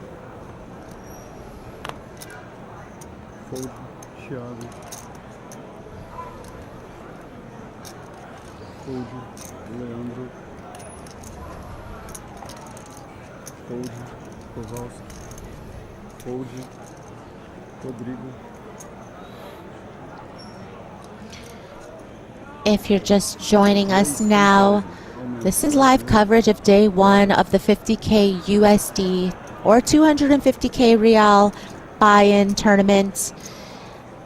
live from Sao Paulo, BSOP Millions Super High Roller Series, and again, just making history here with these high stakes buy-ins. The first 100K USD buy-in ever in Brazil will follow in the coming days here over the span of what's a 16-day series, 14 days of live stream coverage. First time ever that there is a dedicated English-speaking stream for the BSOP. We still have our favorite Brazilians on the Portuguese-speaking stream, but we're happy to have you guys join us here. Check. Magic. Check. Rodrigo.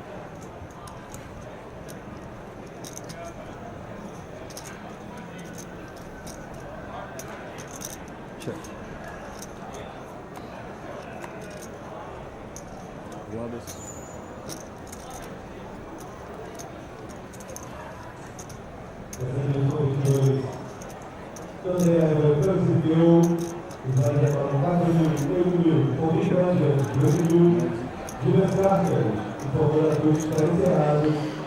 Right after a flop of ace-6, 4, 2 diamonds, with the turn bringing in the flush with the 9 of diamonds. Action goes check from the small blind. Option is on Mehdi, who did flop 2 pair. Now decides that it deserves a little bit of protection. Going to get some value, hopefully, from worse hands. Rodrigo does turn a pair of 9s, you know, but it does feel like there's a lot out there that has a pair of 9s beat, especially 9s without a redraw, right? If it were Jack of diamonds, 9 of spades, perhaps that would give Rodrigo a little more reason to continue. I mean, understandably, the bet is pretty small, but Mehdi is betting into 2 people. So you do see Rodrigo, even for that small price, doesn't want to pay it. Could potentially be drawing dead already.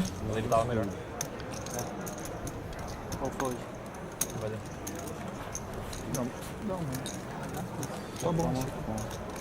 Agora tem arquibancada aqui. A área chegou ali, vai ficar de boa. Aí sim, né? Você é o único que tem torcida?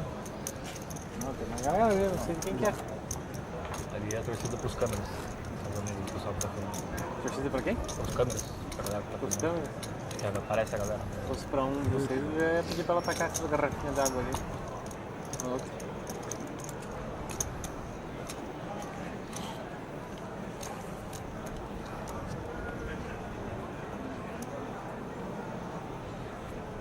Thiago.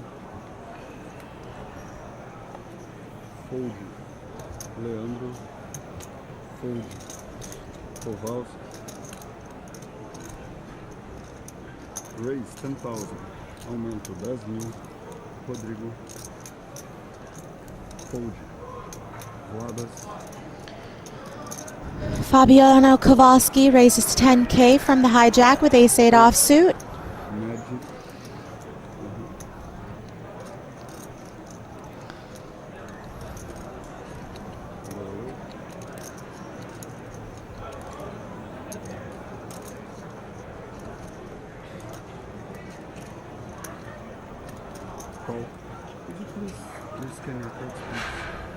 Daniel.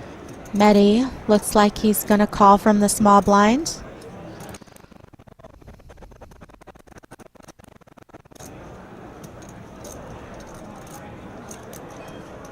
Call.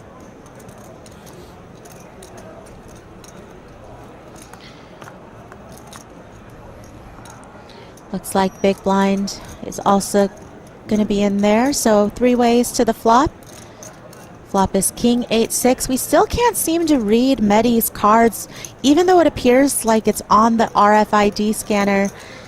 So maybe sometimes it's an imperfect technology, right? The chip that's in the cards, which is how we read what the card is, sometimes is not working, or sometimes the reader could be broken, but you know, it does seem like he has it placed on the box. So mystery hand for Mehdi.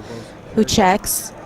Daniel checks with second pair, and we see that it gets checked around. Kowalski checking back with second pair with the better kicker, ace kicker.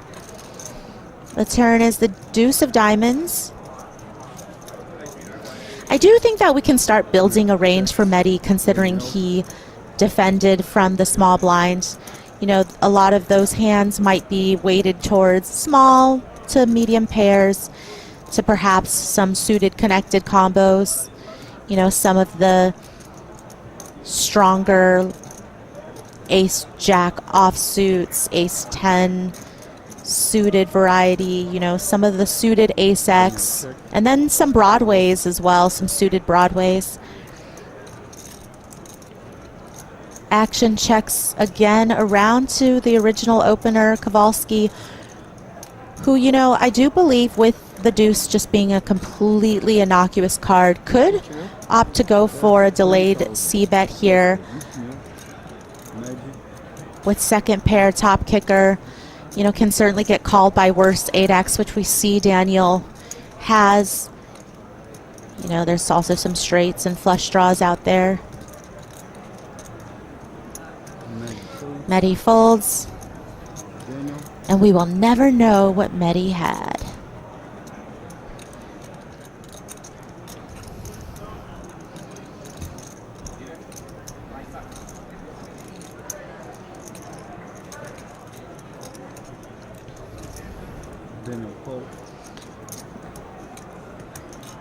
Reasonable to see Daniel come along.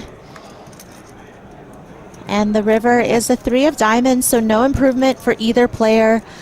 Fabiano's hand still best. Daniel just squarely playing this pair of 8s as a bluff catcher now, checking it over to Kowalski. You know, and there's definitely a range of hands that Kowalski could have that checks back the flop, that bets the turn, that Daniel can't beat, right? I think 9s seems reasonable, 10 seems reasonable. I think there's going to be some pairs that, you know, the 8x can't beat. And so it would have been interesting to see if Kowalski decided to fire for Valley, what Daniel would want to do with his pair of 8s, but it does end up just getting to a free showdown here on the river.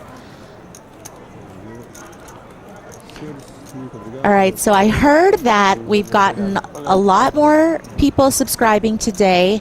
Again, this is only the 4th day of coverage, the 4th day of live stream from this new BSOP English-speaking channel. So while we're still building the community, we'd love it if you guys hit subscribe.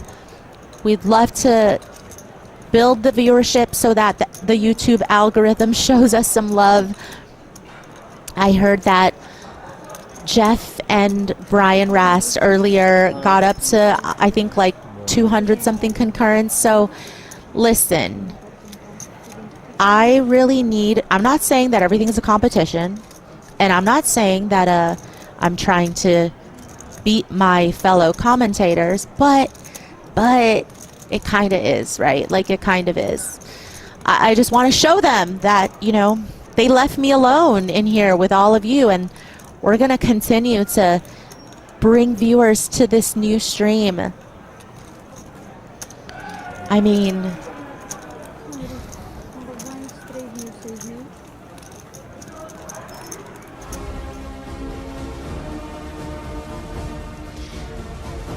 there's a look at the chip counts. The chip leader at this table, Leandro, 78 big blinds, 465K, followed closely by Daniel Rizai with 447K. Rounding out the top 3, Tiago Crema, 63 big blinds or 378K. And again, just pretty deep stacks, right? It's very early in terms of the stage of the tournament that we're at, between it being day one, between registration still being open. So you don't expect to see a whole lot of very, very short stacks. You know, everybody seems to have quite a bit of playability in their stack at this table. With, you know, I mean, the shortest stack having what would appear to be close to 30 big blinds at 191K. So certainly no real short stacks to speak of here.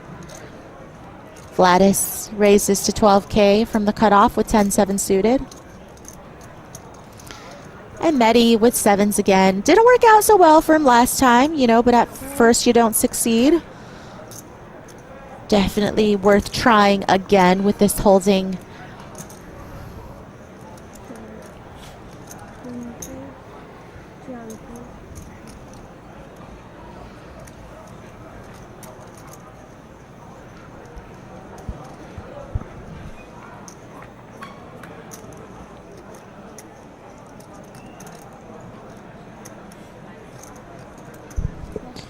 Flop is king, queen, deuce, so total width for the 10-7 of spades does have the betting lead. We'll see what he wants to do with Medi calling on the button. Gonna respect kind of the strength of the range of the flatter with this check.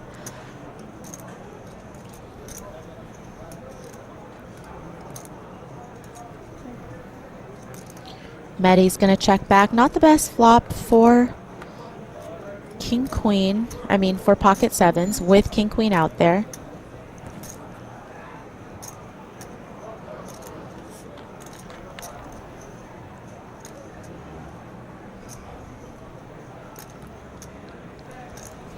Turn is the jack of diamonds, so that's interesting in the sense that, you know, what seemed like a pretty bleak flop for the 10-7 of spades does find a little glimmer of hope in the form of an open ender, but with 3 diamonds out there. Medi with a diamond.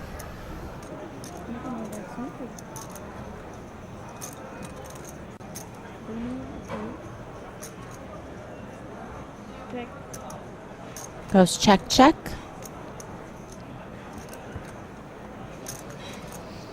It's a free card for both players, and the ace of diamonds completes the board. And now Vladis does river an inferior Broadway as Medi has a flush with the 7 of diamonds in his hand.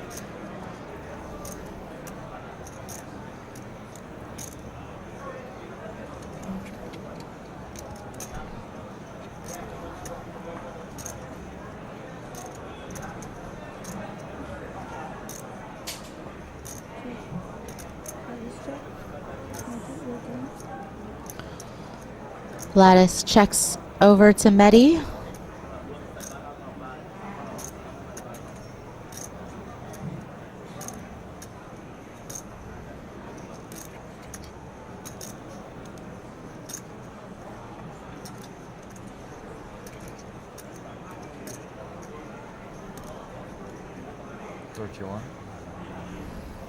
And Medi is going to try to get some value here. Bets 31K, and that is almost nearly pot.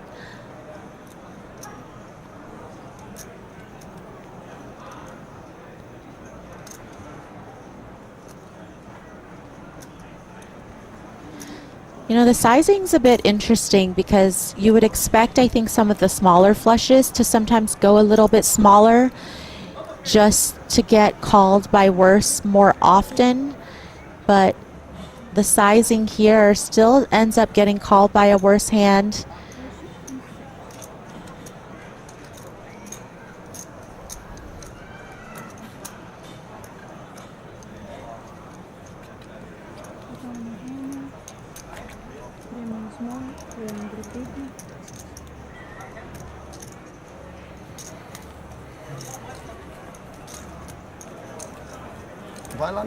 Vai lá nos barzinhos, a Isabela tá lá, vê se a empregada tá junto.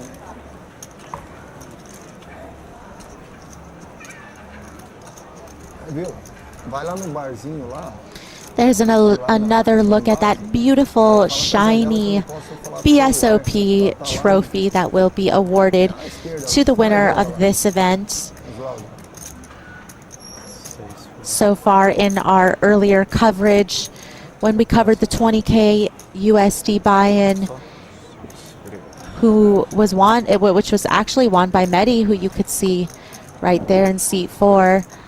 And another recipient of that beautiful trophy last night was Martin Cabral, who took down the 30K USD super high roller event.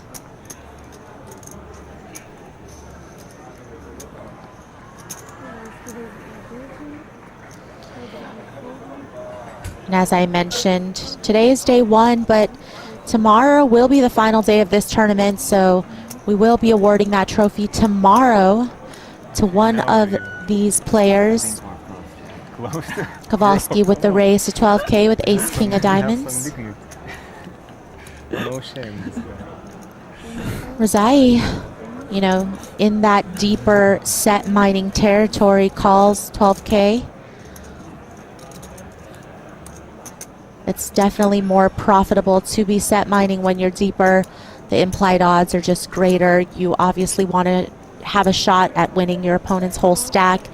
And so if the stacks were really shallow, there's just not as much value to be gained in kind of flatting the smaller pairs. But when you're, you know, 40, 50 bigs effective, certainly going to find yourself in there trying to win a big pot, trying to cooler somebody who maybe has an overpair when you flop that sneaky little set.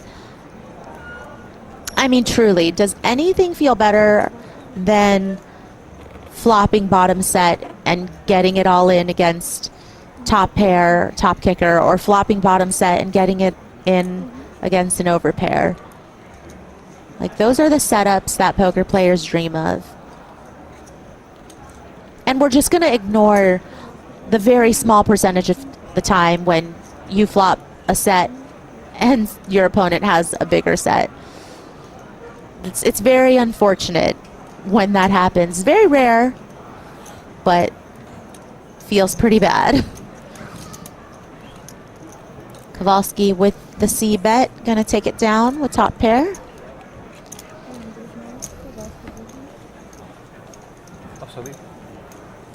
So.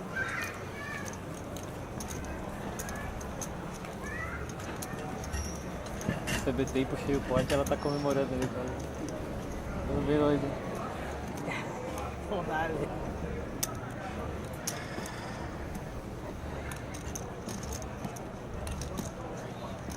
Tô jogando carro, o estádio inteiro torcendo pra você. É. Isso pode ser, Isso virou uma confusão, minha torcida. Às vezes eu tô all-in, tô torcendo pro outro cara. Well, as I mentioned, sometimes there's like a shortage of action post-dinner. I wouldn't say we've had that, but there's a little bit of a post-dinner lull in conversation. I haven't heard people be very talkative, and that's usually the opposite, especially in my experience of having played with Brazilian players internationally. They are very friendly, very talkative, very engaging, but again, the food coma is real.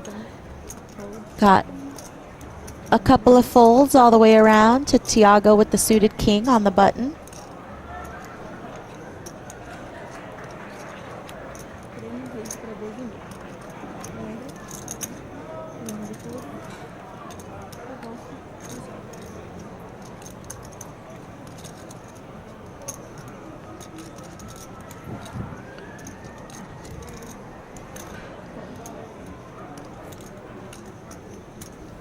The open to 12K does get defended from the big blind.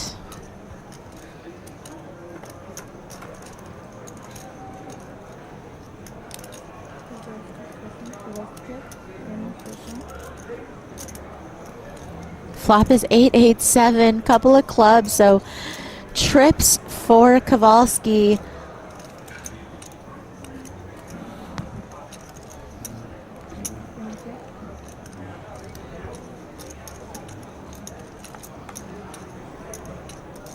Does go check, check. And this is yet another interesting turn. The 6 of diamonds gives Kowalski trips with a straight draw, but Thiago with the flush draw now.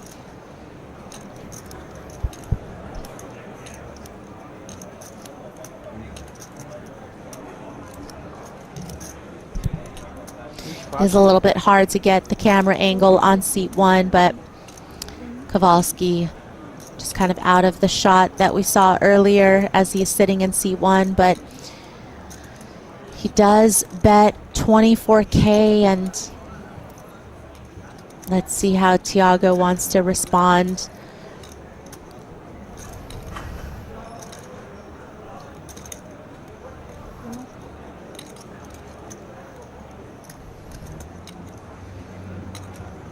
Looks like he's gonna call.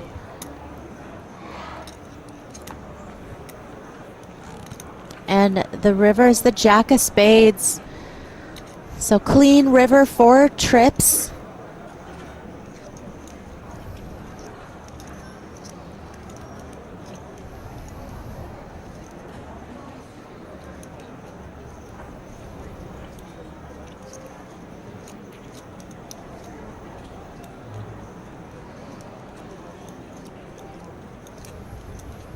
$81K in the pot. You know, certainly a lot of draws missed, right? Clubs, you know, some 9X, some 5X. Perhaps Kowalski's thinking about going polar here with his sizing.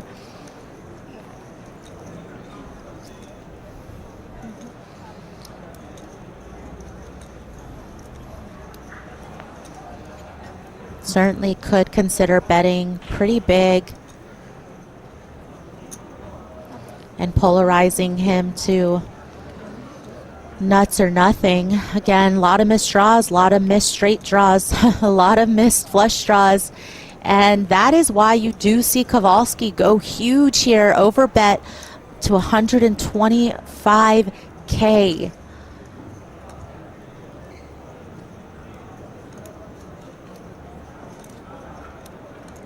Fold. Tiago folds.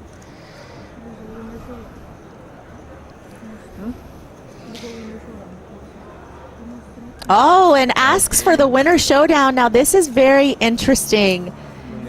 So if, again, this is one of your first times tuning into the stream, at the BSOP, there is a winner showdown card.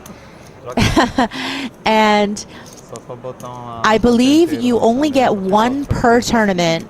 So you certainly have to pick your spots wisely, but when you choose to use it, the opponent who won the hand must show even if you did not call and pay to see their hand. So certainly can come in super clutch when you want the information.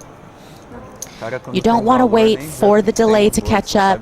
You don't want to wait for your friend to text you and give you that information. You want to know right then, right there. You want to be able to hopefully use that information to, you know, find out how your opponent's been playing so that you can adjust and adapt your strategy to them. And you saw right there, Tiago just wanted to see it, and I think he was pretty happy to see that Kowalski did have it that time. In addition to that winner showdown card, which is green, you also see some white cards, which is time bank cards.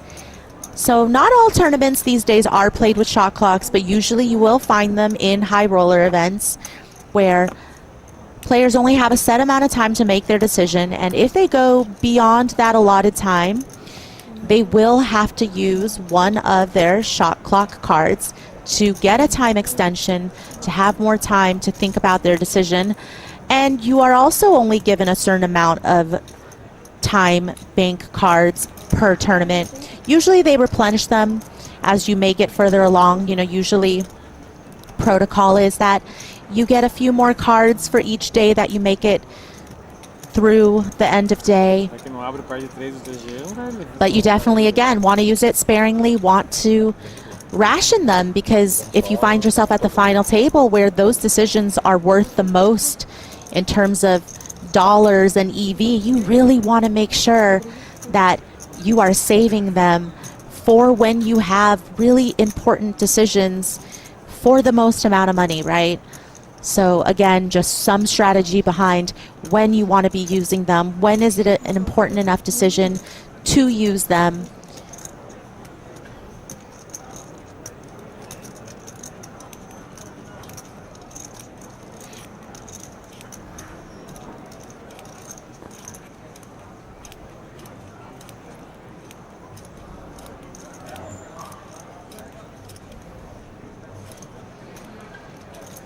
All right, flop is 10-8-6, rainbow.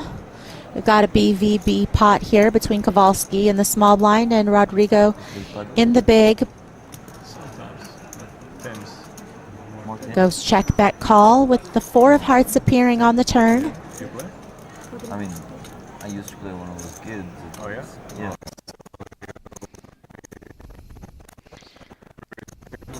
I'll be decent, like enough to give Kowalski you with second pair. No, like I'm not gonna be Seluan with top pair. Yeah, I know. That's why. I broke my asked- racket. Oh, okay. So you're good if you No, broke but your- I'm not really.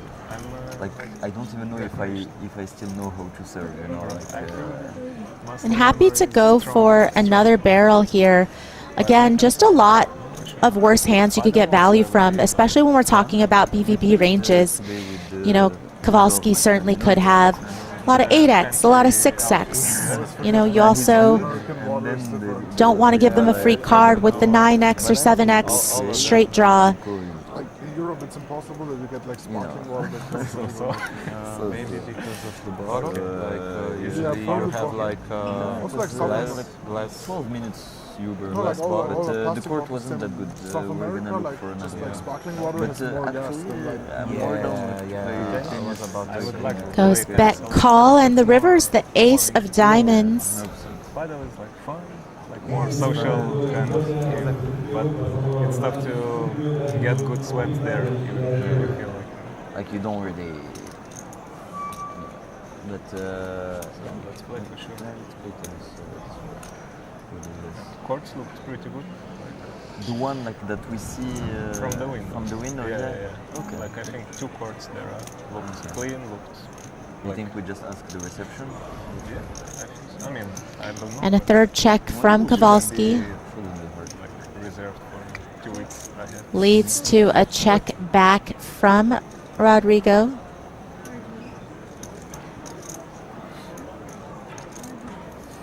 Essa cara de chateado, achei que era o give up do bluff aí. Queria agora betar, mas achei muito. Achei pareceu demais. Mas sou eu, né? Queria betar esse. Tem que ser chove, né? Então, por isso que eu não chovei, porque era 1.3. Se tivesse 0.8 eu ia chover. Eu tenho uns tantos mais ali. Você tem uns bluff catchers, os conchados. Mais 7, esse cara. Dois de Copa, né? Okay, I understood bluff catcher in between the Portuguese. Eu não acredito em Punhakov em Jeju. Só não foldei turn porque eu tinha mais pontos. Tem as 7, tem as 9, one pair hand. He was playing against Kaihan. Kaihan was like so bad, and I was watching this, and I was like, okay, let me at least give you some. Let's fix the view. Quer que o Celu não value bet 10 valete no 08 com a imagem dele? Because I imagine Pono comes level, so I could judge some. Se snapar esse 8 aí. E usar 2 sai bem que no máximo. Like, it's obvious that like he started tennis. Só pra um amigo não ficar triste. Like yeah, like not during his. Foi esse o tempo, né, Silvio? Like, to play football, there was like the guys who play for forever and Foi esse o tempo do celular right line. And action rolls on here. Again, day one coverage. A lot of these players are just going to be very deep stacked at this juncture in the tournament. So, which I think personally is so exciting. I feel like, yes, final tables are super cool because you get to see who wins in the end. You get to see the conclusion of the tournament. You get to see the pressure of ICM. But also, you know, a lot of viewers will tell you that ICM kind of feels boring sometimes, right? Because everybody is following this rule, this, you know, unwritten kind of playbook of how you are supposed to abide by certain rules when you have a middling stack and there's a huge stack who is able to put a lot of pressure on everybody and bully everybody, and the goal becomes kind of survival instead of, you know, getting in there and playing back and playing big hands and playing big pots. Whereas on day one, when you're this deep and there is no ICM pressure, you're just playing for chip EV, there's just so many more kind of battles that you see happening and some more kind of leveling that doesn't quite happen when you are playing the end game.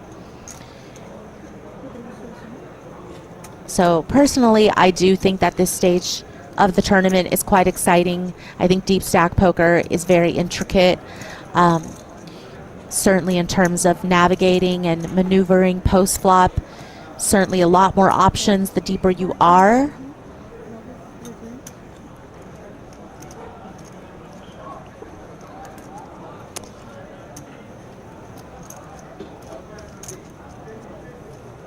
Rodrigo bets 14K on a king high flop. Nothing much for Vladis other than being in position here.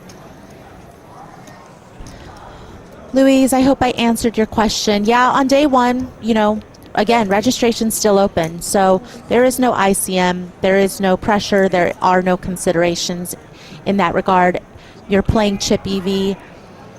So your decisions are not going to be affected or weighted by the fact that you are at a point where you're close to the money or in the money.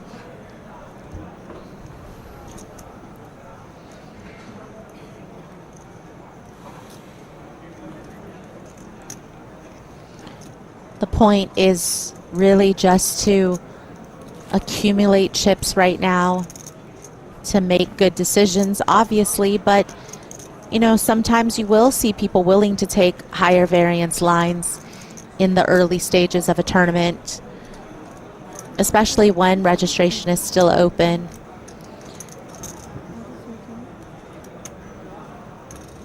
Does look like Vladis decided to float with the Queen 7, and turn brings the 5 of spades and faces a pretty big bet from Rodrigo and ends up folding.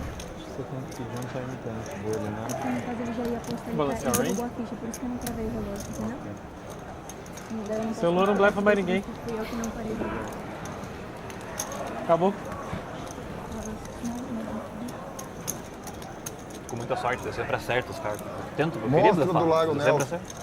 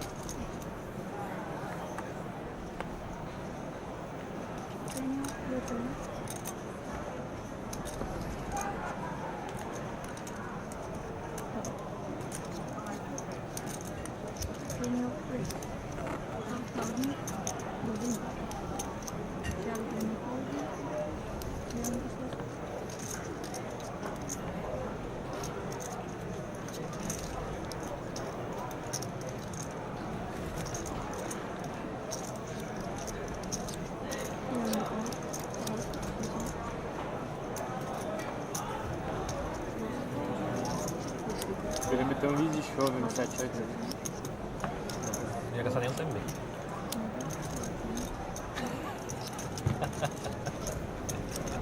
Se dá check chove turn, ia passar mal. Talvez não seja ruim. Não vou lá nem fudendo, né? Qual que é a pior mão que eu posso valer betar? Qual que é a pior mão que você vale betaria? Flop is Queen 10-10. Action between Daniel from under the gun and Leandro from the hijack with the same hand. Both players flopping an open-ended straight draw here. Dama 10? Mas valete eu chego bastante ali até ainda. 9-10.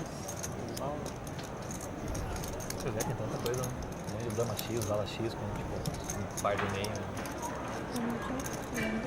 Foi limpa de pote, né?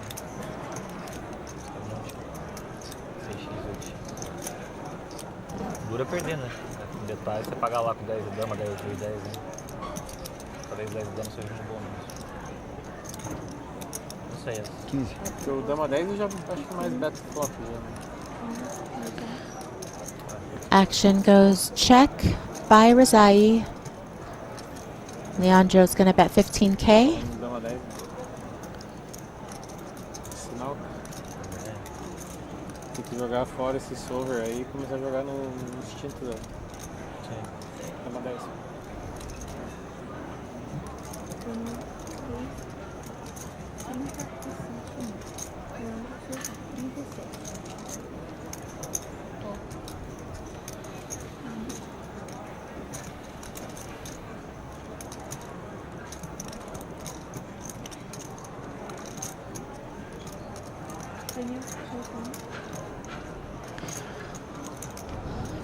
Daniel with the call, and the turn is the 4 of clubs.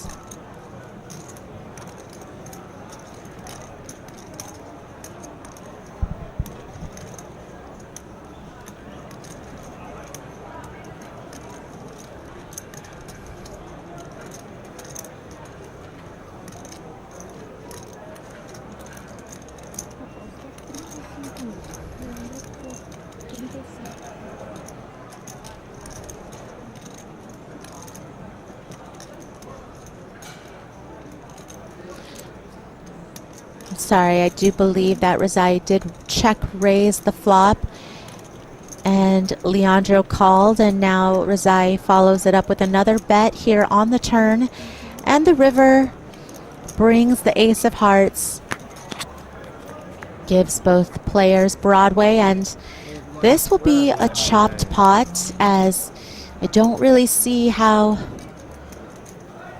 either player plans to fold here. Granted, the board is paired, so obviously a straight is not the nuts, but I think we're just going to see a bet here by Razai, and that is a rather big bet. I think he just left one chip back. I'm not sure what denomination it was, but Leandro does shake his head a little bit, but calls, like understanding that, yeah, sometimes maybe my opponent's got a boat here, but the good news is this is going to be a chop pot. No harm, no foul. You know, maybe the viewers are like, okay, can I get the last 2 minutes of my life back? But other than that, as a player, you never mind a chop.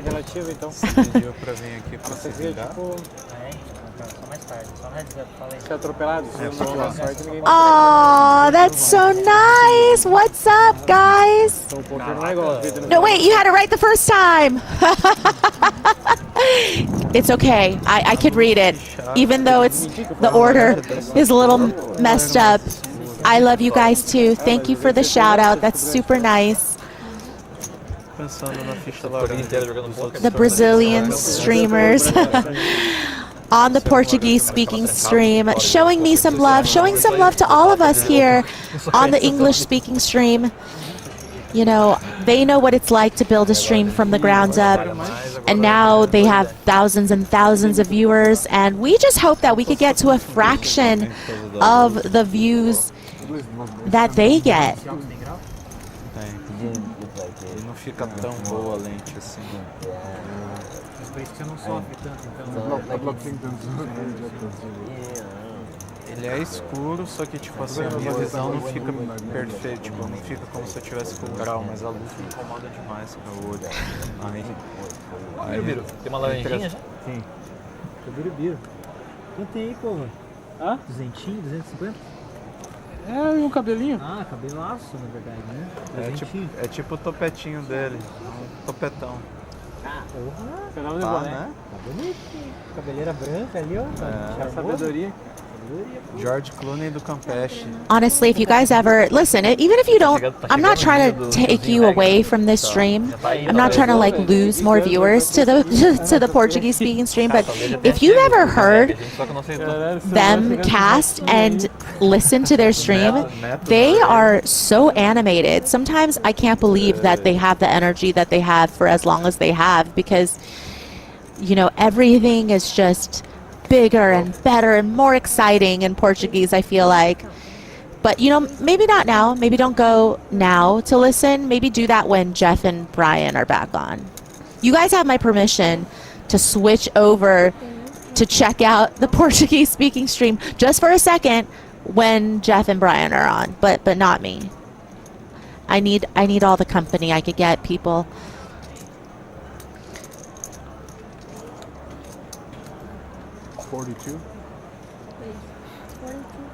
Isso é engraçado mesmo, daqui uns 20 anos do poker. Tem uma pesada bem nova, assim, com uns negócios que a gente não faz ideia do que é. Eu acho que é difícil mudar muito daqui pra frente, assim. Vai. A gente falava a mesma coisa 10 anos atrás. Mas é que o crossover, ele, tipo, imagina heads up. Heads up, tipo, é difícil mudar muito, né? O jogo tá meio resolvido, né, heads up. Eu não acho que tá tão perto assim de tá. You see the button open with 10-8, and Daniel decides to 3-bet with King 5, and you will see 3-bets, especially against late position openers with these types of hands. You know, you have the high card to block some premium holdings. You got a low card, it doesn't really play well post. And if you end up getting 4-bet, you are not upset at all to just pitch it and throw it away. So it certainly makes for a good candidate, and it's certainly effective, as you saw. And look at this. Who do we have here but a new player in seat 8? Someone who is an absolute legend in Brazil, but also a very well-known, widely respected in the poker community internationally. Yuri Zivaleski. If you don't already know the name, you might want to look him up, because he is not only a very decorated poker player with over 8 million in live earnings, but he is also an incredibly well-rounded player. He has 3 WSOP bracelets. He plays mixed games. In fact, I think 2 out of his 3 bracelets are in mixed games, if I'm not mistaken. Also, just a very prolific online player as well. Plays under the nerd guy on PokerStars, I believe, but just a sicko. Somebody who's very measured at the poker table. I think if you want to ask me what I think is an underrated skill of a poker player, it's definitely having that mental stability, that even keel that you really need to not be tilted, to not make poor decisions based off of emotions. I've just never seen Yuri tilt. I have played with Yuri many times. He's always so cool, calm, and collected at the poker table. I mean, if there was a Yuri fan club, I'd join, you know? I mean, there might already be a Yuri fan club. Fui juvenil agora. Tomei água demais muito cedo. Eu também. E eu fui no banheiro no começo do break, hein? Fiquei conversando ali. Demora pra vir, né? O cara quer ficar batendo papo. O cara olha pro relógio e tá passando devagar o tempo. Okay, thank you, Luis, for the clarification. Looks like Yuri moved to the U.S. this year. That's cool. Miami's a cool place to be. And 5 bracelets total with 2 online. Yeah, I think the live, I think WSOP.com, which is where I'm getting my info, only tracks live bracelets. I'm not sure if they track online bracelets, but not surprising to hear that Yuri has more bracelets than I originally thought. Again, you know, when you play mixed games, you know, almost half the schedule at the World Series are non-hold'em events, so it certainly gives you more of an opportunity to capture bracelets. But I have no doubt that when it's all said and done, Yuri will be in the Poker Hall of Fame. Still so young, still has so much of his career left. Very much viewed as one of the best. See him raising with the 9-8 suited from under the gun. Pro Tecan, que ganhou, ficou em segundo. É, tipo, é o sonho, ou 4 stacks ou berço. Meia-noite e meia, eu tava dormindo. O Vladas fez a mesma coisa que nós, só que não se aguentou. Foi mijar. Pois é. Foi com o microfone e tudo. O pessoal da transmissão vai escutar. Vai ouvir a cachoeira. Number 2, né? Hã? Qual será que é a frequência? O cara sair no meio, acho que... Acho que o number 2 tem grandes chances. Que é não programado, né? O que é mais a ver? Será perder umas 4, 5 mãos ou ficar 1 hora jogando com vontade de ir no banheiro? Mas qual a vontade do banheiro? De fazer xixi. Fazer xixi? Será que vale a pena ir lá, levantar, perder 4 mãozinhas e voltar leve? Não perde 4 mãos. Ainda mais na TV. Perde mais? Duas. É que o banheiro é longe daqui também. Mas aí vai correndinho, né? Mas tipo, a frequência que vai ser number 2 não é... 15%? Nem a pau, pô. Quantos por cento é a frequência que você vai number 2 pra... pra number 1? Não, mas é que você... 4 pra 1. Não, pô, quantas vezes você 3 vija pra no dia? Mas é que... Meu 7 pra 1. Vija 4 vezes no dia? Não sei, 5 vezes. Tá louco? Que isso, Vija cara? muito mais que isso. Quantas vezes? Não sei quantas vezes. Cara, eu chutaria 8 pra 1. Acho que eu chuto uma... I feel like Yuri sat down and that conversation just started popping. Everybody wants to catch up with Yuri. Cara, o povo tomou... Louise in chat wants to know umas 2 horas aqui. Não para de chegar. what I think about the number of bracelets that are being awarded over the year. You know, it's almost over 200. Do I think that makes the value of the bracelet decrease? That's such a good question. And, you know, for those of you that are on X and following social media and following poker Twitter, I definitely feel like you might have seen some of the conversation and debate that's surrounding this whole, are there too many WSOP bracelets being awarded? And recently, Phil Hellmuth actually said that he feels like the number of bracelets being awarded every year is getting to a number that's just a little bit too high, that doesn't maybe value the sanctity of the importance and the prestige behind having a WSOP bracelet. You know, of course, the guy with the most WSOP bracelets ever is going to have a little something to say, wants to protect that legacy, obviously, understandable. And so I will say that I do think that there are starting to be this feeling that, you know, there's a lot of bracelets because we understand that it's a business, right? These tournament operators, they're running a business. So more tournaments obviously means more rake. More rake is hopefully more profitability for the operators. But is that necessarily always the best thing for the game or, again, for the brand? And I do think that online bracelets and live bracelets should be separate. Mainly because, I don't know if a lot of people know this, but online tournaments are only one-day tournaments right now. And so the skill level needed decreases the faster the structure of a tournament, right? I'm going to get back to my point. Let's pick up the action. Pretty interesting pot here. Developing blind versus blind.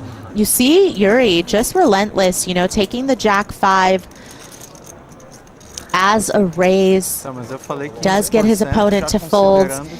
You know, these are kind of the moves that you make when you just feel confident in your ability to play post, to play in position. Poker is not really about being dealt good hands, right? It's fun to get dealt good hands. It's fun to look down at aces every hand. But the reality is statistically, you're not going to be dealt that many good hands. And what you need to do is you need to find spots and situations and openings to win chips that do not belong to you. And that's what the best players in the world are doing, is they are just winning more pots with hands that are not made hands, that are not good hands, and winning pots that don't really belong to them. You really got to fight for every chip out there. So going back to my point about WSOP bracelets, I definitely think that online bracelets versus live bracelets should be separated, should be valued differently, because I do feel like online tournaments being only one-day tournaments decrease the skill level needed to win. And because of that, yeah, I think that capping the number of bracelets awarded per year is important to keep the prestige of what the bracelet means and what it's worth in the eyes of the poker community.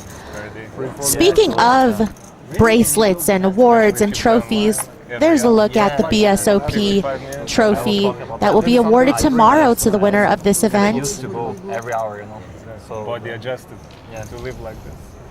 And now it's 2 hours. I guess it depends on how old you get. The older you get, the more drugs.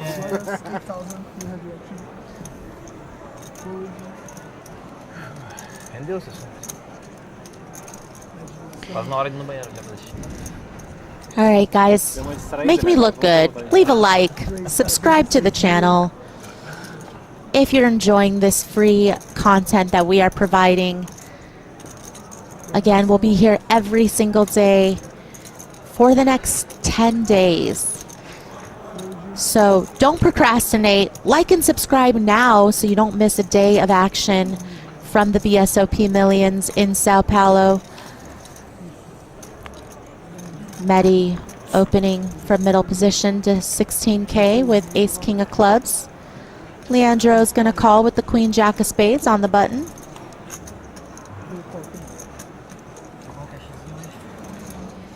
Joguei no dinner break this.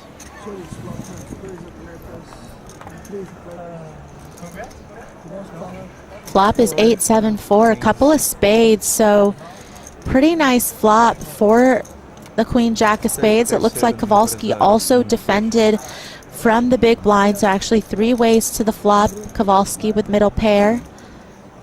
Medi, the original aggressor, with just 2 overs and maybe a backdoor potential in the form of clubs.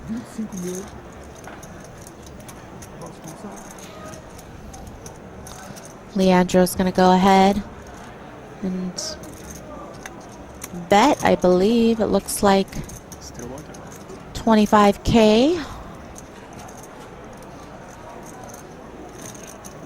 You'd imagine Kowalski wants to continue with middle pair and the potential of the backdoor clubs. Amigo, queria chá de hortelã, por favor. Chá de hortelã, por favor. Obrigado.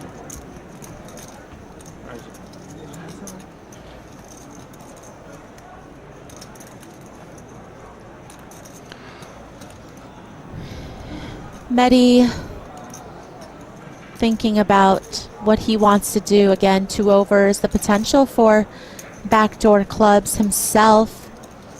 Does decide to call in between. And interesting turn.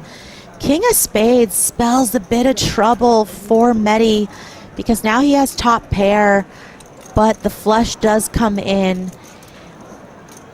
And, you know, in this situation, you would imagine that the button's going to be flatting the pre-flop raise with perhaps some pairs that could have made sets and some suited combos as well, right? So certainly a good part of their range could actually have the ace-king beat. Especially when Medi sees Leandro bet again. I think that is definitely going to be a sign, considering he's betting into 2 people on a board that contains straight possibilities and flush possibilities, that, you know, a pair of 8x type holdings, you know, 9s or 10s and those types of hands, those will probably not be betting the turn. Those will likely become check back. So you've got to believe that a lot of the time top pair, top kicker might not be good here.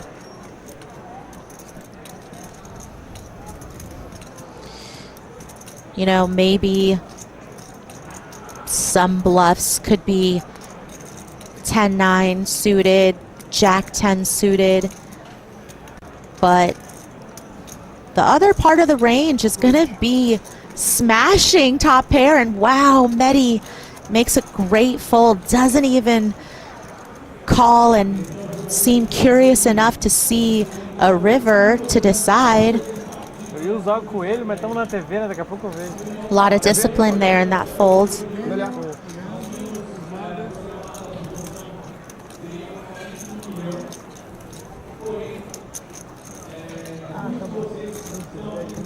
era big blind ou você vai agora? Foi big blind, né? Você botando, certo? Vai dormir? Botando milhões, senhores. Tomamos que é small, Ai, yeah.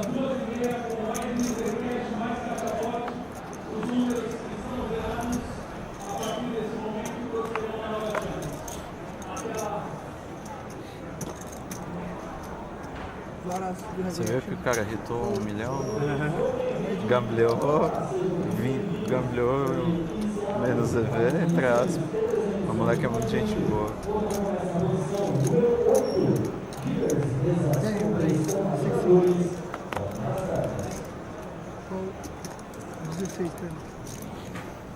O médio, 2 para 16. Fold do Daniel, fold do Prema, só estamos olhando. 50 para 1, né? É, mas ele Mehdi opens to 16K with Queen Jack suited and Leandro seria 40 para 1.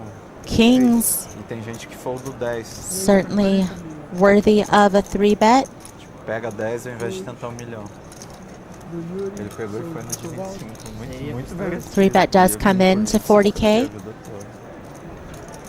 gave too much. You gave 6 Mereceu, né? Pela coragem. 5K. Oh, yeah.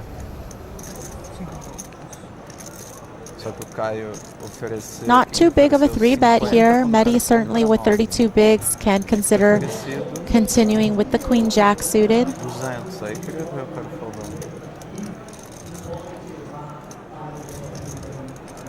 Não, 100.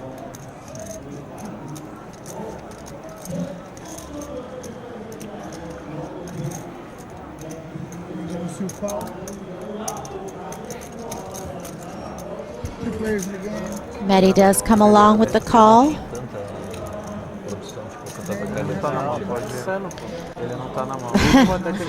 Another action-packed flop. Flush draw for Mehdi, top set for Leandro.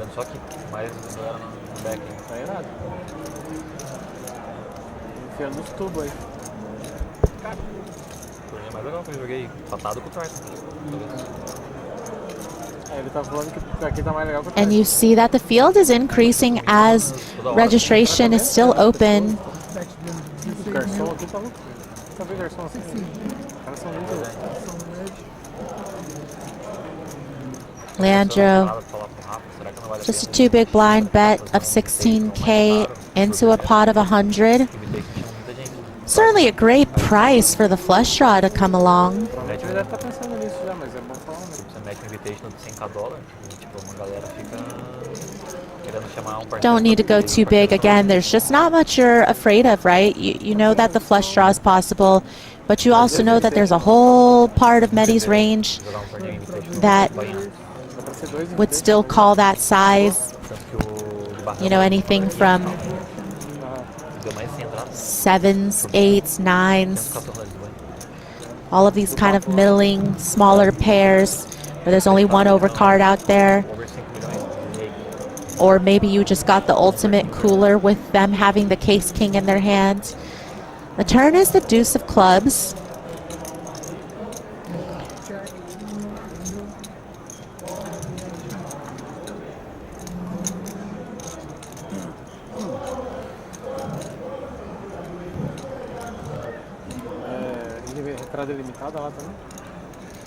And given the SPR, you know, looking at Mehdi's stack, which is the effective stack and what's in the pot, you would imagine Leandro wants to size in a way that he could go for all of it by the river.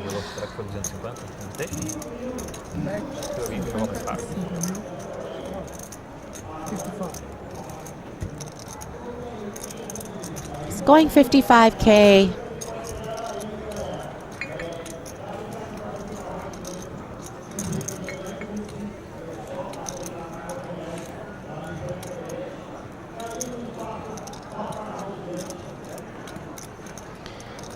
You know, does Mehdi feel like this is the right price to continue? Is he going to get paid if he makes the flush on the river? It would be about a quarter of his remaining stack to call here to see one more. Does end up folding, isn't going to get to realize his equity.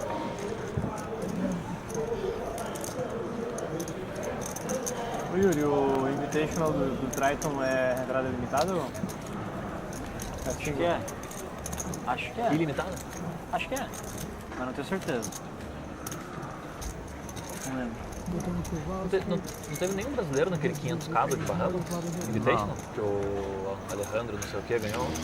There's a wide shot of the beautiful room that these players get to play in during the BSOP, and look at all of these tables with players playing in all kinds of other events. It's not just the 250K going on.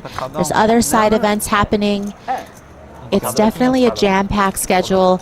So if you are not in Brazil for this BSOP, you might want to make sure to be there next time for the next series, because the BSOP is a fan favorite, is a player favorite, and there's something for everybody in terms of stakes, in terms of games.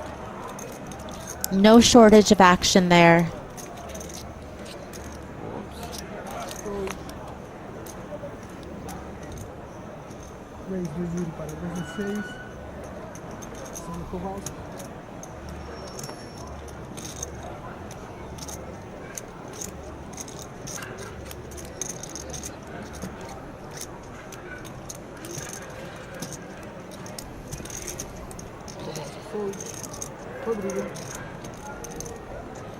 Yuri with the open and the cutoff to 16K with ace-9 off.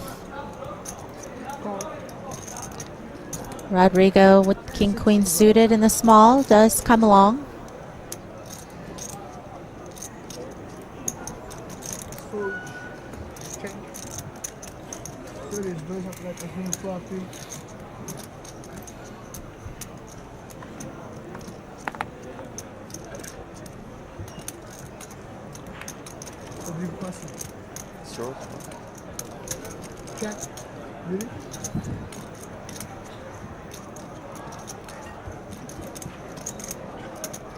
Flops 9-5-4, so top pair for Yuri. Nothing much for Rodrigo, no club on board.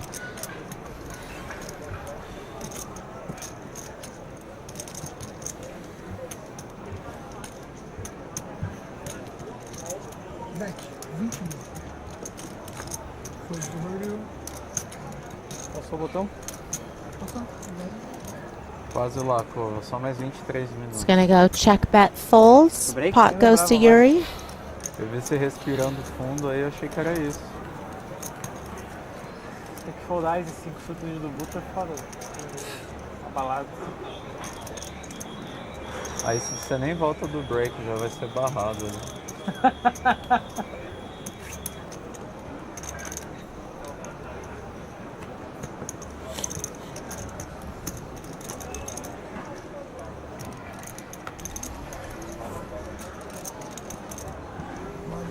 Blind, measures big blind.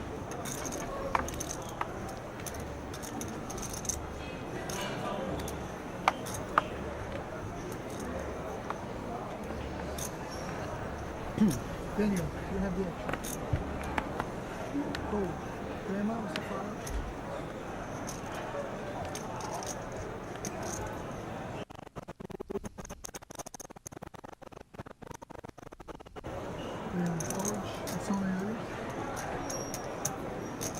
Raise para 16. Action folded around to Yuri in the hijack with 5s. Para 16.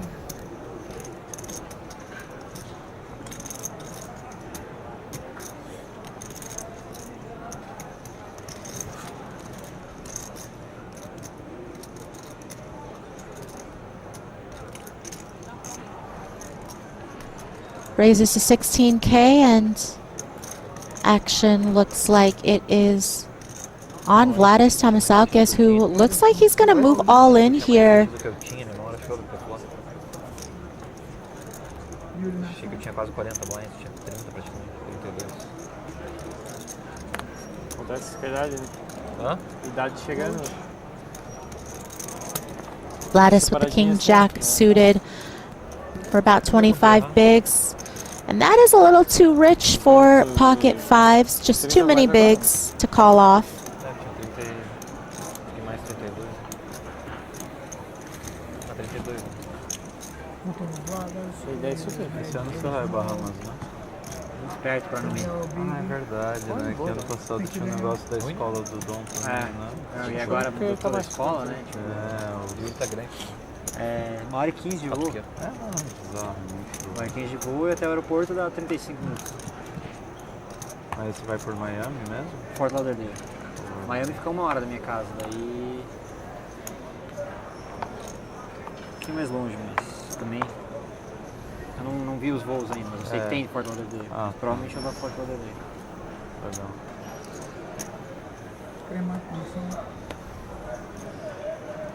Você vai, né? Cara, eu tô com pacote. Eu vou estar em Miami dia 8, vou assistir o jogo do Dom e do Alcaraz que vai ter lá. Que massa, é um jogo... So we do have, you know, quite a few people in chat throughout been asking, where's Cabral? Well, you know, again, the field has 23 players in it, and we're only showing one feature table of 8, so certainly Cabral could be out there in the mix. I would assume he is. I mean, the man took down the 30K yesterday, so why wouldn't he be playing? Like, he feels like he wants to try to go back-to-back here at the BSOP. And if we look out into the field, you know, some players you may or may not recognize. We've got, again, a lot of Brazilians with chips out there. We got Felipe Boinovski. We've got, let's see, João Samao out there who took down the Invitational. Ivan Luca from Argentina with chips, who we've seen on the feature table and on the final table of the earlier events. And Audemars Latva, who finished second to Cabral last night, also out there battling it out, maybe trying to get some redemption. And Martin Cabral, of course. And again, registration is still open. And if I recall correctly, our very own commentator, Rast, Brian Rast himself, 7-time WSOP bracelet winner, is going to be playing. He will be late registering. So also somebody that we will be on the lookout for and rooting for.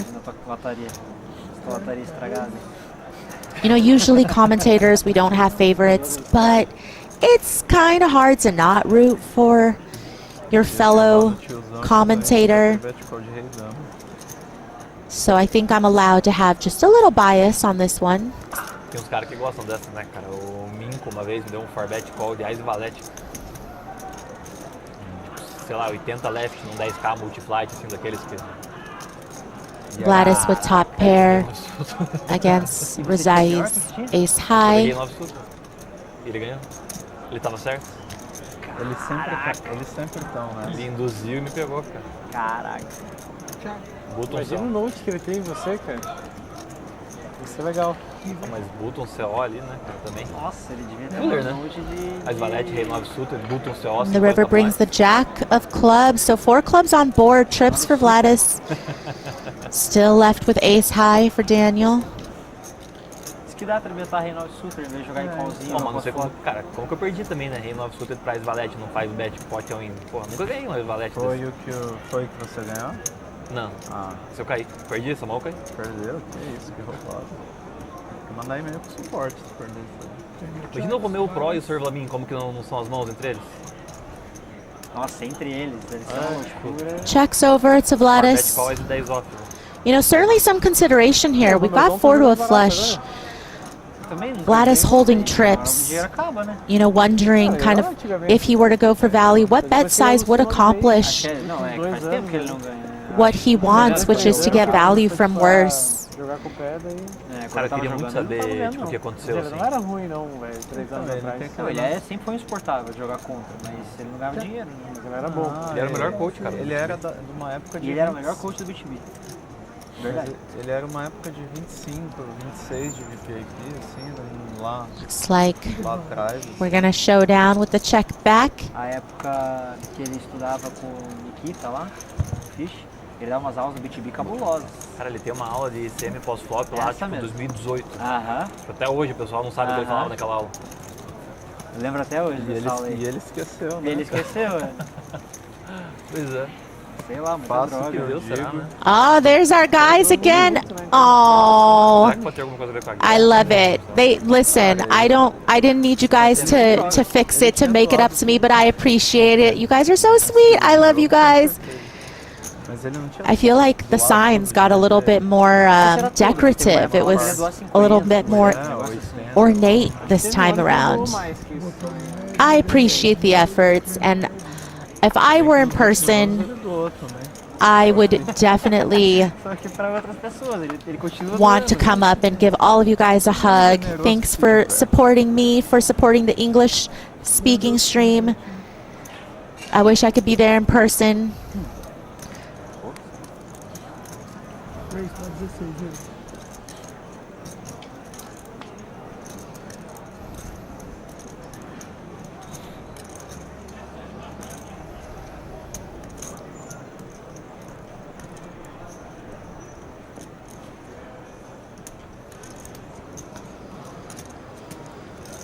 Para 45.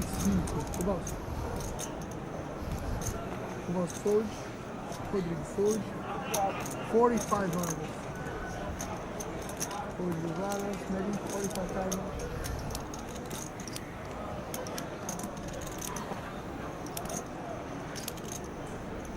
O próximo break é 15 ou 20? 15? Corta lá, né? O tempo de boa.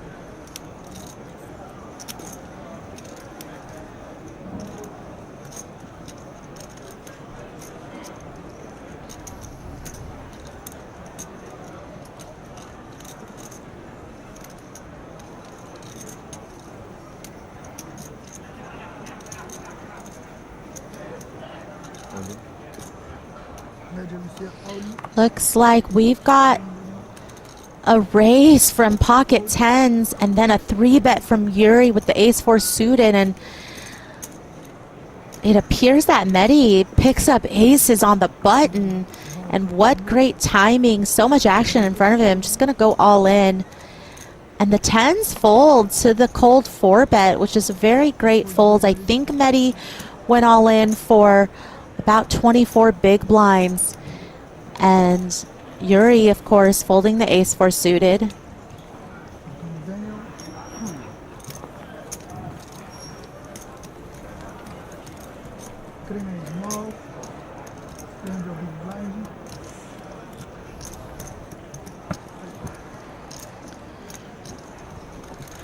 So not, what somebody may have hoped when they pick up aces. Usually people are greedy. They want the full double, but still so much dead money. You don't need to see a run out.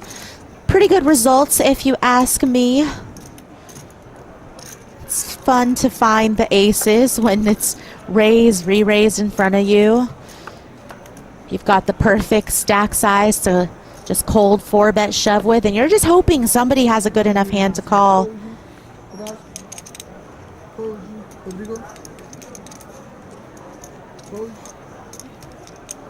Varas. Levaram, né? Hã? Levaram minha água. Sua mala? Minha água. Minha mala levaram da outra vez. Não bebe essa aí, 16. 16. Sabe, tá errado. Vladis gonna raise from the hijack with Queen Jack offsuit, and Mehdi, fresh off of that nice infusion to his stack, finds ace 10 offsuit in the cutoff. Looks like he's feeling himself a little bit. Gonna create some momentum. Gonna try to win back-to-back pots here. Putting in a 3-bet to 40K.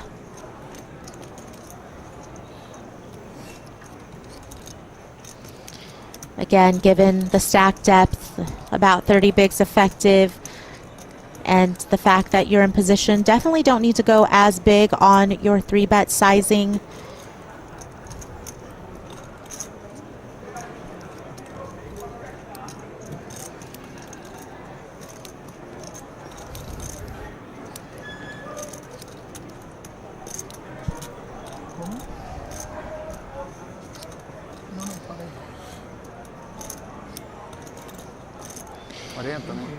Leandro with pocket nines.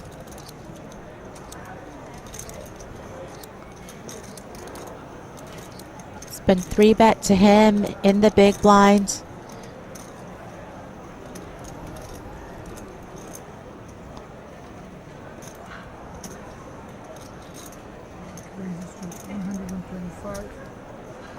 Looks like it's his turn to cold 4, decides, you know what, looking at these positions, hijack opens versus cutoff 3-bet, 30 bigs effective. I'm feeling pretty good about my 9s. I'm going to go ahead and 4-bet to 125K, and you know, these players are going to have a real hand if they want to continue.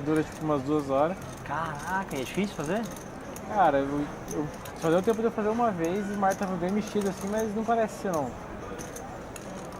Tipo, pra quem surfa é mole, eu acho. É, você não. You know, certainly if you were up against, let's say, an under the gun open and an under the gun +1 3-bet, that'll change the ranges a bit in terms of what you're going to be willing to 4-bet with. But here, 9's feeling pretty good, and it's going to get 2 folds. A little reluctant fold from Medi, but a fold nonetheless.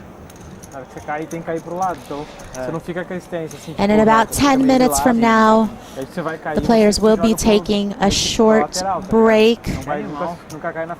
And then we're going to play 3 more levels to round out day 1 here in the 50K USD buy-in BSOP Millions Super High Roller Series event. Será que dá? Dá de boa. Dá, né? De stand-up dá tipo meia hora. É, sim, a primeira vez acho que eu teria um pouco de medo, assim, tipo, se eu não conhecesse muito o negócio. Vou fazer muito no Ribeirão antes de ir pro mar aberto. O principal lá começa dia 10. Verãozão lá, ficar treinando todo dia até. Nossa, imagina que animal, cara. Dezembro. Agora. Mostra que você tem ação. Fudou?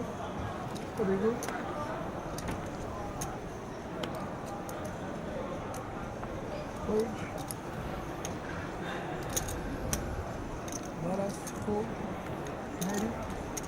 Se eu vou 2019, eu abriria essa. Se eu faço que 2019, eu abriria a minha também. Tranquilo. Parceiro.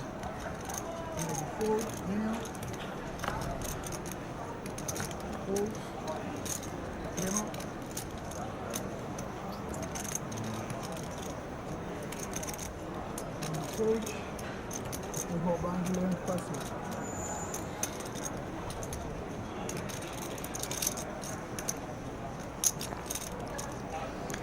Leandro with another pocket pair here in the small blind with 8s.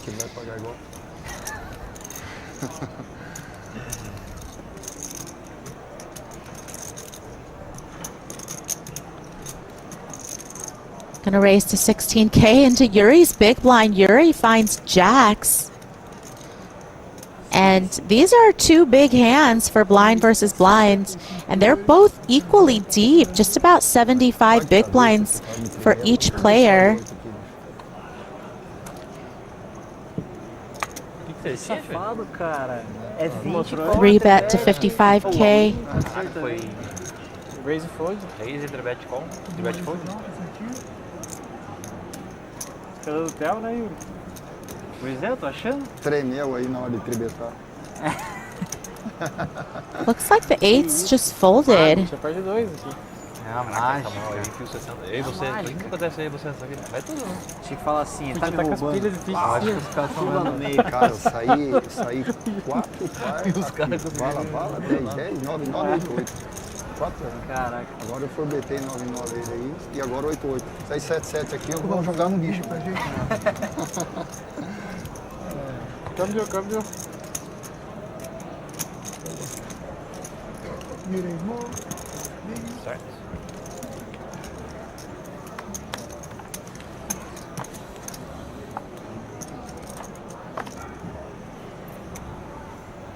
Ação.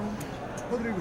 There's another look at that trophy, which will be awarded tomorrow, as tomorrow will be the final day and we will reach the conclusion of this event. 16, 16. Imaginação.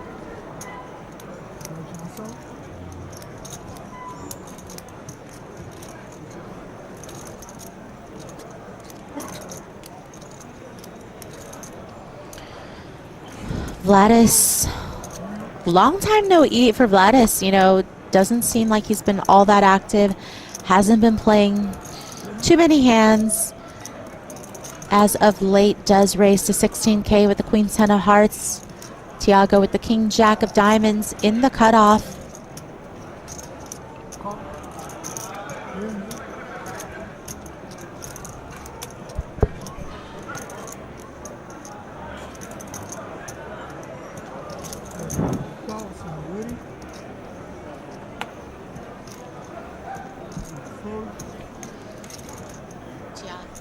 Tiago calls the 16K, and looks like Leandro's going to also come along from the button with ace deuce of hearts, which allows Kowalski to come in. Great pot odds.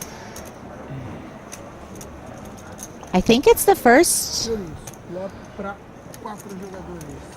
four-way pot we have seen. A lot of people involved in this hand. A lot of playable hands. Kowalski, Jack 9. Flops a gutter. Vladis with second pair here.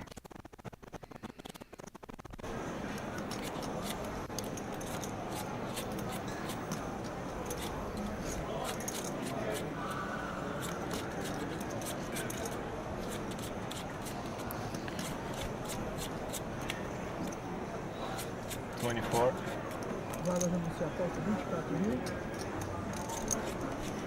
Dominação.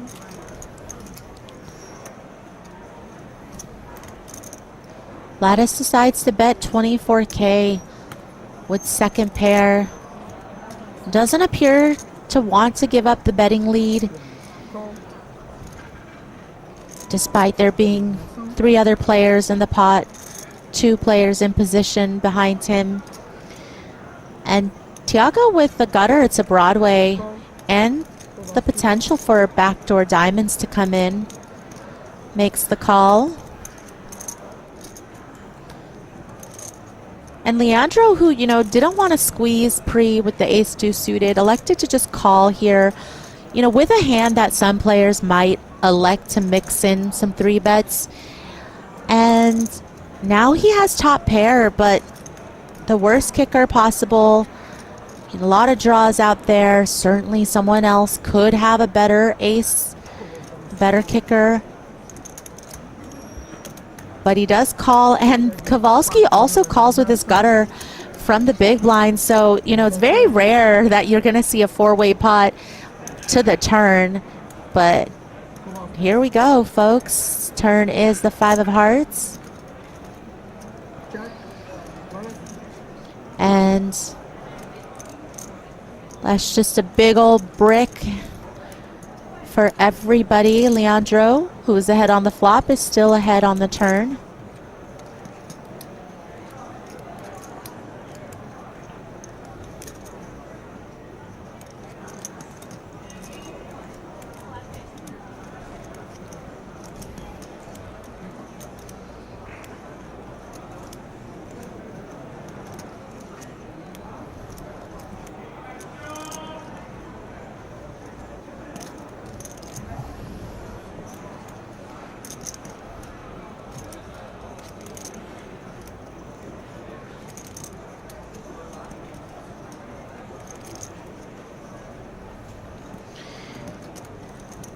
Vladis checking in on his heart rate here.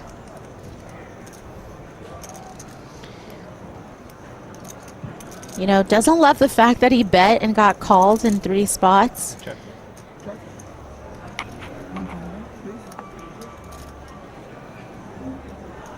Check the rider, that's on the camera.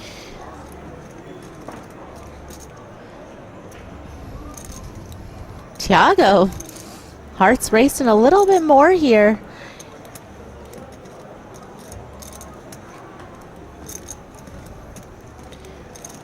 Still just with a gutter to Broadway. 400.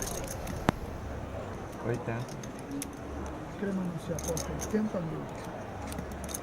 Grande passa.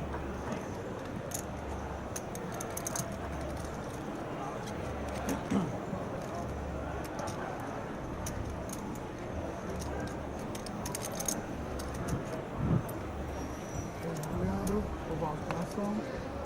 A gente vai continuar aqui depois? A princípio sim. Eu vou continuar com o Rafa, mas aquele que não vai mudar. On va se laisser. Oui. I didn't realize what then you so you're speaking and him nodding and I was like, wait a second. It's kind of similar, but different accents. A lot of words that I don't know in French, I just say in Portuguese with French accent. And sometimes it's right. Looks like Thiago bets 80K with the gutter, and that makes it so the best hand folds out the pair of aces, and now Vladis also folds out second pair, so really well timed semi-bluff there. Push and draw, Creme. Flush draw não é. Vala de ouro. I mean, after that, it's like Vala de ouro. I had the read before, but like after that, Looks like these players are heading off to break, so we will do the same, but it's going to be a quick 15-minute break, I believe, and then we'll be back with the last 2 hours of action here from the 50K USD Super High Roller event here at BSOP Millions.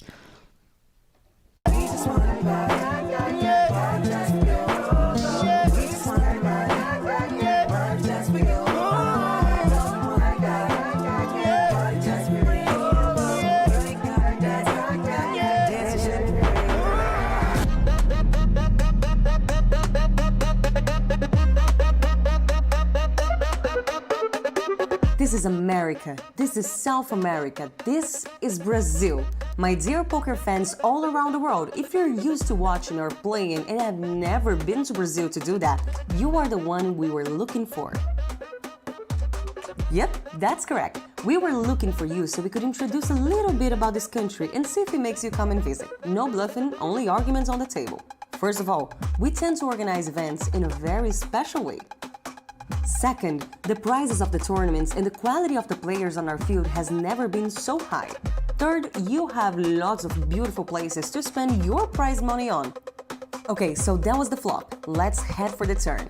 Fourth argument, we've created the caipirinha. And I know it's not the best argument, but trust me, that works for every discussion when you're Brazilian. And the grand finale, the pot winner river, and our fifth and final reason for you to come and check BSOP with your own hands. We've tailored and made the best experience possible for the ones who love the sport. Beautiful places and landscapes, best prizes and players, an unforgettable atmosphere you won't find elsewhere, and of course, the best hospitality you will find on the circuit. BSOP 2025 invites you all to be here in 2026, and welcome.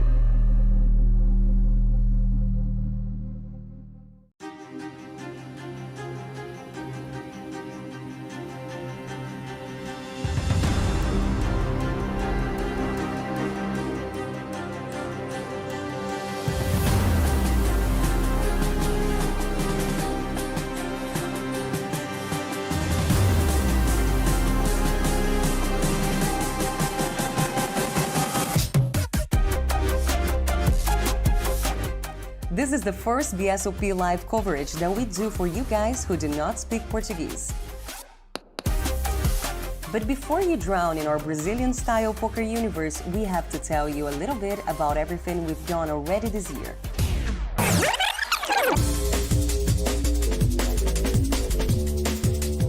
With We've done more than 244 hours of live poker games for a world audience all throughout the year. It is more than 10 days straight of your favorite calls, raises, and folds. Only while broadcasted on TV, BSOP spread more than $1.5 million in prizes for the champs. That's enough money to convince anyone to come and enjoy the event. And we have some of the best players on our field. There were 11 different winners and only 2 players won more than one tournament. The field here is more competitive than any other field in the world. We know it, Global Poker Awards know it. The winner is the Brazilian Series of Poker. And you can know it too. Just come. And for those of you who've just arrived in BSOP, we must warn you. There's a Colombian storm going on this year, not only with Colombian players winning trophies, but also dominating this year's rankings and odds for the Brazilian Championship title. 2024 was already a great year for the BSOP community, but 2025 has instantly called that and raised the bar for a 2026 that is about to be a game changer. It is not a coincidence that we've reached out to the English-speaking poker community. And for the first time ever, we are broadcasting the show to you directly from the main floor, where the magic happens.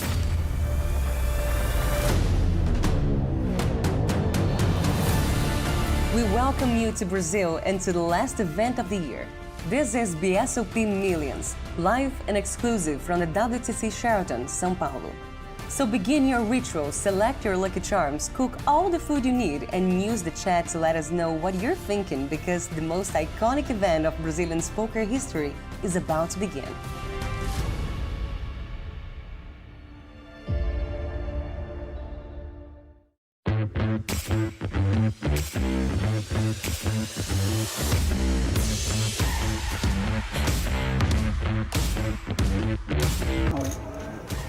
Oh, Akari.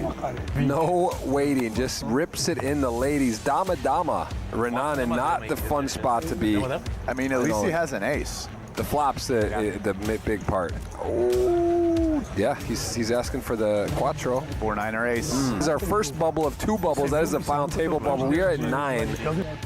Wow, Dan Almeida has 4 big blinds. Yep, he shoves. I like it.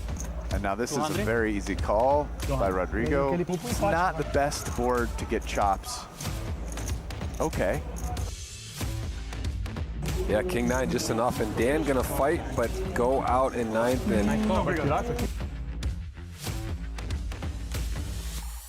Okay, Rafaelo, let's see if you have everything. Oh! Okay, what do we need? Queen. Queen of clubs. There. Donna club. Dama club. Oh, Dama club! I am genius! Action card. You play very good today. Thank Two-time you. mistake, but Queen of clubs, you can do nothing. Is gonna go with it, I believe. You have chance. Not a good one, but good. At natural 9. Ooh, one of the worst call in poker history. And Cabral finds himself Better fold ace queen. dominated here. Ace for Otto. Okay, heart. Ooh. Heart. For Otto. 9 high flop, but 2 hearts. I already take my On chip. 40% equity now. No, heart, please. King of clubs. That means that Ivan Luca is going to be our bubble boy, finishing in 7th place. All in with the ace-7 suited. Flop is 8-6 deuce, couple of diamonds. So some hope here for Hoffa in the form of a flush draw. An ace would also do it. The turn is the 6 of clubs. River is the jack of spades. Hoffa going to finish in 6th place. Cabral shows an ace and Are you joking with me or not? 9. Straight against straight. Nothing you can do, man. Gives Cabral some more What do you mean, outs, you have could no outs? counterfeit the pair of 4s. Comes ace on the river. So we are going to say goodbye outs, to and Tiago he says, in let's see, 5th why? place. Audemars quickly makes the call with top pair. So top pair versus second pair. Pleasure. And that means Akari is going to be Okay, now I eliminated in 4th place. You left me alone. Rodrigo, who's been really patient, just picked his spots well. You know, not really in bad shape here. Yeah? Flop is ace 10-6. Pretty interesting. You know, gives Audemars top pair, but Rodrigo looking for a jack for Broadway. So that means that Rodrigo needs a jack or a queen or a king. And that means Audemars is going to eliminate Rodrigo Seiji in third place.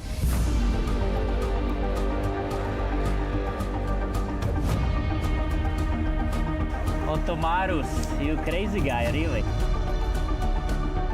Otto is boring, but he always posting blinds, right? $4 million. You have Casino Royale? No. Audemars puts it in here with Queen 7 up against pocket threes. Bring more Ottos. What is this called, Otto? Good luck, man. Nice second place. It's not bad. Second place, always good. And threes managed to hold on here. Turn is a 4 of clubs, so a safe turn. But Audemars does have additional outs in the form of clubs. And the river pairs the 4, and that means Martin Cabril's going to hang on here with pocket threes and takes down the 150K Real buy-in event here at the BSOP. You know, love him or hate him, the guy has managed to win this tournament in interesting fashion, being himself.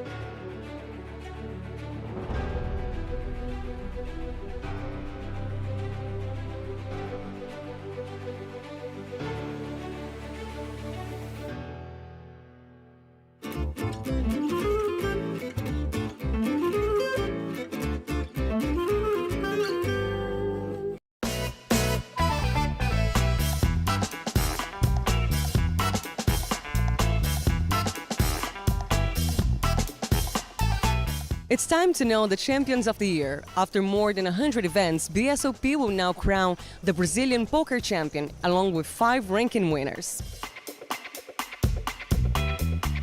In Poker Brazilian Championship, the Colombian player Carlos Serrano is the leader with 7,040 points, but the title is far away from being decided. Sebastian Fonseca has 6,104 points and Geraldo Cesar 4,611 points.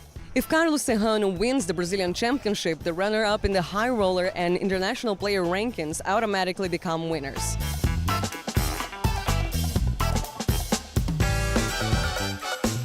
In the high roller leaderboard, Sebastian Fonseca and Paulo Joanello are fighting point by point for the second place. Sebastian has 5,164 points, while the Brazilian sits at 4,412. On the International Player of the Year, we have Carlos Serrano in first place, followed by Sebastian with 7,620 points. On third place on the same ranking, we have Alex Manzano with 4,026 points. On the Omaha Player of the Year, Alex is also present on the first place with 3,721 points, holding a sizable advantage over Lucio Antunes, who has 2,250 points. Now, the tightest race here is Women's Player of the Year, because we have Larissa Dantas on the leadership of this ranking, but only 300 points separate the top four. Larissa sits in the leadership with 1,776 points, with Lúcia Barbieri, Bruna Unzueta, and Lali Tournier very close to them. And the Mixed Games Player of the Year is also heating up. José Arestein leads with 3,385 points, while Jonathan Drain from the United States is close behind with 2,595 points. Gabriel Baleiro completes the top three with 2,315 points.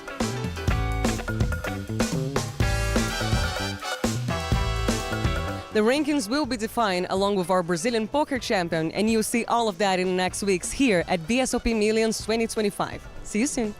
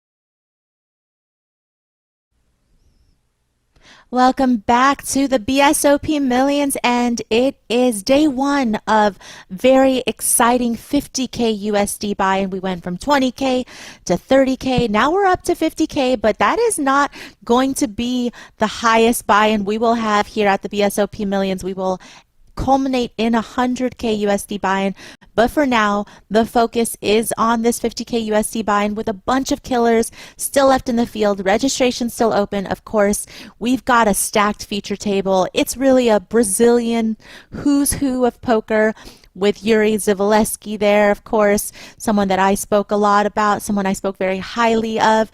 But again, you know, really, really stacked table. I'm sure we're going to see a lot of interesting play as all of these players are super deep. And I've got a sign of my own, people. Shout out to all of the people on the Portuguese speaking stream. Love you guys too. See, I can make my own sign. It's not really that pretty. I did put 2 hearts. Does that count? All right.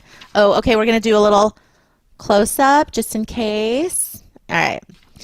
Thank you guys for showing us love. Like I said, we are building up the stream here. There is a first time for everything, right? And this is the first time we are doing a dedicated English-speaking stream here at the BSOP Millions. So please hit like and subscribe so that you don't miss a day of action. We've still got 10 more days of streaming to bring to you. And we are just hoping that we can continue to build the audience the same way that the Portuguese-speaking stream has. Eles só pagam quando o cara quebrar bobo o celular. Aí nesse caso não dá pra defender. Que hater do 85, mano? 58, descolorido. Ele sabia que ia vir a 30, só isso. Feeling, eles vão jogar um feeling, né? Esse negócio de solver, serve pra nós. Tava no feeling que não ia bater, por isso que eu fui. And looks like we already had a hand underway, and action continues here from the feature table. Fala pro Silver que eu queria uma abrir 36% de open aqui não defende não. As you can see, we've got a full table here of 8 players. And I personally think 8 is the ideal number of players for a poker table. You know, technically you can have up to 10 players. Usually at some tournaments it's going to be 9-handed because there's some staffing issues, right? Maybe not enough dealers, not enough tables. But 8 is so comfortable. Everybody gets a little elbow room. You're not like breathing down your neighbor's neck. It's comfortable.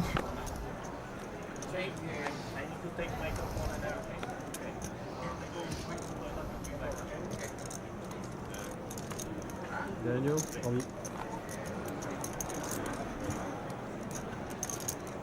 prima fold, fuga fold, fold, fold. Can I see? Yeah, that's fine. You're losing the hand anyway, so slow rolling is okay. Thank you. Can I have an exact count? It's so slow, bro. No way, no way. You're not gonna do it. 68. If you do, you deserve. I swear.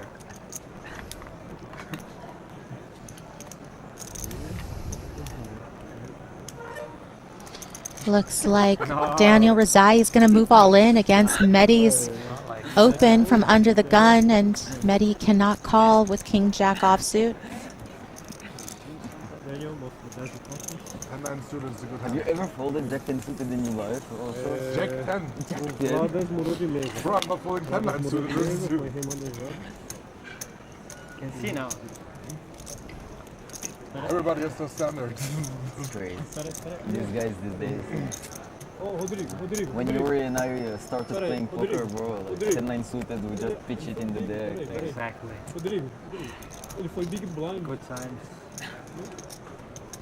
That would be such a hilarious flow roll if you had one. Yes, it would. But I'll do it one day, like you know it. Vai entrar no big I save it for like the 100k main event. O cara que saiu era big blind. Something like this, you know, like some big shit going on. Yeah, like back then when Fedor did it to Sondheim heads up, like in the 50k. Yeah, mas vai ser o quê? They were friends? Yeah, they were friends. Era pra ser small blind? Yeah, the hip when Sondheim against him in Fedor's spots, and Fedor was like 3 times on TV in the 50k in the studio. Oh, that one was the best one. No, why he can enter in the small blind. It doesn't change the action. Obviously, he can enter in the small blind. Looks like they are moving a player to the table. Yeah, no, we're gonna wait for him to enter in the small blind. That's it. Yeah. Why? We don't want to play. We wait for him to enter in the small blind. Ah, because he went out just he made it on purpose, bro. For sure. Okay. Cabrel, bro. So like we're gonna wait for him. Don't jill, please. Why he can enter in the small blind. Why wait for him? Or put his small blind out. Or put his small blind. Like punish it. Put his small blind out. Like you cannot put your chips on the table and then like sure. He's coming. He's coming there. Yeah, start jilling. Like his small blind is gonna be put anyway. He can't. Huh? He can't. Yeah, I know he doesn't have the power. Like it's not on him for sure. Like I'm not saying. But they should take initiative. Iniciando dois, causando scores. You open on it. Or they removed our big blind. Looks like there's some discussion about, you know, maybe Cabral trying to dodge a blind, or I don't know what, but I think that that means Cabral is coming to the feature table. So for all those viewers out there that have been wanting to see Cabral in action, maybe miss a little bit of that emotion, that table talk, well, you guys got your wish. Ask and you shall receive. I wanted to sleep. Ready, Gabriel. Can we start dealing, please? I'm in.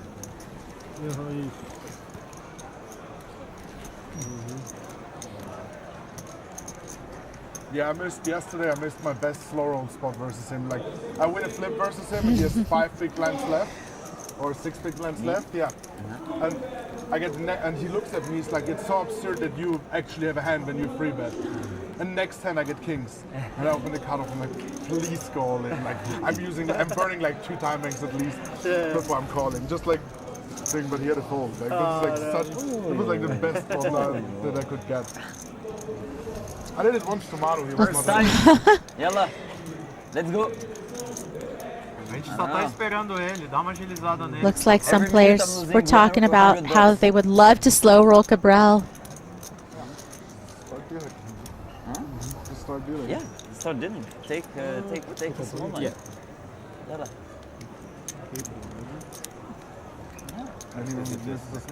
Every minute I'm losing. I'm nice, but not that nice. You're probably making 100. And here he is, the man, the myth, the legend, Martin Cabral, people, for your viewing pleasure. Just enter late. We think it's because you need to stay like 8 hours in silence to come here and talk all the time. Are we right? We have the champion with us. Wow. The champion. What an honor. That's right, Cabral is the champion of yesterday's 30K USD event. You're the most silent person. You got hyped up? I was talking in Portuguese, sorry. English only at the day. And we have the champion.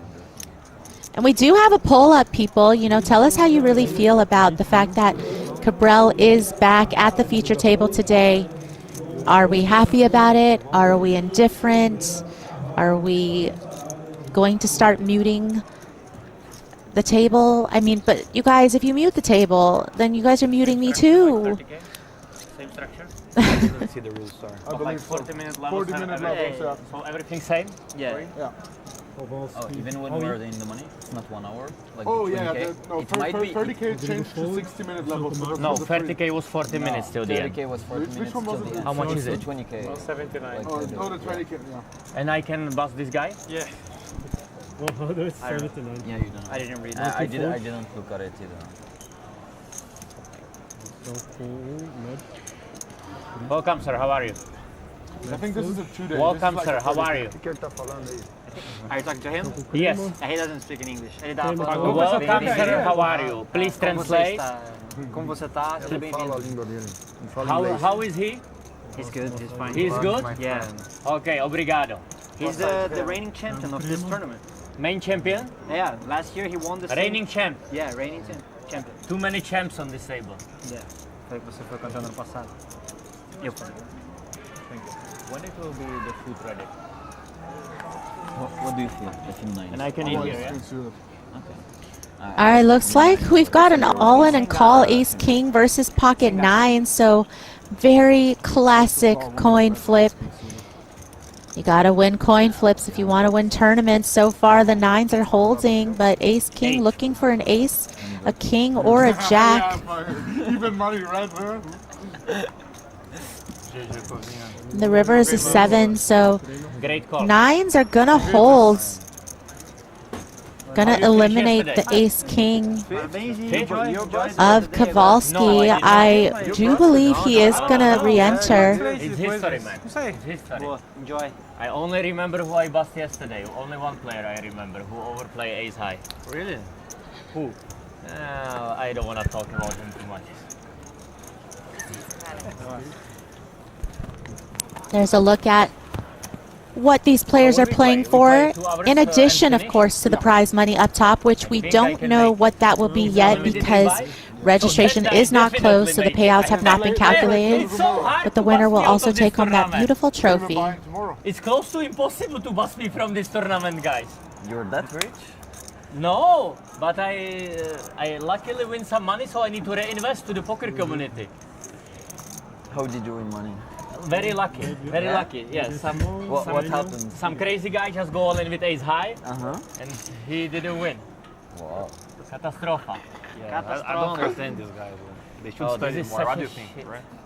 It's really unbelievable. Can you coach me, Martin? I would like to learn something with you. May I see your stack, Mr. Ezaius? Beautiful one. Thank you. So nobody has chips, only the champion, yeah? Raise. How much? 20. Rodrigo raise 20 mil. It's the most boring race I ever seen. Alright, looks like 20 mil do Rodrigo. we got a raise here. Action is now on Cabral, who looks like he's counting up his stack. You are the new dealer here, yeah? You haven't been here so far, yeah? Yesterday you've been here? Huh? I was a 50k. 50k? Yeah. 50k? Leo album. Sorry? Were the cards scanned or not? That's great, guys. Great. Can you move me to other table, please, Dan? So I can't eat here, basically. Like. Yeah, but like, so how can I eat? I'm very hungry. So what? Should I let my stack blind in the $250,000 tournament or what? Looks like Daniel Rizai is going to call, and we do apologize for the lack of graphics. Thank you. Great job. Working through a little technical difficulty here, but we will be back with some graphics very shortly for you. In the meantime, I'll try my best to follow the action. 17. Looks like Rodrigo's going to bet here. Heads up between him and Daniel Rizai. And Rodrigo, give him 2. Give him 2,000. Rizai's going to call. Doesn't have change enough. Excuse me? Excuse me? Flop is King 9-3, couple of clubs. The turn is the 4 of diamonds. So I do believe that Rodrigo did bet 17k on the flop, which got a call, and that brings our pot up to 89,000. Thank you. And now, after a second check from Rizai, Rodrigo's going to go ahead and bet. Looks like he's reaching.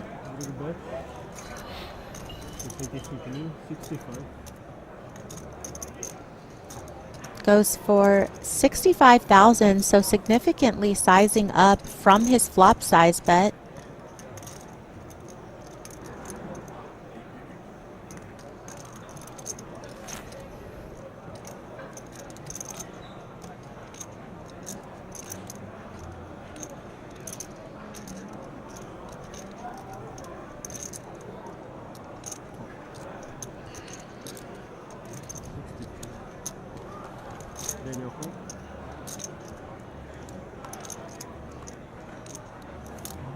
The river is the 8 of hearts.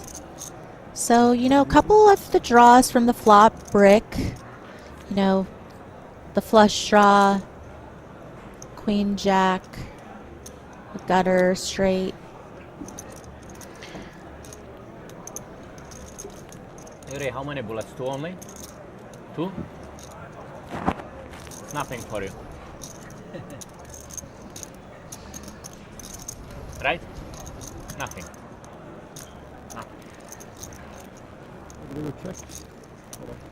Looks like a river goes check, check. And like that. Ace high all in. whatever Rizai shows down is the winner. We didn't get to catch that hand. Maybe we could. Oh, no. The dealer mucked it, but looks like Rodrigo just mucked. On the river, right? I was trying already 17 times. One time it was working. One time it was working, so he's big folder. He mugs or he calls and mugs? I call him mug. No. The one time he called as well, but accidentally he has the worst card because he misread king for queen. That was the one time. So you only play ace high against me, eh? It's the same thing I Only, think with Fabio. Yeah. It's his story. Just horrible. Yeah. Better than Jack 4. Okay, guys, one round of straddle. Champion starting. Translate, please. Jump trading. Translate. Cabral trying to convince the table to do a straddle for one round. Why is he not putting it? Now, you see now he would like to straddle. Karma is a bitch. Now he would like to straddle it. Yeah, this is so horrible. Imagine if he put it there without, then he would get everything for the aces. Horrible. Fuga fez 20, Fuga fez 20, Yuri fold. Can I get green, please? Fold, Martin fold, e a ação tá com o Ned fold. Aqui. E a ação tá com o Daniel. Daniel fold.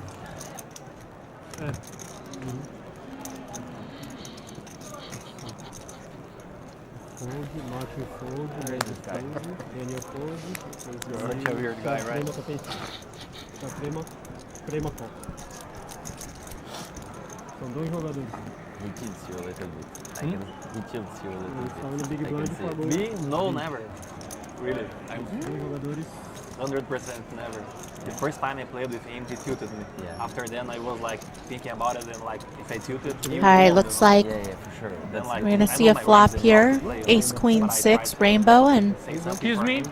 Tiago first to act, gonna check. He against the peak because he was tilted with me.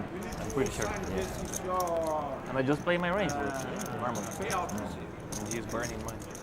Yeah, this stuff works like on like lower stakes. It works, but like once you play like a 50k or whatever, like people don't get.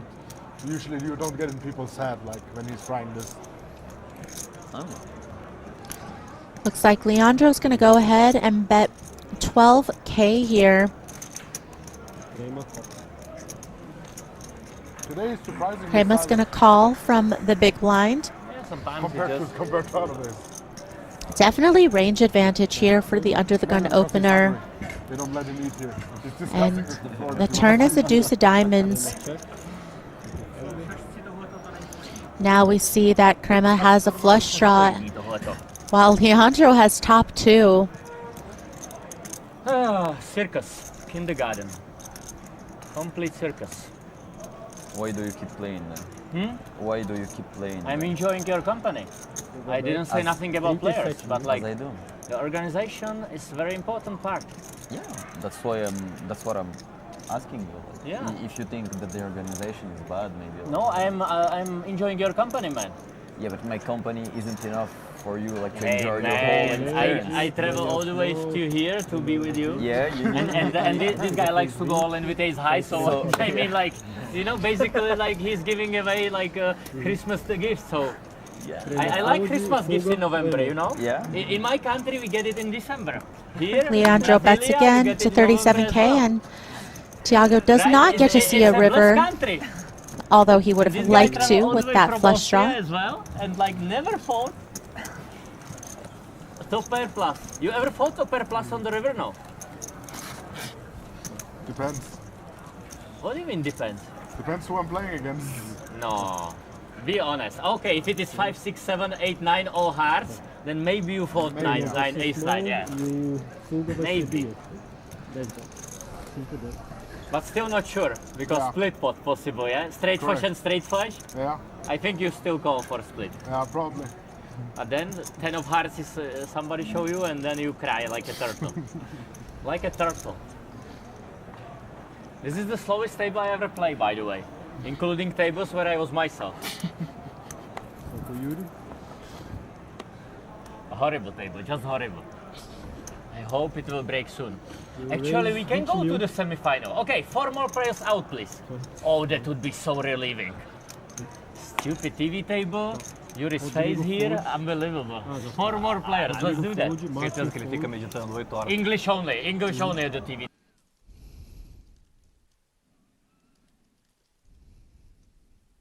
Yuri, can you do me a favor? Please pass 4 players, okay? Okay. But very quickly, I wanna eat. Okay. Quick. Yuri's going to open under the gun with King Jack offsuit, and Nobody's busting. Leandro, really big hand from the big blind. But it's actually a chance. Yeah. Playing Wow, a 19. similar Let's stack do that. size to 3 more. Yuri. 3 more, and redraw. But we still play together, okay? I need some chips. Sounds good to me. Why are you smiling? You have good time here in I Brazil? always have a good time when I'm playing. I tell you something, yeah? You have only one thing. And otherwise you are a great guy.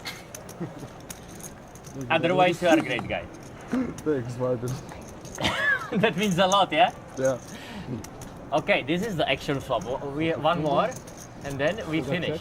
3 more players. I think we can make it. Flop is Rodrigo will be 3, happy. 7, 9. And Everybody will be definitely happy. Leandro being a little bit cagey here with just the flat Don't from even the big read. blind. Good chance.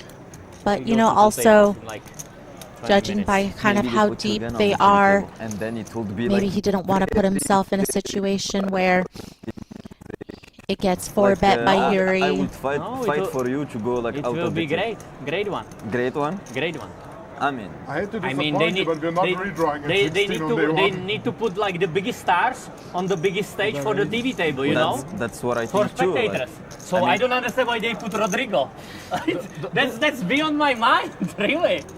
Rodrigo. Do you think you are a big star, man? Really? Who? You? What are you talking Looks about? like That's Mr. Leandro Rezaius. went for the Look check at him, raise he's against wild. Yuri, and Look how big he of is. course Yuri He's didn't big. hit the flop at I'm all like and very didn't have a slim spade in guy hand, so still. gonna fold. I mean, hey, what this guy talking about even? Do you think you are a big star, Hey, Martin? what do you Tell think? me. What do you think about this guy? I'm speaking about the big star like Mr. Rezaius in the middle of the table. And then what about you? Oh my goodness! Are you a big star? This is so embarrassment. I can't even breathe here, Yuri. We call that in my country. We have like the saying. I say that in Czech for the Czech spectators. Potrefená husa se ozvala. And in English, I don't know how to say that, but I will try to translate. You wanna guys try me to translate? yes, please do so. Like the shooting duck is always calling himself. If that make any sense? No. Okay, that's good. So we need some English like Translator. no, not translator, but Tell like me. the guys who are good at it. We need to like say this saying in English. Okay, so I do 25. This is not important, but important part is potrefená husa se ozvala in English.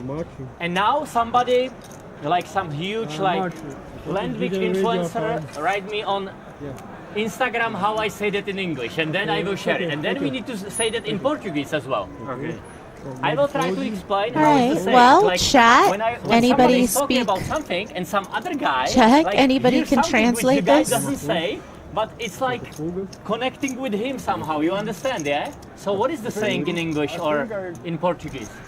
I mean, I got the meaning, but I have no clue how to say it. I stopped listening you like 5 Wait, minutes ago. please. I'm in the middle of big pot. Please don't So is that disturb me. what, like, when I talk about something and you think I'm Cabral talking raises to about it? 25k Yes, with ace very good. king, How's it in, and Yuri Deutsch? defends Say that from in the Deutsch. big Say blind that in with Deutsch. Really?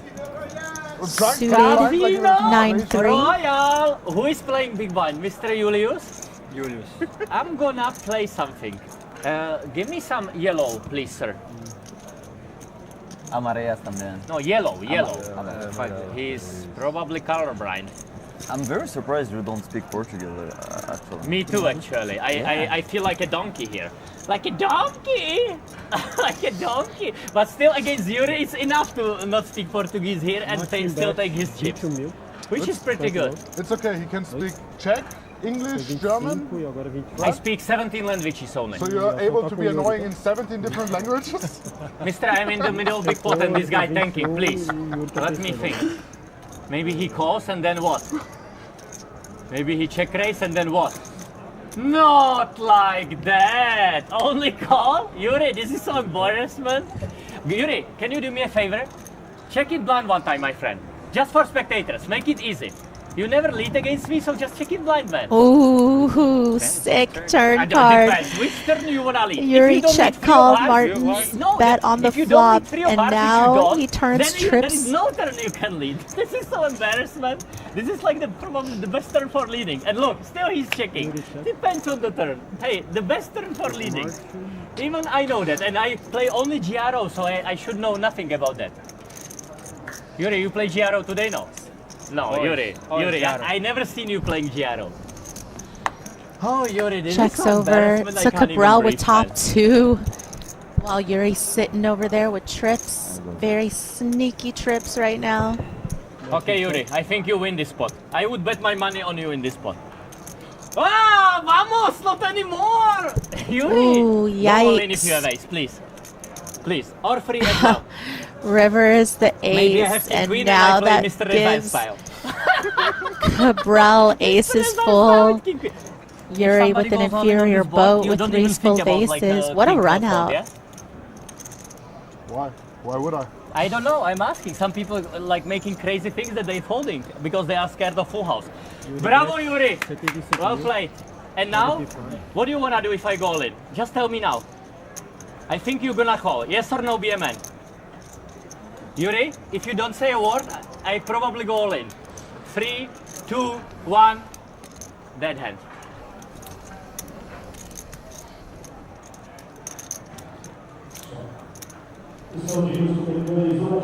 Okay, Yuri, I wanna go eat. That's for you. I go eat. Eating on TV table. Is not allowed. Bravo, Yuri! Nice blush! Love it! Yuri, this is so easy. It's like taking candy in front of the school. Yuri, you wanna see? You wanna see? Tomorrow. On No! final table. Today! King Queen!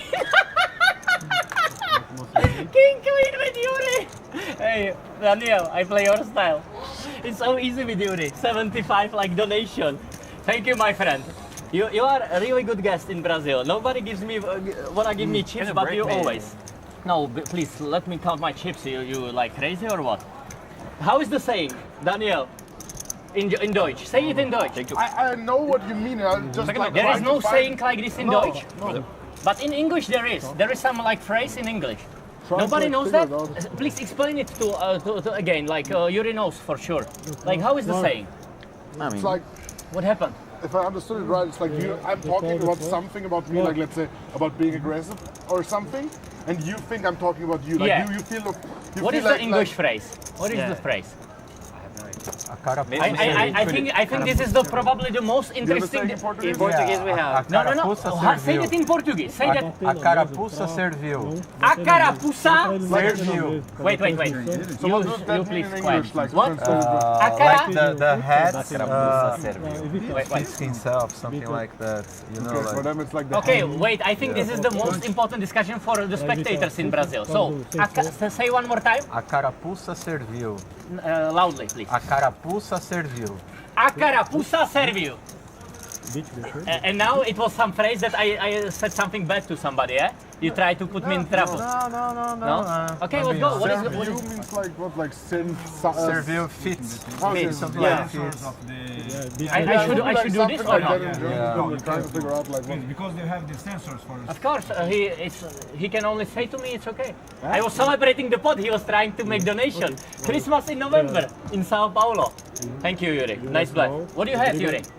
Good hands. Like a 10 jack or something? Yuri, 10 jack?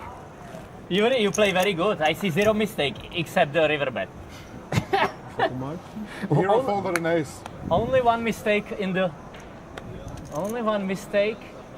hand, which is not bad. Which is really not that bad. Okay, I like to play with the ace high guys. Mate raise, 20 mil, 20. Vici mil. 20 mil, Mate, tudo raise the card. Okay, Rancho Relaxo. Rancho Relaxo. And Now it's okay. now it's okay? I'm happy you're happy. Yeah, interesting. So, If the shoe Akarapusa, fits. Akarapusa. And how Oh, is it in I English? think Somebody needs to be that smart here. What is that English phrase? We kind of have a saying in English because I remember Cabral was saying something about a duck. But it Right? needs to He's, be in guy Czech, who is his watching translation fucking was Brazilian something stream. about a duck. It would be We that. have this And saying must be that's very like, good at if English, it yeah. walks It's like a duck really and talks strange like a duck, combination. it must be a duck. Wait, I don't how many know. players? Between that, between the duck reference and the shoe fits, I kind of feel like Just one. that could be along One the and a same half. lines. We'll see. No, I think just one. Check. Great check. One of the greatest check in poker history. Oh, you are that short. Looks like Cabral play so opened bad. under I the would gun raise with much 10-8 more if suited I and knew flops that. a flush draw Okay, I'm against talking way too much. Rodrigo with top pair. 60, You're 70. talking too much? No.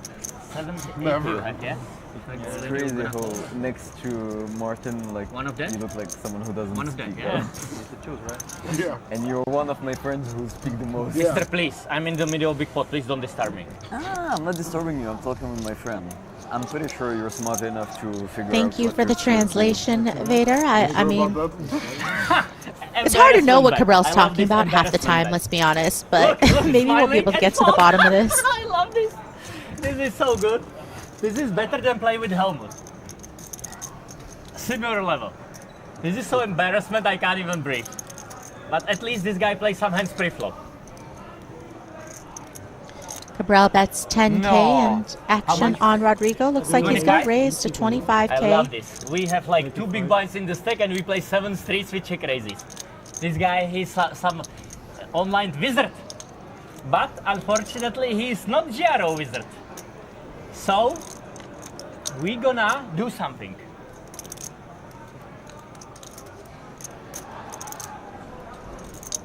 Now Rodrigo started this hand with a sub 20 big blind stack, I'm so pretty sure you punish yourself certainly with ace high on feels the turn, so it's better. Okay. like he Blind is all in, don't look. ready to be committed to this hand. Of course, now some you can scared go all cards could appear on the turn. Turns a Nothing. deuce. Blanco. Feels complete blanco. somewhat Good for ace high, safe actually. for 4 you top can catch pair. now. For the split. For the Cabral split. certainly could have some ace highs. Hey, if he makes check fold now, not only I win the pot, which I don't care, but I would be laughing so hard if he makes check fold now. Imagine. That would be like hilarious, check fold. I don't even care about the hand, but like check fold would be the best now. Rodrigo, try. Check fold. For the spectators, you'll be famous. I don't think Rodrigo cares about being That famous. would be I so think hilarious, really. he just Imagine cares about the winning your check fold, chips, guys. Cabral. We need to have 3 steps. 1, 2, and 3. Wow, you put me out of table now. That's so good. Okay, I bust Rodrigo first, and then you put me out because I'm next big blind. Bring more! Rodrigo to my table. Great defense, by the way. I play bad pre-flop, but I always catch. So can I take it already? Yeah, you can. Thanks. Looks like Rodrigo went all in and gets called by the flush draw. You put player out of the table, yeah? Big river incoming. No. It doesn't matter because he was big blind. You put player out of the table. I'm asking. Right. Okay, that's me. That's great, even. So River you is have- the queen, and Rodrigo's gonna double up here with trips. Are you guys seeing? Give me the rack, please. High card. What do you mean high card? I'm next big blind. No, it's high card. Why? We always do that like next big blind here. Yes, we don't today. So you change every day rules? No. Why? Because you I'm want asking. to eat. I'm asking. Why you change rules every day? Not every day. So why is the rules different from yesterday's tournament? Because the tournament director says for us to change the Why you do that? That players don't do that. Please. high card, please. I'm asking you. I follow orders. The tournament director. But how says is it possible that I was not informed about you that? can ask for him. I'm asking. Please call the tournament director, please. No, please. Before you do that, call. No, the procedure is. It's horrible. Okay, after I Just not normal, really. Thank you, man. So it's me, eh? For the Anyway. gift. No, it's me. No, it's me. What do you mean? I'm number 3. I'm seat 3. No, third player. 1, 2, 3, 4, 5, 6, Bravo. 7 players. Thank you. Even better. Looks like Cabral wanted to be moved off this table. Just happy to still hear him. Yeah. Every rule, every day new rule in Brazil. It's really good.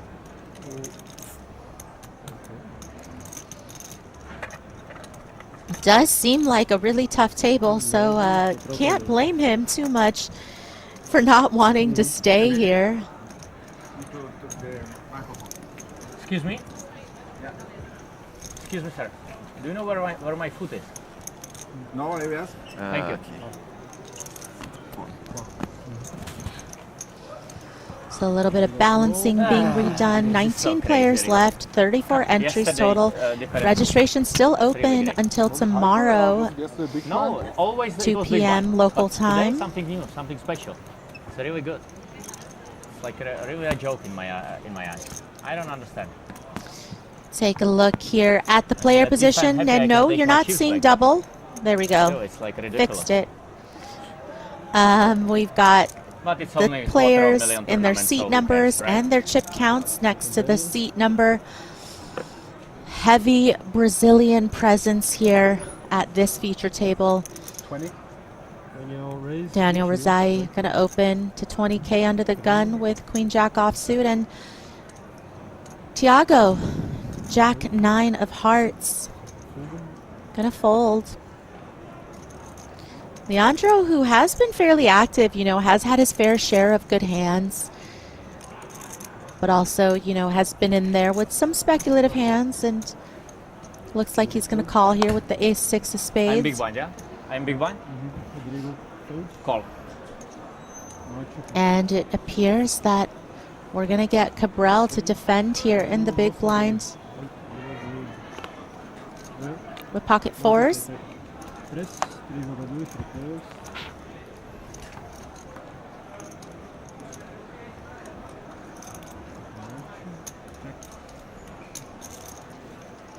Ace-9 tray. So it looks like Leandro's going to be out in front with top pair.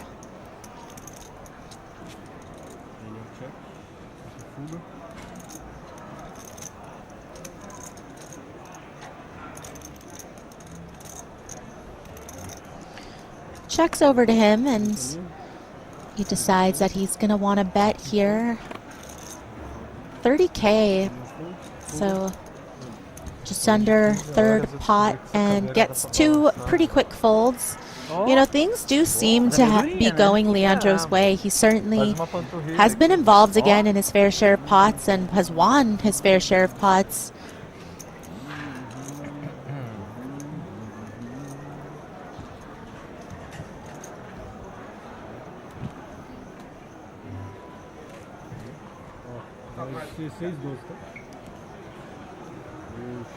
Oh, can anybody explain me why you changed the rule since all the tournaments? Thank you, great. Esse é o último nível, acho que é. Não, falta mais esse e mais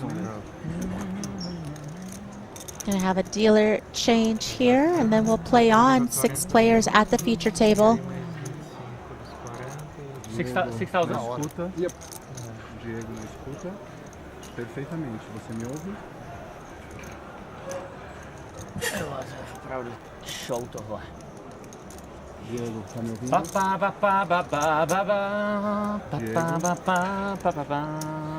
Alô, Diego.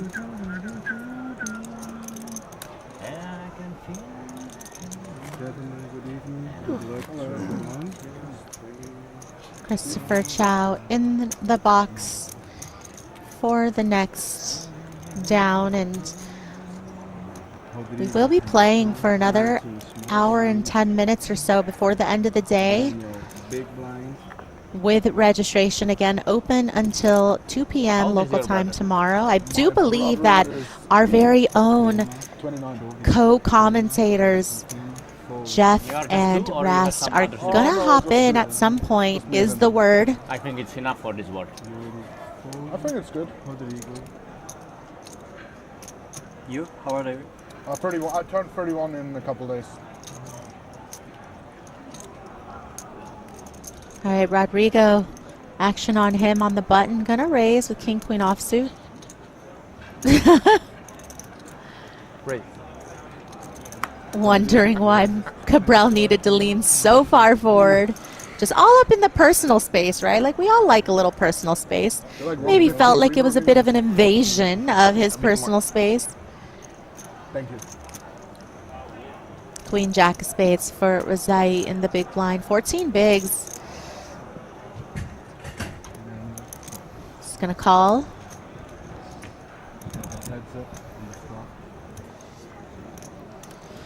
To the flop we go. Razai dominated. Ace high.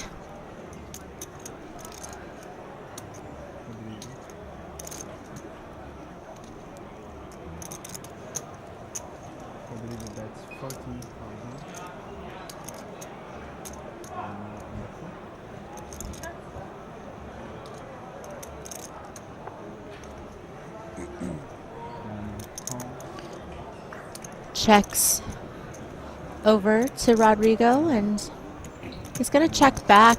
Turn is the 9 of hearts, so that does give Razai a gutter. 10 would give him a straight. Still looking at king high for Rodrigo.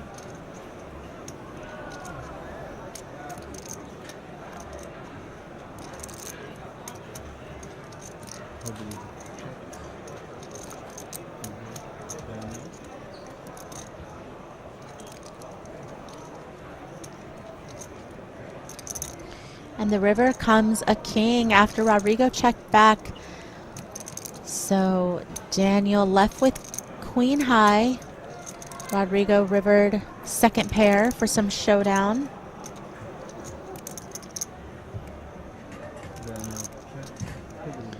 Daniel checks for a third time, and action on Rodrigo. So far, no bets really.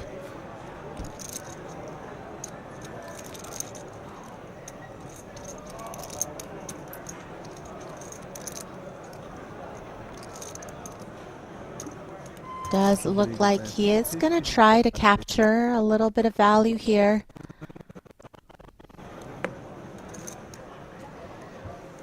Daniel folds. Rodrigo wins the pot. Martin on the button, Daniel on the small blind. Okay. Crema on the big blind, 6,000.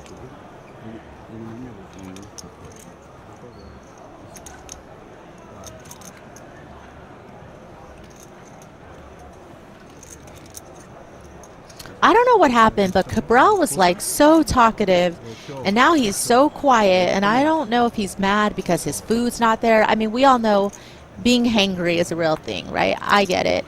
I get pretty hangry myself. Or was he mad because he felt like he should have been moved off of the table since he was the next big blind and he didn't agree with the protocol? I don't know, but he's gotten real quiet real quick.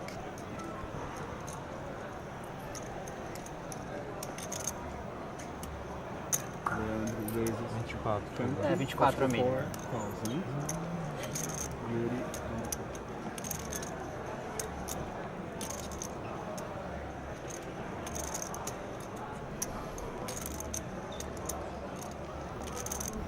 King Queen for Leandro under the gun makes it 24K, and Yuri's got pocket queens. Yuri raises to 65,000. Rodrigo folds. Martin folds. Daniel folds. Okay. Crema folds. Leandro on the floor. Yuri does put in the 3-bet to 65K. Leandro folds. Here's your chain. Yuri wins the pot. Daniel on the button. And Leandro's going to fold. On the small blind, Leandro on the big blind. 6,000, 12,000. Melhor agora. Dama. Acho que não. Parzinho melhor que aquele. Dama. Dama rei aqui. Wow, there is a guy who looks like Rodrigo. I'm not kidding. You see him? You see the guy? Like seriously, you see that? You mean the guy in front You of the see the guy camera? at the wall? Like he's making interview? He's looking exactly like him. You see. Yeah, if you look really quick. Yeah, it's my twin brother. No. I'm like not joking. I know. If you look. It's your brother or something? It's my twin brother. No, but you didn't know? No, don't joke. I have a twin brother. Is his brother or? Yeah, is it? Yeah. You see the guy? I can't see because there are a lot of Yeah, people. It's like the guys. But like really like. If you really quick look, like. Rodrigo raises to 24. I don't know if you're kidding. I don't know, but he really looks like you. Martin folds. No, I don't have a brother. I have just a sister. Daniel on the flop. Daniel folds. Crema on the flop. Yeah, it's either Rodrigo's brother or Joao Simon's cousin. One of the two. yeah. One of the two would fit. I think like it could be more likely. Rodrigo's going to open like, from hijack with a 7 offsuit, and it looks like Leandro's going to defend with the suited jack. We have a heads up on the flop, gentlemen. Leandro on the flop.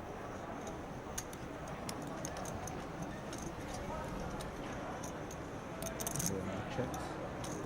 Rodrigo on the flop.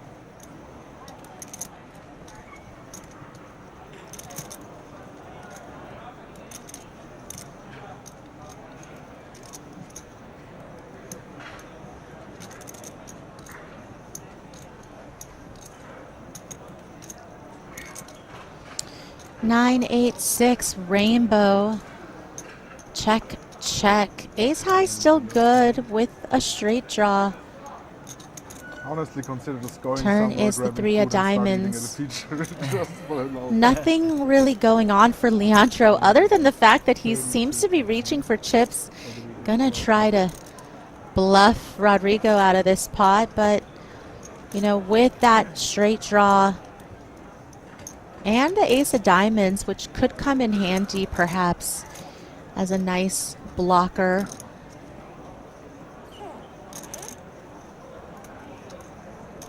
I would assume there is some thoughts of continuing here for 32K.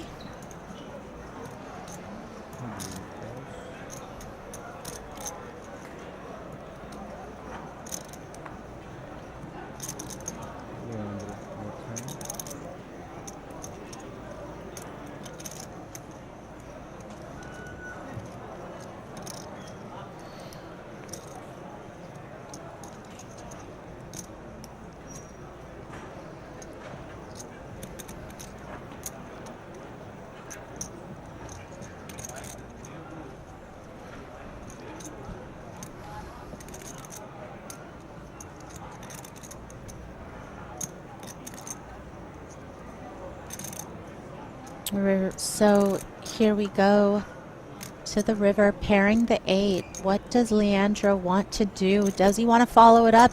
You know, we haven't seen Leandro bluff too much, right? He's had a lot of made hands. He's had some good hands. So it almost feels like he didn't have the need to bluff, but he does here betting 55K. And it looks like Rodrigo thinking about it. You know, the 8 of diamonds, pretty interesting card considering Rodrigo does have the ace of diamonds in his hand. Blocks straights and flushes. You know, doesn't block some potential jack 10s. Some other, you know, 7x could be in the mix here that he's feeding. Does he want to maybe try to raise as a bluff with the nut flush blocker, even though it is a paired board? A lot of thoughts crossing his mind here.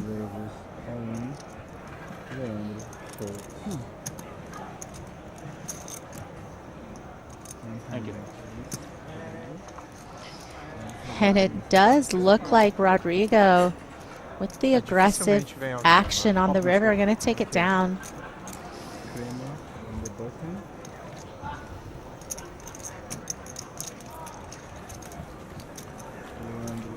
Amigo.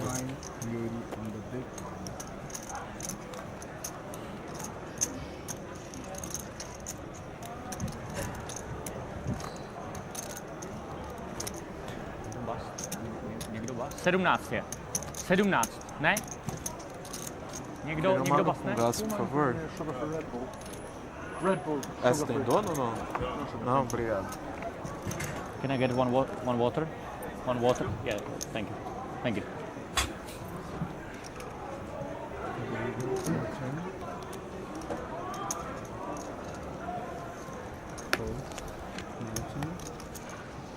Sorry.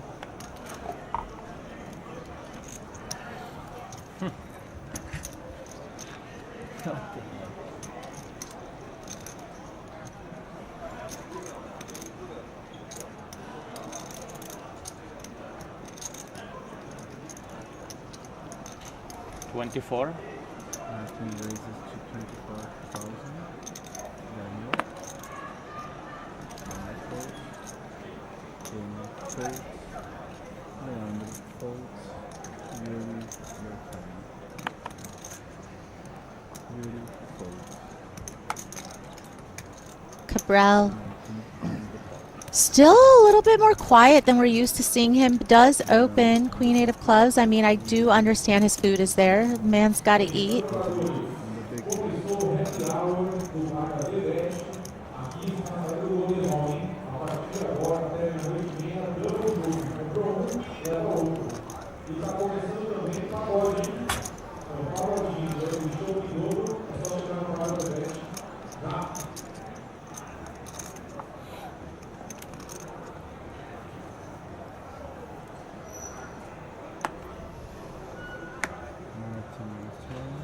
Please keep that card in the center.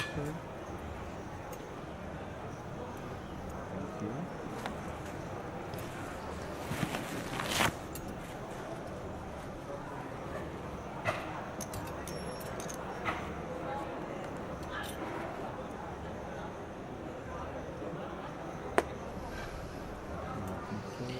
You know, I have this little thought, or I don't even know if I want to call it a trick, but I feel like usually when someone's eating at the table, right, if they have food there, they're more likely to pass up on like marginal spots.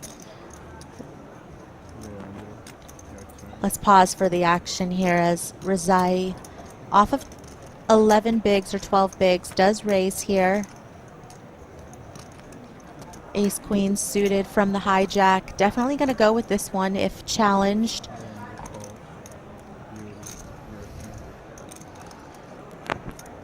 Bit of a loose call here with the King Deuce of Diamonds from Leandro.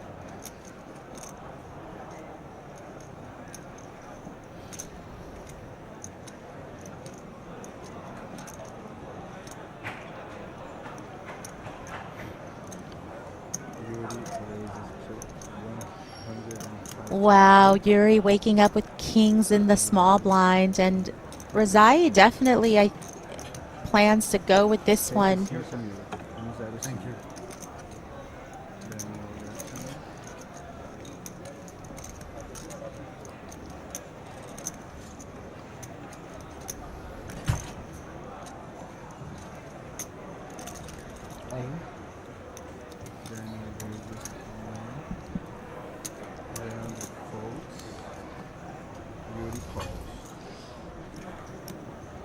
Here we go.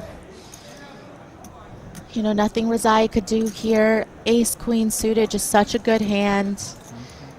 He's playing a short stack as well. Can you call the floor man, please? Esther? Over under how many times Cabral's going to need to call the floor man tonight? 239. Excuse me, can you call the floor man?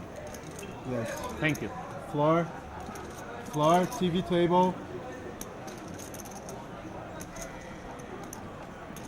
Who's on? Huh? The floor side, I bring like. Can you call the floor man, please? He's on it. Yeah, he's coming. He's coming. Thank you. Yeah, but Thank you very much. Time is running, so. Excuse me? It's now one. Oh, Sério? Não he's deve ter trying to nada a find ver. if he's trying to find out if we redraw at 16, which makes no sense on day one. So we should stop just because he wants to know how many No, players we will don't need to redraw. No, we don't need to wait. We're not stopping. O Martin pediu pra chamar o Flora e eu não sei se eu posso bater o Flora. Desculpa, eu vou esperar.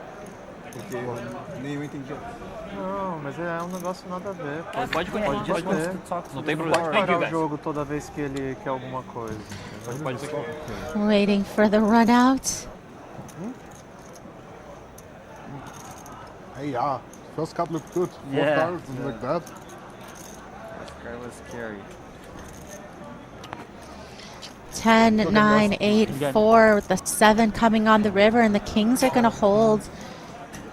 Daniel Rizai going to be eliminated, but, you know, certainly still can fire again as registration is still open. So game stop, yeah? We go? You said 16 players, we go to 2 tables now. It's 16 players. Yeah, I go there, close the table, you take it. Ah, there is no redraw, yeah? No, because okay. the registration okay, is good, off. good. Sorry, yeah. 7.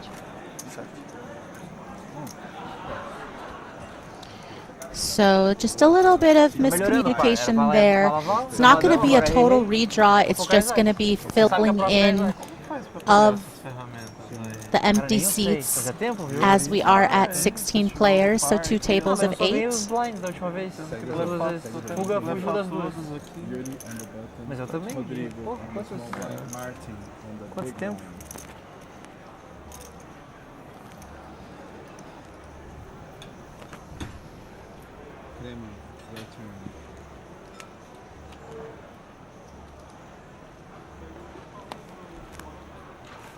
Yuri?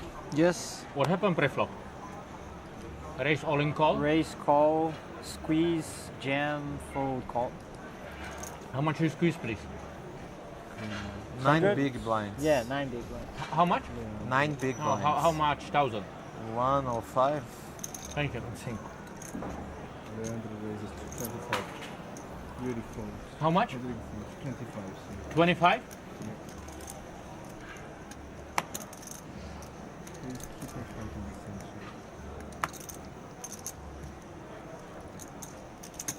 Martin folds. Leandro into pot. Rodrigo on the button. Pior que é vala, vala, dama, dama, rei, rei, né?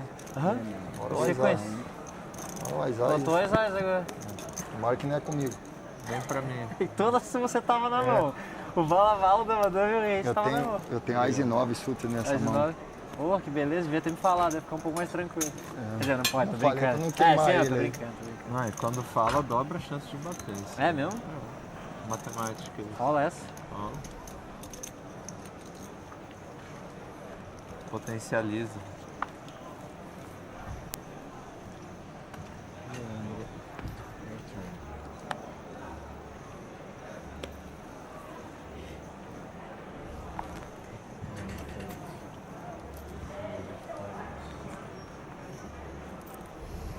Heads up.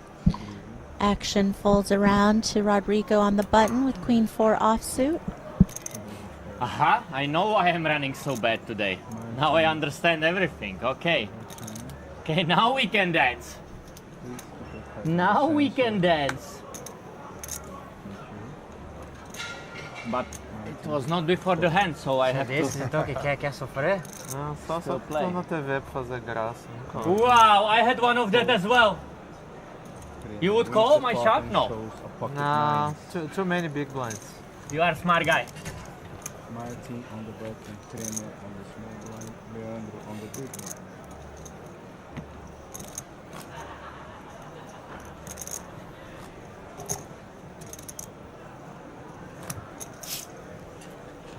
So, now we can dance. Now we can dance. How was the this food? is so boring. Huh? How was the food? No comment, thank you. No comments, okay. It's much better to not comment on some topics. Even I know that. wonder what that means.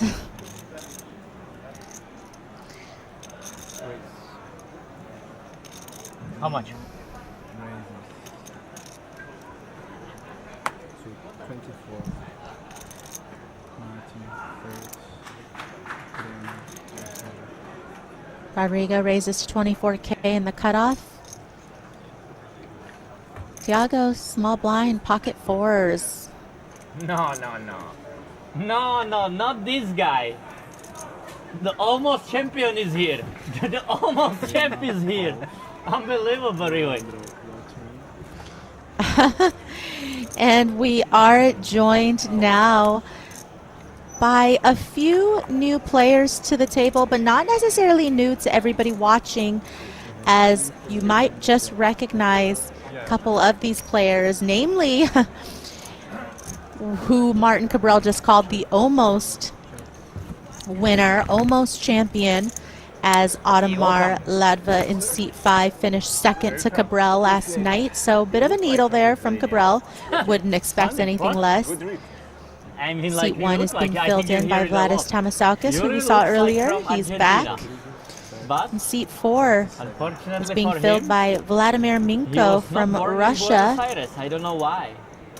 I don't know why. Thiago here flopping bottom sets, but his opponents don't really have much here. Rodrigo apostou 27.000, Crema call, Leandro fold. What are you doing all the way here from Lithuania? Just playing some cards. That's true. You played all the tournaments here? Missed the one you won. Why? Looks like it was checked to Rodrigo, who bet 27K, and Thiago called. You know how to live, yeah? Bit of a slow play here. Me? No. I believe Leandro did fold on Only the when flop, Yuri is so in. he When is Yuri no is longer in in, this I pot. He's always no longer register even at the tournament. table. That's my rule of the thumb. Yuri in, He had to you go in. put his If jacket not Yuri on. in, Might be getting a little cold there. Thank you, Turn sir. is the king, so now Thiago with a boat. Rodrigo with just ace high.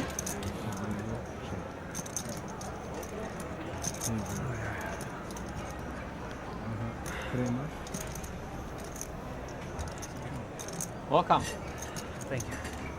Where are you from? I am from Brazil. From Brazil? No. You don't look like from Brazil. You are like, you look like. I am Brazilian in my heart. So where are you from? Mexico. Mexico? Crema bets 110,000. Sorry? You're from Mexico? Rodrigo. I'm asking you a question, mister. It's okay, just focus on the game. On the game? We are not Looks even in like the pot, man. You need to focus. You Crema must be very looking to get some value now. from, really. You from Europe? Sim, senhor. Isso, perfeito. You don't speak English, yeah? Don't speak English here. Otto, it's your brother? What? It's your brother? No, it's not my brother. Where is he from? That's 110K. No, this guy. Where is he Rodrigo's from? going to fold his ace high. You don't know? Can you ask for me, please? Good luck Otto. to you. Where are you from? He doesn't like you either? I guess Can so. you try, please, Lithuania? I think he said it already. Brazil. No, he's not from Brazil. Have you ever seen Brazilian? Yeah, I saw him. He's He my might neighbor. be. No. We live in You the really same, from in the Brazil? same apartment. He's from Brazil? Yeah. We live in the same apartment in the south. He's my neighbor. You guys tricking me or what? Yuri, he's from Brazil? From where? Which city? So is your name Thiago? Blumenau. You were on the final Blumenau. table? Blumenau? Yesterday? Yeah. Yeah. Really? I mean, like, Definitely a little bit of trolling of Cabral going on, in my opinion. Like I guess, if you've never seen this guy... I mean, if you look had at to him, pick where is somebody he at the from? table to Give me troll, your might as best well guess. be Cabral, right? No way. He looks like Ottomar's brother. I mean, this is not even funny. Otto, is it your cousin? No, Your turn. I told you.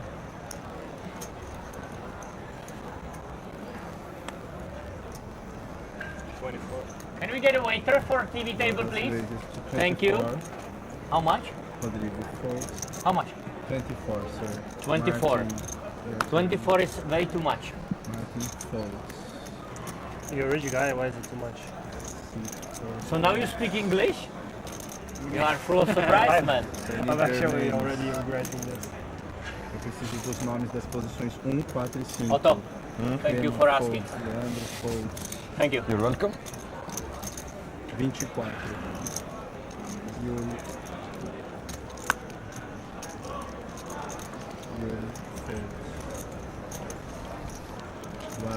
What's your name? Vladis opens up the action with ace-8 of diamonds, folds all the way around to Yuri in the big blind. 6 deuce, not going to defend. Qual é o seu nome? I really need Yuri knows. You know his name? Em português, Both of your names I need. No. What is his name? Do you know? Dos nomes de vocês, por favor. Vladimir. Vladimir? Vladimir. And yours? Otto. He needs to say that correctly before the dealer. That's a very good way. Okay, Vladimir, now Sorry, I think but within thank like 20-25 years we could be good friends, I think. Leandro. Maybe button. 25, yeah. Yuri in the small blind. Horrible table. Really horrible table. Always with Yuri. Yuri, you always bring like a weird energy to the table, but I still like you, don't worry. Rodrigo, your turn. Rodrigo folds. But horrible. Just horrible table. Mister, Vladimir. can I get one more drink, please? Is it cold? Thank you. It's okay. And to this guy, I pay for him everything, what he needs.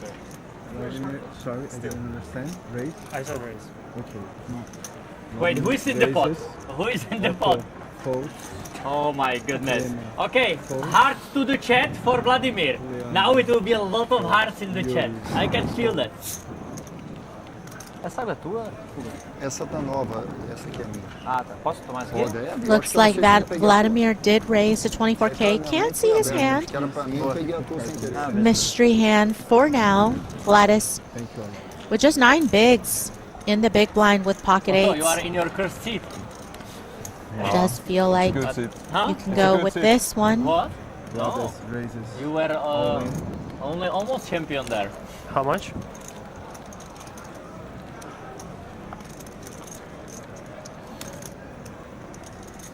Have you watched your heads up already? I did not. Yeah. You did?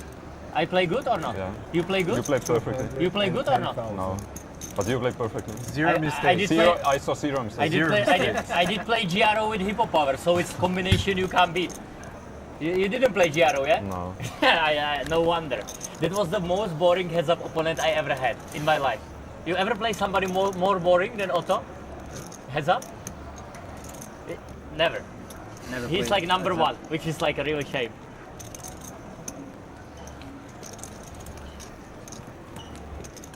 Aha. Karma. Karma is a bitch. Vladimir, you need to be nice to Well, me. I don't think we're Otherwise ever you going to would find have out what Vladimir had here, but certainly You wasn't speak good enough English to by call the way or what? I still a don't 10 know. big blind shove. What happened? On the big blind. Vladimir, they informed me that you have to put on this sensor. On the This right. sensor? Yeah. But I mean, Sorry. how can I if he's sitting here? If I- you I are can- just My joining mistake us for sure. I now, apologize in advance for all the welcome troubles to here, okay? continuing I apologize in coverage here advance. from day one I think it's my mistake. of the yeah. I take full 250k Real, 50k USD buy-in BSOP Millions Super High Roller Series. 1, 2, 3. We got a table of killers here, a lot of Brazilians, of course, as we are in Sao Paulo, but definitely an international presence to be felt as well. And in the first 2 events that we covered, the 20k USD and the 30k USD event, we actually had 2 non-Brazilian winners in the form of Medi Chaui and Martin Cabral, respectively. I'm gonna respectfully pass. Martin folds. Vladimir Horrible table. Just horrible. Otto folds. Então, todos conseguiram. Yeah, I mean, looking at this feature table, like who is left? Who is at the other table? It's hard to imagine a tougher table than this one. I would like to see, So, but I haven't had the time. Which king? what kind of names do we have at the other one? Flush draw, and you check raise me turn and shove the river. You had queen? I had queen. Very brave. Trips, I play same. You play very good. What do you had? Like queen 9, queen 10? Some queen, yeah. Leandro with pocket 6 is going to raise. Completou lá, né? Very bad memory, my friend. Teu But pai great antes. play, great check raise. Thank you. I actually put you on queen. Nice. Going to take down the blinds. Things have been Which pretty hand you play smooth sailing for All of them? Leandro here. He, No, really, which one you you know, played did then? have The ones a I went all bluff in that versus him. didn't work, Which one? but All of them. No, other really, than that, which- hasn't no, run really, into which too one you much played? resistance All of them. I today. lost all of them. Come on, man. No, the one which you play bad. There was any bad hand play from you? Or you play everything like Rodrigo, small blind, close to 19, Giaro? big blind. I mean, there probably were a couple. I don't know. 19, Which big one? blind, please, and Which big one was the blind bet? 90. I don't know. I don't bad memory. No, you really don't know? So you play everything good, yeah? Yeah. I'm happy for you, man. Just unlucky. Just unlucky. Katastrofa, this almost champion. Maybe I give you revenge in this one. But I think I would be boring so hard during that heads up. Leandro. We play, I will take a headphones and play some music, okay? You don't mind, yeah? Yeah. Foi antes de eu entrar? Não lembro se você ganhou. Eu lembro do Multiway que você ganhou lá. Bom. Aí eu diminuí um pouco a 99. Ah, lembrei. É verdade. Essa que faltava. É verdade. É verdade, é verdade. Did people like offer him money to like shut up? It's not gonna work, I think. Yeah, I feel like plenty of people had tried to offer Cabral money to stop talking, and I don't see it working. I don't see him taking anybody up on that offer. Seliwan all in here from the small blind into Cabral's big blind. Cabral with the effective stack with just 10 bigs.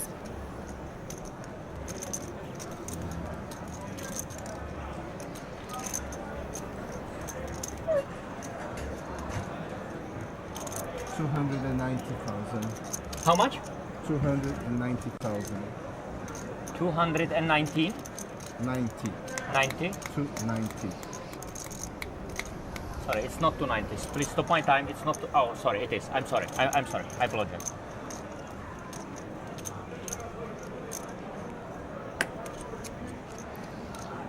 Really taking his time here on the decision. It will be all in anyway, yeah?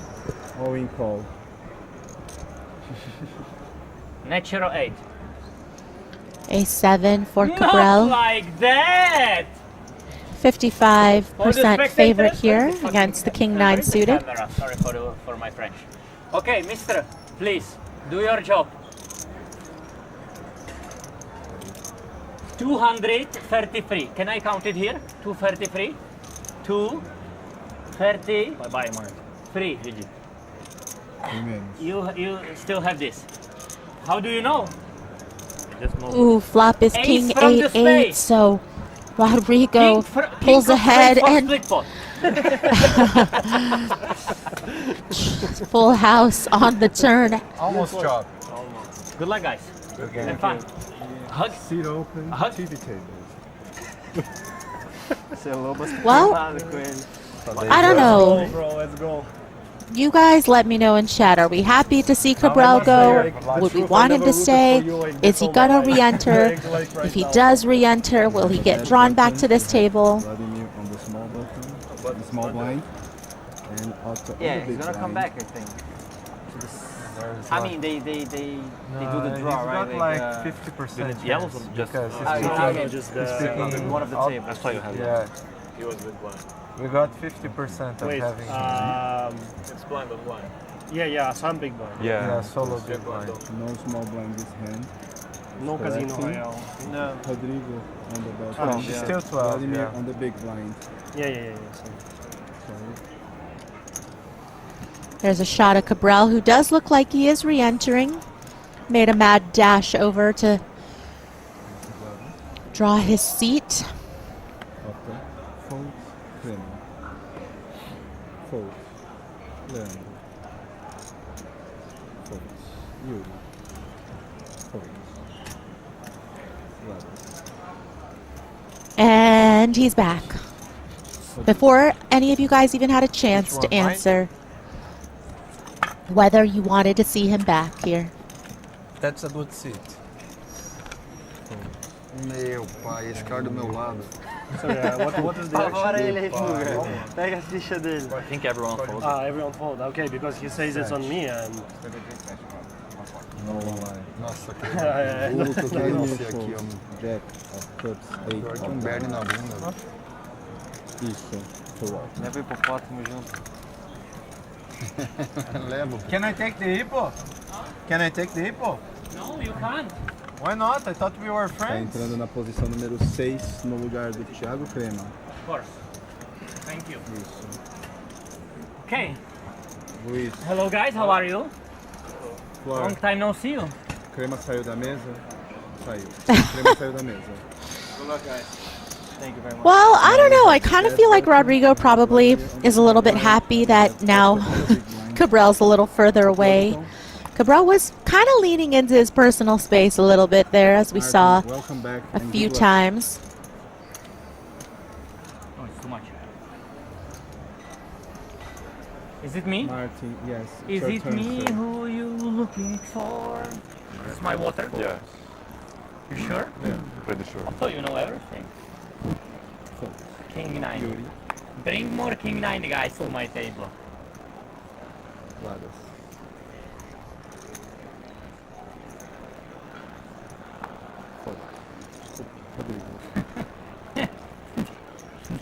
He just 200 from me. What a funny guy. Nice try. How is it nice try? Say that in Portuguese, please. Boa tentativa. Boa tentativa. Pocket jacks for Rodrigo, raises to 24K from the cutoff. I'm gonna bust you. Say that in Portuguese. Eu vou te tirar, ele disse. Okay, good. Oh, you must be very rich. Say that in Portuguese. How is you must be very rich?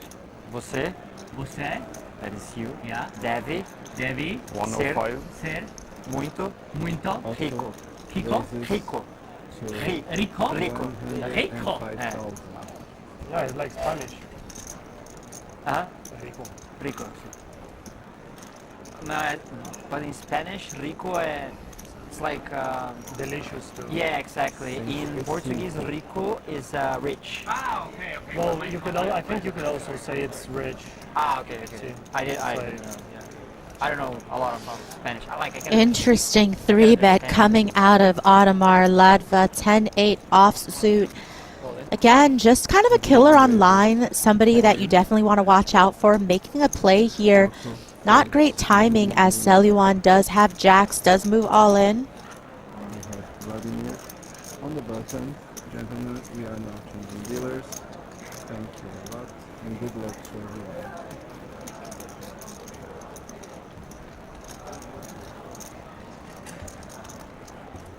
Mamma mia. Such a tough table. I can't believe it.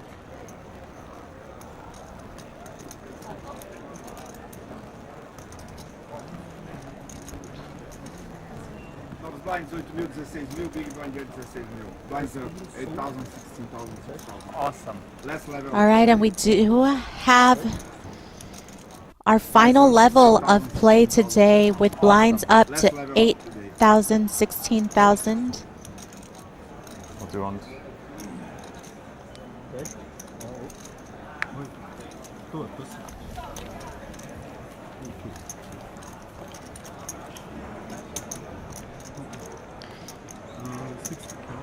Fifteen players in the field, 35 entries total. Registration still open until tomorrow, 2 p.m. local time, I believe, when the tournament restarts. And we will be right back here tomorrow, bringing you continued action. Tomorrow will be the final day of this tournament. We will be crowning our champion. It's broken. Vladimirovic. Now we can play, yeah? Vladimirovic. Any good there? No. Leandro. Don't even look. Leandro, You fought everything, yeah? So 8K, 16K with a 16K big blind ante. 40 minutes left on the day.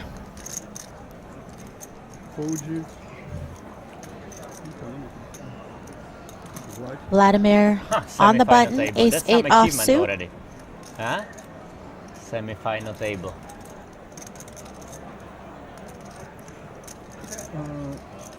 Raise 32 mil blinds. Raise 32. Aumento 32. How much he raised? 24? How much he was raising? 24? 24.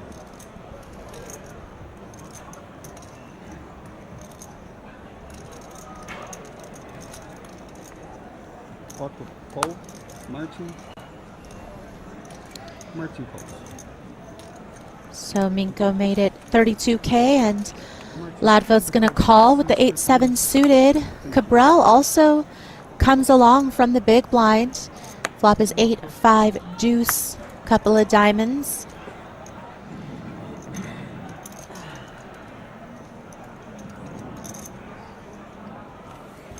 It's him? It's him, yeah?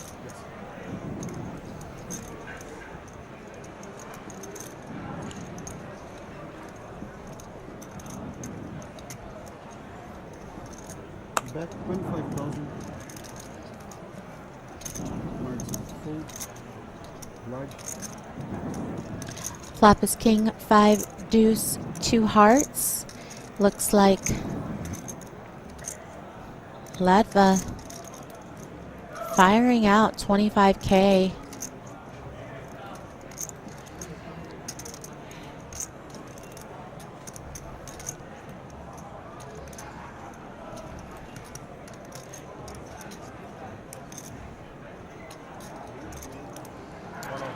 And, you know, I do think that Minko is a little sus about this lead, right? Usually you expect, especially on these type of textures, that it's going to play and flow and it will get checked to the pre-flop aggressor a lot. But with Ladva finding the lead here, Minko just does not believe him and does raise right away to 105K.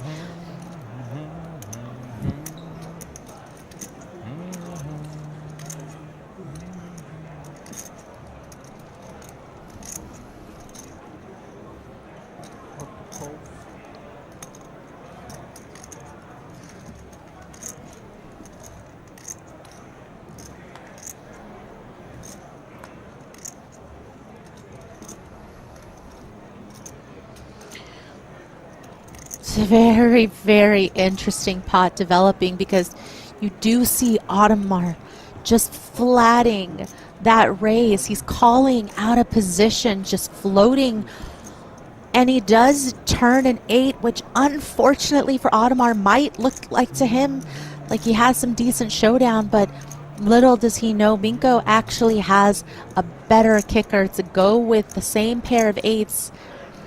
But just very interesting to lead there and call a raise. Not many players would do that, and I think we're kind of starting to see why maybe Audemars, you know, does have the reputation that he does. You know, again, has a ton of accolades online.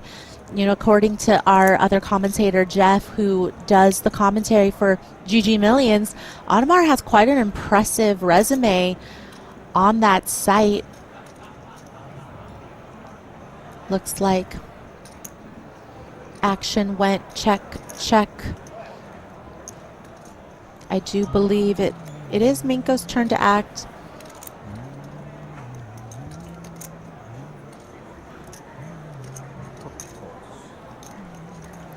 Okay, so Audemars did check and Minko's betting 75K.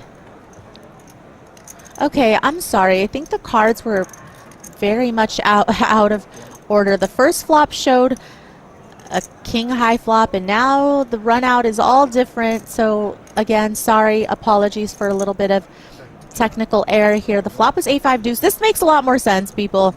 This makes more sense. I was like, wow, that is an interesting lead. Well played. But now it makes sense with Otto flopping top pair to lead, gets raised. Called the turn bet, check, check on the river.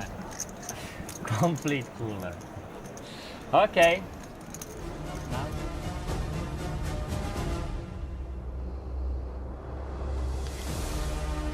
And there you see the chip counts of the players at the feature table, with Minko atop the chip count, 789K, but just barely, with Rodrigo trailing only one big blind behind him, and Audemars also with a nice stack himself, 45 big blinds, 727,000 in chips, all the way down to the shortest stack. But you don't like to play Giaro, yeah? Vladis in seat 1, 156K, 9 big blinds. Now you're happy, yeah? You look happy like when Christmas came.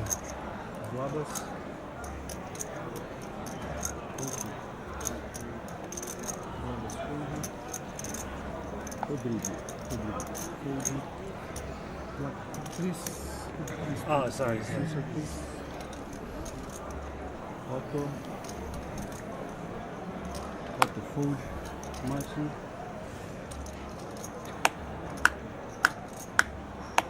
How long have you been playing poker? I mean, we were playing like when we were 10 years old on the chess tournament, but for like coins, you know. I mean, like, Action folded to Cabral in the small blind. Well, I mean, things are getting serious when multiple people at the table are wearing sunglasses, you know? It's that time of night. No messing around. Cabral's got the sunglasses on. He's done eating. He's ready to play. Limps in from the small blind off of the 12 big blind stack. How old I am right now? 26, almost 27.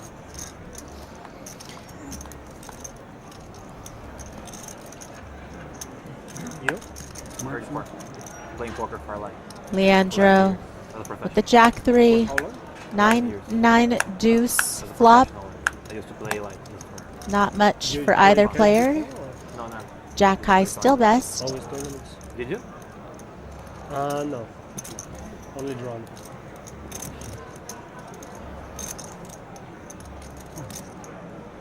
That's 17,000 aposta. 17,000.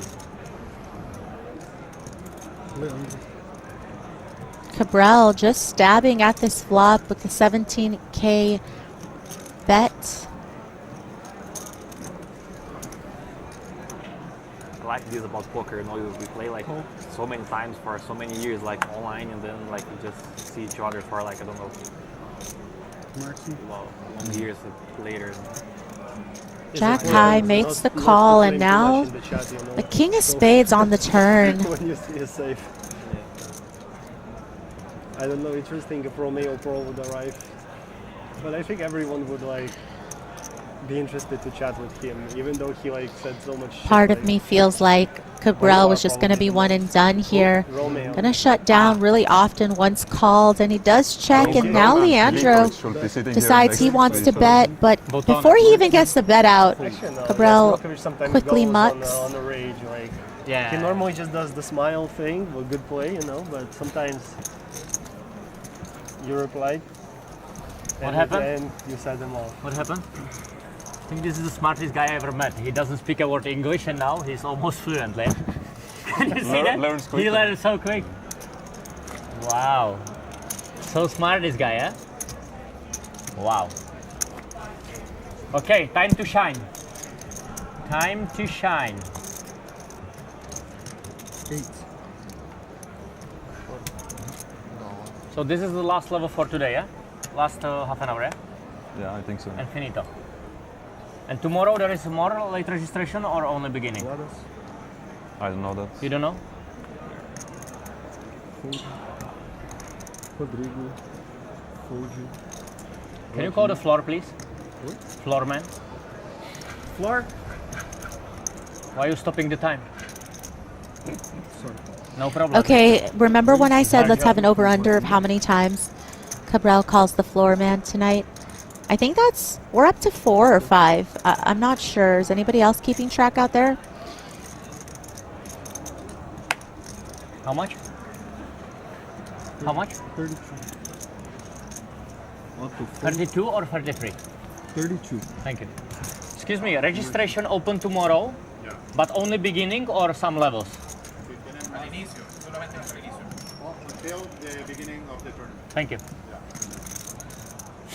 Then there is no other way. For Vladimir Vladimirovich, the quick learner, Just put the cards in. it will be all in anyway. Okay. 169. Could you confirm the amount, please? What? Beauty. What do you say? Could you count how much? 169. 169, sir. 169. Start his clock, please. Thank you. It will be sick. Sick call. I have natural 9. Just put them on this. Okay, thank you. Okay, let's do that.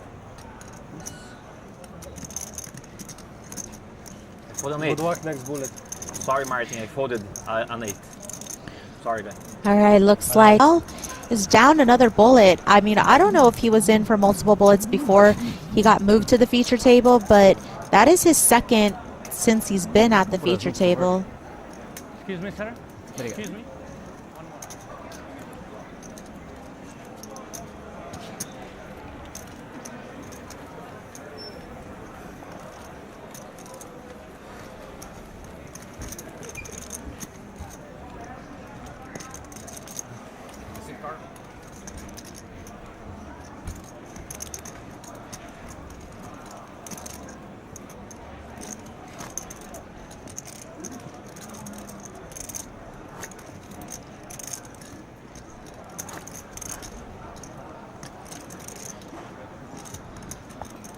Considering, you know, we only have about 25 minutes left of play, I wonder if Cabral is probably just going to max late reg.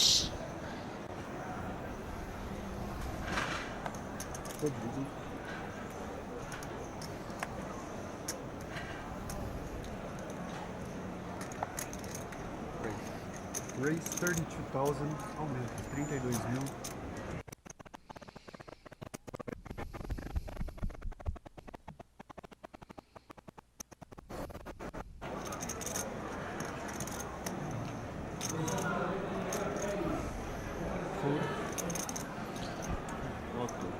And action appears to be on Leandro here.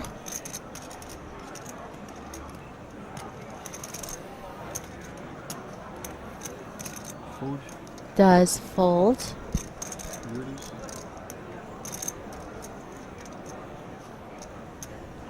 Fold.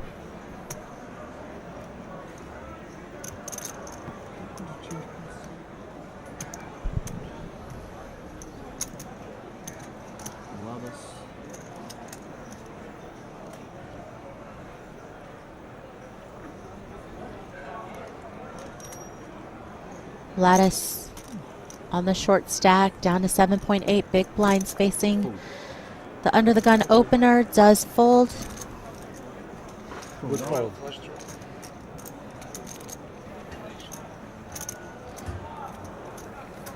It's coming up on 1 a.m. local time in Sao Paulo, and you know, a lot of these players, they've been playing since day one of the series, which started on the 14th.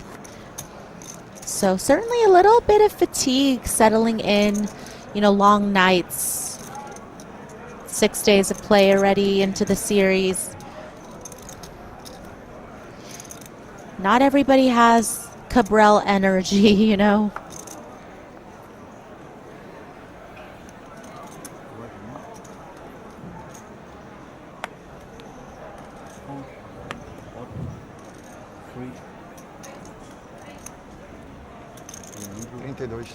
Raise 32,000, aumento 32 mil. Ready? 32.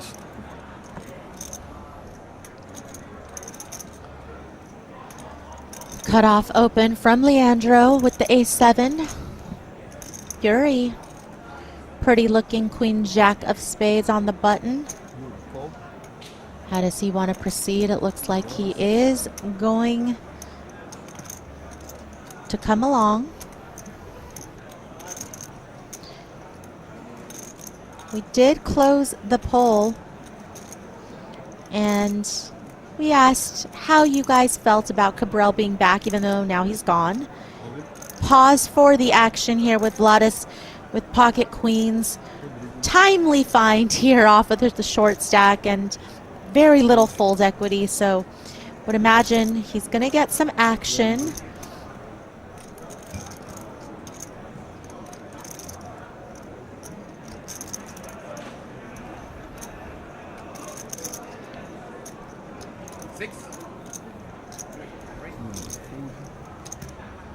Quanto é? 92K to call, 220 in the pot, so you know, seemingly pretty good odds for the queen jack suited, but that's only if, you know, he had maybe an overcard, some live cards. He's gotta look for a straight or a flush if he makes the call here. You know, sometimes you're hoping, best case scenario, that you're flipping, maybe against pocket tens or pocket nines, or maybe your opponent has ace king here and queen jack of spades is super live. But you know, Vladis, really strong hand here off of the 7 big blind stack. Here he's gonna take his time.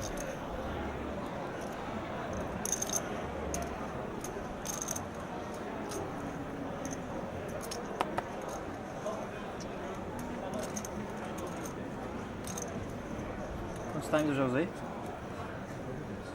Usei 2 já? Ou esse é o segundo? Checking, you know, how much time banks he has. He might have already burned 1 or 2 on this decision and still thinking about it.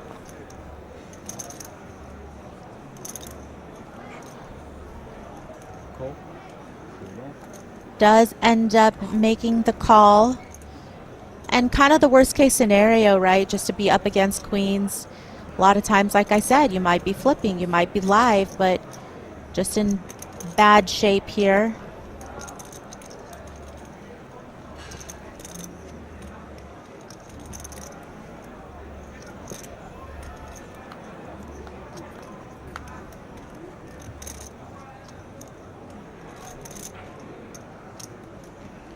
Flop is 9-8 deuce. So a little bit of hope. 1 spade. Also a gutter for the queen jack. Turn is the 8. I mean, is he gonna do Vladis dirty? The river is a 9, double pairing the board. 15, right? The queens and 9s gonna be the best.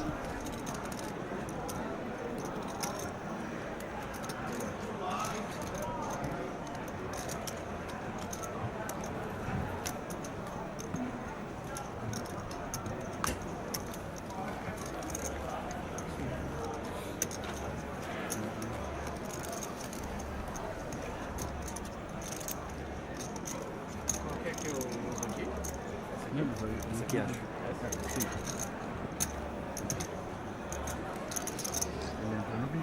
It would appear, you know, that Cabral has not re-entered for the night. We don't have our current live player ticker up to the right. But I think just given the fact that, again, you know, we're just so close to the end of the night and registration closes at the start of play tomorrow, it just makes more sense to take the max late reg option. Going back to the results of the poll for those who haven't seen it, really mixed reviews on Cabral being back earlier. Finally some action, got 33% of the votes, but this is what poker needs, 31%. Please get me the earplugs, 21%, and a resounding no, got 15%. You know, they don't call Cabral polarizing for nothing, because those are pretty polar results.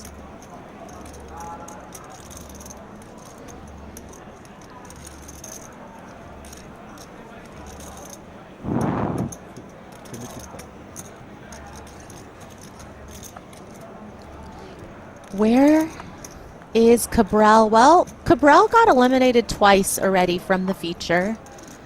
We saw him once, then he got eliminated, then he bought in, came back to the feature table, got eliminated.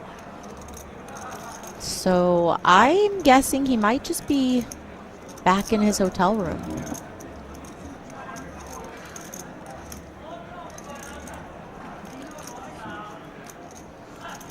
Okay, well, we've got some word coming in from my director, Gabriel, who says that Cabral actually did buy back in tonight, and he's actually at the other table. So for those of you who voted that you had to get your earplugs, don't worry. You could take them out. Cabral's not coming back. Flop is 7-4-3. Minko versus Boyanovsky. And just ace high for Minko. Pair and a straight draw for Boyanovsky, who defended from the big.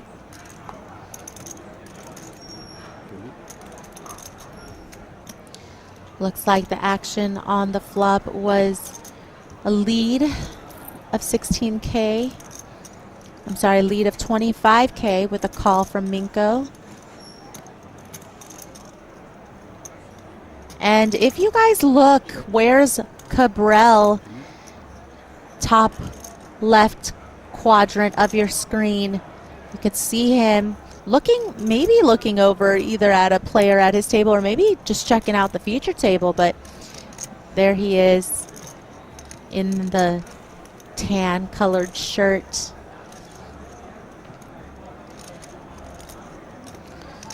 Turn brings the 9 of spades, and Boyanovsky's going to slow down with the check.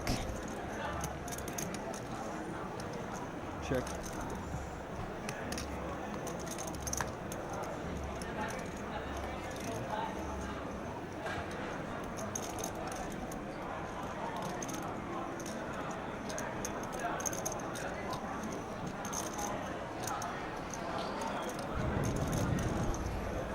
Action goes check, check on the turn and to the river with the deuce of hearts. Boyanovsky's hand best. Vladimir with a little bit of showdown value with ace high. You know, can beat maybe some 6x, some 5x. Boyanovsky does check.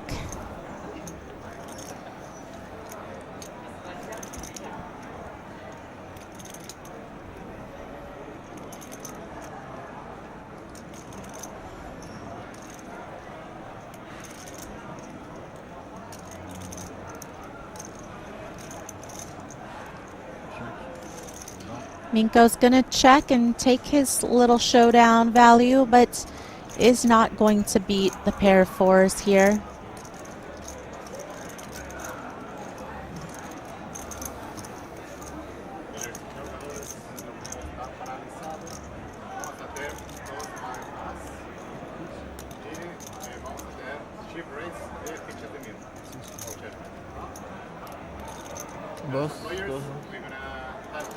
Last couple of hands for the night here.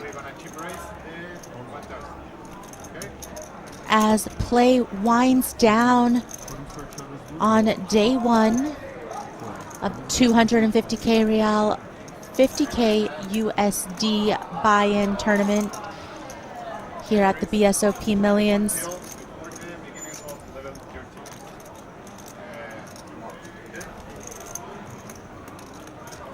Registration.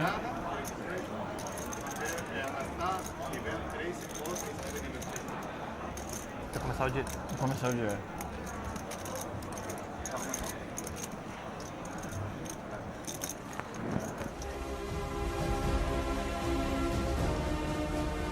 And here's a look at the chip counts as we near the end of night. Minko, chip leader with 941,000. Got some middling stacks, very playable within the 40 to 30 big blind range. And our quote shortest stack, who's not even all that short, Vladis Tomasakis, down at the bottom of the chip counts, but has about 30 big blinds. And we take a look at the beautiful room that everybody is playing from, still packed with lots of players, and a look at the aggression frequency of our players. Boyanovsky, 75%, involved in a lot of hands, playing some pots. Minko, Selyuan follow second and third, and Tomasakis 0%. You know, it's kind of hard to be aggressive when you're the short stack. You're a little bit at the mercy of the cards, so seems reasonable, that he is not putting a lot of chips in pots, not raising a lot, not finding a ton of open spots or raised Cadê o spots. Sage, seu Lobas? Não vai jogar esse, o Sage? Ele foi viajar com a família. Eu não ia jogar mesmo, já tinha uma viagem marcada. Ah, tá. Ontem foi o último torneio? Ah. Just like to take this time to thank all of you for tuning in tonight, hanging out with me. Again, this is the first time that BSOP has had a dedicated English-speaking live stream. So we are all in this together, building this from the ground up. We've got 10 more days of live streams coming to you. So make sure that you're going to like and subscribe to this channel so that you don't miss out on a second of the action. This series features the highest buy-in ever in Brazil, the 100K USD buy-in, which will be coming in later days. Got a raise from Audemars. And Yuri's going to follow that up with a 3-bet with Ace-Jack offsuit.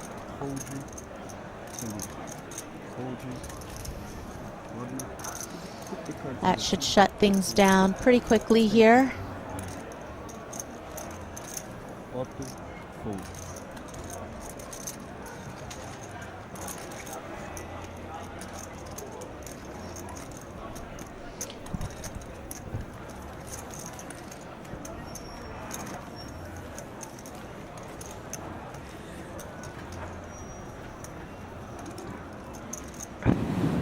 Just a reminder that we will be back tomorrow at 2 p.m. local time with more coverage. Start things off with the pre-show, and we will bring you the final day of the super high roller here.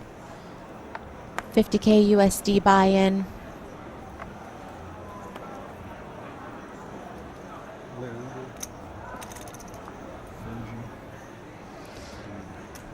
I believe this is the last hand of the night. Yuri with pocket 3 is going to fold. Action to Vladis, hijack. King 9 offsuit, going to pitch it. Boyanovsky, 7-5 of hearts, as we saw. The man with the highest aggression frequency, you would imagine. Couple that with the suited connected hand, he's going to come in for a raise. Makes it 40K.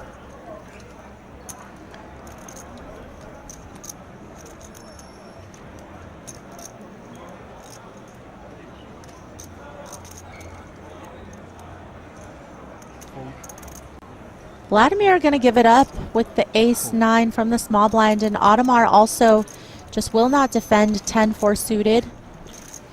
Not going to play any 2 here from the big blind, and that's a look at that trophy that will be awarded to the winner tomorrow, along with the top prize, which we don't know yet just because registration is not yet closed, so we don't have the payouts calculated, but we will have that information to you tomorrow, pretty soon after play starts, as registration does close before start of play tomorrow. And it looks like we've got a floor coming in for the bag and tag.